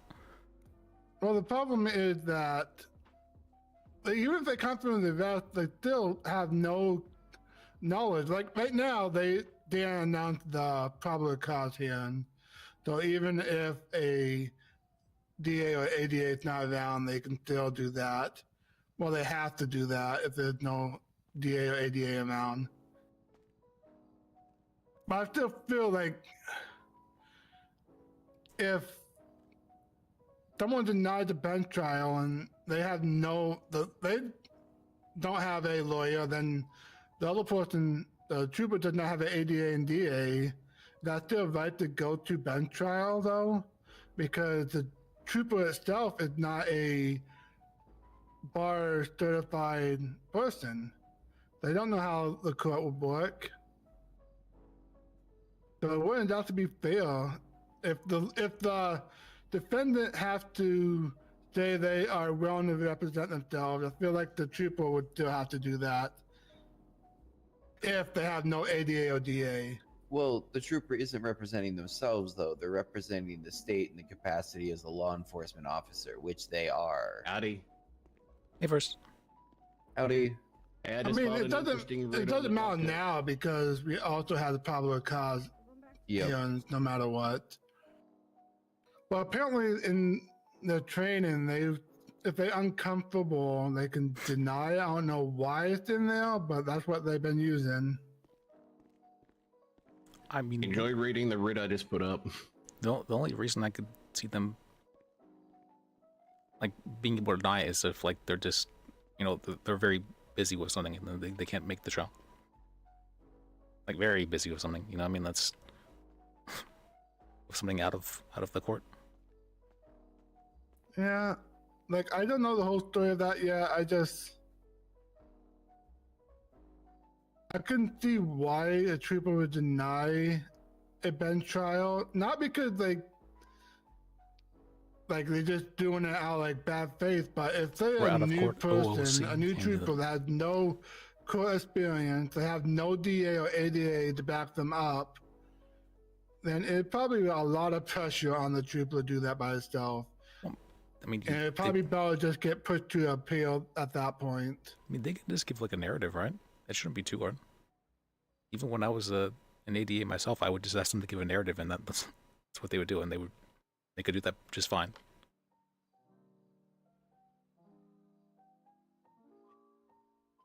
What, are they going to narrative themselves? Yeah, I mean, I've seen them do that. Yeah. I've watched them testify and like provide narrative and all that stuff during like their own questioning of themselves. I mean, I don't super see the issue with that. I mean, it's annoying, but if they should be able to. I think if they're going to bring those charges, they should be able to articulate those charges. This also loops back though to my training, because even in my training, I was told by that man right over there a little bit over a year ago that that the troopers, most of them would be able to pass the bar exam. As associate lawyers, maybe not as full lawyers. I would probably say, how wouldn't they have most of them that would be able to pass the bar exam? They have like so many new people that knows nothing about court right now. Oh, well, bar exam isn't really about court, because court's something like that's like experience oriented. It's something. Yeah, but I don't know if they give you. I think they give you. Well, then they shouldn't be amendment. operating on their own. They should be operating with a supervising officer until they're competent enough to handle that, just like we have associate lawyers. They have cadets, yeah. Yeah, but if you have to eat, I can't keep saying yet, but apparently this was EU time, so they didn't actually have people around, so it's kind of hard to thrive with someone if there's only like 3 officers on duty. Well, I mean, aren't cadets supposed to only be going out with They're not a cadet, they're a trooper. They're just a new trooper that. Well, then, yeah, then they could let them get some experience. And then what's the point of being a new trooper if you're not getting experience? You'll never become a seasoned trooper without actually, going out and doing it. No, throw them into the deep end, see if they can swim. But do you? I make my paralegals do trials without even prompting them about it. So you thinking that just Fifth Amendment violation is worth $300,000? It's not that it's worth $300,000, but the thing is that we're just saying that there needs to be some consistency here, and also the training needs to be brought up to scuff a little bit more. It sounds like, because they need to be willing to articulate their charges, and they need to be able to actually deal with that part of their job. If they're not able to, then this is just going to get worse. Because I literally heard one say that they would prefer to self-mutilate than be in court any longer during a freaking bench trial. Did you change your color? Into your new color? Well, I feel like so I'm very confident people can kind of they have an idea of how court's supposed to go to a degree, and so they can, even if they don't know the specifics, the court terms and all that, they can still act and come up with, create arguments, that kind of stuff. That's just something people can do. So I don't think we should have super high expectations of them, but I think there should be an expectation that they are at least capable of making arguments as a person. That.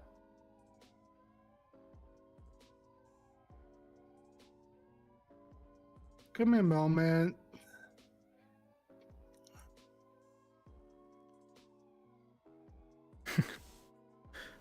Because I always remembered you as red. What? Bunny's not red anymore. I'm reading the thing that first posted, and yeah, okay, give me a moment.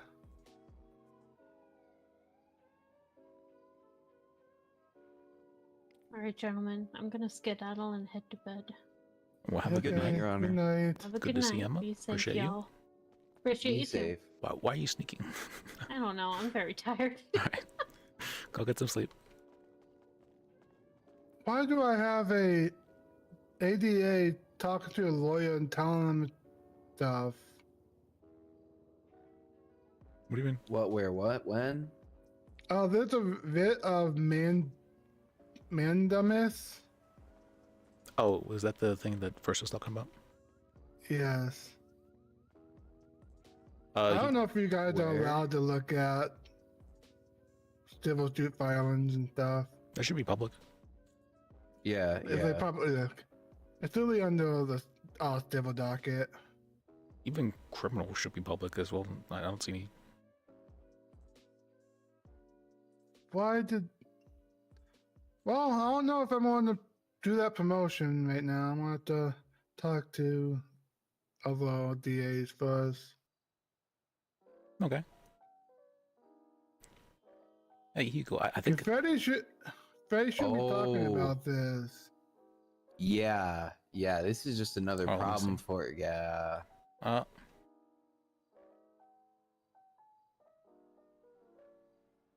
Ooh.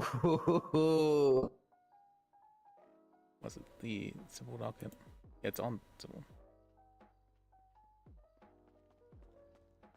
Wrangler. Okay.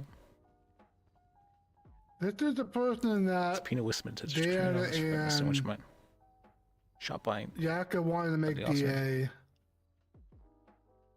Heard Wait, Missy first Kelly announce or over the radio client? that she's a charter farmer. No, Fetty. Oh, yeah, no. Oh, I did hear about this. Okay. I want to point out that, Freddy's also the one who was in, the Wrangler in favor concealing of stuff? pushing Agbat, apparently. I don't know. I've never thought that his stuff held up to scrutiny in court very well. Then again, he says frickin' every like 3 words when he's in the courtroom.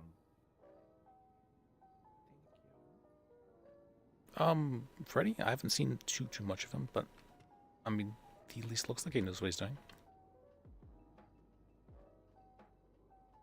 What do you mean by looks like?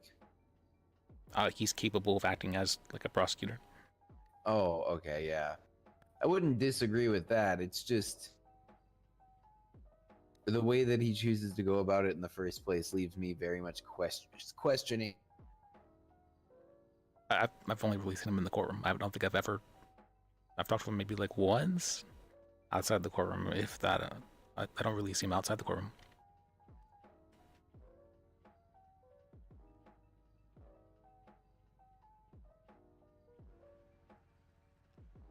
Apparently he was looking for me earlier.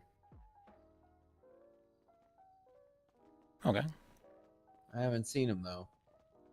Oh. But I think it's probably about the current case. I think I did find something though that I could do in my free time. What'd you You think helped me of? find that. It's I realize it's scheme. It's planning. Planning? Planning, yeah, just planning. Planning for what? Just things, What, are you gonna make the next Disney World? Some kind of road, yeah. So Give me a minute. Let me put money in the meter. So let me get this straight. You're going to stop from doing all the paperwork to do more paperwork about a dictatorship that will never happen. what? Who said about anything about a dictatorship? Where are you getting these ideas from? I just said planning. I know where these ideas lead to, boss. The way that you're acting right now is quite suspicious. You told me I'm sus right now. You. Very sussy. I don't know. That's my default state. No. Generally, you're actually pretty straightforward. I'm gonna have to leave you to stew on that for just a moment. Apologies. Okay. Facilities.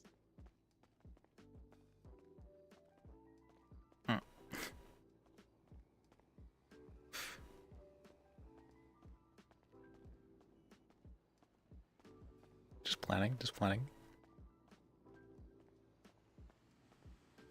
Wait, who just called? Did somebody call a minute ago? Let's see.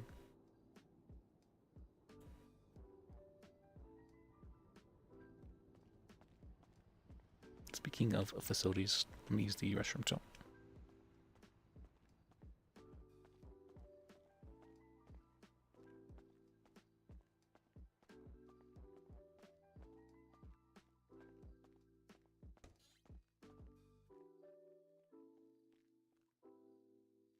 Alright, be right back.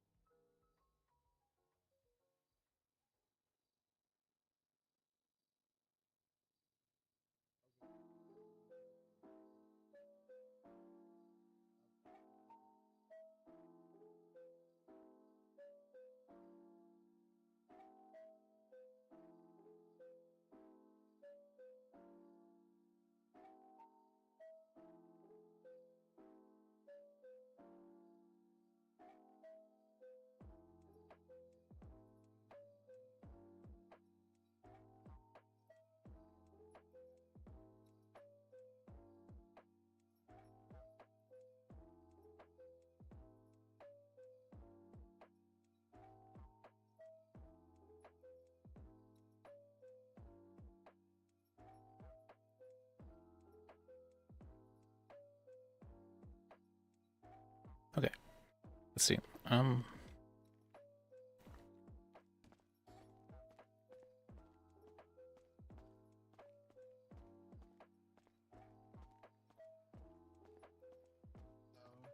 the writ of mandamus. So if they're unable to, so here's my theory. If they're welcome back, boss. If they're unable to provide any kind of filing or information from Wrangler or any of the other ones, Missy or anything, then what's probably going to happen is that they're going to bring forth medical records, evidence, and witnesses, and then they are going to fucking plow. They're gonna have so much new land with all the money they get.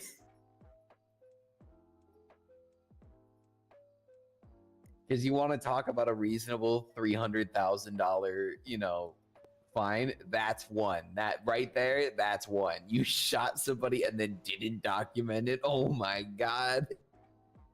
That's $300,000 and the trooper's job and ramifications, at least if I have the right perspective. Correct me if I'm wrong, boss.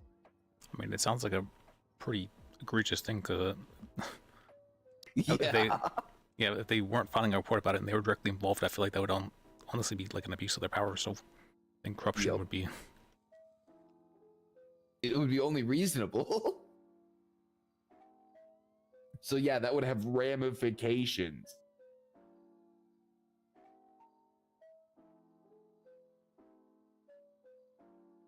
And again, I'm not even mildly surprised, which is bad. I should be surprised if I'm hearing that this is happening, and I am not. He should be surprised. You should be surprised. Are any of us surprised right now? Well, it's Wrangler.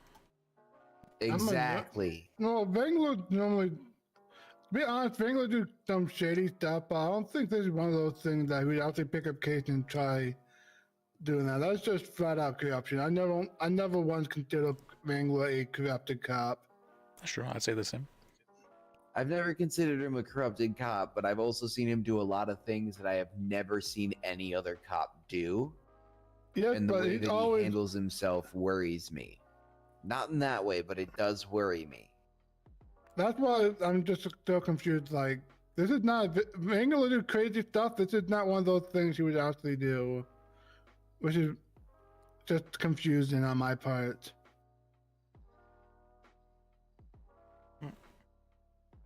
Like, I don't know much about this Misty person yet, so. What my assumption would be is that they're most likely a cadet or a brand new trooper, because Wrangler and Ham and a couple of the other troopers that I've seen on a regular basis now have somebody tailing them, and I'm like, I got eyes for it because I've seen the paralegals who do the same thing. Oh, did you send me the So reports? it looks like they've got a bunch of trainees coming around with them. I wouldn't be surprised if she's one, but that is pure speculation, and I will admit to it. Yeah, but if it's vitamin Wrangler is like a new one if she did something like this. He is actually very strict with the ones that he takes under his wing. And then again, you get people like Han that try to imitate Wrangler and feel pretty bad at it. Okay. Was him trying to? Yeah.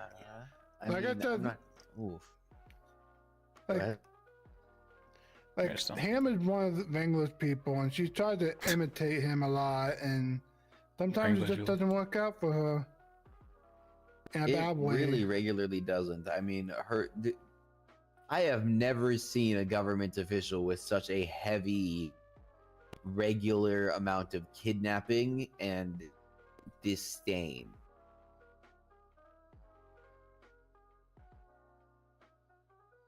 You know what happens if you talk about Ham in front of troopers? Because I've seen paralegals do it without realizing what they're doing. What happens? You know what they say? You know what they always say? No. We're not Ham. Whatever there's issues with Whenever anything is said about Ham, generally, like Oh. around troopers, that's the first thing they do. Like, regardless of whether they're being accused or anything, they separate themselves from her as quickly as possible. Oh, I thought it was a way of saying why coming to us with issues rather than him. Oh, no. More so like just like as soon as you bring her up in any capacity, help with at least in my experience. Like I said, I've seen a couple of paralegals do it where they'll like either bring up a case they had with Ham and be like, oh, well, this is how this was, and they're like, we're not Ham. Or they'll just bring up Ham and be like, Ham said or something, and we're not State Ham. for the street light falling on her. And you know what I say after that? This. They're not Ham. I tell the Wow. paralegal they're not Ham because to me, every single time I walk down the cells, it's a fresh slate. I can feel whatever I want to feel, but I will walk down there and give everybody a fair shot, right? I picked up a cell call the other day, and like I said, Ham was there. She was with another trooper. New trooper looked like. He's the one who called me. Do you have And you complaints about him? I have had and have filed complaints about Ham. This current situation I was about to say was actually what I would define as a miracle. She conducted herself well throughout the entire cell rep. And at the end of the cell rep, they walked me out and I said, well conducted to both of them and said, have a great day. And that was a demonstration actually of me saying, you know, everybody gets a fair shot every time I go down there. Okay.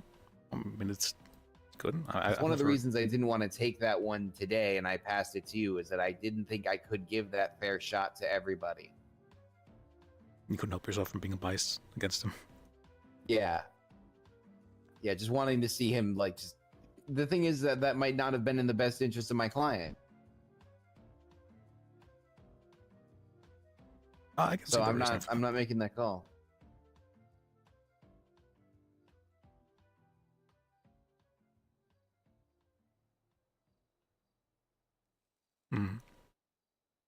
I was going to say that if people are having some issues with him, though, I can try talking over and seeing what. Yeah, I mean, I haven't seen anything from Ham recently. Other attorneys, and I think they said that to you earlier, have seen her impose a time limit, but that also seems to have already been negated because we brought it up to sources. You were informed on that more so to just make sure you were in on the loop of the, you know, ordering of events and situations. Oh, about that, Wrangler had said that he had never given a 4-minute time limit after giving someone the charges. Well, that's just blatantly false. And me and Ms. Murphy, and I believe... Yeah, I've seen him somebody put a else, yeah. time limit once before, so I can't say I've never seen it. They shouldn't be doing time limits anyways. He did it Like, to I me understand twice, people- back to back, 2 days ago. Or 2 or 3 days ago. How long? 3 to 4 minutes both times. That's not enough to do anything. Exactly. I If just they end want up to talking really fast. Saying, what do you want me to do? I don't know. Like, we have to talk right now. We got to go. Like, if it's very straightforward and simple, 5 minutes probably enough. Might be need to. But 10 minutes is still reasonable.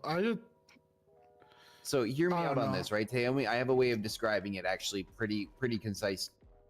Most cases, right? We're talking about like, you know, the curve, like the bell curve, the middle of the thing.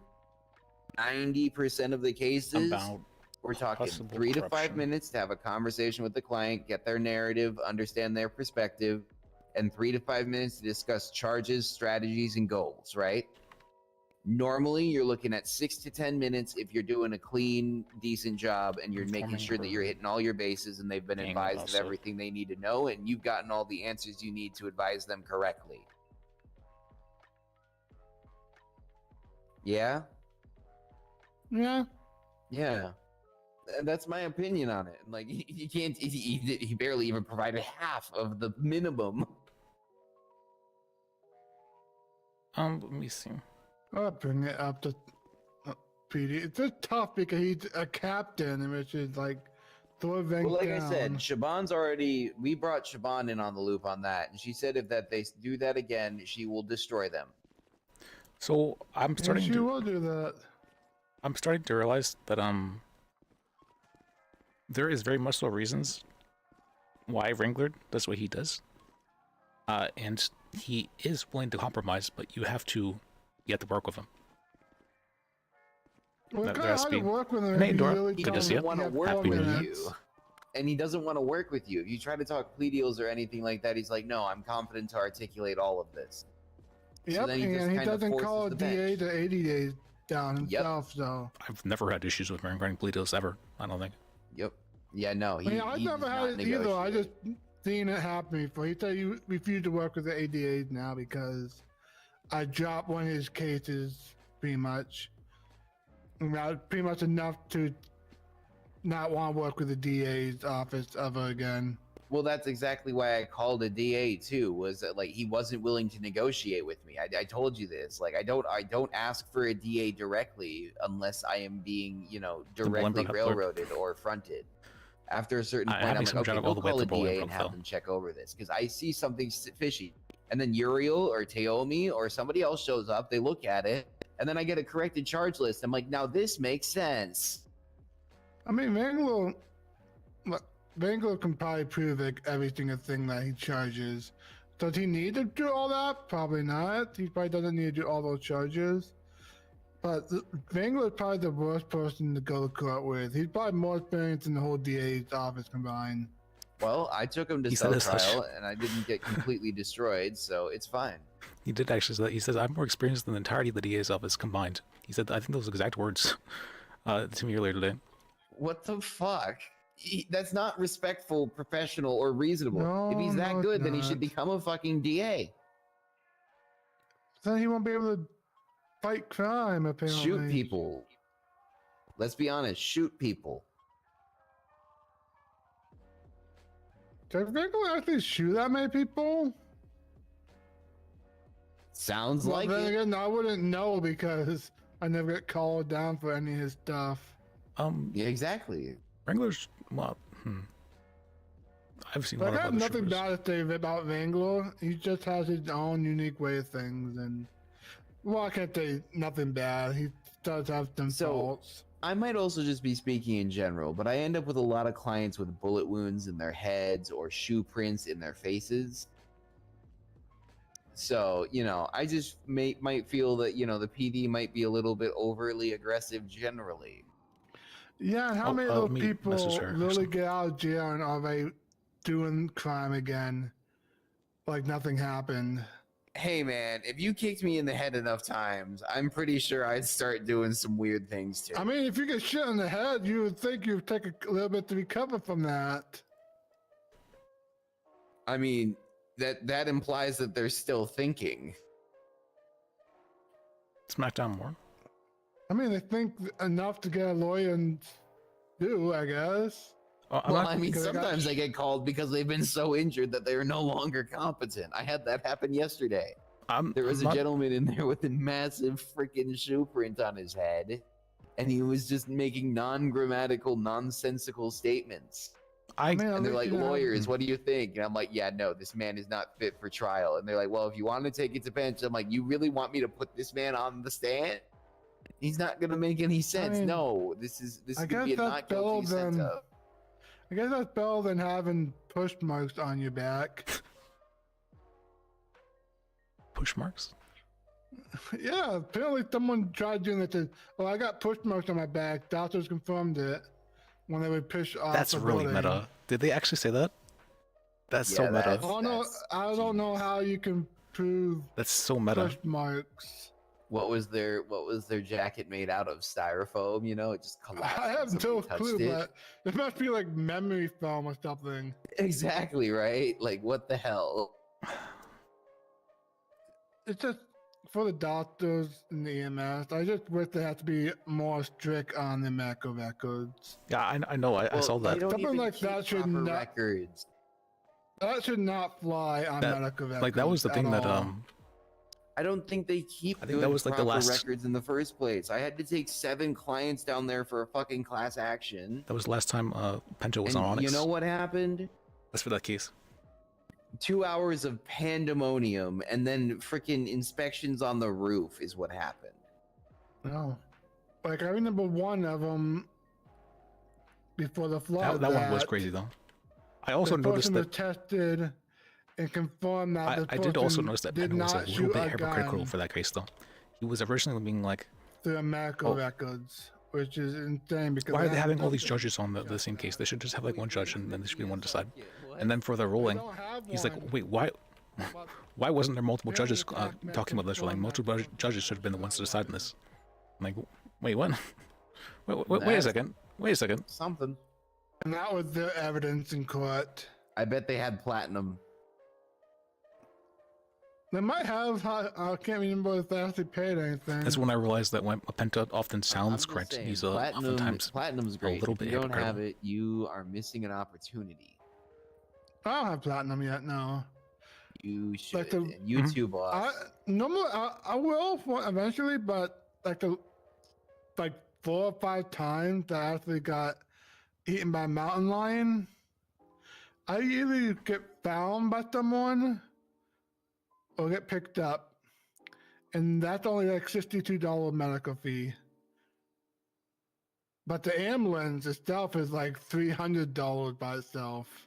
Yeah, I think one judge So I should guess I've been lucky to make the ruling. Whether or not to say that getting found other and they can't taking consult other judges feels a a bit. ambulance to the hospital. I mean, speaking of costs, did you gentlemen? I mean, did you I can solve gentlemen other know that lawyers. Mr. Fitzpatrick is towing now. As a DA, I consult other DAs. Patrick Is he? is towing. Oh yeah, I did He's actually hear about that from towing. Jacob. Yeah. He's patrolling nearby the PDO building, and he tried to tow my car yesterday. Then he was got very his interesting to go tow against truck him now, so- destroyed, and he called the police to tow it away. Why would you call the police? Call a toll line. I don't know. I asked him what the hell he was doing. I'm like, why are you summoning the police to the PDO building? Why are you trying to In both take my directions. car? What the hell are you doing? Well, he tried to take your car. Yeah, he tried to take the lime. Oh my, that's not good. Well, that reminds me, I need to Is actually. is he coming? I'm gonna. I need to actually go into disguise. Actually, I forgot about him. He was after my life killing. So Well, that's why I'm saying you need platinum, boss. I don't know Is about he like the health nuts insurance. damn button that just towing vehicle because they don't like those people? See, that's I am very worried we might be looking at Mr. Bird 2 in that he now has the ability to try and get properties and start legitimate tow companies so that he can just lock people's cars behind fences. Wait, What do you say for fun in both directions? he You doesn't mean, have a felony yet, but yeah, does he? I don't think so. I mean, for me, I feel like I always give I try He was and give scouting properties. my honest opinion regarding it, and then I also try and he give the doesn't. like the absolute worst possibility, So, or like the yeah, absolute. He might be. will be he the might be working on absolute starting his possibility. own tow business. I mean, I try. Atticus got his. I try and give the strawman, and then I try and give the steelman. Yeah, Goodman. He had Strawman is referring to like taking an argument in its weakest form, and then steelmanning is taking it in its strongest form. Avenue on like Butcher Street or something. There's like that little indent in one of these buildings working under. I wish I took a picture of it, but it's like literally a 6 foot by 6 foot loom with a desk in it.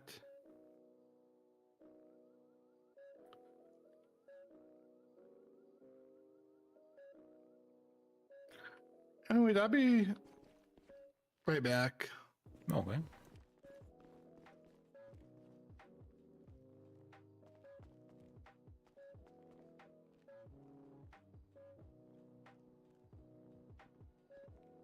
See. I think I might head out though. You go. It's getting pretty late. You know what? I'm gonna follow suit, boss. You running back to the PDO building? I might just walk back. All right. I can work with that. Okay. Probably should tell me though where you're going rather than just being gone. I got this. Where did he go? Facilities? That's what they were trained to do. He said I'll be right back, so I'm assuming. Well, let's just wait a minute and just let him know in face to face. I would say judges are not trained to make decisions on their own. Respectful. It's actually the very opposite, where the magistrates are often working together. Like they're actually treating it like associate lawyers, like magistrate. We've already been here this long. That's true. I was thinking, have you been noticing that the magistrates they've been treating it like associate lawyer? Yeah, and they should be a little bit. Yeah, I agree. I set it up that way for a good reason. I mean, yeah.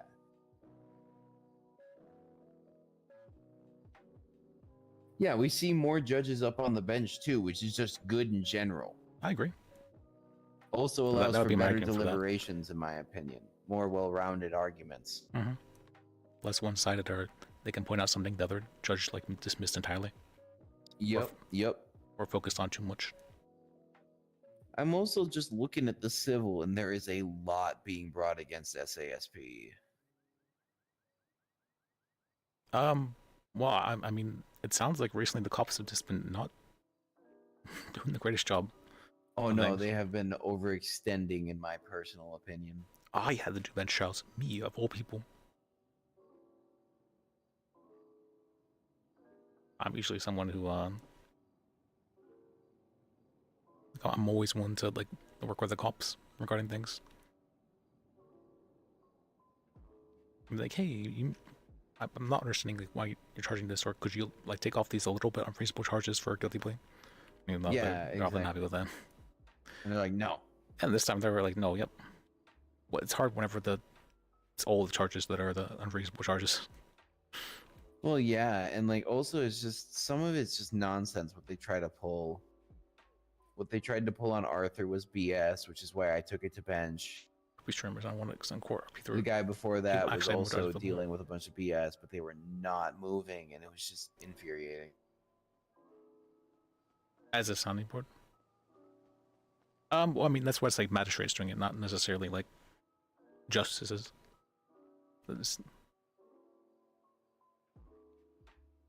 But I mean, until we have a thing where like, oh, sorry, whoops, the thing was tried to be appealed and it couldn't be because there's no one hired. It's not really an issue. I say that, but I mean, Wrangler was just going straight to the top, which is probably not a good idea. That's right. I was supposed to actually speak with Dan about being more careful, like not just. Apparently, Wrangler was asking him to sign warrants. I'm like, Dan probably shouldn't be doing that. Yeah, I was hearing that from Miss Murphy as well, because I think he's overworked and it's causing really nonsense warrants to be pushed out that I'm seeing. Like warrants based on evidence that was found through fruit of the poisonous tree.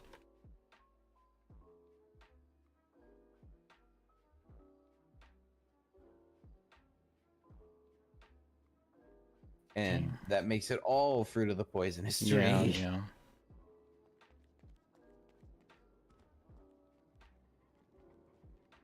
And then I was you know the thing with him not letting like lawyers leave the cells and all that. They just bitch and whine so much. And the other thing is, I've had a couple of troopers who like won't walk all the way away, and instead they'll speak up and be like, "It's only 10 months. It's only 10 months. It's only 10 months."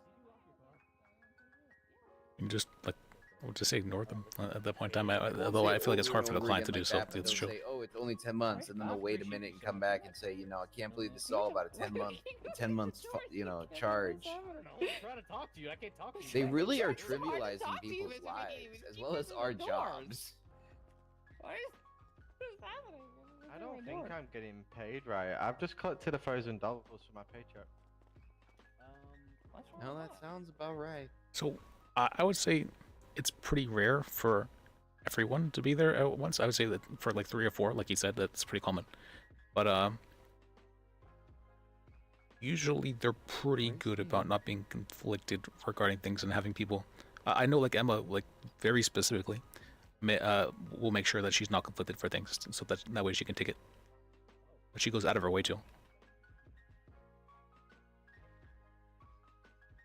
Emma will, at every opportunity that she could be conflicted, remove herself from the situation, like 100% of the time. So there will always be Emma, and she's a justice. So yeah, a lot of other peace services that has been bad. If it becomes like that again, Sounds like I know what you're talking about. outside. Is he coming back? I don't know. I just think we've waited for a pretty reasonable time. I just texted him. We'll see. You know what that means? Time to check Life Invader.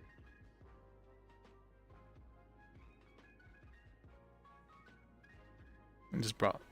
You're fine. You're okay to argue against it. I'm not gonna. What the hell? We can have Why different did- opinions. It's why okay. did Bloom piss off the auto exotic fixing station? Like I often with James, I'm not sure if you've seen it or not, but we will have Wait, very, Bloom has very, been banned. very, very long arguments regarding things. I had to have a 5-hour argument with him about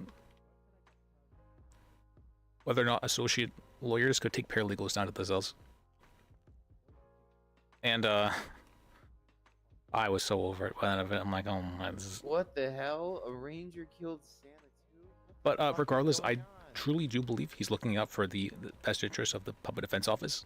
It's just that we have very different ideas of what that is. Right, boss? What was that? You believe me when I say my car was from Santa Claus, right?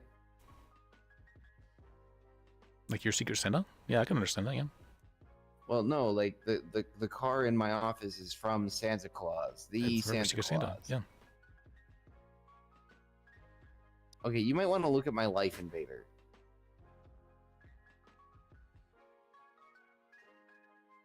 Just go back just a little bit.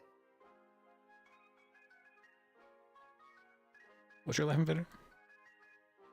My Life Invader is Smoking Hugo. This man killed Santa. Okay. Wait, what'd you say? I was looking at Life Invader.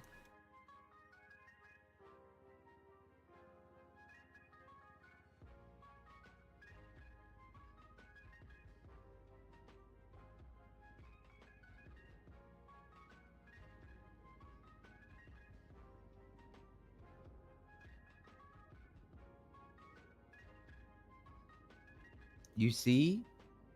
Yeah, you're fine.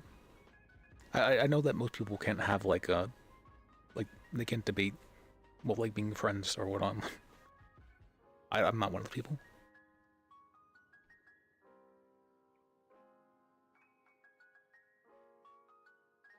Like in this case, what's called? I mean, people can have like different opinions on like the best way to go about things.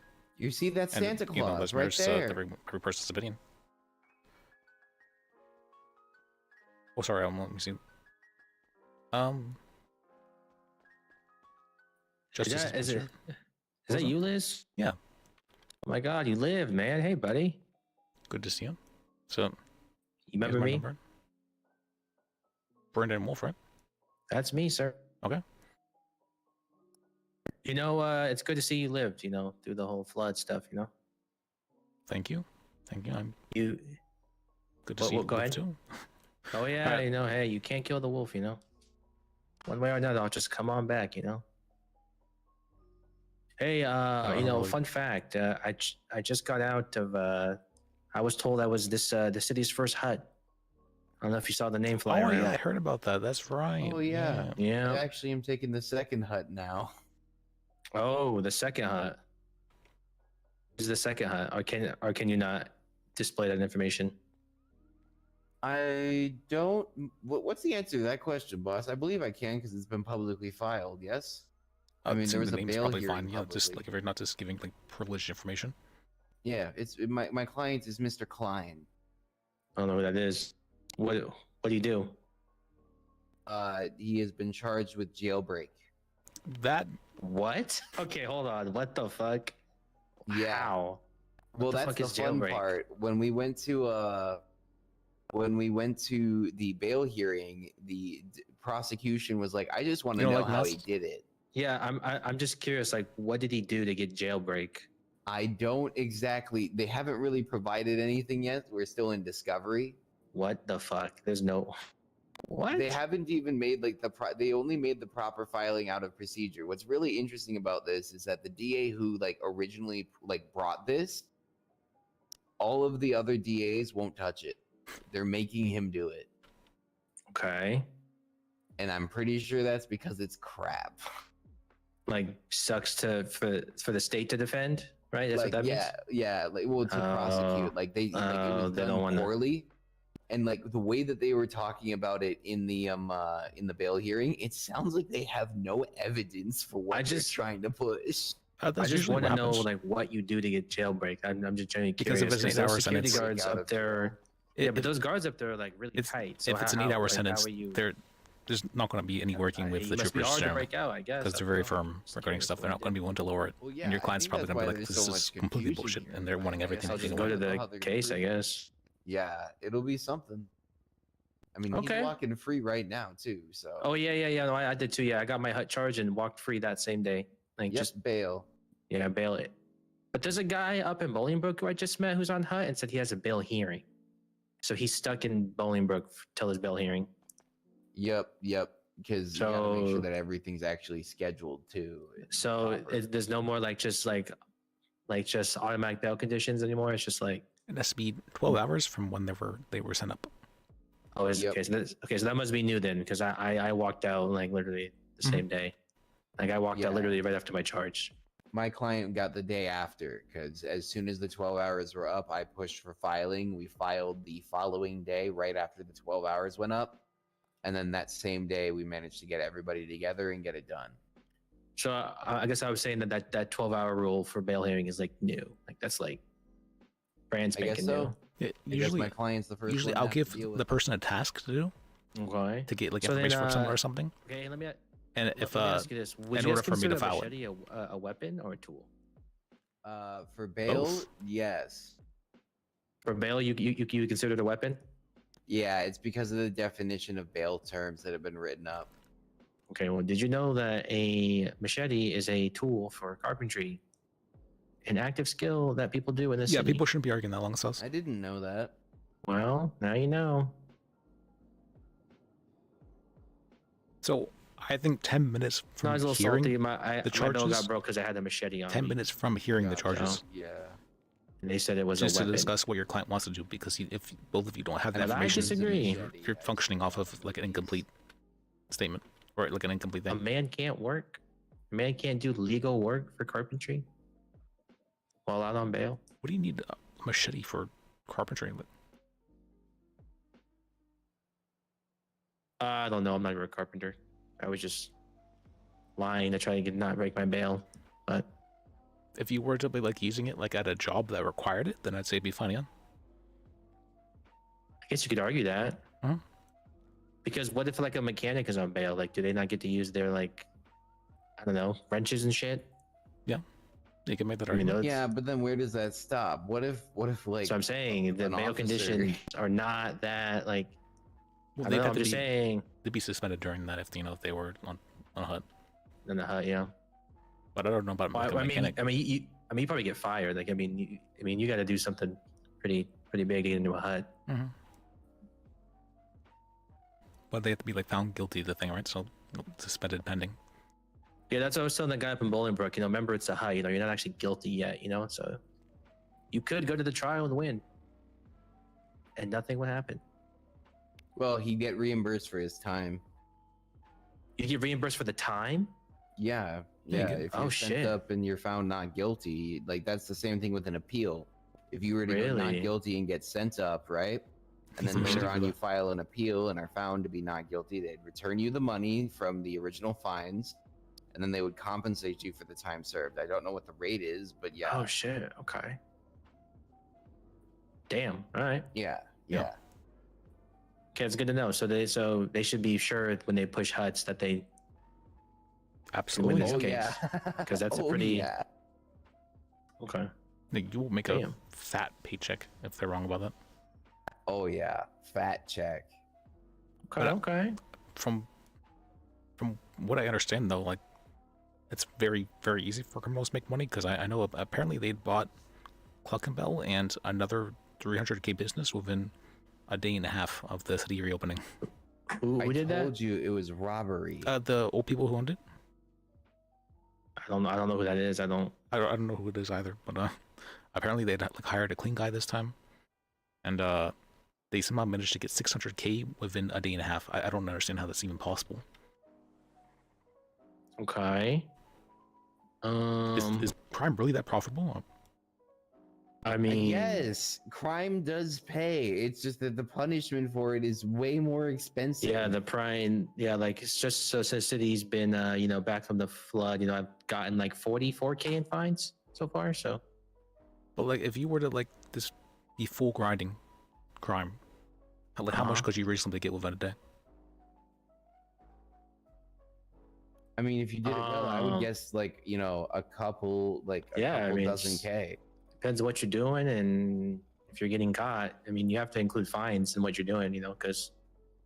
Well, let's say like proper circumstances. Seized assets. You got to make sure that you're distributing your shit up and dropping it off, I guess, because otherwise they're gonna seize all of your progress. They're gonna take everything. Wait, what? Comes from the solid. Yeah, they do be taking shit. So it would have to be done smartly, but I could imagine that six people could run that pretty effectively. 600,000. They could all get. I mean, 100K in the my guess is they had a really big group. I've never heard anything about that. I don't even have the booty cut That checks. would be my guess. That's my only That's a lot of money. In 2 days, 600K. That's a lot of money. But you gotta remember, if you have a lot of people freelancing, and then everybody gets good. Yeah, but you can only do so much freelancing, right? So I'm saying maybe it's a lot of people. I don't know. Like, let's say that there's I don't know, reasonably 10 people, 15 maybe at most. Well, also outside investment is a thing too. They could just pool a lot of funding if they did the right community outreach. That too. So then, 20 the people they don't steal from, they just take from legitimately. You can also speak up a little bit, boss. Oh, I'm sorry. So then, 20. For saying 20 people, how much could they reasonably make within a day and a half? 50K a piece per day, 75K per person. I mean, probably just head down working, just all about their money, 50K a day? I mean, actually, we could even split it down in half. Let's make it 35K for each person for the entire time, right? Multiply that by 20, you still get over $600,000. Even 30K seems absolutely absurd. I mean, let's say you're, awake for, 18 hours, I mean, you just do some math. That's only $2,700 an hour. I mean, that doesn't seem unreasonable if you're 2,700. Head down, you're going for it. You know what I mean? Difficult, yes, not impossible. Yeah, challenging and time consuming for sure, but yeah, 20 people doing it for 18 hours. 2,700 an hour. You could do it. That's Which so honestly, much more. I don't think they had to do that. I don't think people was Cluckenbell a hot sell. Was it competition for that? Yeah, there was a competition. Yeah. Oh, okay. But apparently, people really, really, really don't like change. Hey, Naomi. So everybody was willing to help out, make sure everything stayed the same. Yeah, they really wanted Cluckenbell, huh? They wanted those Cluckenballs again. They really wanted them, I guess.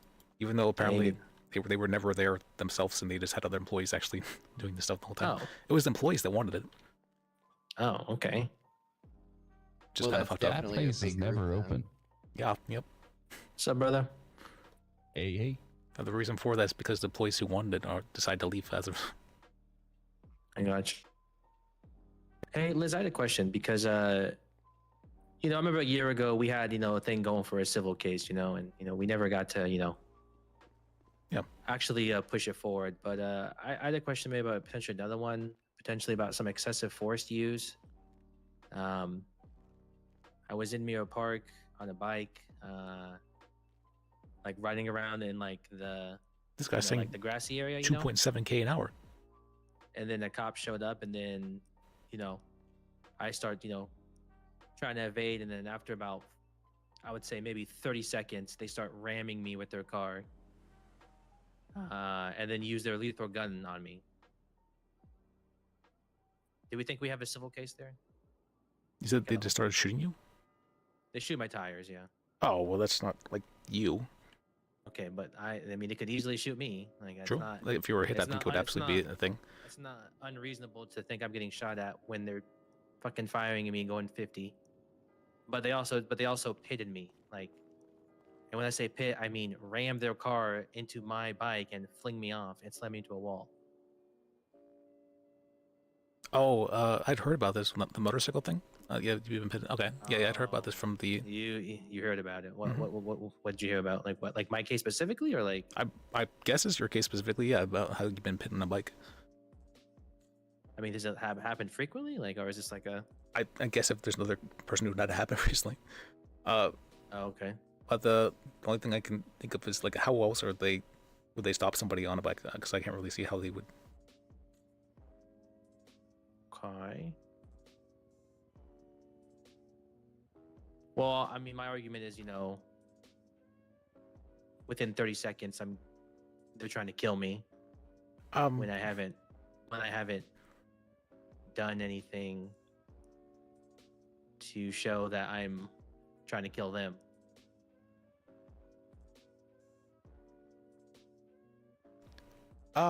It's. I think the only argument I could see being made is if you're driving really recklessly, they could possibly make the argument that you're a danger to the lives around you, and so for that reason they could shoot you. Okay, because I asked in the cells, and I was told because I think people are that the PD just does not. They like had bikes 600K in a and day. That they can just do that now. Like they can just pretty much just instantly use lethal force to try to kill you if you're fleeing on a bike. I have no idea. Does that sound correct? No, they probably can't use lethal force. Well, I would. So, I would consider slamming me with a car on a bike lethal force. Would you agree? Probably, yeah. Yeah. I would say it's lethal force. Yeah. Okay.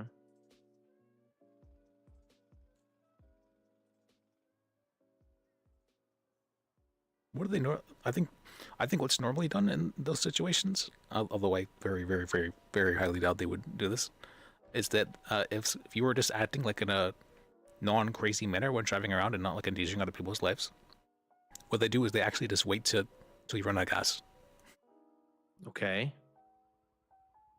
So then maybe in court, maybe he could articulate why instead of that, it was try to kill me in 30 seconds. Maybe that's the question I need to ask. Yeah, because their SOPs are not, like law. You could absolutely bring it to court and be like, "Hey, is this legal?" Right, and but have a I mean, judge. at what point do we hold cops accountable for trying to kill me? Like, I mean, You can sue them for excessive force and make the. I think that's a reasonable point. Yeah, that if they're using lethal force on you right from the beginning, what right do they have to do that? Okay. I'm gonna do it. Appreciate you, Liz. Hopefully this time we can actually go to court this time. And I already have a lawyer. I think. Yeah, I talked to her about it. I'm pretty sure. Oh, you already know who she is? Yeah. What was it? What's her name? Is it Miss Murphy? I think it was another lady. Oh, Yeah, Kinsley. Yeah, Kinsley Murphy. You're right. Okay. Yep. Yeah, Miss Murphy. She's very, very well. She's great. Yeah, she was feisty, which I appreciated. Because I also got a lot of other charges. So she said you said that she talked to you about it already? Yeah. Oh. She talked to me about it, but I didn't consider you actually managed to lay it out, I feel like probably better than her, because I had to consider, yeah, if they're using lethal force on you like that fast, that they are saying that you have done something worthy of lethal force. That's what I'm saying. Like I feel like I didn't do anything worth it, and And if you haven't, then yeah, they shouldn't be using lethal force on you. Okay, good. Okay. Well, I'll take it to court then. All right. Yeah. Look forward to another court case after my hut court case, which was very, very long. I'm sure it was. It was a hard charge. Yeah, yeah. All right. Well, you guys have a good night. Yeah. See you then. You too, boss. All right. Well, I guess Tommy's not coming back, so we can start heading back. Yep. Agreed. That was more than courtesy, but yeah.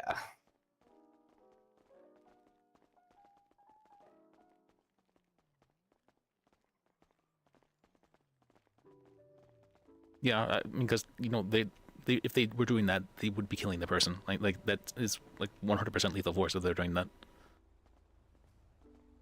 So they have to be doing it under the assumption they're going to kill somebody. I don't think cops usually do things like that unless there's like a threat to somebody's life.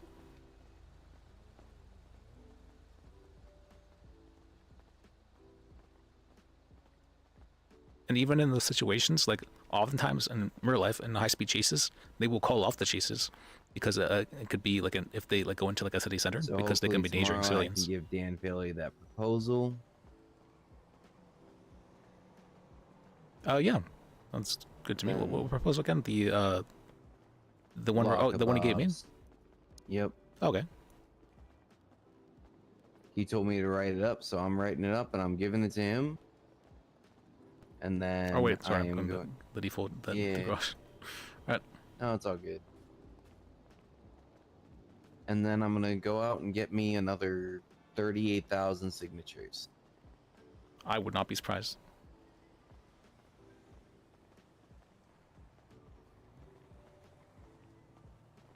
I mean, so one of the things I'm starting to realize, people will oftentimes tell you to, or like if you have like an issue with someone, they'll be like, "Oh, if I have an issue with them, what if I just go above them, or what if I go to someone else?" That I feel like is starting to like almost always be the wrong answer. I feel like you can deal with the issue with the person. Like that's like I think that's possible. To be 100% honest, I did already try to confront Wrangler, like specifically about the time thing. I haven't talked to him about his behavior yet, but like even the way that he reacted to that with me was like extremely problematic. I agree. And he sounds like he did lie to me about the time he gave for people once he gave them the charges. Yeah, I mean, you can even ask Arthur, as he was the client in that one. Or again, Miss Murphy was there. I believe Mr. Morton was there for one of them, possibly Teddy. Because like I said, it was 2 back-to-back, and I brought different people with me. Okay. Wrangler, I don't know. I feel like he's someone who is capable of reason. He's just very, if you can't provide him a good reason for something, or if the reason you have isn't good enough for him, then he's not going to change his mind. And so you have to. That's fair. Yeah. And from but the like, I don't think he's able to provide good reasoning on his end a lot of the time, though. Like when I asked him for his reasoning for the time frame stuff, he kind of just minimized my client's life and, minimized my purpose or role. I agree. From what I remember what he'd said regarding it, he had said that, there is other people and they need to be getting back out there, and that they can't just waste so much time on one person regarding everything. And I think that's a somewhat reasonable argument. Because I think there is like somewhat a duty for police officers to stop crime, and if they're spending a lot of time on one person who's either getting like minimal charges or who is it's called not. But that is a person. I agree 100%. It's very dismissive towards the individual. Yeah, that is a person, and they have rights. And if they want a lawyer, then they have a right to a lawyer. And if the lawyer says there's something Just there, run you then over there's in it. something there. And that's all very important in checks and balances in the system, you know? I also will say he called my client a dumbass and an idiot directly in front of the judge. He told me about that. Yeah. I forgot to talk about that. I forgot to write a part down. Because like that kind I of don't stuff, think there's anything I like, can do there's a about it. difference between saying, "Oh, we need to get troopers back out on the street," and just saying, "No, you're a dumbass. This guy's a dumbass, and we're all wasting our time here." That's a very different statement. I agree. I mean, That's a hard one. That's a hard one because for a lot of people, insulting others is like not something they consider to be like a super like bad thing, and it's really hard to break people of something like that because it's something they've just always grown up around. I mean, it doesn't excuse what they're doing. I'm not saying it does. I mean, you got to understand. I told Ham to go. Like, I told her, "Fuck you," directly to her face. Did I do that on the clock? No, I did not. I've called her a perjurer straight to her face. Have I done that on the clock? Nope.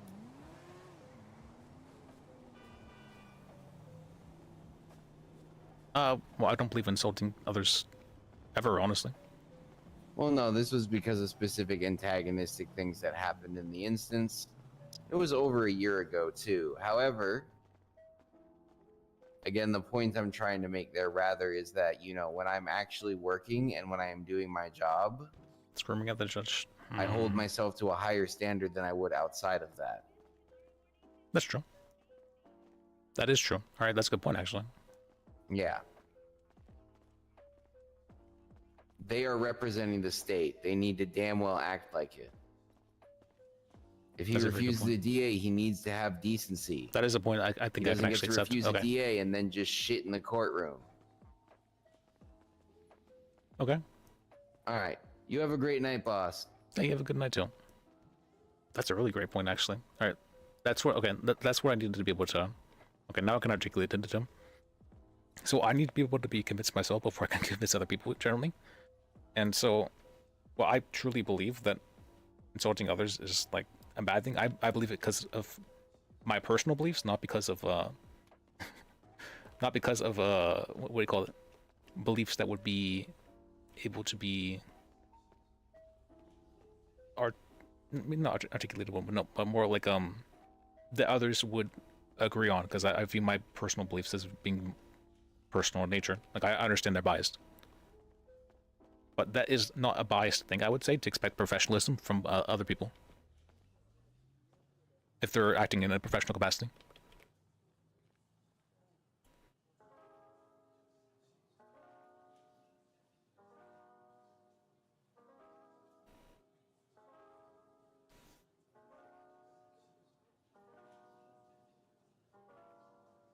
The 4 times served.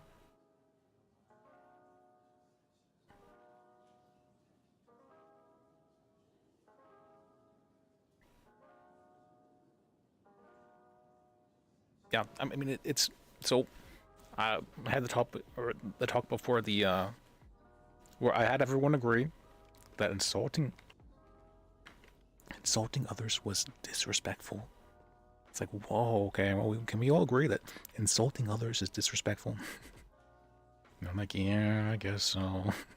And I'm like, all right, then if insulting others is disrespectful, can we all agree to not insult the people here? Everyone, like, you know, the lawyers and the troopers and whatnot. Can we agree? And I'm like, yeah, I guess so. And Wrangler was there for that.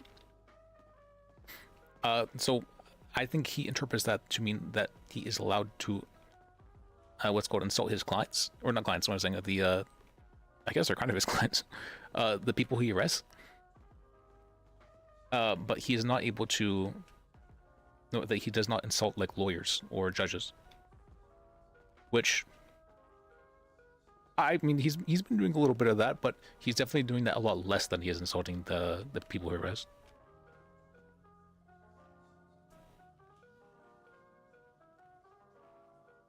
need to be insulted and disrespected?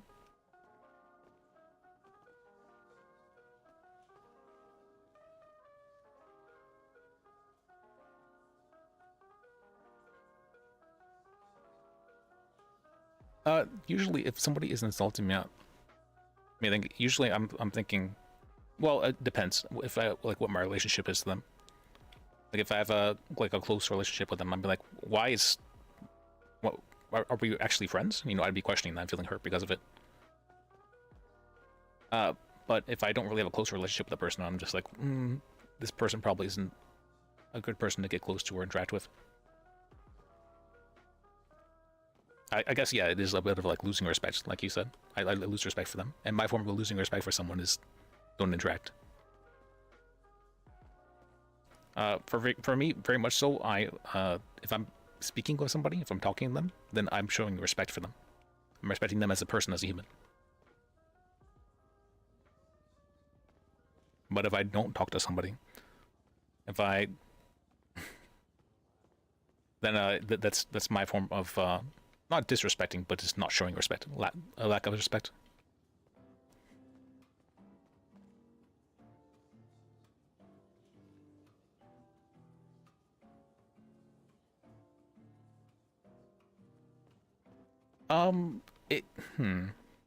So it's very difficult because I have very, very strong personal beliefs about this, and so it's hard for me to be unbiased about this.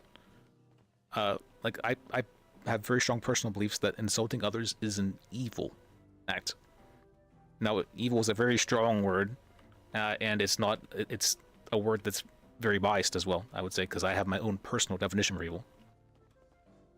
And so it's really hard for me to be unbiased regarding for why people shouldn't insult others, because for me, I would say it's evil. And I define evil very strictly as trying to cause suffering for solely your own benefit. And for solely your own benefit part is like, you know, if like a parent were to like spank their child, if they truly believe it's going to help the child, I don't think it's necessarily like something that's evil. I personally don't believe in physical punishment, but I don't think it's like an inherently necessarily an evil thing to if somebody were to do so with the idea that it's truly going to help help the person.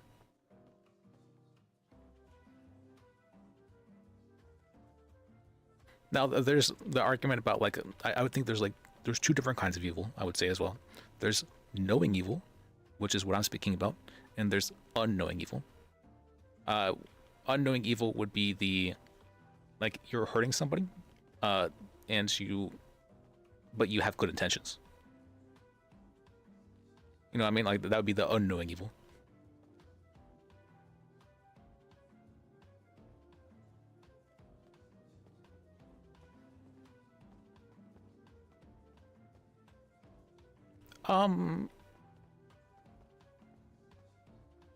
I don't know about like looking down on someone for insulting others. I mean, you can just like, for me, my not interacting I'm not like looking down on them. I'm saying that they probably have their own issues to deal with, and I don't want to be the one to deal with those issues myself. Like I try to give everybody the benefit of the doubt. I try to give everyone the benefit of the doubt. And so, I mean, if I really think about it, you know, why is this person insulting others? Why do people insult others? You know, maybe because that's what they've grown up around. You know, that's all they've seen when growing up. Like, that's what they've learned. It could be a learned behavior. Or they've learned, like, that's how things get done. Or they've just grown up. It's usually just growing up in that kind of environment. And learned behaviors are very, very hard to break people of. And it's very easy to pick them up, especially as a kid.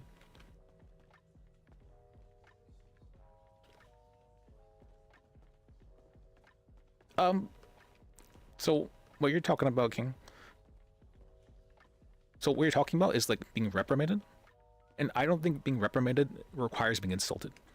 I would say that it's a very like quick, dirty method to reprimand someone. Like it's just like a very like powerful, short-term way of reprimanding somebody. But it's there are like good ways to reprimand somebody. there are like ways that are not disrespectful towards the person themselves.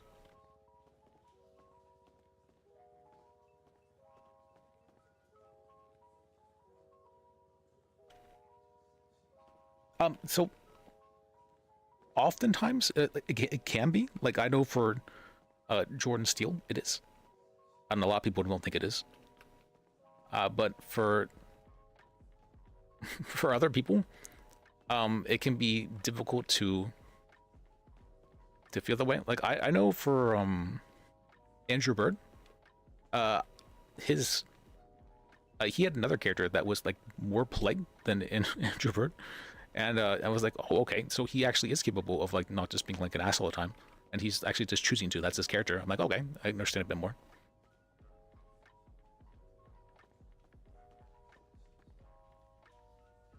What is characters as a self-insert? So everyone is a self-insert. That's what I like to. Everyone's a self-insert. They're much more so than they realize. There's self-inserts and people who don't realize they're self-inserts. That's what I would say.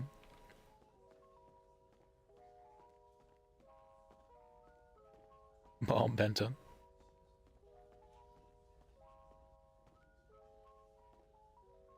Oh yeah, I remember him. Yeah, it was from Onyx. That's right. I remember that.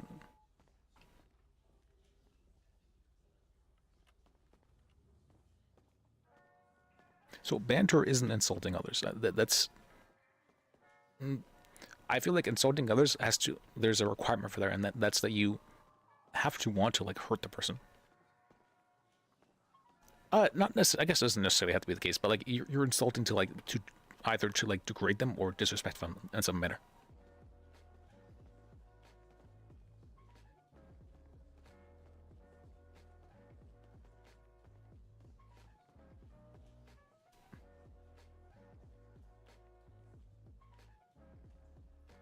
I mean, what do you think Liz is? Well, he wasn't originally self-insert. But you know, everyone's first character is a self-insert. That's generally how it is.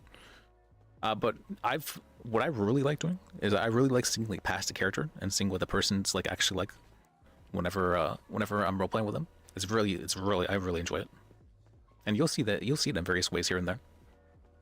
You'll see it, and it's and I love seeing it come out. I'm like, oh, okay, so that's who they are. Like one of the better ways to do what's called to go about seeing that is to like find out about what the person values, because a lot of people have like a hard time articulating about like what things they value, like what kind of like values they have, or like their morals, or you know, that kind of like ethical structure, whatever they might have. But being able to see it, I'm like, oh, okay, so that's the issue they have with this. Like I might have like a completely different issue where I have or not understanding what is causing the issue, but then I'll be able to see. I'm like, okay, I see now. Because everybody values things differently. You know, we're human, so we value things differently. That's how it works. And so it's very interesting to see those different values come out. But because we value things differently, there's also conflict. To give you an example of that, let's say if somebody steals something from someone, they're saying, I value that me having that thing more than you having that thing.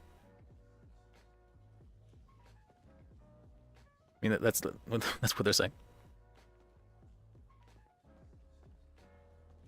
And not even just that, not even just valuing themselves having it more, but that they're willing to hurt that person for it.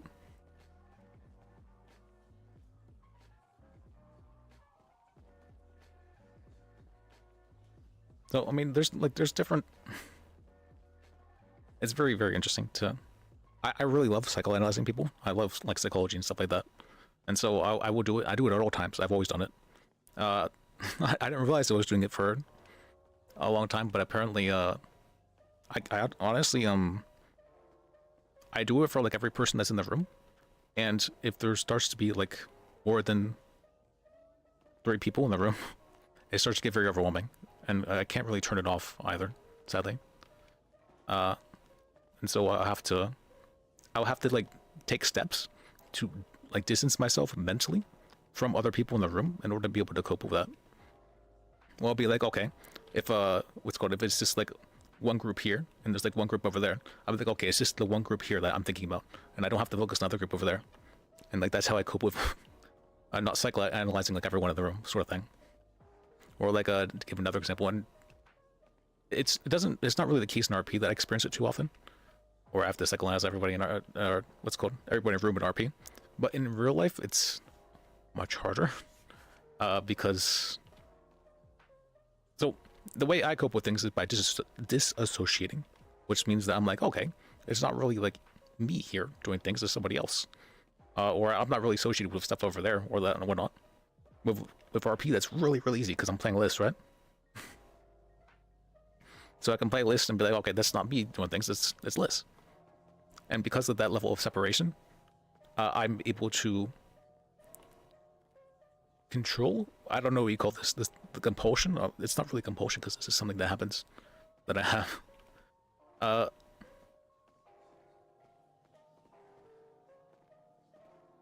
Yeah, it's like I would claim it's a compulsion, but it's not something I can control in the first place. So it's, I can kind of control it. I can control, like, if I can mentally like force myself to focus on certain things, but I can't ever like stop it,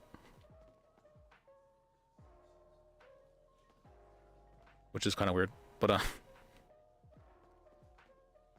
sorry, I got off topic though. Let's see. I'd be a little harder.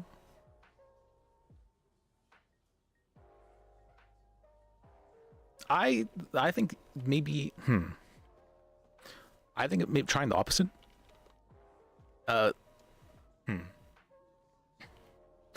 Like, I found that being more of myself has been people have enjoyed that quite a bit more than me playing character. And I think that's true of other people as well, that they enjoy seeing others be themselves more than they enjoy seeing characters. You know, that's why for people like Penta, you know, everybody loves like all of Penta's characters for the most part, right? And why is that the case? It's because people love Penta, not the characters.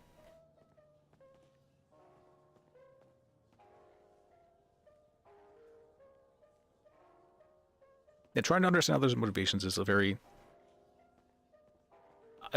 I feel it's a very important thing, and I feel it's very useful, it's very helpful, it's very, I'm able to empathize with others because of it. But it can be hard to do so. Like, it takes practice.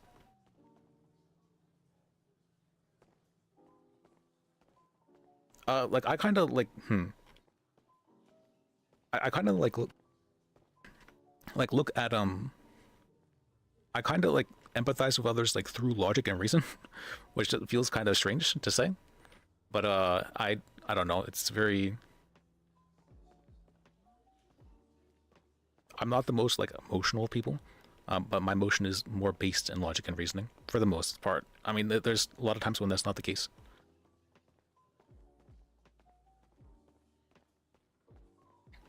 But my advice for you is try and understand who you are, rather than who your character is. You know, who are you? I mean, I can't say I understand myself entirely either. I can understand maybe a little tiny bit. But figuring that out, you know, that's what life is. As a lead character or supporting character, I don't look at myself in that way. I look at myself as myself. That's the best way I can describe it. I have values. I try and help people. I mean, that's something I enjoy doing. That's something that I have a little bit of a toxic mindset where I feel like my worth does come from helping people, and I understand that's very toxic. And I've been trying to get out of that mindset. It's a very toxic mindset.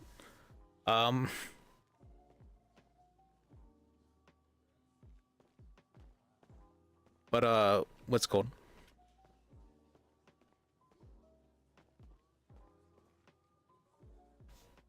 Seeing myself as like, I see myself as like creating a story, or helping others create a story. You know, I'm just doing my own thing, sort of thing, and hopefully I can help others create their story, and hopefully I can make my own story, and somehow like I don't really like look to make my own story. It just kind of forms on its own. sort of thing. And that's story art forms on its own through helping others. Or at least that's so I see it.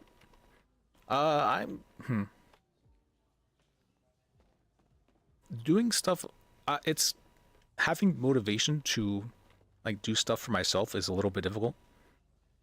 I will easily have motivation to help others, but doing stuff for myself, very difficult. Let's see, where's the wait, where'd it go? Where's the I thought I had the background thing. It's not there.